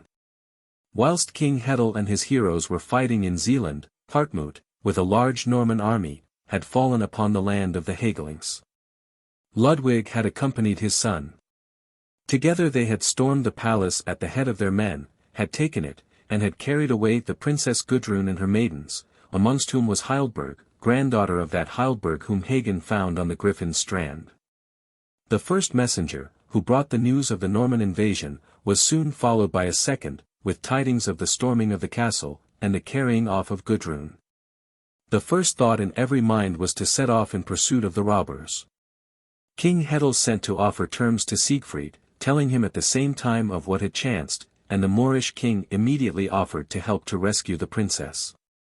So an alliance was concluded between Hegeling, Herwig, and Siegfried without more ado. This being settled, they turned their attention to the ships. But great was their despair when they found that most of them had been burnt in the fight, and of those that remained very few were seaworthy. Herwig and his men would have started alone in the few vessels that remained, but Eirolt the Frisian stopped them, by drawing their attention to a fleet that was already approaching the shore. The masts and flags of the coming ships all bore the sign of the cross, and on deck were figures in long grey garments, with the staff of peace in their hands. "They are pilgrims going to the Holy Sepulchre," said Horan the minstrel. The pilgrims disembarked and pitched their tents on the strand, to enjoy a little rest after their long and toilsome voyage. "Necessity knows no law," said Wat. "These pious men must put off their journey for a little. They have plenty of time to do their penance in. Let us borrow their vessels and provisions. If we return, we can reward them richly for the enforced loan." Horand and Frut warned their friends that such a deed would surely bring its punishment. The pilgrims raised their hands in piteous entreaty. All in vain. King Hegeling decided to take the ships, and Wat and Herwig voted with him. So the heroes sailed over the high seas in pursuit of the Normans, in ships that bore the cross as their pennon. After many days' sail they saw before them a low flat island, called the Wulpensand, and on it a great army was encamped, upon whose banners was depicted a raven with widespread wings, the ensign of the Normans. They were able to get quite close to the land, thanks to the pilgrims' ships, before their real character was discovered. But no sooner was it known, than the Normans sprang to their feet, and shouting their battle cry, stood ready to defend themselves. The battle began. Lances and arrows filled the air, and many a deed of desperate valor was done on either side. Darkness alone put an end to the fight. The victory was undecided. It was a dark and cloudy night, and the flickering watchfires alone threw any light upon the scene. Then it was that King Hegeling challenged Ludwig to single combat, telling him that he should always regard him as a coward if he did not at once arm him for the fray. Ludwig accepted the challenge, and came out to meet the king. Many a shrewd blow did the heroes exchange before Ludwig at length gave his adversary his death wound. Seeing their leader fall, the Hegelings rushed forward shouting their battle cry, and a general engagement took place in the darkness. None could tell friend from foe, and many a brave warrior fell under his comrade's spear. The leaders on either side ordered the horns to blow the recall, and the two armies took up their position at a greater distance from each other than before. Knowing the vengeance the Hegelings would take on the following day, the Normans thought prudence the better part of valor, and set sail for home under cover of the night, taking their prisoners with them. For they were on their way home from Hegelingland. At daybreak old Wat called his men to be up and doing. Great was the astonishment of all when they found their enemy flown. Wat and Herwig were keen to follow the Normans without loss of time, but Frut and Morung advised them to be prudent. They reminded them of the numbers of men they had lost, and advised that they should go home, and wait till the young men, who were growing up, should be old enough to bear arms. The wisdom of this advice was recognized by all. Herwig alone felt indignant, but he was powerless to act unaided, so he returned to Zealand to work for his people, until the time should come to renew the expedition. Queen Hilda was sad at heart when she saw the Hegelings return vanquished, and without either her husband or daughter. But what could she do? She was only a weak woman, unable to wield a sword, to avenge Hetel or to save Gudrun. Horand, Morung, and Irolt mourned the dead king with her, but old Wat chid them for women, and bade them rouse themselves, and teach the youth of the land all warlike accomplishments, to the end that they might win the day when the time for vengeance came. Queen Gerlind. Meanwhile the Norman fleet had reached its destination.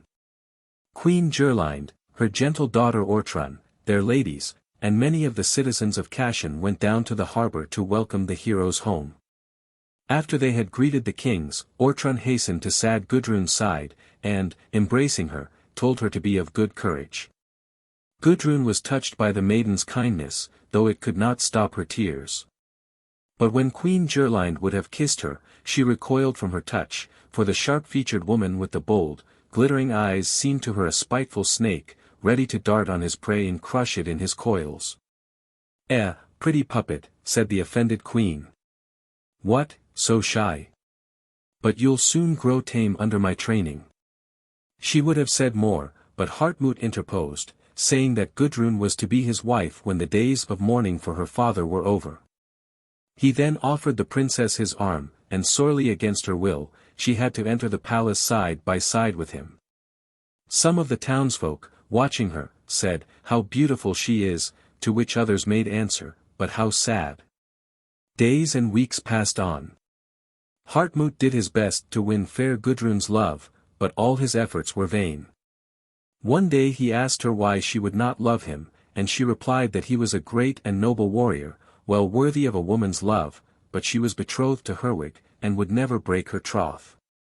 Queen Gerlind was not of so patient a disposition as her son, she was determined to break Gudrun's proud spirit, and force her to consent to marry Hartmut. At first she tried soft words and flattering speeches. But finding these of no avail, she had recourse to sterner measures, though she waited till her son had left home on a warlike expedition. Before going he confided Gudrun to his mother's care, telling her she might try to tame the wild bird in any fashion she liked, that was not inconsistent with the maiden's royal dignity. No sooner was Hartmut gone, than Queen Gerlind set to work. She made Gudrun dress like a servant, and then set her and her maidens to cook and sweep, and do all the hardest work in the palace.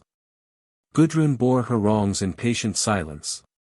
Her soft hands were blistered with scrubbing pots and pans, and doing other kitchen work, with which she was busied from early morning till late at night. The queen would sometimes ask her viciously if she would not rather wear the Norman crown than continue to slave in that manner, but she answered gently that she would keep her troth. So she did all that was given her to do through the hot summer days, and in the icy cold of winter, without uttering a single murmur at her hard fate. Year after year she lived this wretched life. At length Hartmut came home victorious from his wars. He greeted his father, mother, and sister with warm affection, and then looked round for Gudrun. When he saw her dressed in coarse clothing, and doing hard work, he was very angry with his mother for her ill treatment of the girl. He begged Gudrun to forgive what was past and gone, and grant him her love, trying to rouse her ambition by dwelling on the wealth and greatness of the kingdom he offered to share with her. But Gudrun answered that a noble-minded woman could love but once, and never again. So he left her, but took care to protect her from Gerlind's malice. Gudrun was restored to her former position, and slept that night in her old room.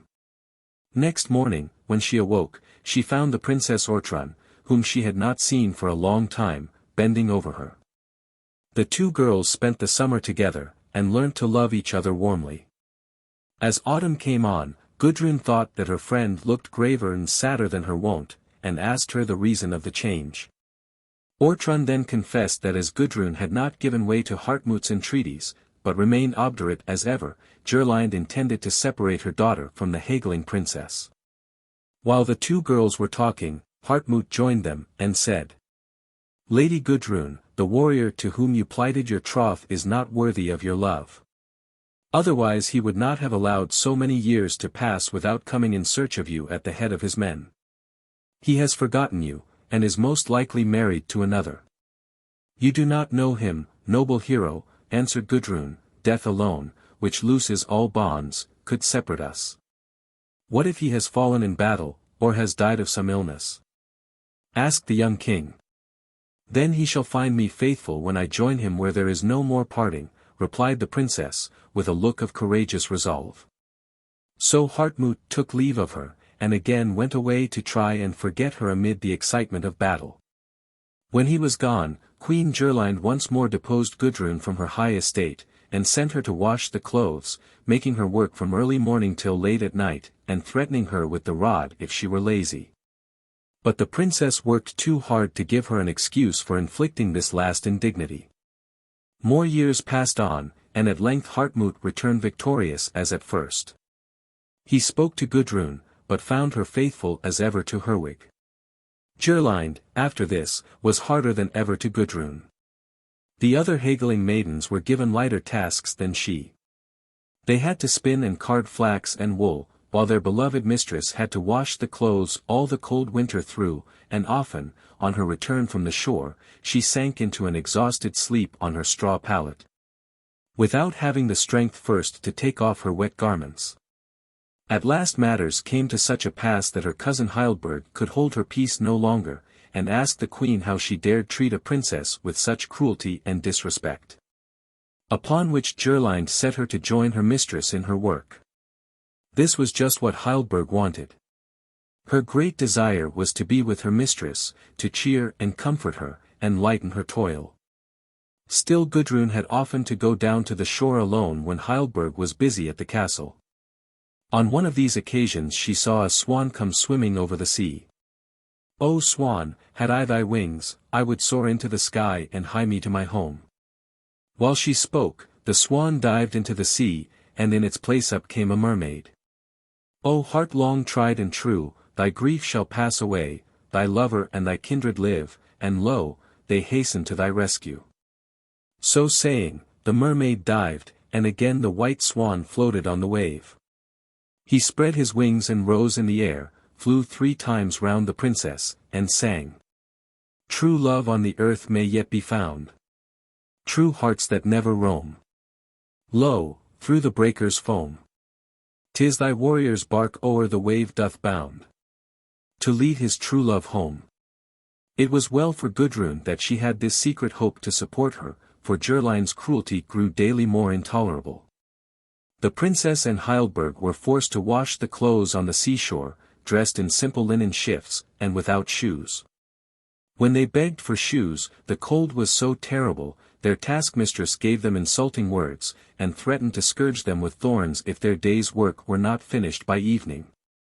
Trembling with cold in the cutting east wind, and their beautiful hair blowing about their faces, they worked on busily.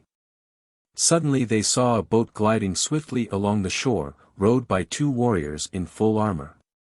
The maidens, ashamed of their insufficient clothing, would have fled, but the men called to them to stop, and tell them what castle that was on the height above.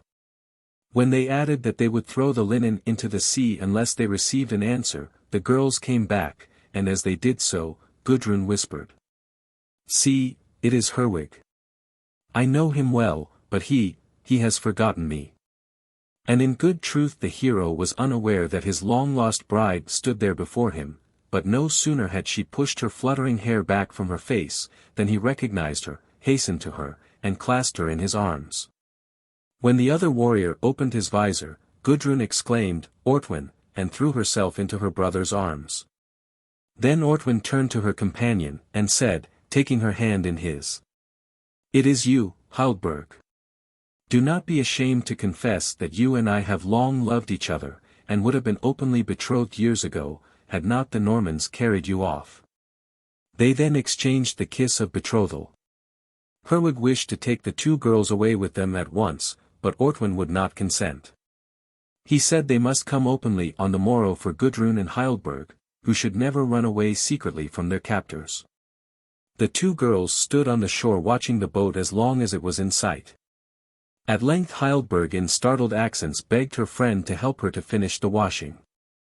But Gudrun answered proudly that the days of her slavery were over, and, so saying, she cast one garment after another into the sea, and watched them floating away on the waves with a smile. While poor Hildburg tremblingly remembered that they were still in the power of the Norman queen. When they reached the castle, Gerlind came down to meet them, asking why they were so early, and what they had done with the linen. Gudrun answered that the work was too hard for them, and that she had thrown the clothes into the sea, where Queen Gerlind's men might find them yet, if she did not delay too long in sending out boats. The queen was dumb with astonishment when she heard the gentle, patient Gudrun speak to her in such a manner, but soon recovering herself, she called her bondwomen to fetch thorny rods, and beat the maidens for their insolence. The women hastened to do as they were desired, but Gudrun called to them to stop, telling them to touch her at their peril, for she would be their queen on the morrow. "And will you really marry Hartmut?" asked Gerlind joyfully. "I fear there is some trick in this." "Bring the king here," said Gudrun, "I would speak with him."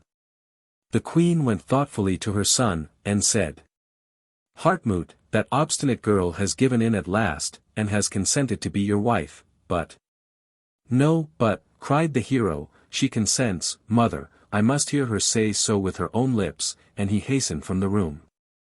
When he saw Gudrun, he would have clasped her in his arms, but she signed to him not to approach her, telling him that she could not listen to him in the abode of her misery. But that next morning, in the full light of day, and in presence of all the warriors, she would receive, and give the bridal ring. Hartmut now gave orders that Gudrun should be provided with all that was necessary for the comfort and well-being of the future queen, and that her maidens should be restored to her. His orders were fulfilled. The princess and Hildburg kept their secret well. It was not till the Hegeling maidens were all safe in their sleeping chamber that they heard of the arrival of Ortwin and Herwig. Battle and victory. Before daybreak one of the maidens stationed herself at the window, and gazed anxiously over the sea. After some time she saw vessels full of armed men approaching the shore. And, with difficulty restraining a cry of joy, she wakened her mistress and told her the good news. Not long after, the alarm was given from the tower, where the sleepy watchman had just woke up. Queen Gerlind had her wits about her more than anyone else. She did not need to be told who the enemy were, and had given the requisite orders to the garrison before Ludwig's and Hartmut's eyes were well open. But when the kings were ready, they countermanded her orders, and instead of defending the castle, marched out to meet the foe in spite of all her warnings and entreaties. Each party moved forward to meet the other in close array. And no sooner had they met than the battle began. Ortwin and Hartmut fought hand to hand, and Ortwin had well been overthrown, had not bold Horan struck up the Norman spear. But he too was unable to withstand the king, and was soon afterwards carried to the rear by his men, severely wounded. Meantime Herwig and Ludwig had met, and after a terrible combat, the latter was slain. "The king is dead!" cried his men, and they fled incontinently, pursued by the victor, strong Eyrolt, and Siegfried the Moor. The old hero of Sturmland pressed the advantage. His sword arm was never still for a moment, and he was always in the front rank. When the terrified Normans fled to the castle, they found, to their horror, that he was close behind them. They only got the great gate shut just in time. But Wate was not to be done. He shouted to his men to bring up ladders and storming tackle, meaning to scale the wall. Hartmut, ignorant of his father's death, had continued to fight bravely, till he saw that the Normans were flying. He then retreated slowly to the castle with his immediate followers. Looking up at the battlements, he saw Queen Gerlind giving a man a naked sword, and pointing with fierce earnestness to the women's apartments in the castle. He knew his mother, and feared that she was telling the man to go and murder the Hegeling women, so he exclaimed in a loud voice of command. "Coward!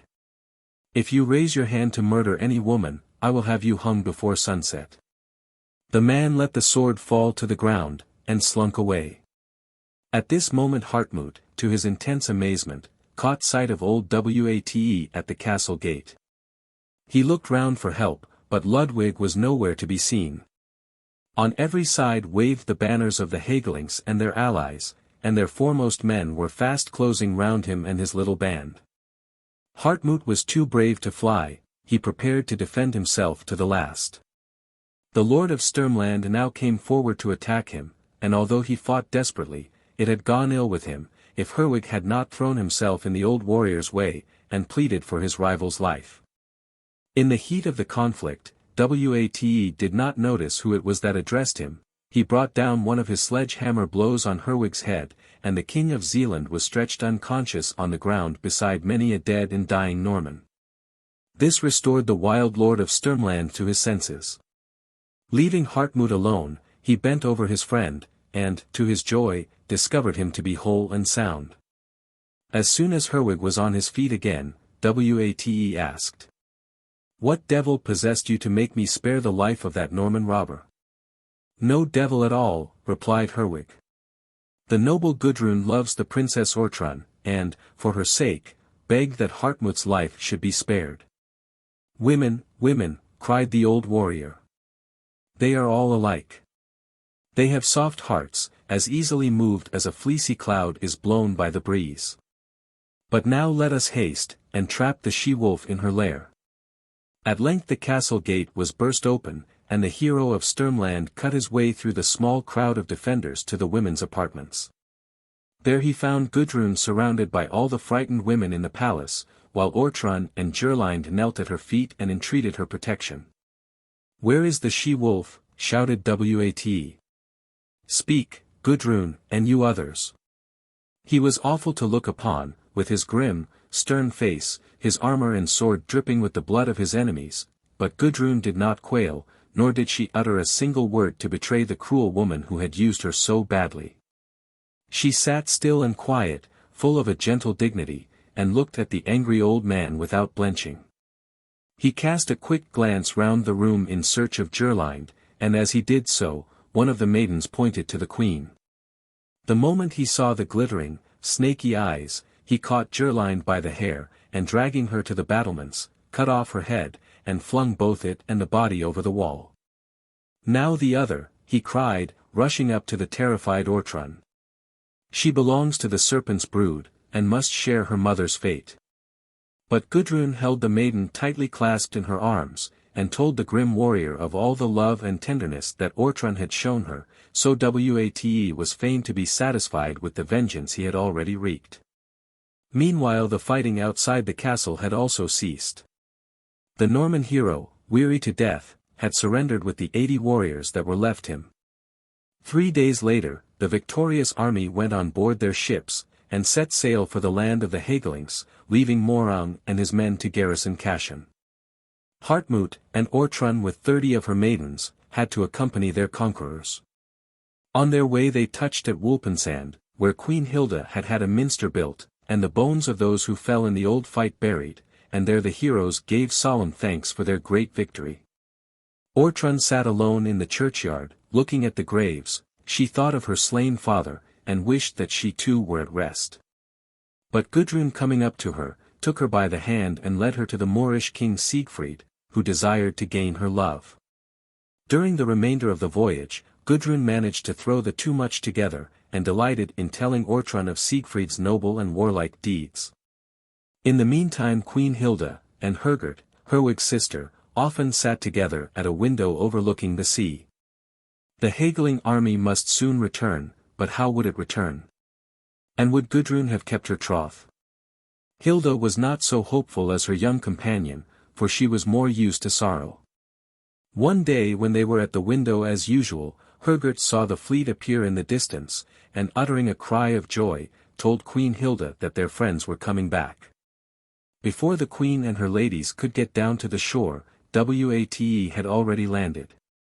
On seeing the queen, he at once told her the good news. The rest of the ships were not long in arriving, and soon Hilda had the pleasure of embracing her daughter, the long-lost Gudrun. Time passed on, and joy reigned in every breast but one. Hartmut ate out his soul in sadness.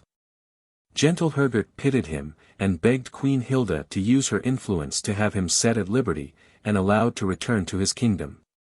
But Hilda explained how impossible it was to let a man go free who was sure to bear them deadly enmity, and attack them when he could. Hartmut one day by accident overheard Hergert pleading for him so tenderly and so wisely that he was deeply touched. He began to think that she was, if possible, even more beautiful than Gudrun, and took the first opportunity he could find of speaking to her. It was not long before they learnt to love each other.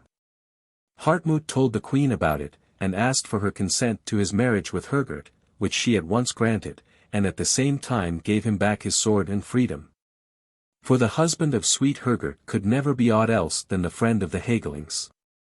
A few weeks later, a great marriage feast was held, in which 4 couples appeared before the altar to receive a priestly blessing on their vows.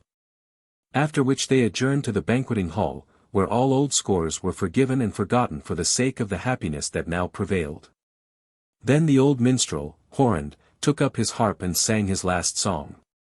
In it he told of the great deeds he had known, he sang of noble lives and noble deaths, of truth and constancy, and when he ceased, there was not a dry eye in the hall, for even the grim lord of Sturmland was seen to dash away a tear. Beowulf. Grendel. One evening while the warriors were feasting in King Hrodgar's hall, a minstrel was called upon to sing. He tuned his harp, and sang of the coming of Skiold, the son whom Odin sent to live a human life among mortal men. He told how the babe had been seen lying on a shield floating on the waves of the sea, how he had been drawn ashore and carefully tended, and how he had become a mighty king and warrior in Jutland. He sang of Skiold's glorious life, of the kingdom he had left to his children and grandchildren. And last of all he sung of Hrodgar, Skiold's most famous grandson, who, like him, was the patron of all peaceful arts, the protector of all peaceful folk, and the punisher of evil-doers. Many heroes were collected round the king that night at Hirschhalle, so called from the gigantic antlers of a royal stag, which, carved in stone, adorned the battlements. At length the time came for the warriors to separate for the night, and as there were too many of them to be accommodated elsewhere, beds were made up for them in the great hall. 32 brave men lay down to sleep on the couches spread for them, but next morning, when the servants came to waken them, they were gone. The room was in confusion, here and there might be seen stains of blood, and other signs of struggle. King Hrodgar came himself as soon as he heard what had chanced, and examined the place carefully to try and find out the cause of the disaster.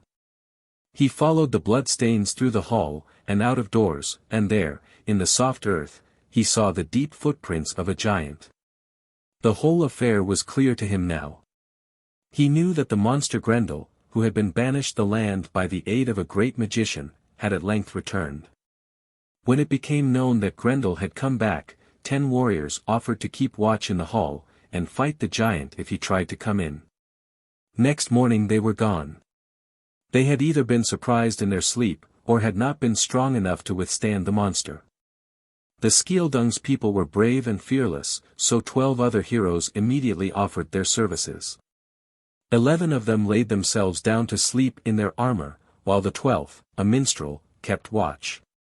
At midnight the giant came, smacking his great lips, and slowly dragging his heavy body along. The minstrel saw and heard all that took place. But he could neither speak nor move, he was, as it were, paralyzed with fear, and at last sank back senseless. Next morning, when with infinite trouble they restored him to consciousness, he either could not, or would not, tell what he had seen. He picked up his arms and his harp, pointed to the stains on the floor, and strode down to the strand without a word or sign of farewell to any one. A vessel was on the point of sailing for Gothland, so he went on board, and had soon left the ill-fated shores of Jutland behind. Beowulf, the bold diver. Hygelac, a brave and heroic man, ruled over Gothland at this time. He was surrounded by a band of famous warriors, chief among whom was his nephew Beowulf, bee-hunter, i.e., woodpecker, son of Ecgtheow. When the harper arrived in Gothland, he found that the Swedes had invaded the country, and a great battle was about to take place. A few days later the battle was fought, and would have gone badly with the Goths had it not been for the almost superhuman prowess displayed by Beowulf, who, in spite of repeated disaster, always returned to the charge. His coolness and courage kept up the spirits of his men, and at last the Swedes had to return to their own land, mourning the loss of their king, and of many a valiant hero. During the feast that was given in honor of this great victory, the stranger minstrel sang to the assembled warriors of the great deeds of past and present times. He sang of Siegmund, Siegfried, the brave Wulsung, and of all his adventures with giants and dragons. Then, striking yet louder chords upon his harp, he sang of Beowulf's victory, and called upon him to do yet greater things, to seek out and slay the horrible fiend of the Fun, Grendel, who nightly crept into the Skildung's hall and fed on the blood of heroes. Beowulf promised to go and try to slay the monster that had done such incredible mischief. Now one of the great lords, Breca by name, was envious of Beowulf's fame, and proposed that they two should on the morrow go down to the sea, and fight the monsters of the deep. They would then see which of them was the better man. And the one that reached the shore first after the battle was over should receive the prize of victory. It was agreed that this trial of strength should take place on the morrow, and King Hygelac promised to give the gold chain he wore round his neck to whichever was the victor. Next morning the sun rose red in the east, the stormy sea moaned, groaned, and dashed upon the shore, as though demanding a human sacrifice. The two bold swimmers stood on the strand, arrayed in their shirts of mail, their swords in their hands. When the signal was given, they flung themselves into the raging sea, and were soon lost to sight. They kept close together, that they might come to each other's help if hard pressed by the monsters of the deep, but were at length parted by waves which bore them in different directions. Breca soon after found himself in calm water, where he swam about until it was time to return.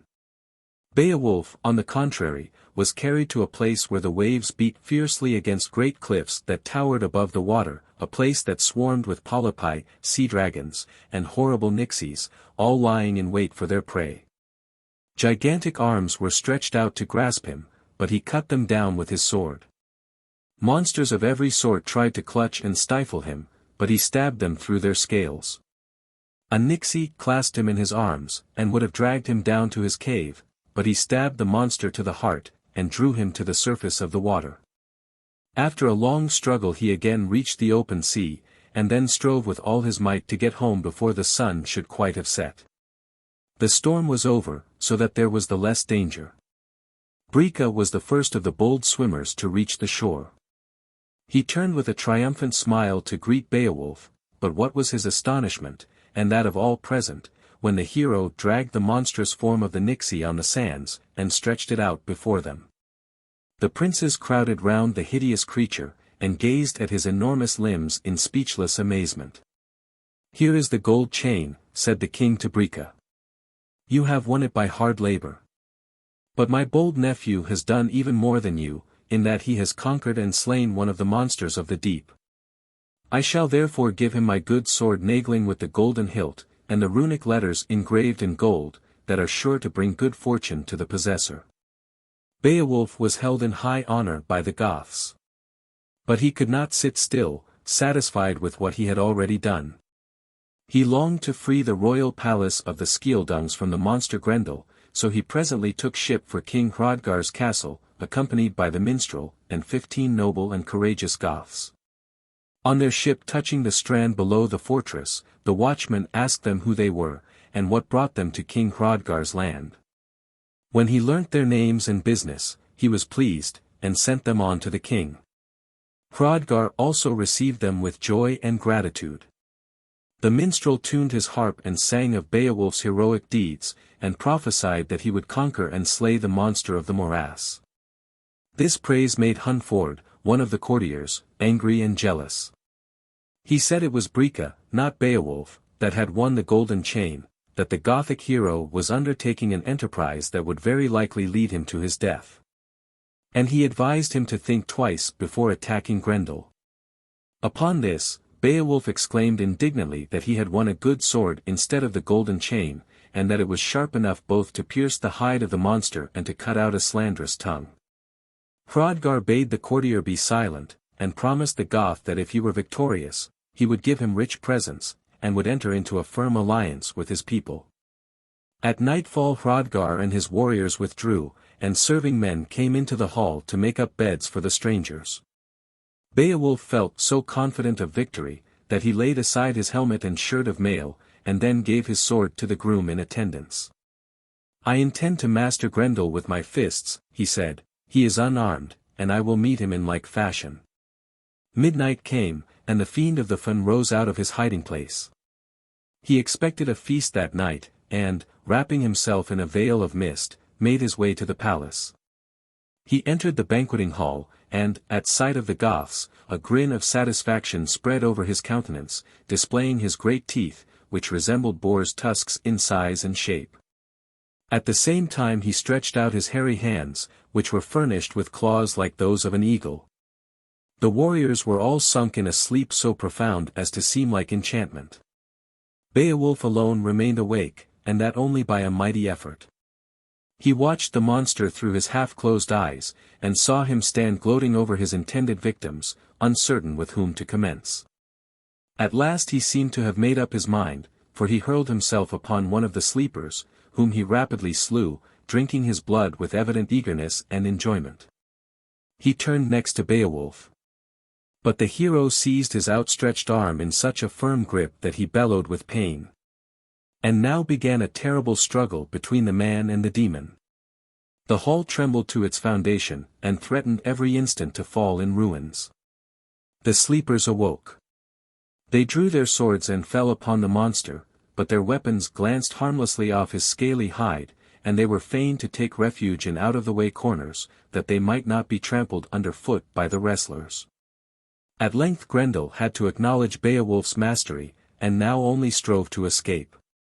With a mighty effort he succeeded in freeing himself from the hero's grasp, but at the price of one of his arms, which, torn out at the socket, remained in his antagonist's hands. Then, with a howl of rage and pain, the demon fled back to his morass, leaving a trail of blood to mark the path by which he had gone. The Gothic hero stood in the middle of the vast hall, holding his trophy in his right hand. The rays of the rising sun streamed in at the window and lighted up his head as with a glory. His companions crowded round him and greeted him with awe and reverence. Then he fastened the trophy of his victory over the door of the hall, and, having done this, he returned thanks to All-Father for having given him strength to withstand the monster. The warriors knelt round him and joined him in his praise and thanksgiving. When the Goths rose from their knees, they saw the king and his courtiers assembled in the hall, gazing in astonishment, now at them, and now at the monster's arm over the doorway. They told Hrothgar all that had happened during the night. The king was at first too much amazed to speak, but recovering himself, he desired his nephew, Hrodulf, to bring the gifts he had prepared to reward the victor. The warriors soon returned with some servants bearing the presents, which Hrothgar gave to Beowulf with many words of gratitude for the service he had done him and the country. He then prayed the Goth to stand his friend and his son's friend as long as they all should live. After these things the king ordered a great feast to be prepared in honor of the last night's work. While this was being done, Hunford came forward and said, "Noble Beowulf, I wronged you yesterday evening by my scornful speech, which I never would have made had I known what you were. Will you accept my sword Hrunting? It was made by dwarfs, and the blade was hardened in dragon's blood, and, in taking it, will you grant me your forgiveness and friendship?" The two heroes shook hands in token of their reconciliation, and went together to the feast. When the feast was over, and the warriors sat over their wine-cups, the minstrels sang of Beowulf's victory over Grendel, and of the alliance which had that day been concluded between the Goths and the Scyldungs. When the song was finished, Queen Walchtheave filled the goblets of all present. To Beowulf she presented a golden cup, telling him to keep it in remembrance of her, together with a ring and a necklace that she put in his hand, saying they were the same that Heim, in the olden time stole from the Brosing, Harlung. Treasure. Wear them, she added, for our sakes, but also for your own, that you may come whole and victorious out of all the battles you will have to fight during a long life. Beowulf thanked the queen in seemly fashion, and then the lady Walchtheave retired. While the king and his men, and Beowulf and his friends, retired to the royal apartments, beds were spread in the hall for many warriors, who, no longer fearing a one-armed Grendel, had now flocked to the palace and filled it to overflowing. The night, however, was not to pass as quietly as was hoped. The She-Wolf of the Sea. At midnight a great column of water rose in the midst of the sea, and out of it came a gigantic woman, whose face was as grey as her garments. Her eyes shone like coals of fire, her bristly hair stood up on end, and her long bony arms were stretched out as though in search for prey. It was Grendel's mother, who had come to avenge her son. She came up out of the sea, crossed the morass, and entered the great hall. There she slew one warrior after another, in spite of their resistance, and slaked her thirst with their warm blood. Deep was the sorrow of both king and people next day when they heard of the new misery that had come upon the land. Then Beowulf said that the cause of all this wretchedness was Grendel's mother, and that she would never cease to persecute the Scyldungs as long as she lived. The only thing to be done was to seek her out in her own place, and there to slay her.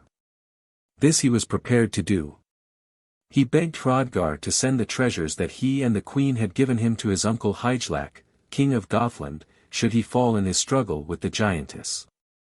The whole party then went down to the shore, and Beowulf, wading into the sea, sought to find the road leading to the monster's dwelling.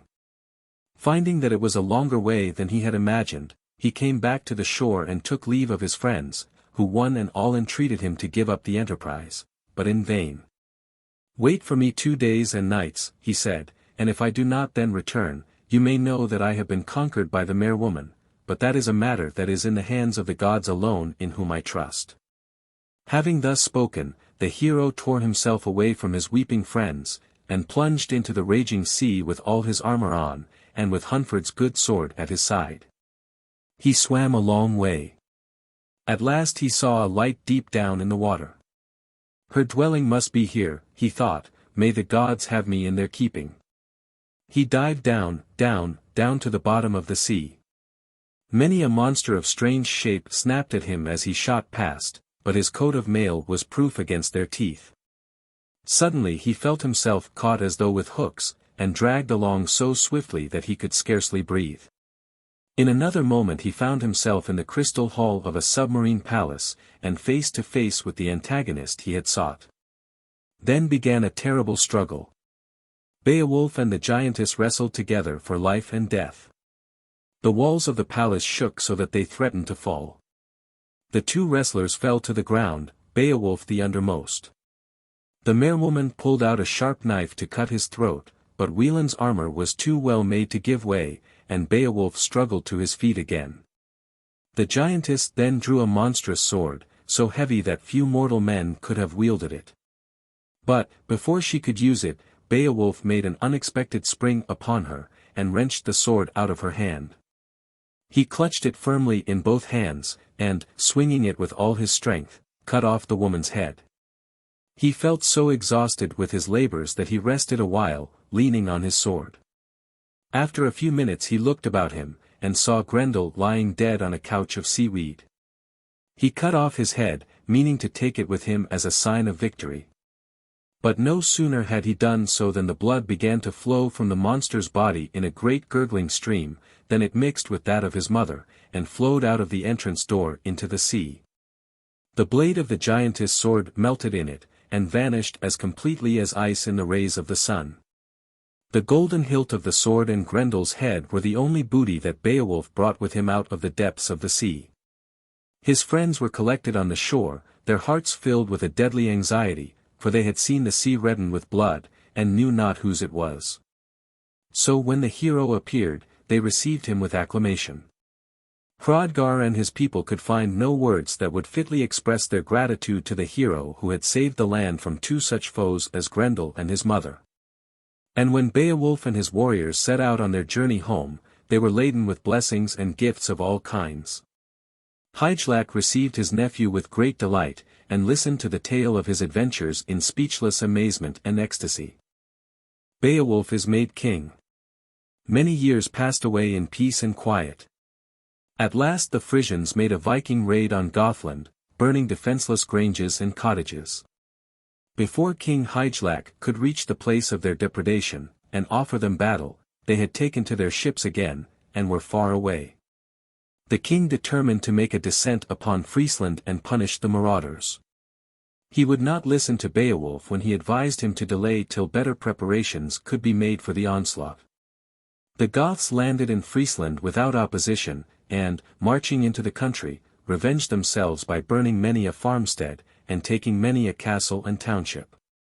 Now the Frisians were a free and warlike people, whose heroes had played an honorable part in the great Bravalla fight. The time had come for them to preserve their homes and liberty, and they did not shun to make ready for battle. A murderous engagement took place between them and their Gothic invaders, in which the latter were defeated, and obliged to fly to their ships, terror-stricken by the loss of their king. Beowulf and the noblest of the warriors alone stood their ground, and, although severely wounded, did not join in the retreat until they had rescued and carried off Hegeling's body. Then the conquered army set sail for Gothland. Queen Hygd was at first so overwhelmed with sorrow for the loss of her husband that she could give no thought to matters of state, but after a time she roused herself from her grief, and began to consider what was best for the nation. It was well that she did so, for while she was still wrapped up in her sorrow, the barons had been quarreling among themselves, and creating much disturbance. The royal widow therefore called a meeting of the notables, and standing up before the assembly, spoke of the anarchy into which the country was falling, and said that as her son Hardred was too young to govern the kingdom, and preserve it from civil or foreign war, she strongly advised that Beowulf should be made king. The notables all cheered, and shouted that Beowulf should be their king, but the hero came forward and said, "And do you really think, ye men of Gothland, that I would rob the child of my uncle and friend of his rights and honors? May the gods, the avengers of all evil, preserve me from such a crime." "Here," he cried, lifting young Hardred on his shield, and holding him aloft, "here is our king. I will be his faithful guardian, and will act in his name till he is old enough and wise enough to take the reins of government into his own hands." Nobody ventured to remonstrate with Beowulf. Indeed, they all knew that remonstrance would be in vain. And so the matter was settled. Years passed on, and Beowulf kept his word. He ruled the kingdom with a strong hand, and with absolute justice. And with the help of Queen Hygd educated the young king with so much wisdom, that when the sovereign power was placed in his hands, there was every hope that he would use it for his people's good. But Hardred was not long to rule over the Goths. Like his former guardian and teacher Beowulf, the king was of a frank and honest nature, and trustful of all who had not shown themselves his enemies. So when Eanmund and Egils, the sons of Odhra, king of Swithiad, came to him as fugitives, he received them with all kindness. He often tried to make them see that they had been wrong in rebelling against their father, and offered to arrange matters with him on their behalf. One day, when he was speaking to them very earnestly on this subject, Eanmund, a passionate, hot-tempered man, told him that he was too young to advise a tried warrior like him. Hardred sharply told him to remember to whom he was speaking. And Eanmund, completely losing the little self-control he ever had, drew his sword and stabbed his royal host to the heart. Young Weistan, at once avenged the king's murder by slaying Eanmund. But Egils fled back to Swithiad, and soon after succeeded his father on the throne. The Gothic Althing, the assembly of all the free men of the nation, was called together as soon as Hardred's murder was made known, and by a unanimous vote Beowulf was elected king in his cousin's stead.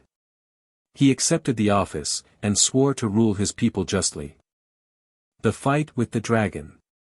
When Hardred's death was noised abroad, several of the neighboring peoples made raids upon Gothland, but Beowulf kept so strict a watch on the borders that the enemy was beaten back at all points. Scarcely was the country freed from the attacks of these sea-wolves, when Egils, king of Swithiad, came at the head of a large army to avenge his brother's death. The Goths and Swedes met, and fought a murderous battle, in which many men were slain, and among them King Egils. After the death of their king, the Swedes retired to their ships, and sailed back to their own land. The consequence of this victory was a lasting peace. No Vikings dared attack the well-defended shores of Gothland, and but few quarrels arose among the nobles to disturb the internal peace of the realm. Beowulf ruled the land with great justice and wisdom. No one entreating his help was ever sent empty away, and no act of tyranny remained unpunished. 40 years or more passed after this fashion. The hero had grown an old man, and hoped that the national peace and happiness would last as long as he lived. But he was to be rudely awakened from this dream. An enemy attacked Gothland, against whom all weapons and armies were useless. This was how it happened. A dishonest slave, who feared discovery and punishment at his master's hands, fled from home, and took refuge in a wild, rocky place. When he got there, he looked about for some cave in which he might take up his abode. Coming to one, he entered, but found it already tenanted by an immense dragon, which lay stretched on the ground asleep. Behind it, at the back of the cave, were treasures of all sorts. The man looked greedily at the shining mass of jewels and gold, and thought in his heart, if I had but a few of these treasures, I could buy my freedom, and need no longer fear my master. This idea made him bold. He slipped softly past the monster, and stole a golden pot, the knob on whose lid was formed of a shining carbuncle. He escaped safely, and going back to his master, bought his freedom. Neither of the men had the slightest notion of the harm this deed would bring down upon the land. The dragon, which had watched over its hoard for hundreds of years, and knew each costly thing by heart, saw at once that it had been robbed. At nightfall it crept out of its hole to look for traces of the thief. Finding none, it lifted up its voice and howled so loud, that the earth shook, at the same time flames issued from its mouth and burnt up granges and homesteads far and wide. The men, who sought to put out the fire, fell victims to its fury, or else were dragged into the monster's cave, where they perished miserably. This happened night after night, the devastation had no end. Many brave warriors went out against the dragon, and tried to kill it, but none of them could withstand the fiery blasts with which the creature defended itself. The old king heard the story of these events with infinite sorrow. He determined himself to attack the monster, and when his friends remonstrated with him on his rashness, he replied that it was his duty to defend his people from all their enemies, and that the gods would help him. He further announced that he would have fought the dragon unarmed, as he had done the monster Grendel, the son of the sea witch, but that he feared he could not make his way through the flames without such protection. He therefore had a shield made 3 times as thick as usual, and so large that it covered him completely. This done, he chose 11 of his bravest warriors to be his comrades in this adventure, among them Wichston, the man who avenged King Hardred's death. Beowulf and his companion set out on their journey, and in due course arrived at the dragon's cave, out of which there flowed a brook whose waters were made boiling hot by the monster's fiery breath. The king bade his friends wait a little way off, until they saw whether he needed their help, and then advancing to the mouth of the cave, he called the dragon to come forth. The great beast came out at his call, and a terrible struggle ensued. Both combatants were hidden from view in a dense cloud of smoke and fire. The rocks trembled and shook at the bellowing of the monster, which at the same time slashed out with its tail, whose blows fell like a sledge-hammer both in sound and regularity. For a moment the smoke and flames were blown aside by a puff of wind, and Beowulf's comrades saw that the dragon had just seized their king in its great jaws. They could not bear the sight, and 10 of them slipped aside and strove to hide behind rocks and trees, but the 11th, brave Wichston, hastened to help his master.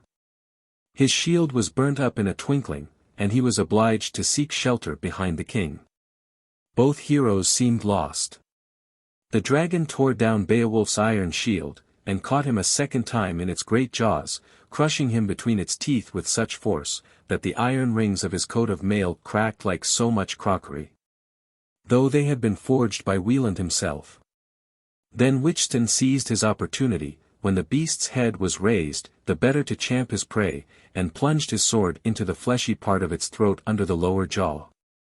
Upon this the dragon dropped the king, and encircled both its adversaries with its tail, but Beowulf at the same moment made a lunge at its open mouth, driving his weapon so deep that the point came out at the dragon's throat.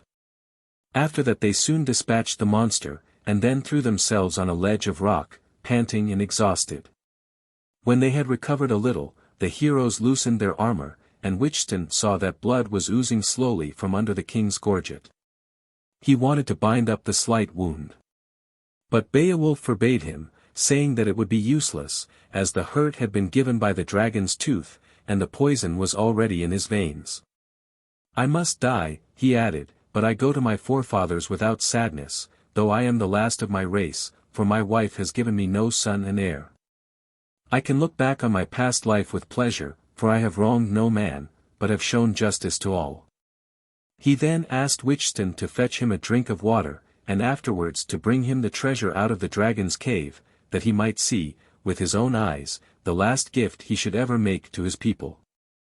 His commands were obeyed, and a few minutes later he had passed away quietly and peacefully. Witchston gazed at him in silent grief. Beowulf had been his dearest friend, and he felt that, with his death, his last tie to life was loosed. Meanwhile the 10 warriors had come out of their hiding places, when they found that all danger was over. On seeing what had chanced, they raised their voices in mourning. But Witchston bade them hold their peace, or if they must weep, at least to weep for their own cowardice, and not for the hero who had died at his post. He then advised them to make the best of their way to other lands, as he could not answer for their lives when the Goths became aware of the way in which they had deserted their king in his hour of need. With bowed heads and shame-stricken faces the men turned away. They departed out of Gothland, and sought to hide their heads in countries where their names were unknown. The body of Beowulf was borne to its funeral pile on the height called Hronesnes, and there burnt amid the tears and sorrow of a nation. When the funeral rites had all been performed, the great treasure was taken back to the dragon's cave. For the Goths would have none of the gold their beloved king had won for them in his death. So it still lies hidden in the heart of the earth as in the olden time when the dragon guarded it from mortal ken. If it is useless to men, it is at all events not hurtful. Carolingian legends. The children of Haman. Haman. Safe and victorious, Karl the Great, Charlemagne, king of the Franks, had returned from Hungary. He had conquered the wild Avars, destroyed their strongholds, and come back to Paris with much booty. High festival was being held in the royal palace, for the king was busy dividing the newly conquered country into counties and baronies amongst those of his warriors whom he thought best fitted for such responsible charge. While thus employed, Lord Hugh of Dordogne came forward, and asked the king if he had forgotten the faithful services rendered him by Count Haman of Dordogne, that he had not mentioned his appointment to any of the new fiefs. Karl at once replied, that he had not forgotten Haman, but he considered that bold warrior had already fiefs enough and to spare. Indeed, if he gave him more, it would only make him think himself as powerful as his master, and might even tempt him to throw off his allegiance to the Frankish crown. He is a faithful vassal, sire, answered Hugh, as true as a sword to its sheath, but if he is given a lower position than meaner men, he may in good truth forget his oath of allegiance, and fight for his rights. Did he do so, he would not lack aid from many a trusty comrade. As he spoke, the hero touched his sword significantly. The king's wrath was so roused by the boldness of this speech, that he drew his sword, and, next moment, the good lord's head was severed from his body at one blow. The courtiers drew back in speechless horror, and Haman, who came in at that instant, asked one of the bystanders what had happened. When he heard the reason of the king's murderous deed, he turned sharp round upon his heel, and went out without further word or greeting. As soon as he reached his own castle, he gathered his friends about him, and declared war against his liege lord. No great battle was fought. But continual conflict raged between the contending parties, the country was laid waste, and the peasantry suffered terribly. Haman was able to move about from place to place with such incredible swiftness that people began to say he rode a magic horse, gifted with the speed of lightning, and the wit of man. The war lasted for years, till at last King Karl came with a large army, and besieged the castle of the rebel count. One morning, when matters were in this position, Haman went to the stables as usual with a feed of oats for his favorite horse. But the stall was empty, the good steed Bayard was gone. Haman was in despair.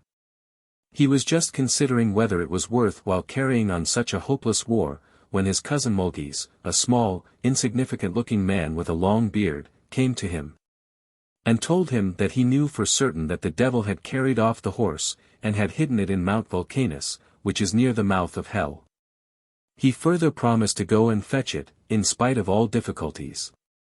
Then, without waiting for a word of thanks or warning, the little man turned, and left the count. When he got outside the castle gate, Mulgis pulled a small bag of powdered hellebore from his pocket. He sprinkled a good deal of it in the air, and the wind carried it over the besiegers' camp. A general fit of sneezing suddenly infected the whole army. While the men-at-arms were thus sneezing, and calling out, "God bless you," to each other, Mulgis quietly walked through their lines, and pursued his journey to Mount Vulcanus. He reached the foot of the great mountain in safety, and saw smoke and flames issuing from its top. He at once went in search of the ruler of the world of fire, greeted him courteously, and introduced himself as a great necromancer, who had come to offer his valuable services to his satanic majesty. The devil answered sarcastically, that he was accustomed to hear the followers of the black art vaunt their powers and wisdom, but as he was curious to see what the stranger could really do, he would give him a chance of showing off. "You must know, fellow," he continued, "that I have always hitherto ridden on the storm wind, but I find that too great an exertion now. I am grown too old for that sort of thing, so I looked out for a good horse, and managed to find one fleet enough to satisfy me. I therefore took possession of it, and brought it here. I thought that I should now be able to ride through the world of men more at my ease than before. But," and here he sighed deeply, and blue flames issued from his mouth as he did so, "if I were not the devil myself, I should say that that horse was an incarnation of Satan. He will not even let me mount him. I have therefore put him into the volcano, hoping to tame him in that manner. I have kept awake for months to look after this work myself, but hitherto without effect. Will you take my place while I enjoy a little nap?" "Well spoken, great king," said Mulgis, "but should I not be able to watch the effect on the horse better if I were close to it? Let me therefore beg you to withdraw the fire and smoke for a few minutes, that I may go down into the heart of the mountain, and enter upon my duty. Perhaps, also, the horse may be more easily induced to obey, if he gets a breath of fresh air." Satan consented to do as he was asked. He climbed to the top of the mountain, accompanied by Mulgis, and ordered the spirits of the netherworld to hold back the flames. As soon as the intense heat had cooled down, the necromancer descended into the abyss, and took up his position near the horse. Then, as if by accident, he threw what looked like a handful of ashes up in the air. But it was really a sleeping powder. In another moment the Prince of Hell was sound asleep, and snoring so loud that the mountain trembled at the sound, and ignorant men thought there was an earthquake. Mulgis now approached the horse, which snapped and kicked at him viciously. But no sooner had he whispered the word, "Bayard," than the creature pricked up its ears, and when he added, "Your master, Haman, has need of you," it became gentle as a lamb, and allowed him to lead it to the upper world. "To Haman!" cried Mulgis, springing on its back, and the horse, neighing for joy, set off with the speed of the wind over hill and dale, heath and morass. At the sound of the whinny, the Prince of Darkness awoke out of his sleep, and at once understood what had happened. Without loss of time, he flung himself astride of a storm cloud, and hurled a thunderbolt after the fugitives. But Mulgis quietly said, "Abracadabra," at the same time holding up his crucifix. The thunderbolt fell harmless to the ground. But Lucifer was so much startled by the sight of the cross that he tumbled off his cloud, and, falling to the earth, broke his leg, and from that day forward he has had a limp in his gait. Meanwhile Count Haman was in sore distress. He was hunted like a wild beast from place to place. His men were all dead, or else had deserted him. He was alone and desolate. One day, as he rode through a wood on a wretched broken-down hack, listening bitterly to the bay of the bloodhounds, and the hollow of the hunters who pursued him, he saw a rider gallop into the clearing in front, and exclaimed in joy, "Mulgis! Cousin Mulgis, and Bayard, faithful Bayard! My misery is at an end now." Scarcely had he uttered these words when his pursuers were upon him. He sprang on Bayard's back, swung his sword, and faced his foes.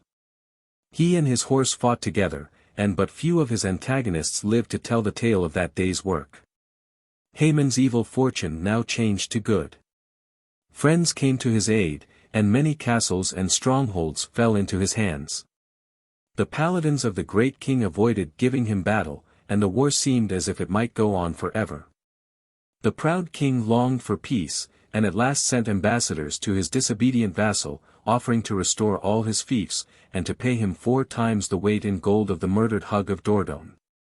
Count Roland was sent at the head of the embassy. Haman received the messengers with all honor, especially his old friend Roland. But when he heard the terms offered by Karl, he said that the king's expiation for the murder must be 6 times the weight of his victim, and that he must further give his sister Aya to Haman in marriage. These terms were at first rejected by the king, but afterwards he consented, partly because the country needed peace, and partly, it was said, because the fair Princess Aya used her influence with her brother to that end. So peace was at length concluded. Count Haman was restored to his former rank and dignity, and was married to the princess. After the wedding, the newly married couple retired to their castle of Pierrepont, where they lived for some time in love and unity. But Haman's was too active a disposition to be content with an idle life for long. He thirsted for glory, and to do great deeds. So he crossed over the Pyrenees into Spain, a country where the Christians and heathen Moors kept up a constant internecine war.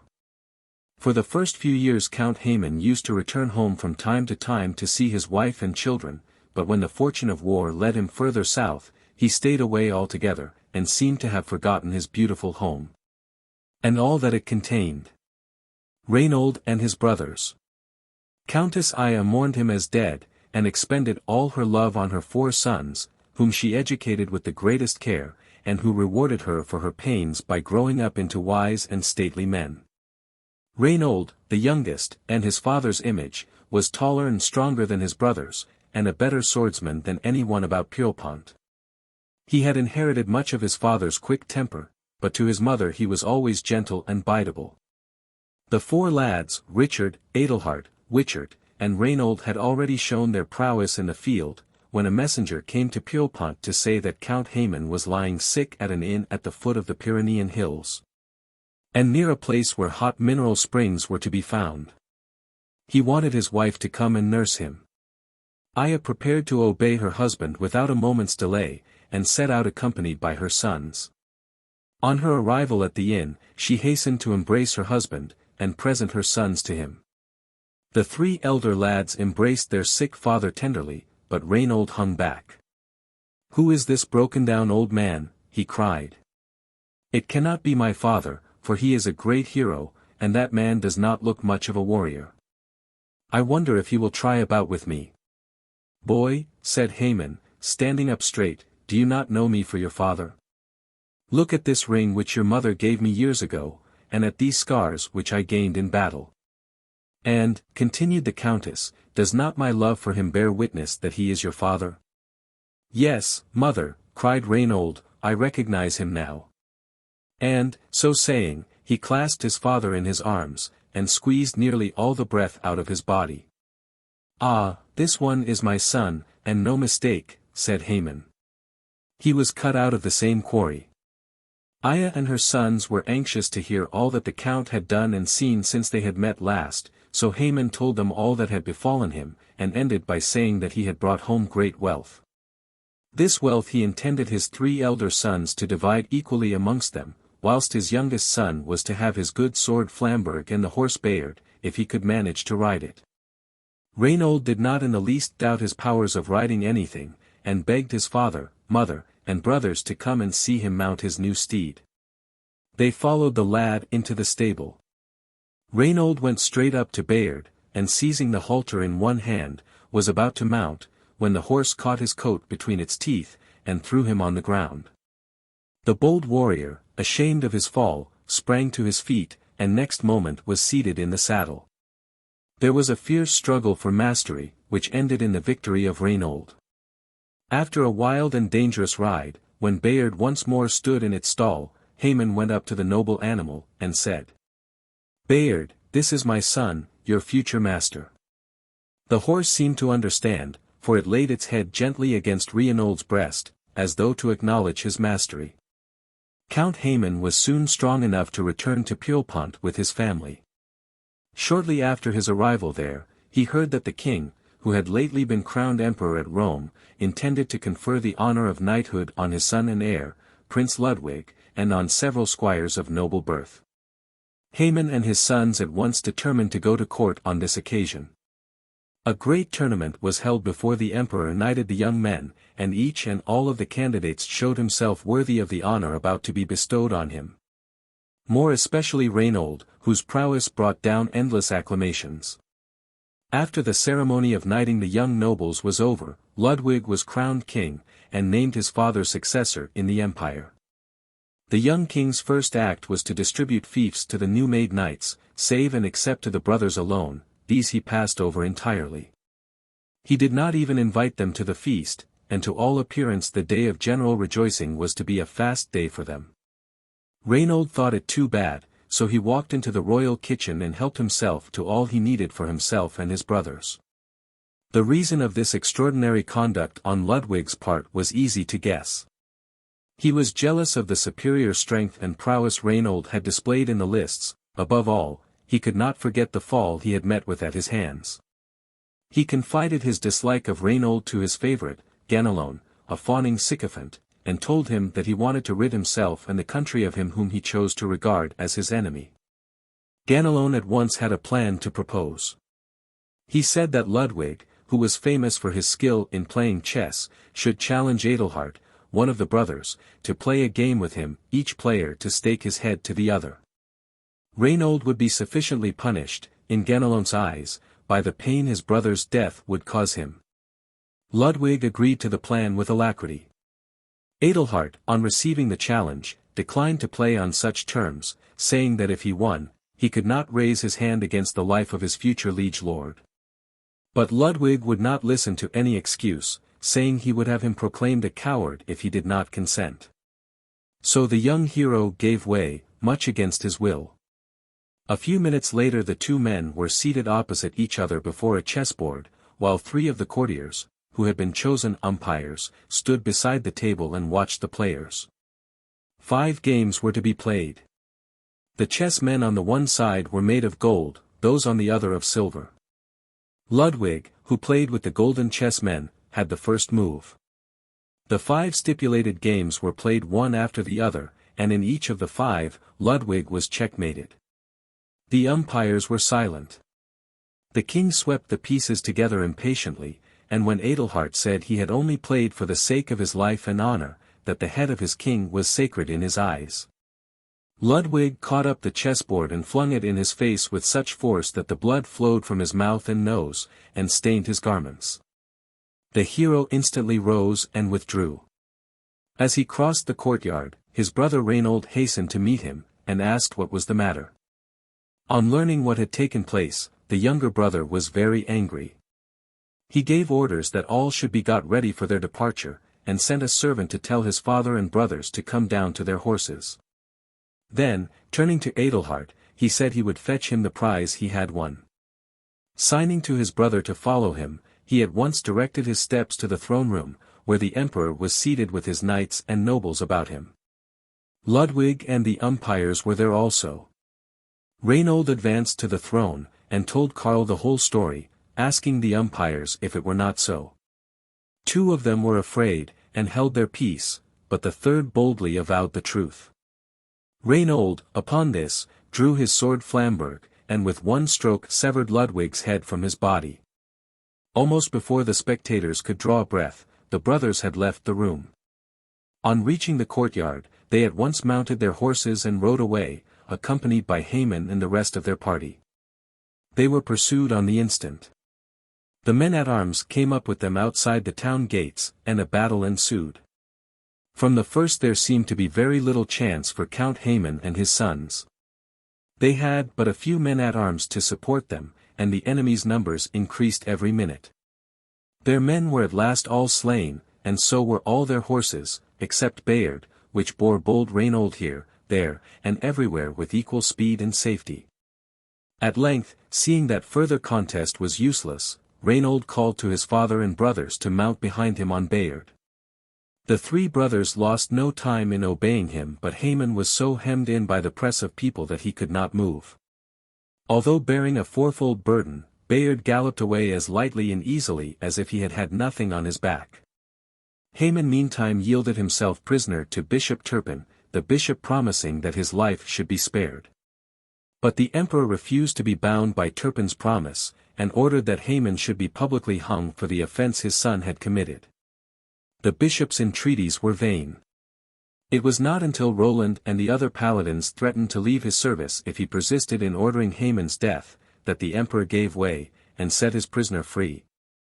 After making him swear to deliver his sons into his hands on the first opportunity. With the prospect of the gallows before his eyes, Haman took the oath demanded of him.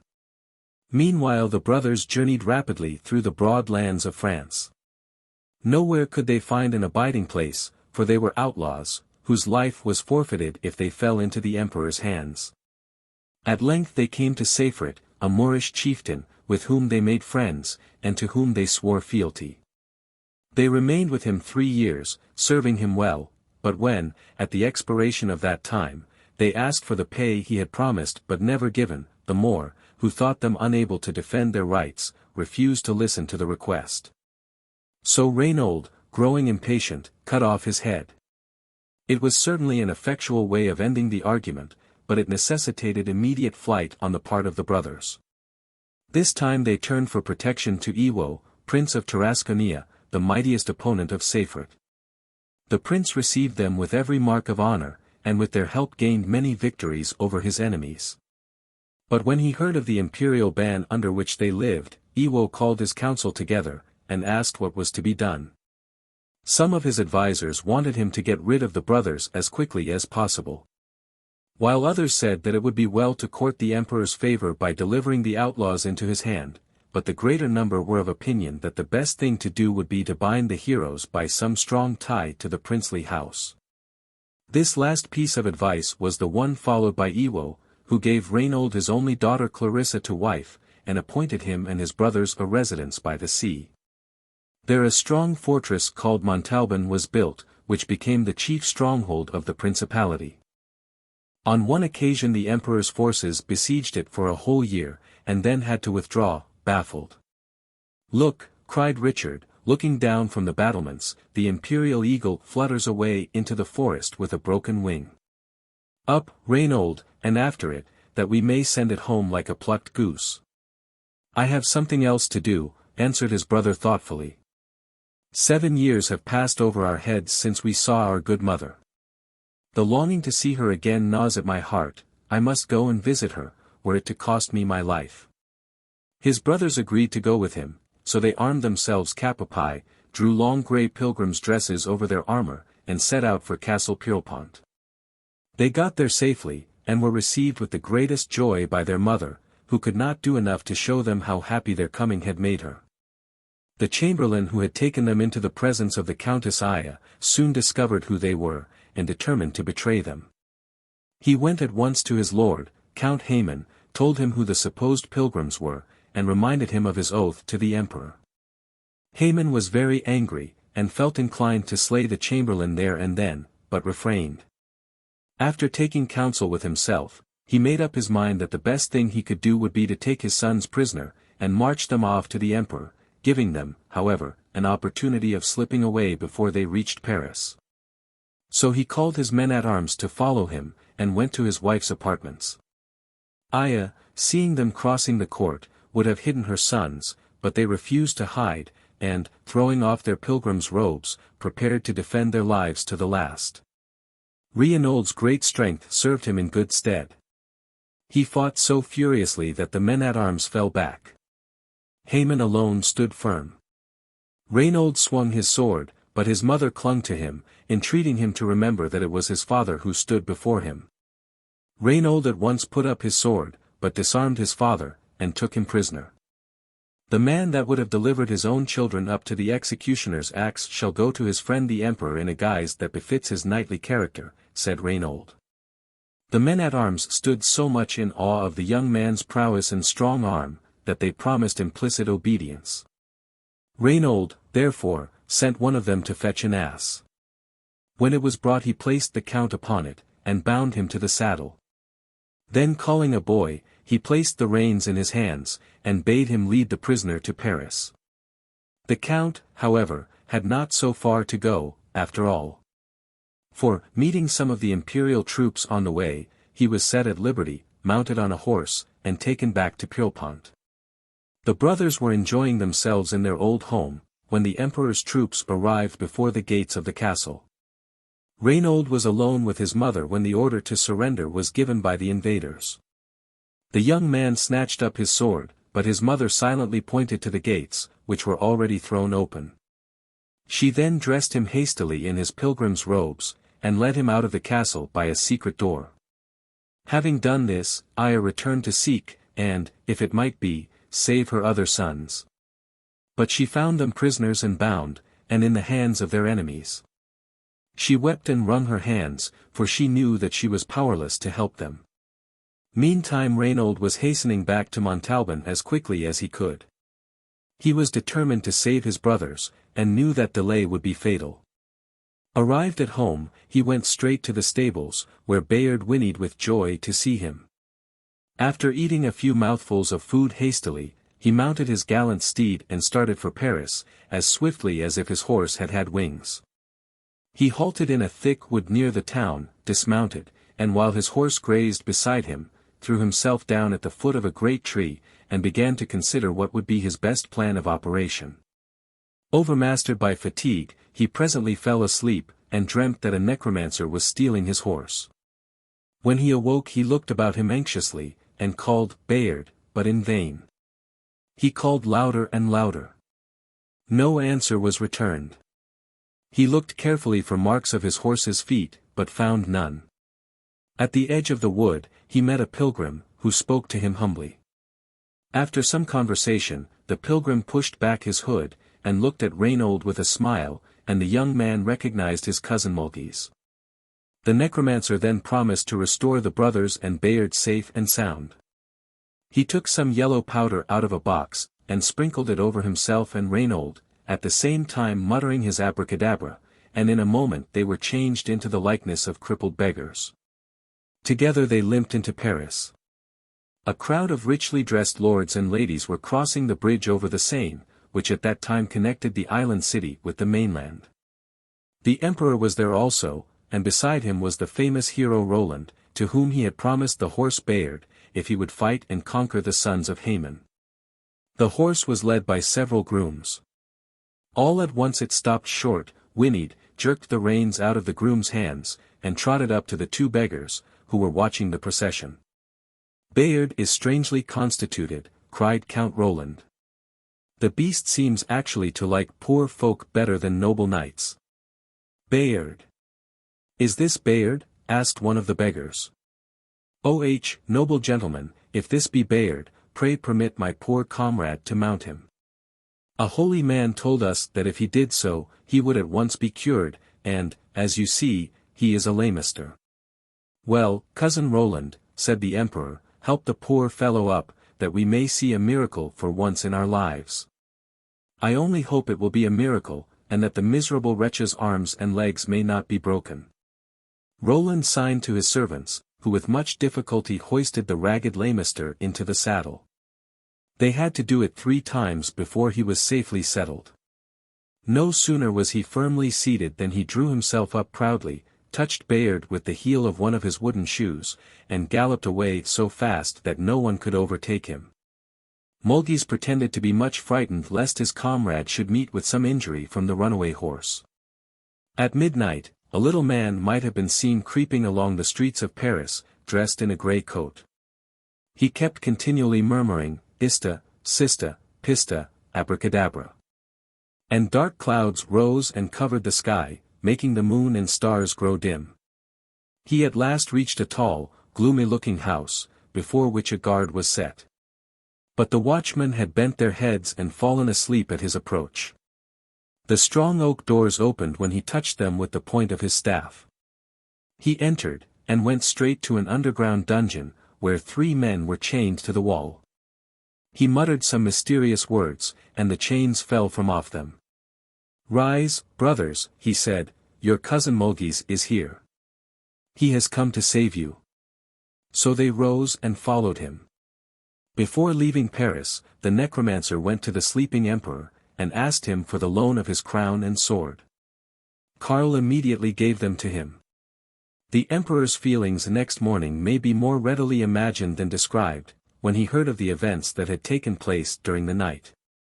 He longed more than ever to have his revenge on the sons of Haman, but could not see how to accomplish his desire. Cunning Ganelon then said that he was sure that Iwo had his price, and might be induced to sell the brothers to the emperor. Karl tried the plan, and won Iwo to his side, on paying him a ton's weight of gold. This done, the faithless traitor went to Montalban, and said that he brought good news from Paris. He had persuaded the emperor to let bygones be bygones, and all would now be well if the four brothers would only go to Fauchelon unarmed, and in the garb of penitence, and there beg forgiveness. The emperor had promised, Iwo said, to grant them a full pardon, and to restore them to their ancient dignities. When the brothers were about to start for Fauchelon, Clarissa entreated them to beware lest the message were a treacherous one, adding that she knew her father would sell his own child for gold.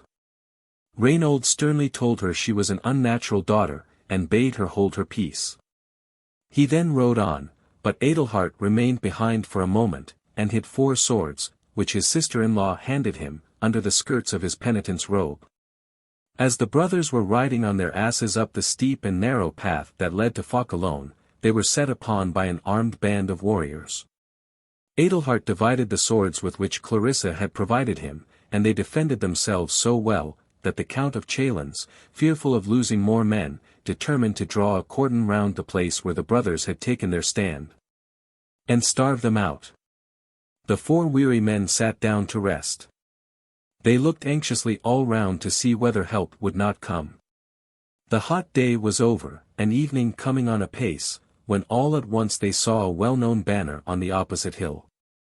It was waved by a horseman who was galloping towards them, accompanied by a small band of armed men. Reynold immediately recognized his Bayard, and his cousin the necromancer. The battle at once began in the plain below. Before it had lasted long, Bayard had caught sight of its master. With a loud neigh of pleasure the noble horse broke through the enemy's ranks and galloped up to Reynold. Mulgis dismounted, threw his cousin the reins, and at the same time handed him his sword Flamberg, which Clarissa had sent. Reynold flung himself into the saddle, and rode down to the place of combat, followed by his brothers, who had in the meantime caught some of the riderless chargers that were flying from the field. The brothers gained a glorious victory, and the Count of Chalons only succeeded in saving the remnant of his forces by retreating under cover of the darkness. Who told the magician? Who is the traitor? Cried the emperor, when he heard what had happened. After many conjectures had been hazarded, every one came to the conclusion that none other than Iwo had betrayed the true state of matters to Mulgis. And one of the courtiers added that the Prince of Tarasconia had taken refuge in the monastery of Burpart. Upon which the emperor said grimly, that even the walls of the sanctuary should not protect him from his vengeance, and immediately dispatched Roland to capture Iwo, and see him hanged. When Reynold first returned to Montalban, it was his firm intention to punish his father-in-law's treachery with death, but Clarissa's entreaties prevailed, and he promised to spare him. It was for fear of his vengeance that Iwo had taken refuge in the monastery. He never thought of the emperor turning against him. Reynold did not hide his satisfaction when he learnt that Karl had sent to take Iwo out of the monastery, that he might hang him at Montfaucon. But Clarissa was much troubled in spirit when her husband told her the news. "Ah, my baby," she said, bending over her child, "perhaps you will grow up to be a hero like your father, and then people will point at you and say, 'Yes, he is very brave, and a true hero. But still, he is the grandson of a man who died on the gallows,' and then you will creep away from the assembly of noble men, and try to hide your shame in the wilderness." Reynold sat for some minutes in thoughtful silence. Then springing to his feet, he kissed his wife, and said, "You are as wise and good as one of God's angels. The traitor shall be saved." He hastened to the stable, mounted his horse, and galloped away to the forest of Montfaucon. There he found Iwo standing at the gallows with the cord round his neck. Reynold knocked down one of the executioners, cut the cord round Ewo's neck, exclaiming, "Be off, you rascal, lest you be hanged after all," and then beat back the other executioner, who would have recaptured the Prince of Tarasconia. Count Roland now came to the rescue, but was soon forced to measure his length upon the ground, and Reynold rode away, saying, "It was your horse's fault, good cousin, not yours." Several of the paladins, who had witnessed the short combat between the heroes, began to make jesting remarks about what had occurred. Roland had never been unhorsed before, except once or twice by Oliver, and he took the matter grievously to heart. He rode away in silence, not to Paris, but in the direction of Montalban, that he might seek vengeance for his overthrow. As he was riding through a wood, he met a man with a crossbow, who was shooting a deer, and at once recognized him to be Richard, Reynold's brother. He took him prisoner, and in spite of Richard's remonstrances, and his reminders of their relationship, took him to Paris, and delivered him to the emperor. Karl was delighted at the lucky chance, at once condemned Richard to be hung at Montfaucon, and asked which of his paladins would undertake the task of seeing the sentence carried out. They all refused, saying that hanging was not a seemly death for a knight to die. At length Ripe, a new-made knight, offered his services to the emperor. A pious pilgrim who was present at the discussion, begged that execution might be delayed until he had had time to pray for the weal of the poor sinner at Saint Denis. But instead of going to St. Denis, the holy man went to Montalban, and told Reynold all that had happened, bidding him make haste if he would arrive at Montfaucon in time to save Richard's life. Having said this, Mulgis, for the pilgrim was none other than he, went to the kitchen to ask for some food, for he was tired and hungry after his long and arduous journey on foot. Reynold, Adelhart, Wichard, and their men soon reached the gallows at Montfaucon. There was no one there, so they stretched themselves out on the grass and fell asleep. When Ripe came with his prisoner, they were still asleep. But Bayard, hearing them, awoke his master with a kick. In another moment the brothers had fallen upon the imperial troops, whom they soon put to flight. They then set Richard free, and hung Ripe with the same rope he had brought for his prisoner. The emperor, finding that all his former attempts to avenge his son's death had been in vain, determined on a new plan of action. He called out a large army, and marched to lay siege to Montalban. The fortress was strictly invested. The besieged ventured on making an occasional sally on the enemy without the walls, for the purpose of getting provisions, etc. Much blood was shed on either side, but nothing decisive took place. The siege went on for years, and neither party gave way. At length the garrison of Montalban began to feel the want of provisions, and Reynold made up his mind to a desperate step. He broke through the besiegers' camp and carried off a number of provision wagons. Mulgis had rendered such action possible by slipping out of the fortress unnoticed and sprinkling some of his sleeping powder over part of the camp. As he was about to scatter another pinch, he was seized by the collar, and, looking round, saw that it was strong Olivier, one of the 12 paladins, who was dragging him away. The rough attack had knocked the powder out of the necromancer's hand, and it had fallen on the ground. Instead of laying his hand on his sword, the little man caught hold of the bag of hellebore snuff he had hidden within his garment, and threw a pinch into Olivier's face. The hero sneezed, and still he sneezed. But the more convulsively he sneezed, the tighter he clutched his prisoner, whom he at length dragged into the emperor's presence. "Achoo! Your Highness," he said and sneezed, "I bring you, Achoo, the wicked Achoo, necromancer, Achoo. Do with him, Achoo, as you will." Here such an agony of sneezing came upon poor Olivier that he could say no more. The emperor thanked and pitied the worthy paladin, and ordered that the magician should be bound, and guarded to Montfaucon, where he was to be hanged. "Sire," whimpered Mulgis, "pray let me live this one more night, and let me have a good supper, for I have not tasted food for the last 24 hours." Meanwhile the paladins and many other knights had entered the royal tent. They one and all joined their entreaties to those of the poor little man. Seeing that the emperor seemed inclined to yield, Mulgis said in a grave and solemn tone, "Your Majesty, I swear on my honor that I will not go away from here without your own consent, nor will I go unless you bear me company.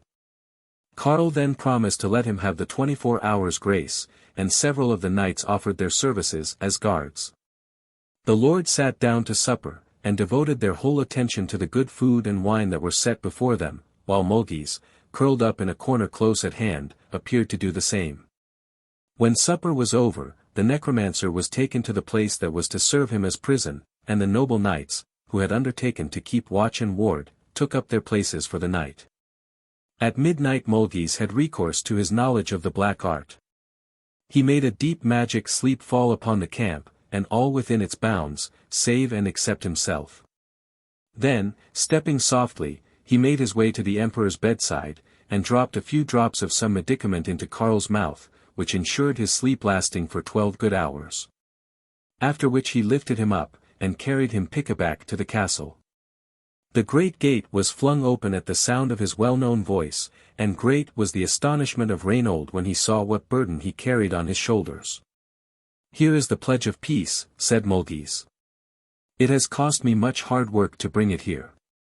See that my labor bears fruit."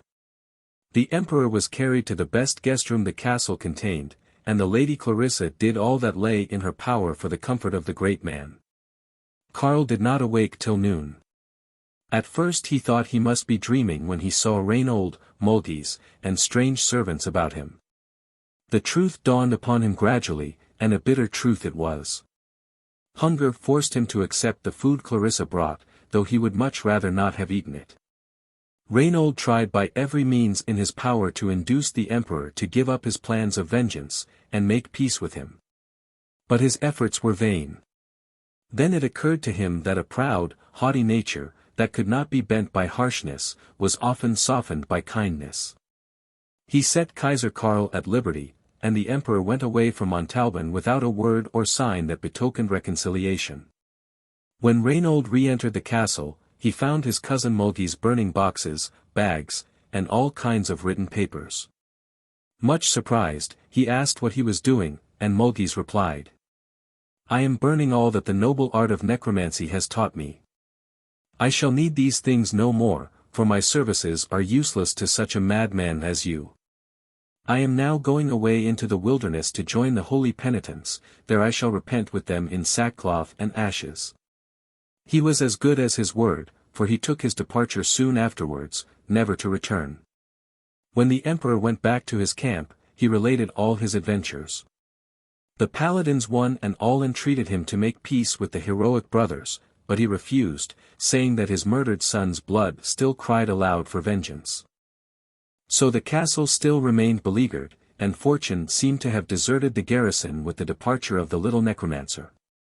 The store of provisions grew less every day. Hunger stared the brave men in the face. Reinhold, after much consideration, thought of a way of escape, and made all needful preparations. One evening, when darkness had begun to set in, he took leave of his weeping wife, and, accompanied by his brothers and a small band of determined men, made his way cautiously and silently through the enemy's lines. And set out for a strong castle in the forest of Ardennes. Next morning the emperor was told what had happened, and he did what Reinhold had expected. He at once ordered the siege of Montalban to be raised, and started in pursuit of the fugitives. He soon came up with them, but they defended themselves so well, and took such wise measures to ensure their safety, that they succeeded in reaching the stronghold for which they were bound. Death of Bayard and Reinhold. The heroes fought as bravely as ever in defense of their new place of refuge, emboldened by the knowledge that their dear ones at Montalban were now free. But however courageous a man may be, hunger and disease are foes under whose attacks it is impossible to hold out forever. In the time of their sorest distress, Aya went to the imperial camp, and entreated her brother to have mercy on her children. The emperor refused to listen to her, and harshly bade her go out of his presence. But she returned again and again to the charge, and at last Karl said, "Very well, listen to my offer, and let Reinhold accept it if he will. The horse Bayard, that Mulgis brought up out of hell, has done me more harm than any other creature, excepting Reinhold himself. Now I will pardon your 4 sons, and restore their fiefs, if Reinhold will give the brute to me, to be killed as I think best. I give you my word as an emperor that I will accept Bayard's life in expiation of my son's death." When Aya returned to the castle, and showed the parchment on which she had had the terms of the proposed treaty written out in full, Reynold refused to give up his dearest and most faithful friend. "Think of your wife, your children, and your brothers. The gallows at Montfaucon are prepared, an inscription will be placed there that will be read by future generations. He gave them all up to die a shameful death for the sake of a dumb animal." "Mother," cried the hero, and rushing up to Bayard, he fed his faithful friend with a last piece of bread, and, bursting into tears, threw his arms round its slender neck. The horse whinnied softly, and laid its head trustingly on his shoulder. "I cannot do it, mother, I cannot do it," cried Reynold. "Bayard and I must live and die together." "Very well, my son," she said. "But remember that when all my children and grandchildren are hanging on the gallows, your mother's heart will break." "Mother," he answered, in a strange, hollow voice, "have your will. You have conquered, but I shall not survive it."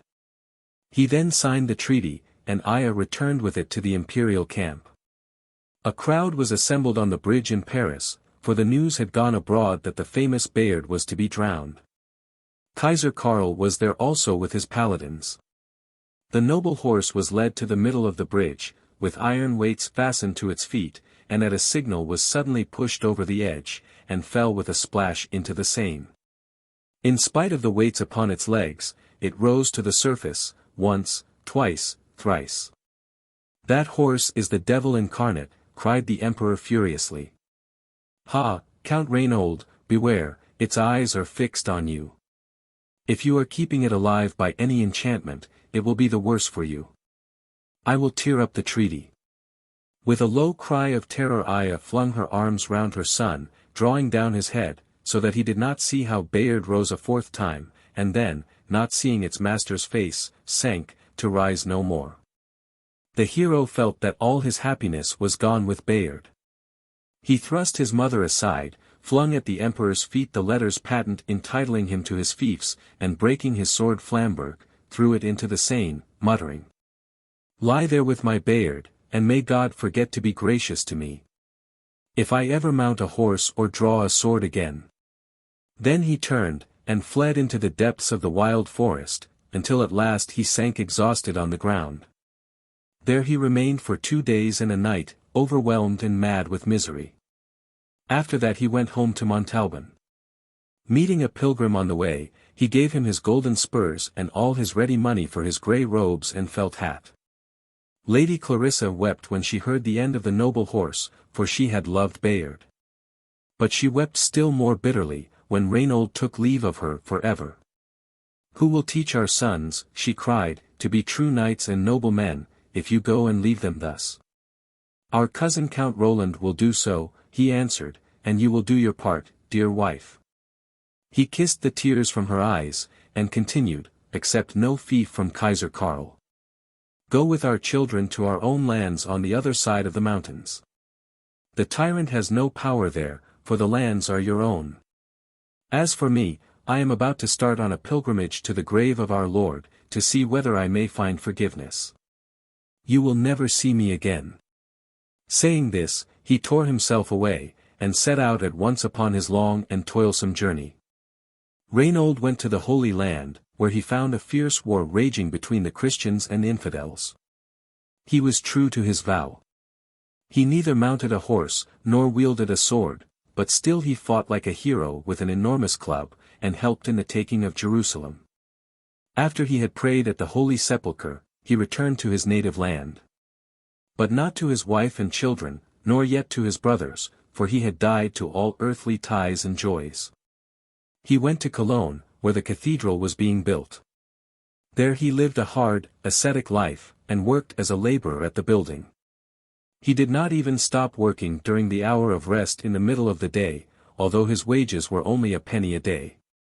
This conduct aroused the anger of the stonemasons, so they rose in a body, killed him, and threw his body into the Rhine. But the river would not keep it, the corpse floated on the surface of the water, and was drawn to land by some pious souls. And now several miracles were wrought upon those who touched his body, which showed that he had been a holy man. The emperor, hearing of the wonders that had taken place, had the murderers tried and executed, and sent orders that the body of the saint should be brought to Aix-la-Chapelle, Aachen, or to Paris. No sooner was the body laid upon the cart which was to convey it, than the vehicle moved of its own accord, and rolled on, no matter how bad the roads, till it arrived at Dortmund in Westphalia, where it stopped. That being the spot the saint had evidently chosen as his last resting place. The Rinaldi church at Dortmund was built in his honor. The legend gives the exact date of the miracle, 7th of January, 811. Roland.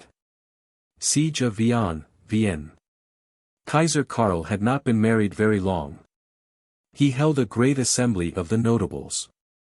Count Gerhard appeared amongst the rest, for he expected that this would be the time chosen by the emperor to invest him with the promised fief of Vienne in France, and perhaps also with that of Burgundy. When he received the letters patent relating to the first of these, he stooped, and, in fulfillment of ancient custom, would have kissed the emperor's foot. But he staggered, for the empress had stuck out her foot, which he involuntarily touched with his lips in falling. He must have drunk too much Burgundy before he would have kissed the foot of the lady, whose rosy mouth he formerly disdained. Wine teaches humility, murmured the courtiers. Gerhard sprang to his feet, his cheeks flushing with anger. He waited in expectation of the second letter. But the emperor told him that he could not have the fief of Burgundy, for the empress, who was also the widow of the last duke, was strongly against it. The count took his leave with a low bow, and set out for Vienne, his heart boiling with rage. Arrived there, he called out his troops, and sent to ask his brother, the mighty lord of Apulia, for help against his sovereign. He knew that the emperor's heart would henceforth be turned against him, for was not the empress that same widowed Duchess of Burgundy whose proffered love he had rejected? The brothers took the field at the head of a great army. With them came their younger brother Rainier, his son Olivier, a bold warrior, and his daughter Aude, who was marvellously beautiful, and brave as one of the northern Valkyrs. Karl besieged the stronghold on the river Rhone where they had taken up their abode. The place seemed impregnable, for it was defended by brave men, rocks, and river. Sometimes the besiegers tried to take the citadel by storm, and sometimes part of the garrison would make an attack on the enemy beneath the walls. On such occasions, Aude would now and then accompany her friends dressed in full armor, and would fight with the best. Once when she had done so, she found that her opponent was none other than strong Roland. He disarmed her without even drawing his sword, and took her prisoner. Her brother Olivier, seeing what had happened, at once came to the rescue. While the heroes were engaged in single combat, Aude made good her escape, and took refuge in the castle, where she was soon afterwards joined by the rest of the party. The siege continued. The Lady Aude often stood on the battlements, and helped to fling stones on the heads of those warriors who came within reach of their missiles. One day Roland came with the rest, and, seeing the maiden, asked her name and parentage. When she had told him, and he had answered by informing her that he was Count Roland, a nephew of the emperor, he went on to say that he loved her, and would never cease to woo her, even though it were at the cost of his life.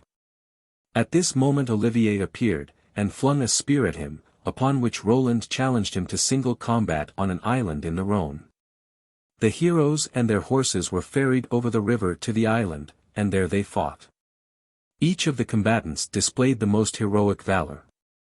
At length, when evening was drawing on, a fleecy cloud hovered over them, and, coming between them, forced them apart. An angel wrapped in rosy light came out of the cloud, and said, "Wherefore do you fight, Christian against Christian? Why would you shed a brother's blood?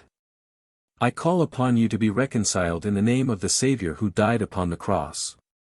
Be of one heart and of one mind, and turn your arms against the adversaries of the true faith." The angel then waved a palm branch as a sign of farewell, and vanished. The two men exchanged a hearty shake of the hand, and sat down to talk over matters of much moment to both of them. Before they separated, Olivier had promised to use his influence with his sister in Roland's favor, and the latter had given his word to fight no more against Vienne and its defenders. Now the emperor was very fond of hunting, and used to go on many an expedition into the neighboring country in search of game. On one such occasion he and his companions were attacked and hard-pressed by a party of Viennese under the leadership of Olivier. At one moment it seemed as if Karl must lose his life in the struggle. Olivier, seeing this, protected him with his shield. When the combat was over, the emperor and Olivier had some talk together, and the former was so touched and pleased with the noble and generous disposition of the young man, that he not only promised to make peace, but to appoint Olivier one of his paladins, to forgive Gerhard, and to restore the fiefs he held under him. There was great joy in Vienne and all the neighboring country when the news of the peace was spread abroad. Smiling faces were everywhere to be seen, and happiest of all was perhaps Kaiser Karl himself. A few days later a time was fixed for the public betrothal of Roland and Ada.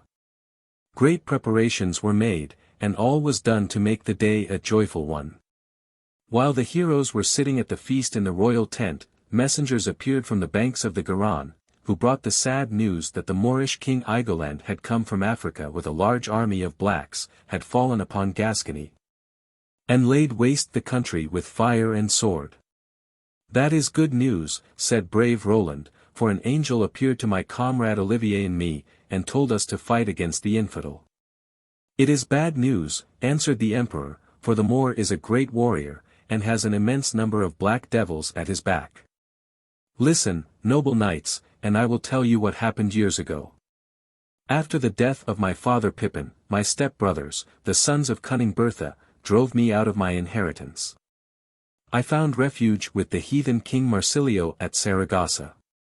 With the help of brave Diebold, I regained my rights, was crowned king of the Franks at Aix, Aachen, and emperor in Rome. One night St. James, the Apostle, appeared to me, and commanded me to free his grave, to which there was a yearly pilgrimage, from the yoke of the infidel. I obeyed him, and reduced the whole country as far as Galicia, where the Apostle lies buried. There I learnt that Hygelac had come over from Africa, and had already reached Pampeluna. I marched back at once, and met the Moorish forces near the river Ceres. There was a terrible battle. The Africans fought like very devils. They broke through our ranks, and defeat seemed certain. Then the brave Milo, my brother-in-law, and your father, nephew Roland, threw himself upon the demons at the head of his men. They fought like heroes, and defeated the enemy. But before the victory was quite decided, the noble Milo fell, wounded to death. The loss on both sides was so great that either party retreated on the morrow. Hygelac returned to his African deserts. But he seems to have come back at the head of a larger army than before, and to have invaded our own land. We must now fight for home and faith, for on this crisis will depend whether Christ or Mahomet shall rule the Franks. I think this much is certain, said Roland, we shall conquer, whether we live or die. Was not my father victorious, though he fell at Pampeluna? The Lord would not deny him the martyr's crown, when he passed away on that field of blood. Here, or there, ye Frankish men, what does it matter which?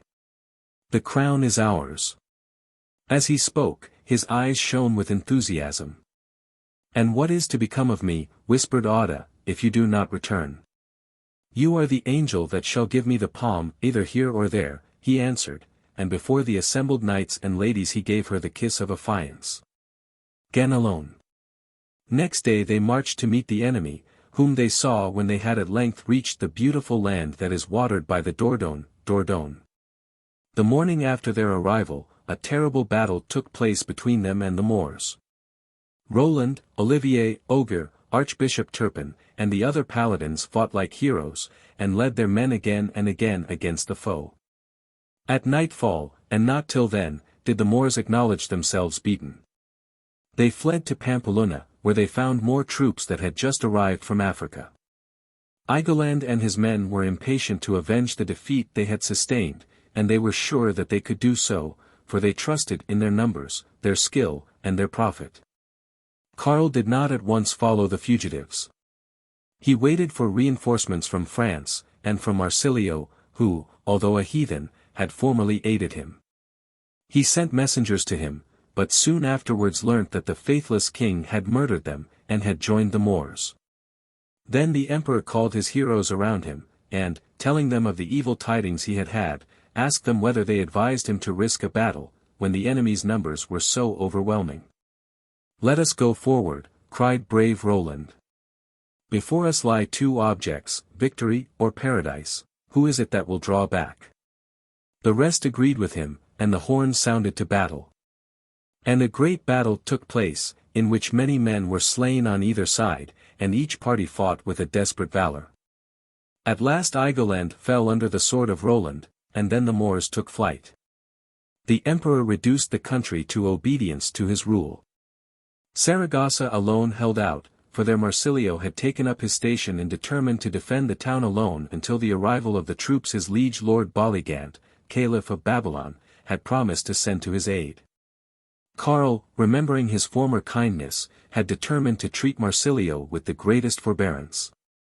He therefore sent Ganelon, one of his paladins, to offer the king terms, and they were these: Marsilio's life should be spared if he would be baptized, and become a vassal of the empire. Ganelon would have liked to decline the honor of carrying this message, but he knew the emperor too well to dare remonstrance.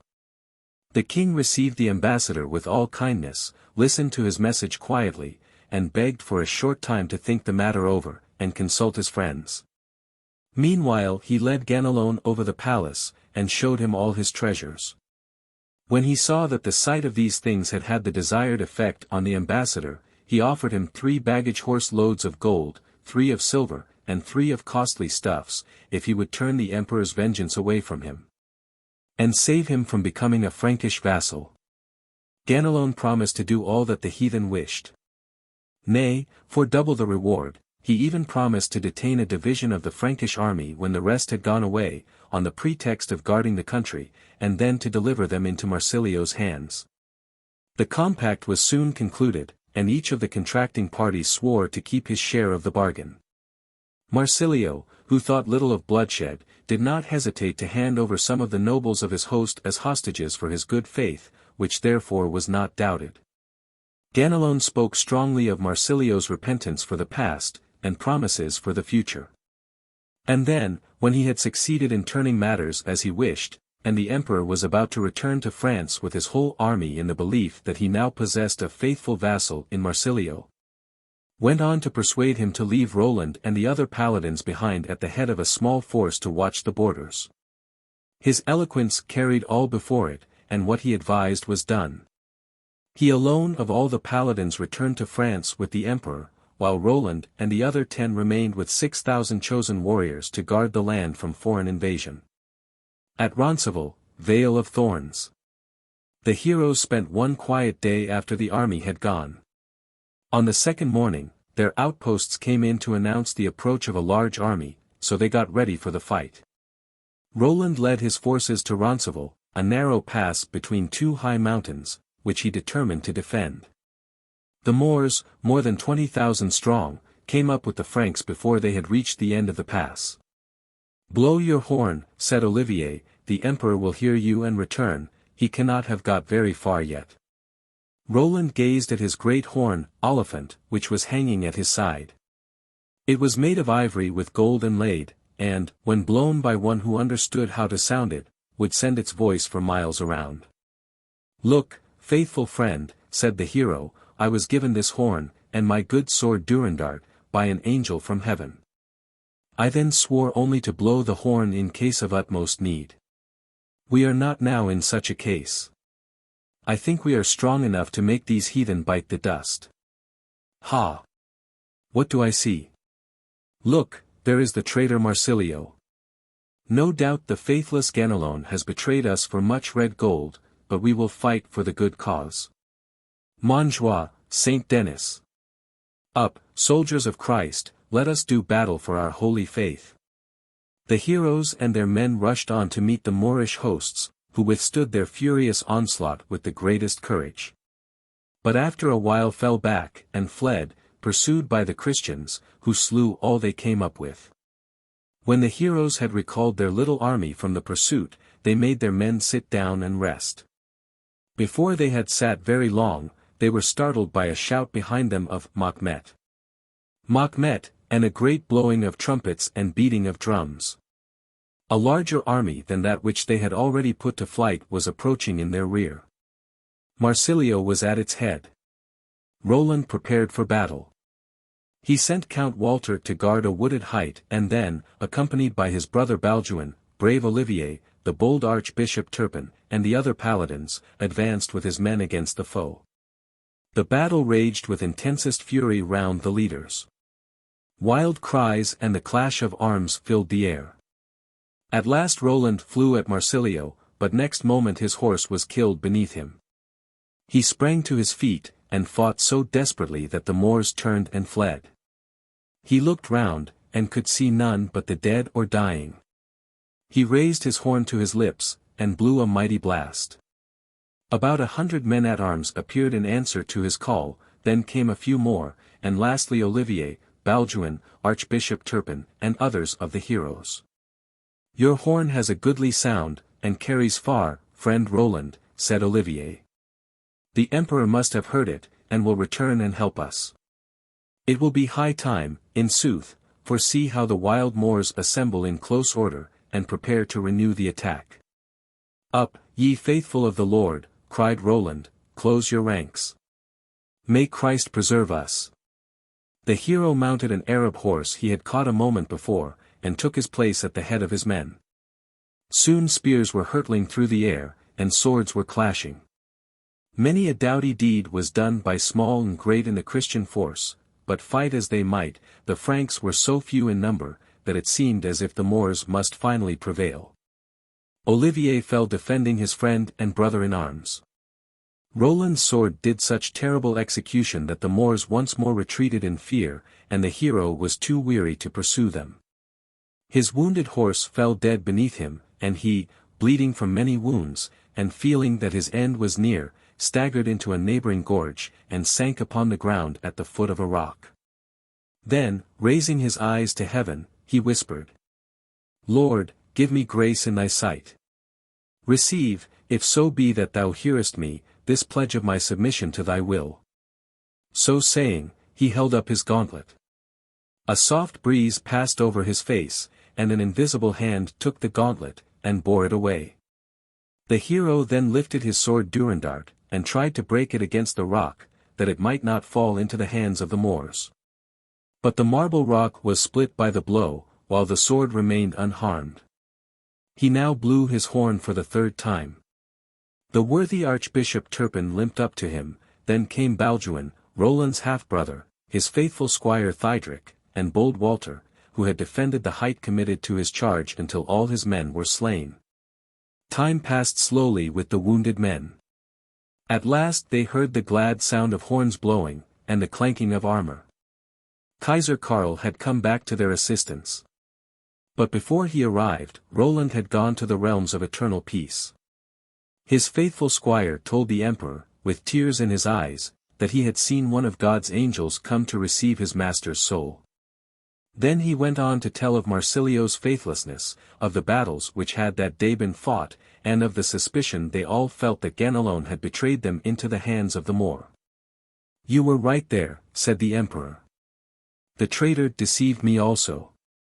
I wanted to return the moment I heard Count Roland's horn, but Ganelon dissuaded me, saying that my nephew must only be hunting."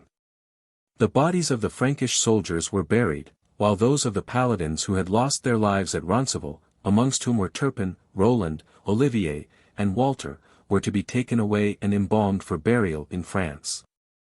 Ganelon was at the same time arrested and bound. These things done, the emperor marched against the Moors, who meanwhile had been reinforced by the arrival of Caliph Boligant of Babylon with hosts of followers. The battle between the Christian and Moorish forces lasted 2 days, and was then decided in favor of the Franks. Boligant died on the field, and Marsilio at Saragossa. This victory gave Spain to the conqueror. The emperor returned to France.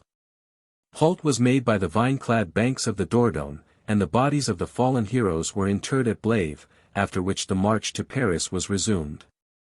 There the feast of victory was held, and when it was over, Kaiser Karl set out for Aix, where Ganelon was tried before a jury of 12 of his peers. He was sentenced to prove his innocence by single combat against Dietrich, Roland's faithful squire. As Ganelon was much weakened by his imprisonment, he was allowed to choose anyone he liked to act as proxy for him. He chose Pinabel, one of the most famous swordsmen of his day, but that availed him nothing. God fought for Dietrich, and Pinabel was overthrown. Ganelon was then sentenced to be torn in pieces by wild horses. Soon after this, fair Aude came to Aix in search of her betrothed.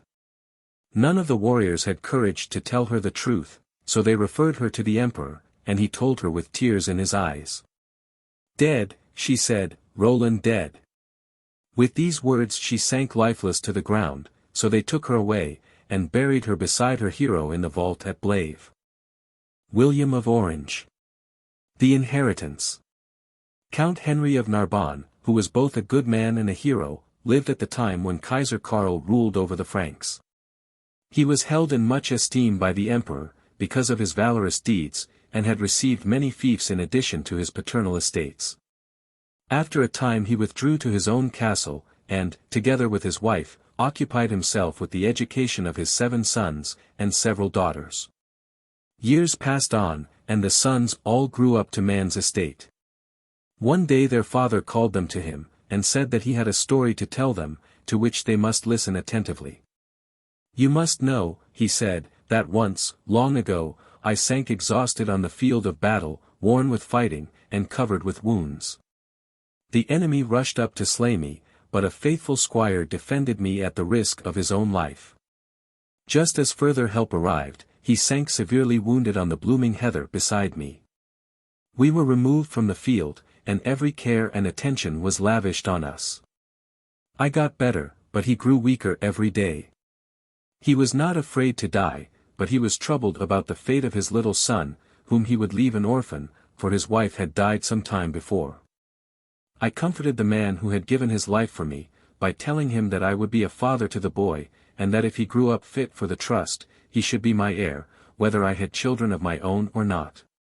He is now a gallant knight and brave warrior, and I am proud to call him my pupil. Now, my sons, tell me, do you wish me to keep my word to my dying preserver, or do you desire to share my estate amongst you?" Then one of the sons, named William, answered for the rest, and said that they would all rather be beggars than that their father should break his word to his faithful squire. "Not beggars," cried the Countess Irmschart. "All that I brought my husband belongs to you, and your father has already endowed you with a priceless inheritance, namely, his piety, his good faith both to God and man, his courage, and all the lessons in knightliness he has given you. This is an inheritance that cannot be taken from you. Well, my sons," continued the Count, "you may go to the Emperor's court in the full certainty that you will get on there, if you are true to the lessons you have learnt in your youth." The young warriors followed their father's advice. They were well received by the Emperor, at first for Count Henry's sake, and then for their own. They fought against the Moors when Igoland invaded Gascony, and helped to avenge the death of the heroes at Roncesvalles. After their return from Spain, the Emperor knighted the brothers, and gave them considerable fiefs. William, who enjoyed the special favour of his liege lord, was made governor of the whole southern coast of France. He showed himself a vigilant warden of the coast. Wherever any Saracens ventured to land, there he was with his troopers to beat them back, and sometimes even seize their ships. After the death of Kaiser Karl, surnamed the Great, his son Ludwig succeeded him on the throne. The first action of the new ruler was to go about the country, and see in what condition it was.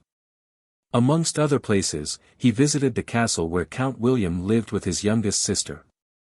Ludwig was so taken with the maiden's beauty and sweetness, that he fell in love with her, and soon afterwards married her. This circumstance increased Count William's influence at court, and enabled him to keep up a larger army, and do what he otherwise considered necessary for the proper defense of the coast. Captivity and deliverance. Peace lasted for a long time under the wise rule of Count William, but, suddenly and unexpectedly, the Moors invaded the land, under the lead of the powerful emirs Taraman and Balikan. King Ludwig and Count William attacked the children of the desert, and strove to chase them from the country. After performing many feats of valor, William was at last surrounded by the Moors, and carried off a prisoner to Valencia by the Emir Tybalt, whose captive he was by the fortune of war. Arrived at Valencia, the count was chained up in a dark and dismal dungeon, and placed under the charge of the emir's wife, Arabella, during her husband's absence on a plundering expedition. Before going away, Tybalt told his wife to feed the prisoner on bread and water, and forbade her on any account to take off his chains. He added that he hoped on his return to find him willing to embrace the Mohammedan religion. For some time Arabella did as her husband had desired with the strictest punctuality, but after a time she became curious to see what the Frankish prisoner was like. So she made her servants accompany her with torches to the cell. She saw that William was a goodly man, and felt sorry for him. As for him, he never could have imagined that an infidel could look so gentle and like an angel. The weeks passed quickly. Arabella tried to teach the count her religion, by repeating passages of the Quran, and by entreating him to remember that he had only to become a Mohammedan, and he would at once be free. And he, on his side, told her about God and Christ, and explained to her the religion of mercy and love. What he said came home to her heart. She visited him again and again, thought over his teachings when she sat quietly in her own room, and at last confessed that she wished to become a Christian. She and William had by this time learnt to love each other, so they determined to fly to King Ludwig. By the help of an old and faithful servant, Arabella hired a vessel, set the count free, and went on board with him. The captain, on learning that he was to steer for the coast of France, refused point-blank to do so, and William, without an instant's hesitation, flung him overboard. He then threatened to slay the mate if he did not obey him in all things, and he looked so terrible with his drawn sword and stern face, that the crew durst not disobey him. Meanwhile Tybalt returned from his raid, and learnt all that had occurred from the captain, who had swum ashore. He embarked without loss of time, and set sail in pursuit of the runaways, but only came within bowshot just as William and Arabella landed and took refuge in the citadel. Tybalt vainly tried to take the place by storm, and had at last to return to Valencia without accomplishing the object of his voyage. Ludwig invited Count William and Arabella to his court, where they were received with the utmost kindness by both him and his queen. Every one admired the Moorish lady's beauty, and thought her lovelier than any one about the court, even than the queen herself. This roused the queen's jealousy, and she began to treat both her brother and Arabella with marked coldness. Count William and his bride went on to Avignon, where they were married by Pope Leo, after Arabella had been received into the Christian church.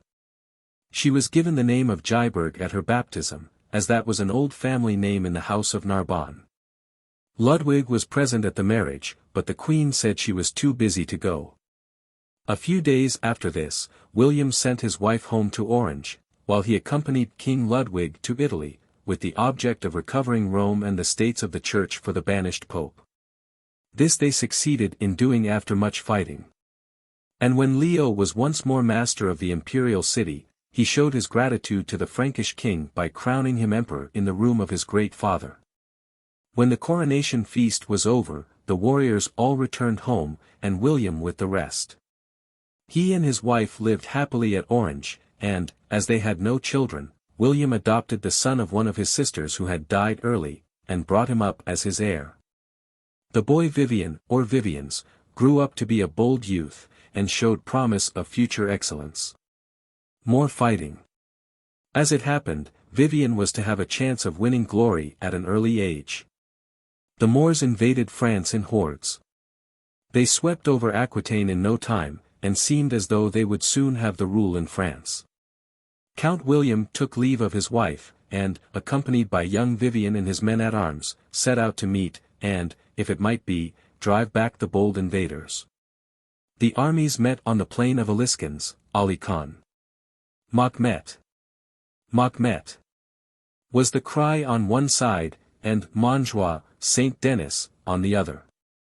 The battle began, and raged for hours. Young Vivian fought like a hero, and then fell, mortally wounded.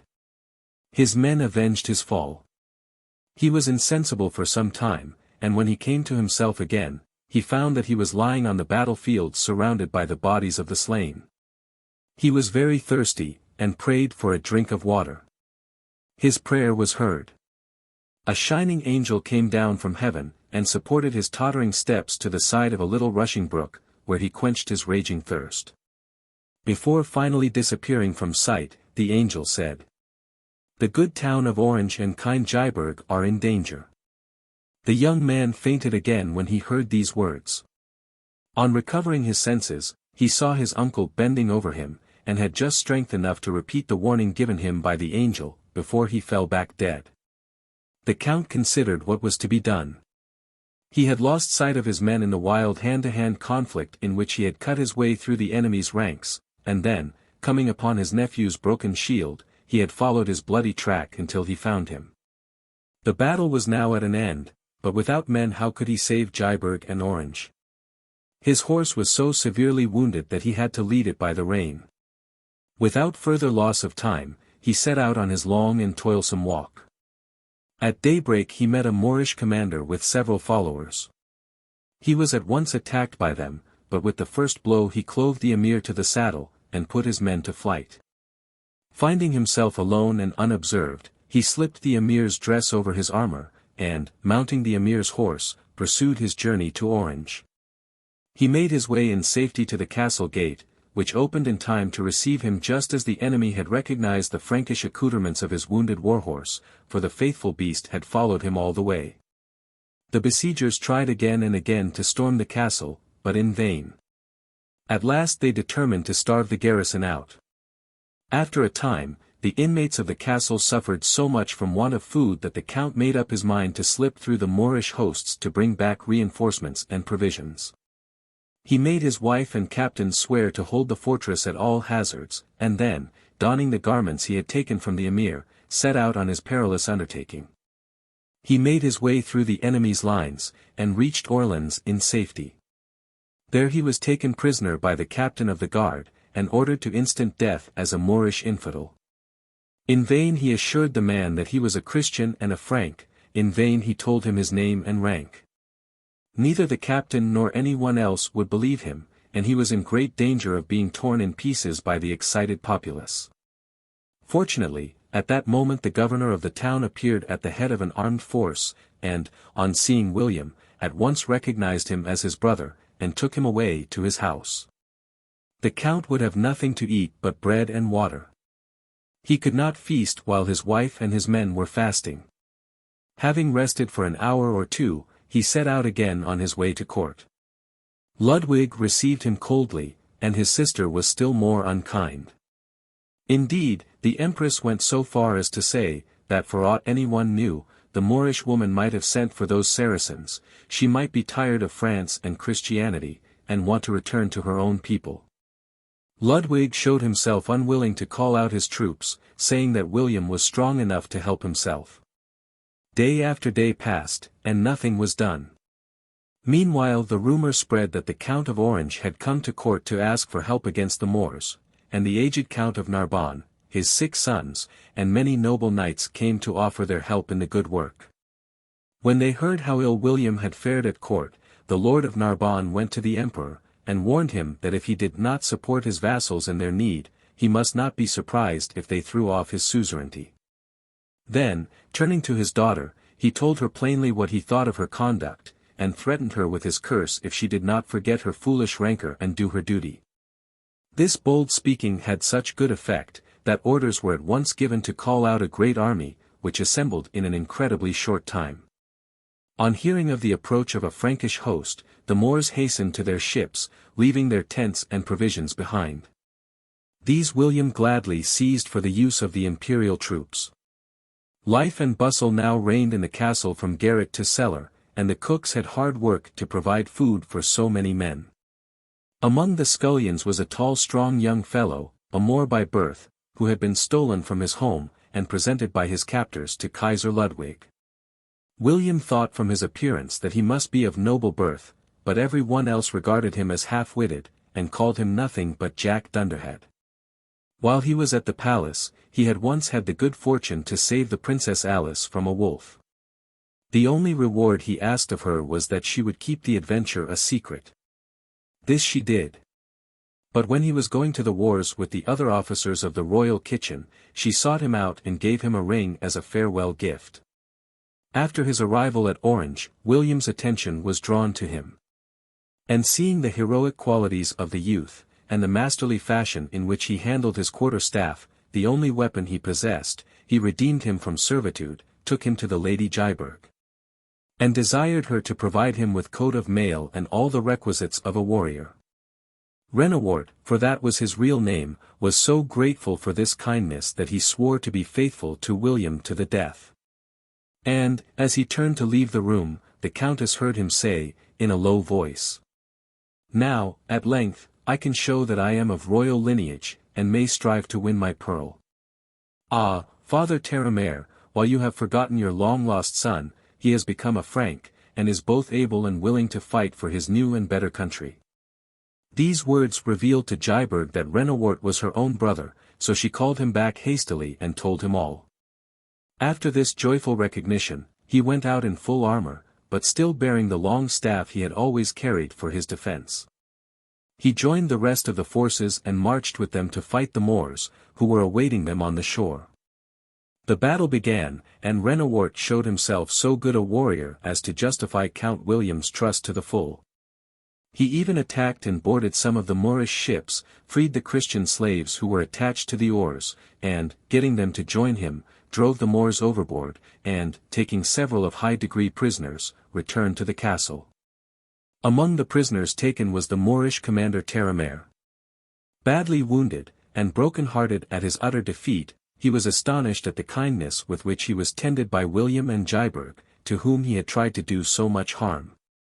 But he soon made friends with them, and was then rejoiced to see the son he had long mourned as dead. A few days later William and Dietrich went with the victorious army to where Ludwig was staying with the court.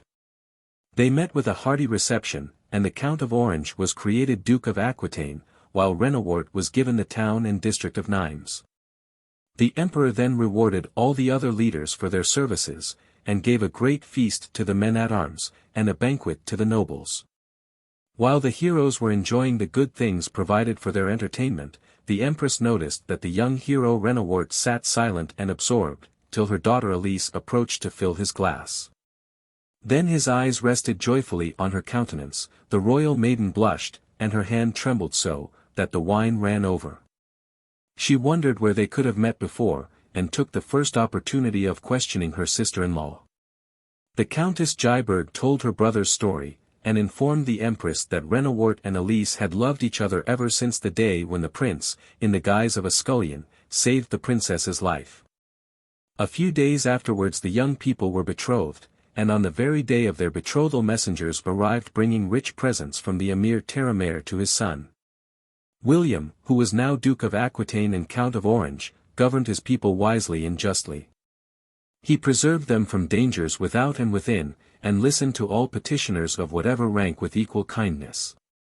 The Lady Dietrich helped him in all ways that a woman might. Together they founded churches and almshouses, and the blessing of God was with them. When they were both stricken in years, an angel one night appeared to the Count in a dream, and, showing him a desert place high up in the mountains, desired him to build there a religious house, where pious monks might live, and give shelter to any travelers who had lost their way, and might even seek out belated wanderers lost in the snow, and save them from a dreadful death. Next day the pious hero set out in search of the place the angel had pointed out, and, having found it, built the monastery. He and his wife lived on together for several years after this, doing good to all.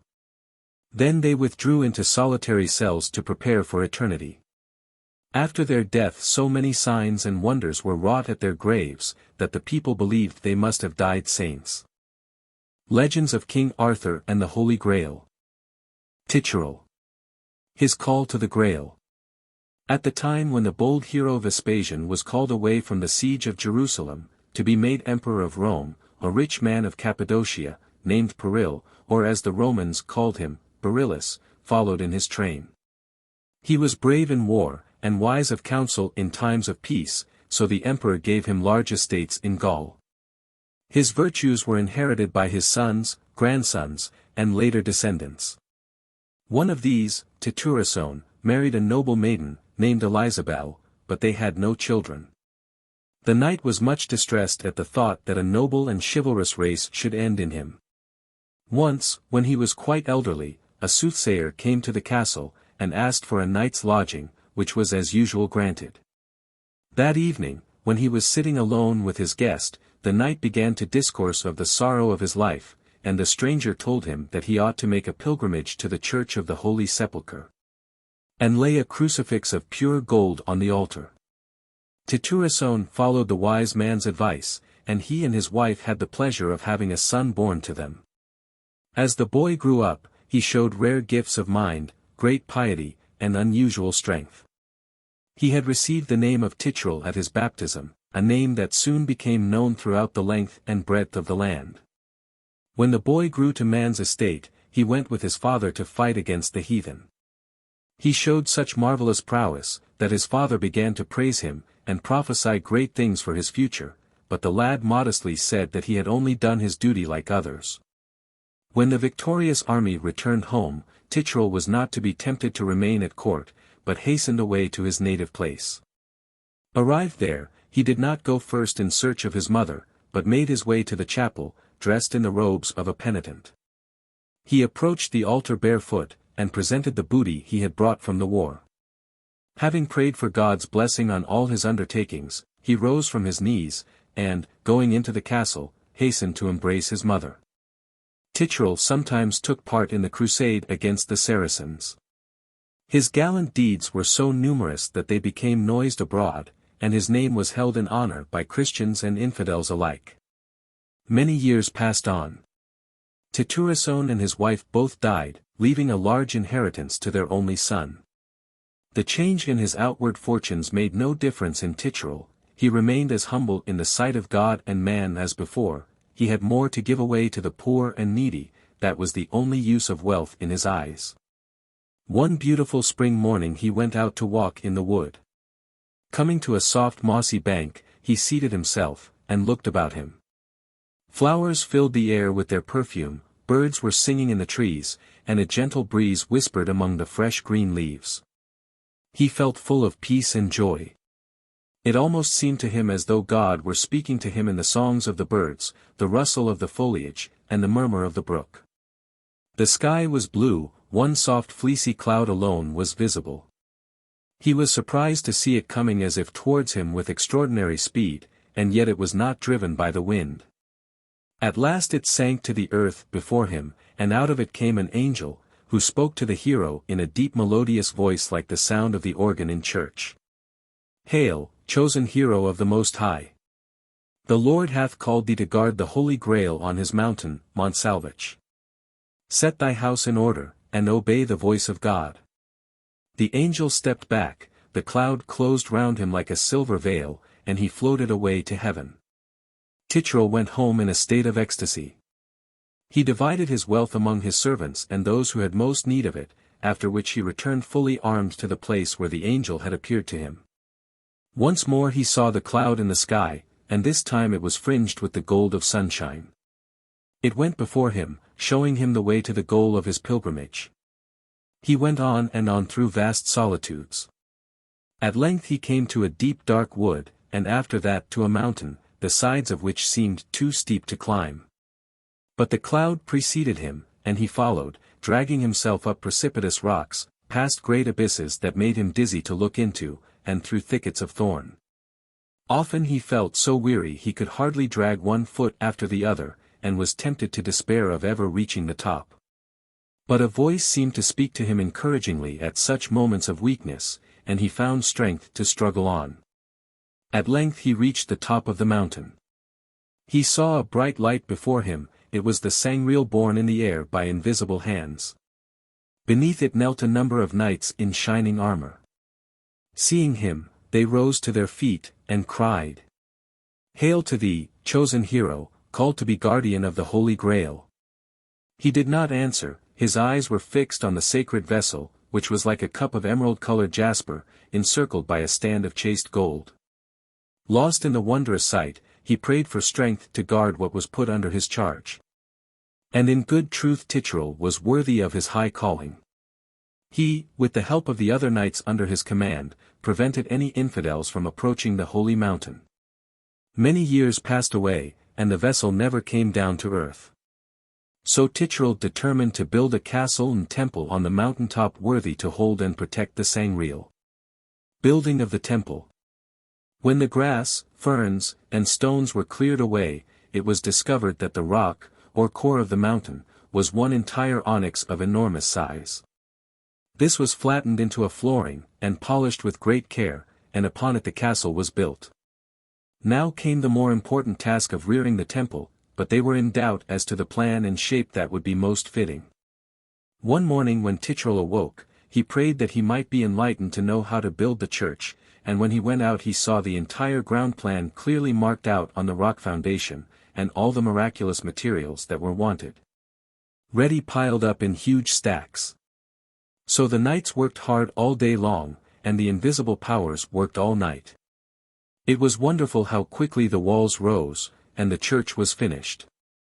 It was circular in form, and had 72 octagon choirs, every 2 of which supported a belfry. In the midst rose a tower with many windows, and openings with pointed arches. The topmost point of the tower was a ruby, out of which rose a cross of clear crystal surmounted by a golden eagle with outstretched wings. Within the building, sculptured vines, roses, and lilies twined about the pillars, forming bowers, on whose branches birds seemed to flutter as if alive. At every intersection of the arches was a glowing carbuncle that turned night into day.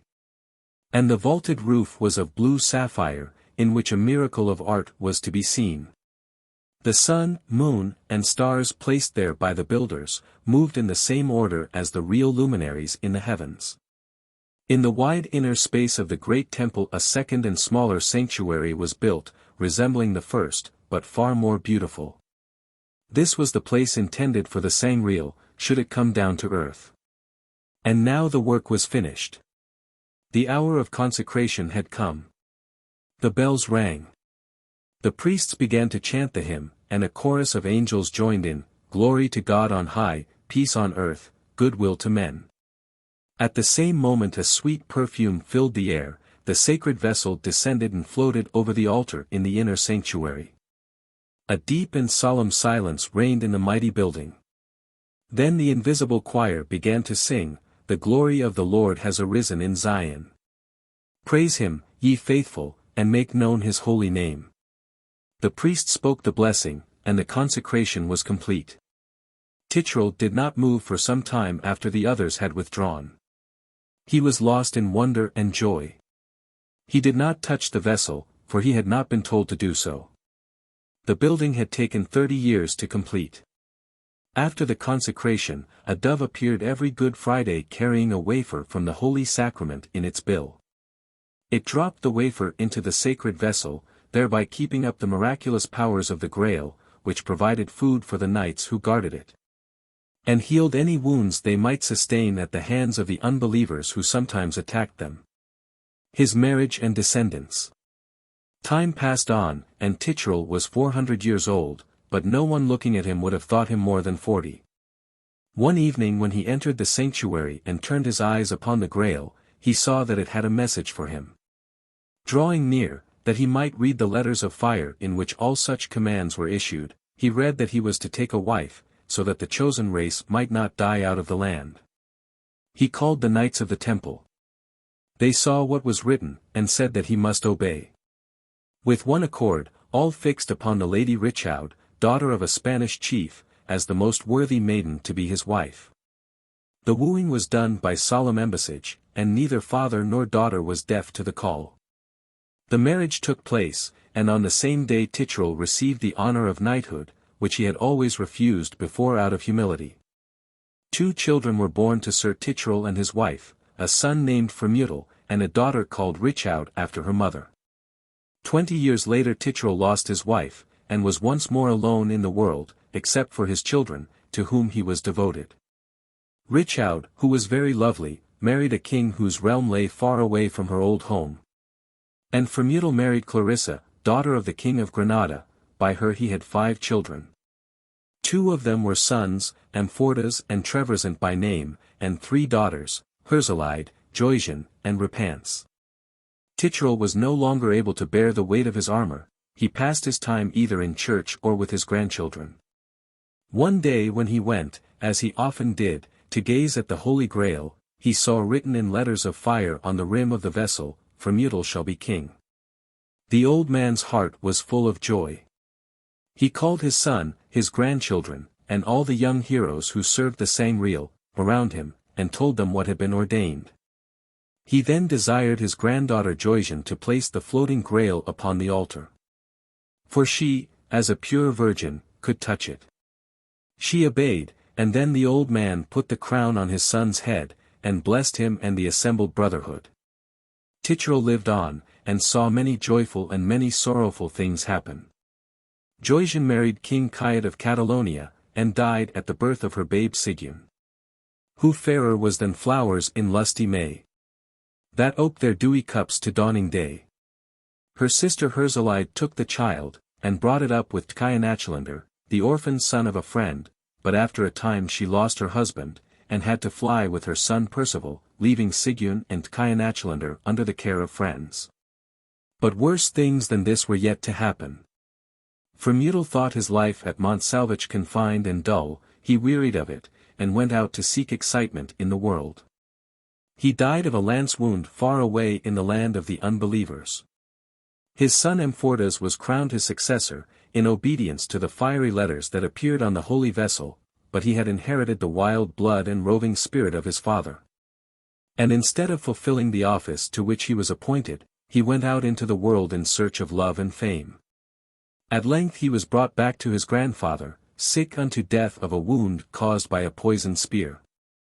One day, while Sir Tichral knelt in the sanctuary praying for his grandson, whose life of pain was prolonged by the Holy Grail appearing to him once in every 7 days, he suddenly saw these words in letters of fire. Murmur not, good old man. Endure the load of others' sins. A chosen hero shall one day climb the holy mount. If he ask, before nightfall, of the beginning and end of this tale of woe, then shall the spell be broken, and Amfortas cured, but the newcomer shall be king in his stead. Again and again Tichral read the mysterious words, and asked when the hero would come. He received no answer, but the words, murmur not, endure, shone brighter than before, and he bowed his head, leaving the future confidently to God. Percival. Journey to Arthur's court. When Queen Herzalide had to fly from home with her little son on the death of her husband, she retired to a small house she possessed in an out-of-the-way district, and devoted herself to the education of her boy. She never spoke to him of knightly deeds, for she feared lest, when he was grown up, he should leave her to seek adventures, and should die in some tournament or feud. Notwithstanding this, young Percival grew up a bold, strong youth, fearless of all danger. One day, as he was coming home from hunting, he met some knights riding through the wood arrayed in full armor. One of them asked him a question, which Percival answered at random. Then, going up to the knight, he asked what strange garments those were that he and his companions wore, and why they had golden spurs. The knight was amused, and answered the lad's questions very kindly, adding, if you want to know more of knights and knighthood, you must go to King Arthur's court, and there, if you are worthy, you may perchance be made a knight yourself. Percival could not forget what he had heard and seen. He cared no more for hunting, and spent his days and nights in dreaming of swords, knighthood, and battle. Herzalide asked her son what ailed him, and when she learnt the cause of his sorrow, her heart was filled with terror lest, inheriting his father's heroic spirit, Percival might meet with his father's fate. At length she gave way to the lad's entreaties, and let him go, but with a breaking heart. Percival felt the parting with his mother very much. But youth and hope were strong in his heart, and thoughts of the joy of meeting again soon thrust the sorrow of parting into the background. Lost in such reflections, he came to a meadow in which some tents were pitched. In one of these he saw a couch on which a beautiful woman lay asleep. She was richly dressed, her girdle blazed with precious stones, as did also the ornaments on her arms, neck, and fingers. He thought, as he plucked a flower, so he might also steal a kiss from the rosy lips of the sleeping beauty, but, as he did so, she awoke, and was very angry. "Don't be angry," he said, throwing himself at her feet. "I have often kissed my mother when I have caught her asleep, and you are more beautiful than my mother." The lady gazed at him in astonishment, and listened to his boyish confidences about going to Arthur's court, being made a knight, and doing great deeds thereafter. Suddenly a horn sounded at no great distance. "That is my husband," cried the lady. "Quick, boy, get away as fast as you can, or we are both undone." "Oh, I am not afraid," he said. "Look at my quiver, it is quite full, I could defend you as well as myself. Let me have one of your bracelets as a sign that you are not angry with me." As he spoke, he slipped the bracelet off her arm, left the tent, mounted his horse, and rode away. Shortly after this Lord Orelus, the lady's husband, appeared, and with him many knights. When he heard from her what had happened, he fell into a passion, and swore that he would hang the impudent varlet if he could catch him. But though he set out at once in pursuit, he could see nothing of the youth. Meanwhile Percival continued his journey. That night he slept in the forest, and went on his way next morning at an easy pace. As he was passing under a rock, he saw a maiden sitting by a spring that gushed out of it. She wept bitterly as she bent over a dead man, whose head lay in her lap. Percival spoke to her, and tried to comfort her by saying that he would avenge the death of the murdered man, for murdered he was sure he was. He then told her his name, and she said that she was his cousin Sigyn, and that the dead man was her old playfellow Tchianachilander, who had met his end in trying to gratify a silly wish of hers, a wish she had no sooner given utterance to than she repented. She had lost a dog, and had wanted to have it again. That was the cause of all her sorrow. He was a real hero, she continued, and one of the knights of King Arthur's Round Table. Your mother made him governor of her wasted lands. He conquered the robber hosts, slew their leader, wild Wägner, and flung his ally, Orelus, Lord of Cumberland, from his horse, so that he only escaped by the help of his troopers who bore him off the field. When he promised to get me back the dog, he challenged Orelus to single combat before King Arthur and his knights, the prize of victory to be the setter that Lord Orelus had caught, and kept, when it ran away from me. The challenge was accepted, but the time of meeting was put off for a while, because Orelus was suffering from an unhealed wound. Meanwhile the lady Tchianachilander, fearing for the life of her husband, sent me back the dog. Tchianachilander and I regarded the matter as settled, so we set out together to go to the sanctuary of the Holy Grail, where we were to be married. As ill luck would have it, we met Orelus and his wife, and in spite of all the entreaties of Tchianachilander and myself, the two knights quarrelled and fought. Orelus recovered from the stunning fall, but my dear love, oh that I had died instead. It was my fault, all my fault.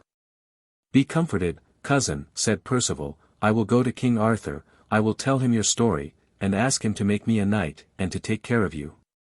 Then I will go and seek out Orelus, and avenge your wrongs. He then took leave of Sigyn, and went on his way. Coming to a broad river he questioned the ferryman as to where he should find King Arthur's court.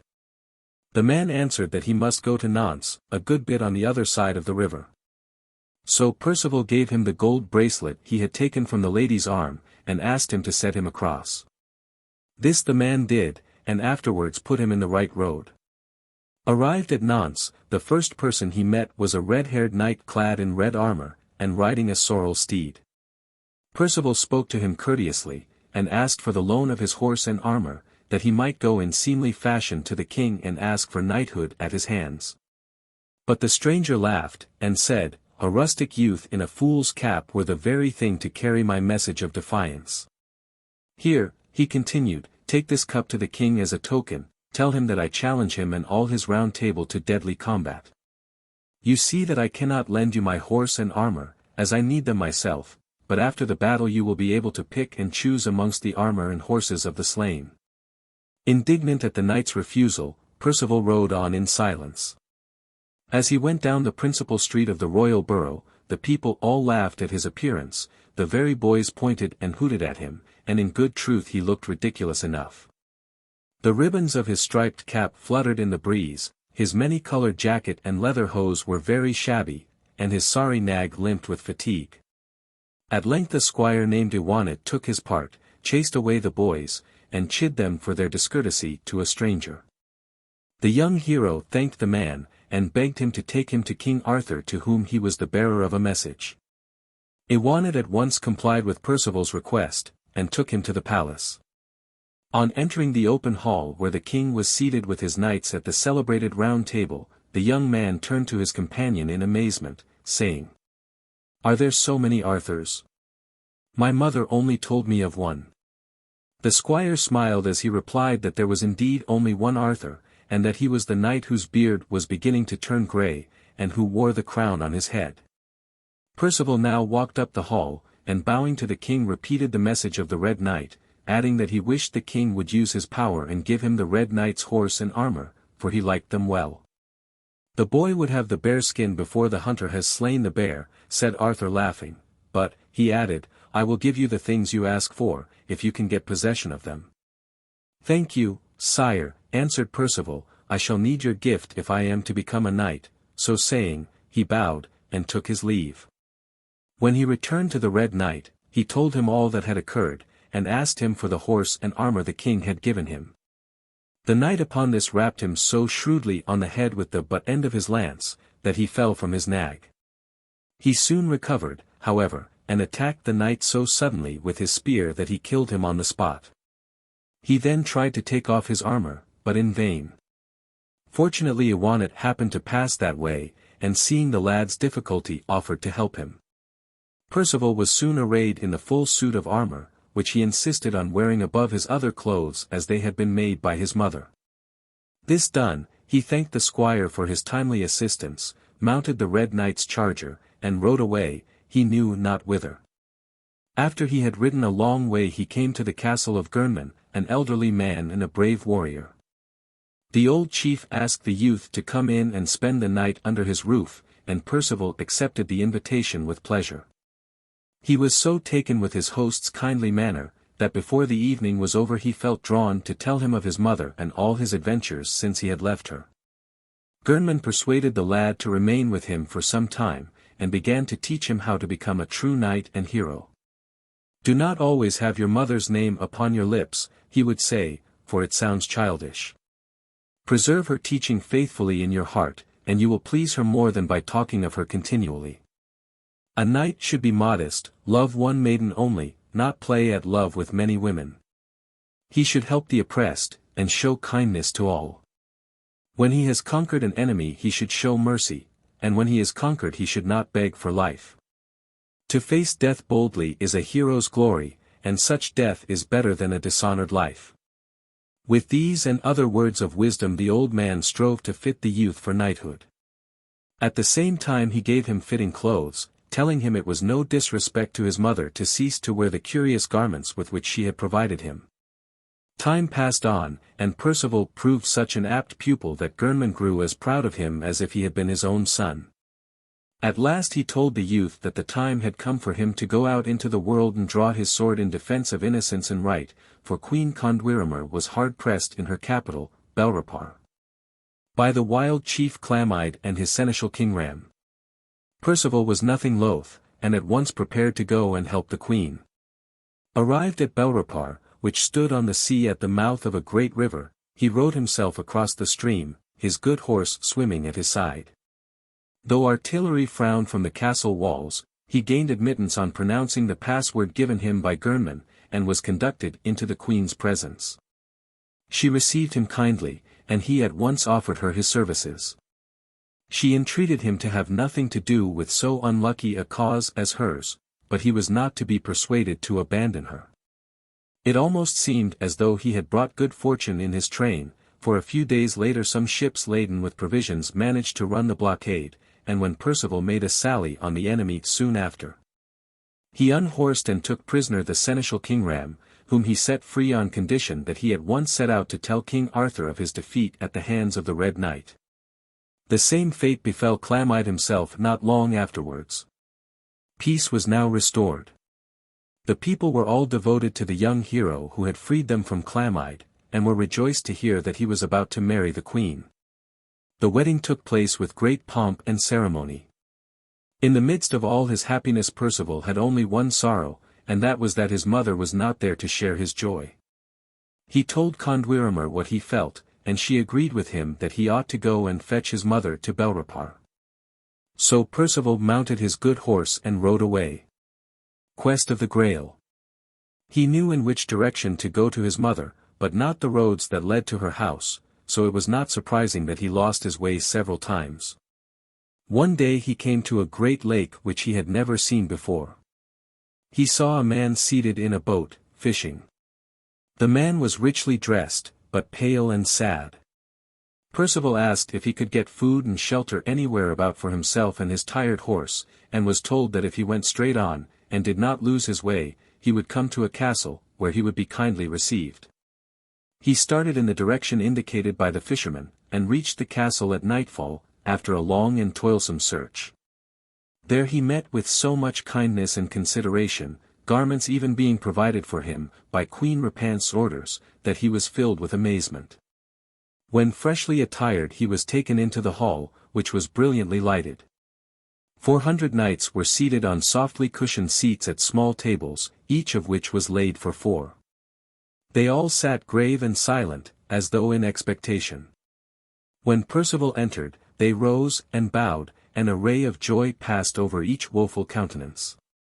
The master of the house, who much resembled the fisherman Percival had seen on the lake, sat in an armchair near the fire, wrapped in sables, and was apparently suffering from some wasting disease. The deep silence that reigned in the hall was at length broken by the host, who invited Percival, in a low, weak voice, to sit down beside him, telling him that he had been long expected, and, at the same time, giving him a sword of exquisite workmanship. The young knight was filled with astonishment. A servant now entered carrying the head of a lance stained with blood, with which he walked round the room in silence. Percival would much have liked to ask the meaning of this strange ceremony, and also how his arrival had come to be expected, but he feared lest he should be deemed unwarrantably curious. While thus thinking, the door opened again, and a number of beautiful blue-eyed maidens came in, 2 and 2, with a velvet cushion embroidered with pearls, an ebony stand, and various other articles. Last of all came Queen Repant's bearing a costly vessel, whose radiance was more than the human eye could steadfastly gaze upon. The Holy Grail, Percival heard whispered by one voice after another. He longed to question someone, but felt too much awed by the strangeness and solemnity of all he saw. The maidens withdrew, and the squires and pages of the knights came forward. Then from the shining vessel streamed an endless supply of the costliest dishes and wines, which they set before their masters. The lord of the castle, however, only ate of one dish, and but a small quantity of that. Percival glanced round the great hall. What could this strange stillness and sadness mean? When the meal was at an end, the lord of the castle dragged himself to his feet, leaning on 2 servants. He looked eagerly at his guest, and then retired with a deep sigh. Servants now came to conduct Percival to his sleeping apartment. Before leaving the hall they opened the door of a room in which a venerable old man slept on a low couch. His still handsome face was framed in a coronal of white curls. His sleep was uneasy, and his lips quivered as though he were trying to speak. The servants closed the door again, and led Percival to his chamber. When he entered the room he looked about him, and at once became aware of a picture embroidered on the silken tapestry, that arrested his attention. It was the picture of a battle, in which the most prominent figure, a knight strangely like the lord of the castle in appearance, was sinking to the ground, wounded by a spear of the same kind as the broken weapon that had been carried round the hall. Much as he desired to know the meaning of this, he determined to ask no questions till the following morning, though the servants told him that his coming had been long expected, and deliverance was looked for at his hands. And they went away, sighing deeply. His sleep was disturbed by bad dreams, and he awoke next morning unrefreshed. He found his own clothes and armor beside his bed, but no one came to help him. He got up and dressed. All the doors in the castle were locked except those that led out to the ramparts, where his horse stood saddled and bridled at the drawbridge. No sooner had he crossed the bridge than it was drawn up behind him, and a voice called out from the battlements. "Accursed of God, thou that wast chosen to do a great work, and hast not done it. Go, and return no more. Walk thy evil way till it leads thee down to hell." The hero turned, and looked back at the castle. A face with a fiendish grin glared at him for a moment over the battlements, and then disappeared. Percival put spurs to his horse, and rode away. He journeyed all day long through bleak, inhospitable country, and at nightfall reached a solitary cell. He dismounted, hobbled his horse, and entered the quiet room. A woman crouched on the floor praying. She wore a penitent's grey robe, and her long hair lay neglected about her face and neck. Startled by his entrance, she rose slowly to her feet and looked at him. "What, you?" she said, "Herzelide's wretched son. What do you want of me?" "Tchianachelander's body is embalmed, and I have laid it in this chest. Here I must kneel and pray, and do penance till the All-Merciful sets me free." "Good heavens," said the hero to himself, "it is Sigyn, but how changed."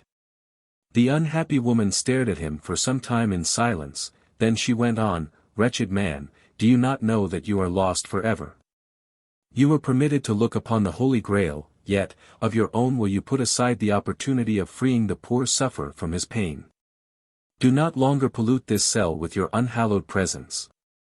Go, flee, till the curse overtake you." She stood before him like an angry prophetess.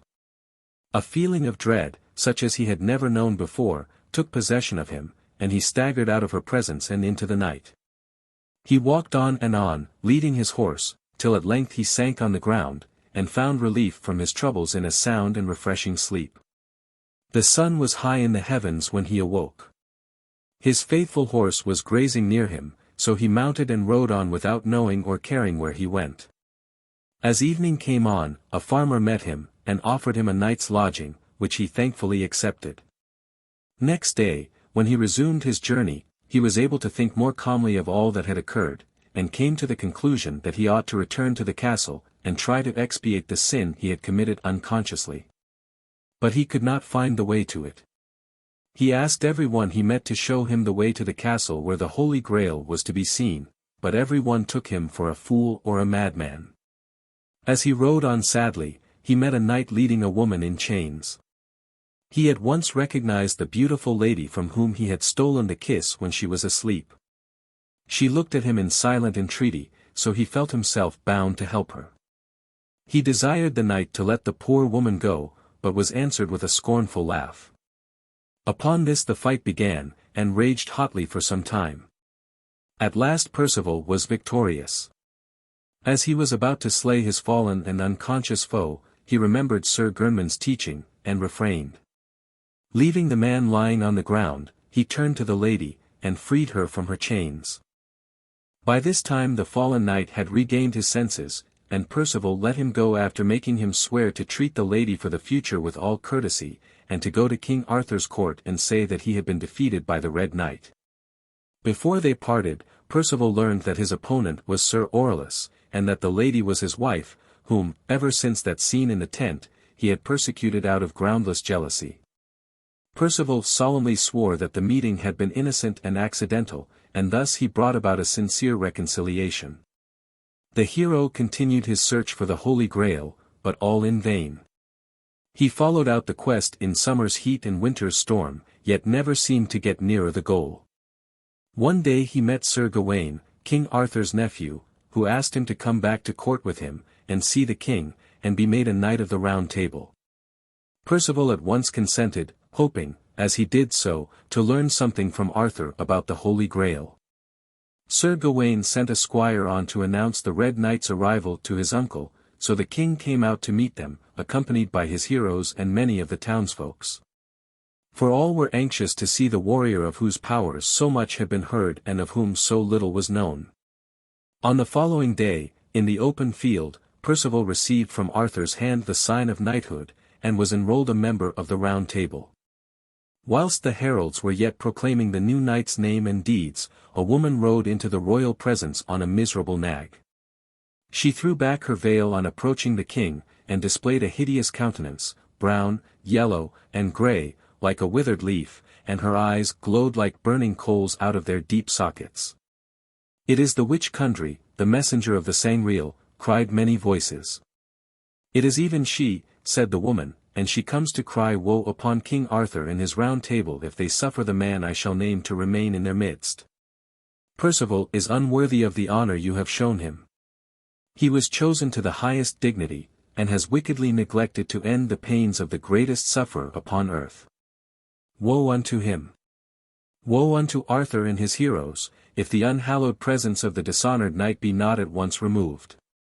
Every eye was fixed now on the prophetess, and now upon Sir Percival, who, horror-stricken at what had occurred, slipped quietly out of the assemblage, and, mounting his horse, rode away.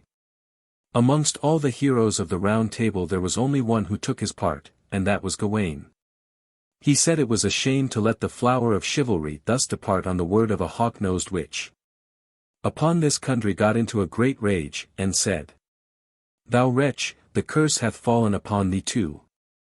Go, if thou dare, and find Clincher's magic castle, where thy grandmother, thy mother, and sister, and other noble ladies lie under the spell of enchantment, free them if thou canst." Gawain turned, and went away without a word. He mounted his horse, and set out in pursuit of Percival. Clincher's enchanted castle. Wherever the hero went, he found people who told him they had met the Red Knight, and again he came up with armed men who had fought with him and whom he had conquered. So the days and weeks passed on, and he still continued to follow Percival until he lost all trace of him in the far east. At last he heard of him again, and seeking him, heard more of his great deeds, but himself he could not find. Sir Gawain thought the matter over carefully, and made up his mind that the best way to find Percival would be to seek out the Holy Grail, for which he also sought. As he rode along, he met a knight whom Percival had wounded. Gawain offered him help, but Kingramercil, as the man was called, felt too sore about his defeat to be able to accept any kindness, and at once challenged Gawain to fight him when his wounds were healed. Before the hero had gone much farther he met a woman whose beauty made him forget both the challenge and the Holy Grail, and even the Red Knight. And indeed she was a lady of most marvellous beauty. Her dark hair fell down her neck in curls, and her eyes gleamed like stars. Gawain approached her, and entered into conversation with her. Finding her as wise and witty as she was fair, he told her that he loved her, but she only laughed at him. He persisted, so she said that if he would find favour in her sight, he must go into the garden hard by, and fetch out her white palfrey. He went to the garden gate, and seeing an elderly man standing within, he asked him where he should find the lady's palfrey. The man shook his head sadly as he answered, "Ah, my friend, take care. That lady is the Duchess Orguilius, a witch who has caused the death of many a noble knight, and for whose sake the great King Amfortas faced the danger in which he was wounded by the poisoned spear. Throw off her bonds while yet you can. Look, there is your horse. Mount, and ride away." The warning was vain, a mere waste of words. It was as though the haughty Duchess had cast a spell over Sir Gawain. He was powerless in her hands. He brought her the palfrey, and not noticing the supercilious way in which she refused all help from him in mounting, followed her with passive obedience through many lands. Many a battle had he to fight for her sweet sake, and every now and then, he could not help seeing that it was she who brought on the fight, when otherwise there would have been none. Yet he was always victorious, and never swerved from his fealty to the lady of his love, who was now pleased to allow him to ride beside her. At length they reached a hilltop from which they had an extensive view over a wide valley. Opposite, there was a castle perched on the top of a high rock, and overshadowed by a gigantic pine tree. Orguilius pointed to it, and said that it belonged to Gramaflans, her mortal enemy, and the man who had slain her lover. "Now," she continued, "if you will bring me a spray of the magic tree yonder, and conquer Gramaflans, who will at once challenge you to single combat, I will be your faithful wife." The knight would have fought the Prince of Darkness himself for such a prize, so he set spurs to his horse without a moment's hesitation, and rode away in the direction of the castle. He crossed the valley, swam over a deep moat and reached the tree. He pulled a small branch, and tried to weave it into a wreath, but as he did so, he heard a voice call in angry tones. "What are you doing there, rash youth? How dare you touch my magic tree? I know you well, you are Sir Gawain, a knight of the Round Table. Your father slew my father long ago, and I intend to have vengeance. Meet me, therefore, in 8 days' time before Clincher's magic castle. There shall 1,200 of my warriors see me avenge my father's death. You may bring as many men, or more, if you like." So saying, the speaker turned his back upon the hero and re-entered his castle. Gawain brought the wreath to his lady, who received it calmly. She did not waste her words in thanks, but pursued her way in silence, he accompanying her wherever she chose to go. After a time, they came in sight of 2 strong castles, one of which, the Duchess said, was Logres, her father's ancestral residence, and the other was Clincher's magic castle, in which the great magician, Clincher, kept the noble dames and damsels he had stolen, in close confinement and laden with heavy chains. She herself, she added, had only bought her freedom by giving the monster all the gold she had inherited from her father. Scarcely had she uttered these words, when a grim warrior appeared, and called to Gawain to defend himself. Orguilius withdrew, reminding Gawain of her promise. A few minutes later, having overthrown his adversary, the knight got into the ferry boat, that had just returned from setting the Duchess on the other side of the water, and went across. That night he lodged with the ferryman, who told him all the gossip of the place, and particularly of the great doings of a valiant knight clad in red armor. As darkness came on, Gawain went to the window, and looked out. He saw the lighted windows of the magician's castle, at each of which a sad female face appeared. The women were a curious medley. Their ages seemed to range from early childhood to grey old age. Sir Gawain turned wrathfully from the sight, saying that he would slay the caitiff knight, and set the wretched ladies free, but the ferryman bade him beware what he did, for Clincher was not only very strong, but was learned in the black art. Sir Gawain, however, was not to be dissuaded from the emprise. He mounted his horse early next morning, and set out for the magic castle, the towers of which rose dark and mysterious-looking before him. He was admitted into the court by a gigantic porter, who opened the door for him without making any difficulty. The building seemed totally deserted. Not a household utensil was to be seen anywhere, nor any woman. He wandered from room to room lost in astonishment. At last he came to a room in which a comfortable couch was spread, and as he felt tired, he thought he would lie down and rest for a little. But, to his intense surprise, the bed retreated as he advanced, and he could not get in. Rendered impatient by this, he boldly leapt upon the bed, and next instant was assailed by a perfect storm of arrows, lances, javelins, and heavy stones. From these he guarded himself as well as he could. Had he not been dressed in full armor, he would speedily have been slain, and even as it was he received many a wound. The terrible hail of weapons ceased as suddenly as it had begun. A stillness as of death set in. The silence was at length broken by the heavy tramp of a peasant, who entered the room bearing a great club in his hand, and followed by a lion. The man was of enormous size, and his voice was deep and gruff. "Quiet, Leo," he said, "I am going to break that fellow's skull before I throw you his carcass." "What?" he continued in amazement, "still alive, and in full armor? Nay then, go at him yourself, good Leo." So saying, he hastened away as fast as his legs would carry him. The lion sprang upon the hero, and tried to tear him with its claws. But almost instantly fell backwards with a howl of mingled rage and pain, for Gawain had cut off one of its forepaws. The hero now jumped out of bed, and attacked the lion with such hearty goodwill that he finally killed it. But the exhaustion caused by the protracted struggle was so great that he sank fainting on its carcass. When he came to himself again, he found a number of women bending over him, and calling him their deliverer. Amongst them were his grandmother, his mother, and his sister Idene. The spell was broken, and Clincher had fled. As soon as Gawain had a little recovered from his fatigue, he sent messengers to tell Arthur what had happened, and to ask him to come and witness the combat that was to take place between him and Gramaflans. Arthur came, and Sir Gawain felt that his cup of happiness was full when he presented the beautiful Lady Orgwilius to his uncle. At length the wished-for day of combat dawned.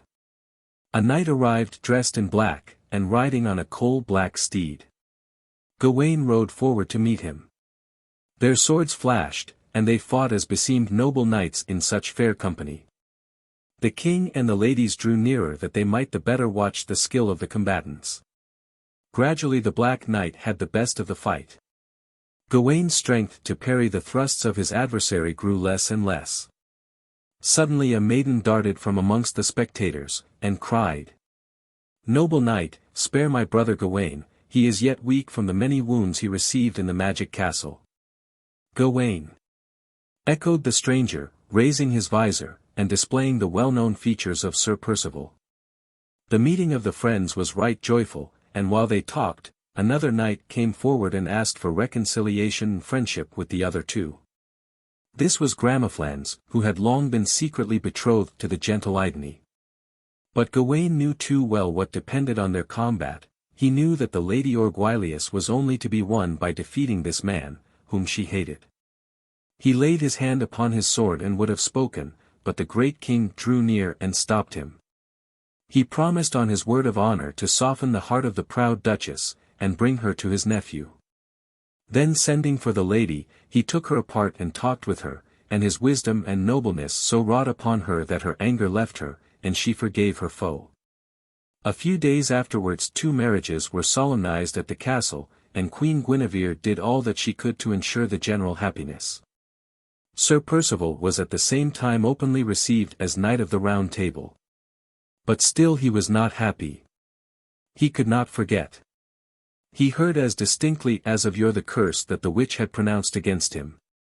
He always saw the face of the sufferer Amfortas, the Sangreal, and further in the background his lovely wife and weeping mother. He could not bear it, so he slipped quietly away without taking leave of the king or any one. The innocent joy of his friends but increased his grief. He rode away, a feeling of almost despair possessing him. Should he never find the Holy Grail, should he never be able to right the wrong he had done so unconsciously? Percival, Trevisan, and the Grail. Summer and autumn were gone, and the ground was covered with snow, when one evening Percival saw the dwelling of a recluse at a little distance. He was half frozen with cold, and so very weary, that when he dismounted he could only drag himself with difficulty to the door. A tall and stately, but somewhat haggard man answered his knock, and told him to come in, while he attended to his horse. The hermit gave him food, and spread a bed of moss for him, and while resting there, Percival began to look about him. He saw a sword with a richly carved hilt, inlaid with gold, hanging on the wall, and asked to whom it had belonged. The hermit sighed as he answered that it had belonged to him at the time when he cared for nothing but glory and love, and forgot the Holy Grail, the care of which had been committed to him. "For, stranger," he continued, "you must know that I am Trevisan, brother of the unhappy King Amfortas, and that, like him, I devoted my life to the pursuit of fleeting pleasures. When the poisoned lance struck Amfortas, and caused him the unspeakable pain that he still endures, I laid aside my sword and armor and retired to this solitary place that I might do penance for my own sins, and perhaps even redeem my brother. Idle hope. The sufferer still endures his agony, and he that was chosen by God to save him neglected to do it, and has earned thereby the curse of perdition instead of the glorious place that was prepared for him. I am he who sinned so deeply, yet unconsciously," cried Percival, "but where is the justice or love of a being that punishes the sin of ignorance with such a curse?" "So you are Percival, the son of my sister Herselide," said Trevisan. "You found the way to the Grail, but not to redemption, for you did not know the All-Merciful, who only speaks in those who have received him into their hearts. Hearken to me, and I will unfold the wondrous goodness and love he has shown to the children of men, that you may learn to endure and to trust. Treason then proceeded to tell his nephew of God's dealings with man from the beginning of time until the coming and death of Christ, and to show him what lessons might be learnt therefrom. He afterwards told him that his mother had died of sorrow not long after his departure, and that in dying she had blessed him. He went on to say that Percival must now seek the Sangreal with a pure heart and humble mind, trusting in God, who knew that he had repented, and whose mercy was without end. The hero remained for some days with his uncle, who strengthened and encouraged him to perform the task that lay before him. At last, taking leave of Treason, he departed and journeyed for a great distance without seeing any trace of the holy mountain. One day he met a knight who insisted on fighting with him. But suddenly in the middle of the fray Percival's sword broke, and he exclaimed that if he had had his father Gamurot's weapon it would not have played him such a sorry trick. The stranger then questioned him about Gamurot, and after he had heard what Percival had to say, he added, "Then you and I are brothers, for when Gamurot was in the east, he married the Moorish queen. After her death he returned home and wedded your mother. I was brought up by my mother's relations, and am now king of the Moors. My name is Firefis." So saying he opened his visor and showed Percival a dark, handsome face. The brothers embraced with great affection, and Percival said, "The sword that Amfortas the sufferer gave me would not drink a brother's blood, this is the first sign that God has heard my prayers. But was I blind? Surely I know this place. There is the lake, the rocks are here, yes, there is the road to the holy mountain. Come, brother, follow me up the steep path to the heights above, where divine mercy awaits us." Both heroes set out on their toilsome road with a stout heart and a willing mind, but the way was so full of difficulties that the sun was about to set before they reached the castle. On their arrival they were received like expected guests, and their horses, which they had been obliged to lead most of the way, were taken to the stable. Percival and Firefis were conducted straight to the hall, which was brilliantly lighted with wax candles. King Amfortas and his knights were in their usual places. The squire then came in with the bleeding lance, and was followed as before by the maidens bearing the cushion, stand, etc., and lastly, by the fair virgin, Queen Repents carrying the Holy Grail. "Merciful Father, and our sweet Lord and Saviour," whispered Sir Percival, "teach me what I must do to bring redemption." And it seemed to him that an angel spoke in his ear the one word, "Ask." His understanding was now enlightened. He knew what to do. Going up to Amfortas he said, "What ails you, great king? And why are the halls that contain the Holy Grail filled with mourning and woe?" The candles went out, but the Sangreal spread a brighter radiance than before throughout the room, and on the side of the sacred vessel appeared in letters of flame, "Amfortas is cured, Percival shall be king." At the same moment soft and heavenly music filled the air, and invisible angels sang, "Glory to God on high, and on earth peace, goodwill to men." The hero stood silent, his heart overflowing with joy and thankfulness. An old man now approached him with a firm step and dignified mien. He bore a crown in his hands, and this he set on the head of the chosen king, saying, "Hail, Percival, all hail! Long have we waited for your coming. I am your great-grandfather Titurel, and have been called to make over to you the insignia of the highest honor. Now I may depart in peace. The days of my earthly pilgrimage will soon be over, and I shall rest in the Lord." Amfortas, who was now well, and free from pain, rose from his seat, and greeting Percival with solemn joy, placed the royal mantle on his shoulders, calling on him to uphold the right, and to punish all injustice and wrong. The assembled knights joined in proclaiming the new king, and in swearing to be true to him. And the angelic choir sang in jubilant tones, "Hail to thee Percival, King of the Grail! Seemingly lost forever. Now thou art blessed forever. Hail to thee Percival, King of the Grail!" While Percival stood there, touched and softened by all that had happened, the door opened, and a veiled lady came in, followed by her train. As he looked at her inquiringly, she threw back her veil, and showed the face of Condwiramer, the wife he loved so well, and from whom he had so long been absent. It was strange that the light shed by the Holy Grail left one man, and one alone, in darkness. This was Firefis, the Moorish king, who seemed to be overshadowed by a dark cloud. He asked, whence came the bright rays that lighted the hall, but did not fall upon him. The sacred vessel, replied old Ticherel, that received the Saviour's blood, only enlightens those who believe. You still live in the darkness of unbelief, in the bonds of the evil one. Bow your head before Christ the crucified, the Prince of light and truth, and your heart also shall be enlightened. The old man's words had a strong effect upon Firefis, who desired, and immediately received, baptism at the hands of Ticherel. And no sooner was the rite concluded than he too could see the sangreal, and was embraced in the radiance that emanated from it. After that, Ticherel knelt down before the sacred vessel and prayed. Having done this, he rose from his knees, and, taking solemn leave of all, told them that Sigyn was now at rest. Having thus spoken, he passed out of the hall, and was no more seen of them, or of any mortal man. Firefis remained for some time at the castle on the Holy Mount. While there, he received instruction in the Christian faith, and when he went away, he took as his wife the fair Queen Repance, to rule with him over his own land. They had a son named John, who became a great warrior, and who formed a brotherhood, like that of the Templars, of the Holy Grail, a brotherhood, strong, mighty, enduring, and of great renown. Lohengrin. The Silver Bell. Under the lead of Gawain and others, and lastly of Arthur himself, the knights of the Round Table sought in vain for that which lay so near, yet seemed so far. Because their dim vision could not pierce the earthly mists that cloud heaven from our view. Some said that angels had conveyed the holy mountain farther east, where it was guarded by Prester John.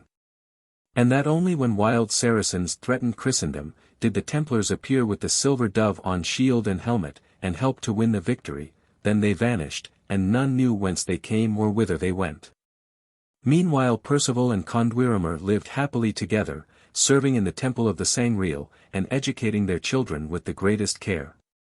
Cardius, the eldest son, on reaching man's estate, was made ruler over his mother's kingdom of Belrapar, and over his patrimony of Waliais and Anjou.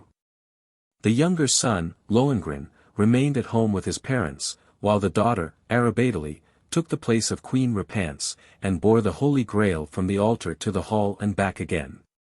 It was long since any of the knights of the temple had been called by the sound of the silver bell to go out and fight against the unbelievers, for the Saracens had been completely conquered by the Christians.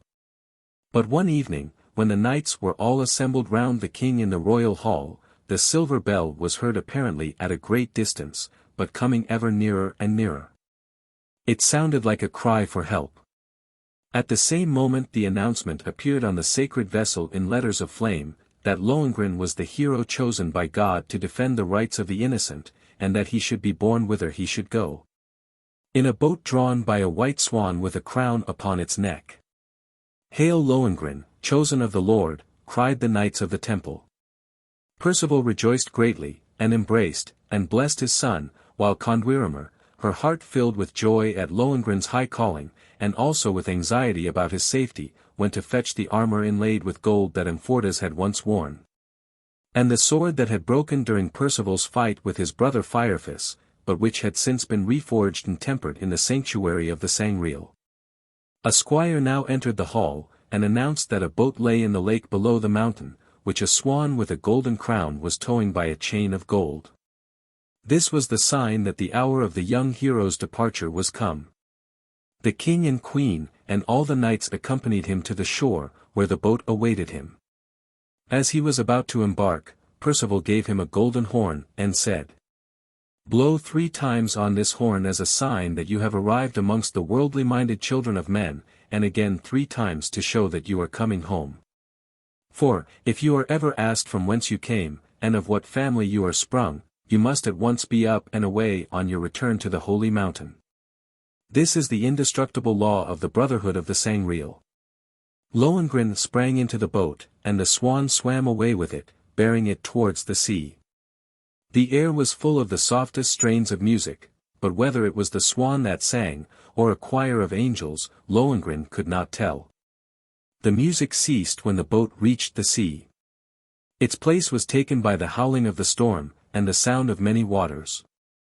When night came on, the young hero stretched himself in the bottom of the boat, and fell asleep, undisturbed by wind or waves. Fair Else, the Duchess. One day the youthful Duchess of Brabant had gone out to hunt. She was of such surpassing beauty that she was always called Fair Else.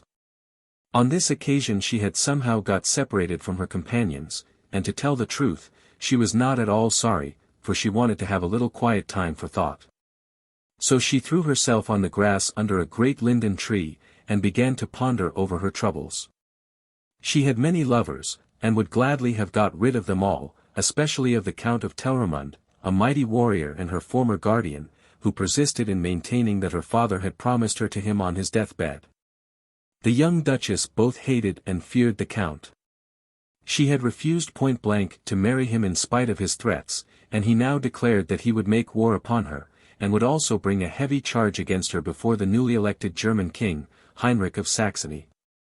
Else thought over all these things with a heavy heart, till she fell asleep, lulled by the humming of the bees and the soft murmur of the wind in the branches overhead. And in her sleep she dreamt. It was a strange dream. She thought that a youthful hero came to her out of the wood, and offering her a little silver bell, told her to ring it if ever she needed assistance, and he would come without delay. It seemed to her that she tried to take the bell but could not, and in the effort she awoke. While puzzling over the meaning of her dream, she became aware of a falcon hovering over her. It wheeled round her head several times, and finally perched on her shoulder. Tied round its neck was a silver bell exactly like the one she had seen in her dream. She gently detached the bell and the falcon flew away. Soon after she returned home, a messenger arrived to summon her before King Heinrich's judgment seat at Cologne on the Rhine. She obeyed the summons with a heart at ease, for she felt herself in the keeping of a higher power, and trusted in the hope her dream held out to her. King Heinrich was a man who both loved and exercised justice. But the empire sorely needed stout defenders. Hordes of wild Hungarians ravaged the south every year, and Count Telramund was a mighty warrior whose assistance was of great value to him, so he hoped that his claims would be successfully proved. The trial began. 3 witnesses were brought to prove that the Duchess loved one of her vassals, and for a lady in her position to marry a vassal was strictly forbidden by the laws of the realm. 2 of the witnesses, however, were declared false and perjured, and the evidence of 1 witness was not enough. Then the Count stood up, and offered to show the truth of his allegation against the Duchess by challenging to single combat any knight that the lady else might choose to defend her cause, and might God show the right. The challenge could not be refused, but 3 days' time were allowed her to find a champion. Else looked round the hall to see if any noble warrior would defend her, but all feared the terrible strength and skill of Count Telramund. No one moved. A silence as of death reigned in the court. Then the maiden remembered the silver bell. She drew it from her bosom and rang it, and the clear sound that it gave forth pealed through the silent hall, and passed on in louder and louder echoes till it was lost in the distant mountains. After that she turned to the king and said that her champion should appear at the appointed time. The 3 days were over. The king was seated on his chair of state overlooking the lists, and thoughtfully gazed over the rushing waters of the Rhine that flowed close to where the combat was to take place. His princes and knights surrounded him, and before him stood Count Telramund in battle array, and the fair Duchess, who looked lovelier than ever. 3 times the Count called upon the champion who was to defend the lady else to appear. He received no answer. All eyes were fixed upon the king, anxious to hear whether he would now pronounce judgment on the accused. While he yet hesitated, distant music was heard coming over the Rhine. The sounds were passing sweet, such as none had ever heard before. A few moments later a boat was seen approaching the shore, drawn by a white swan with a golden crown upon its neck, and in the boat a knight clad in rich armor was lying asleep. As the prow touched the land, he awoke, and sounded a golden horn 3 times. The notes echoed across the river, and were lost in the distance. This was the sign that he accepted the position of champion of innocence. He understood what was required of him, and disembarking, entered the lists where his adversary was awaiting him. Before the fight began, the herald came forward, and demanded the stranger's name and condition. "My name is Lohengrin," answered the knight, "and I am of royal birth, more than that you need not know." "It is sufficient," replied the king, "your patent of nobility is written on your forehead." The trumpets sounded to battle, and the combat began. Telramund's blows fell thick and fast, and the stranger knight at first contented himself with standing on the defensive. But suddenly changing his tactics, he attacked in his turn, and with one blow he cleft the count's helmet and head. "God has decided," said the king, "and his judgments are just. As for you, noble knight, will you accompany us on our expedition against the wild invaders, and command the contingent that the fair duchess will send us from Brabant?" Lohengrin joyfully accepted the proposal, and at the same moment the Lady Else came up and thanked him for the great service he had done her.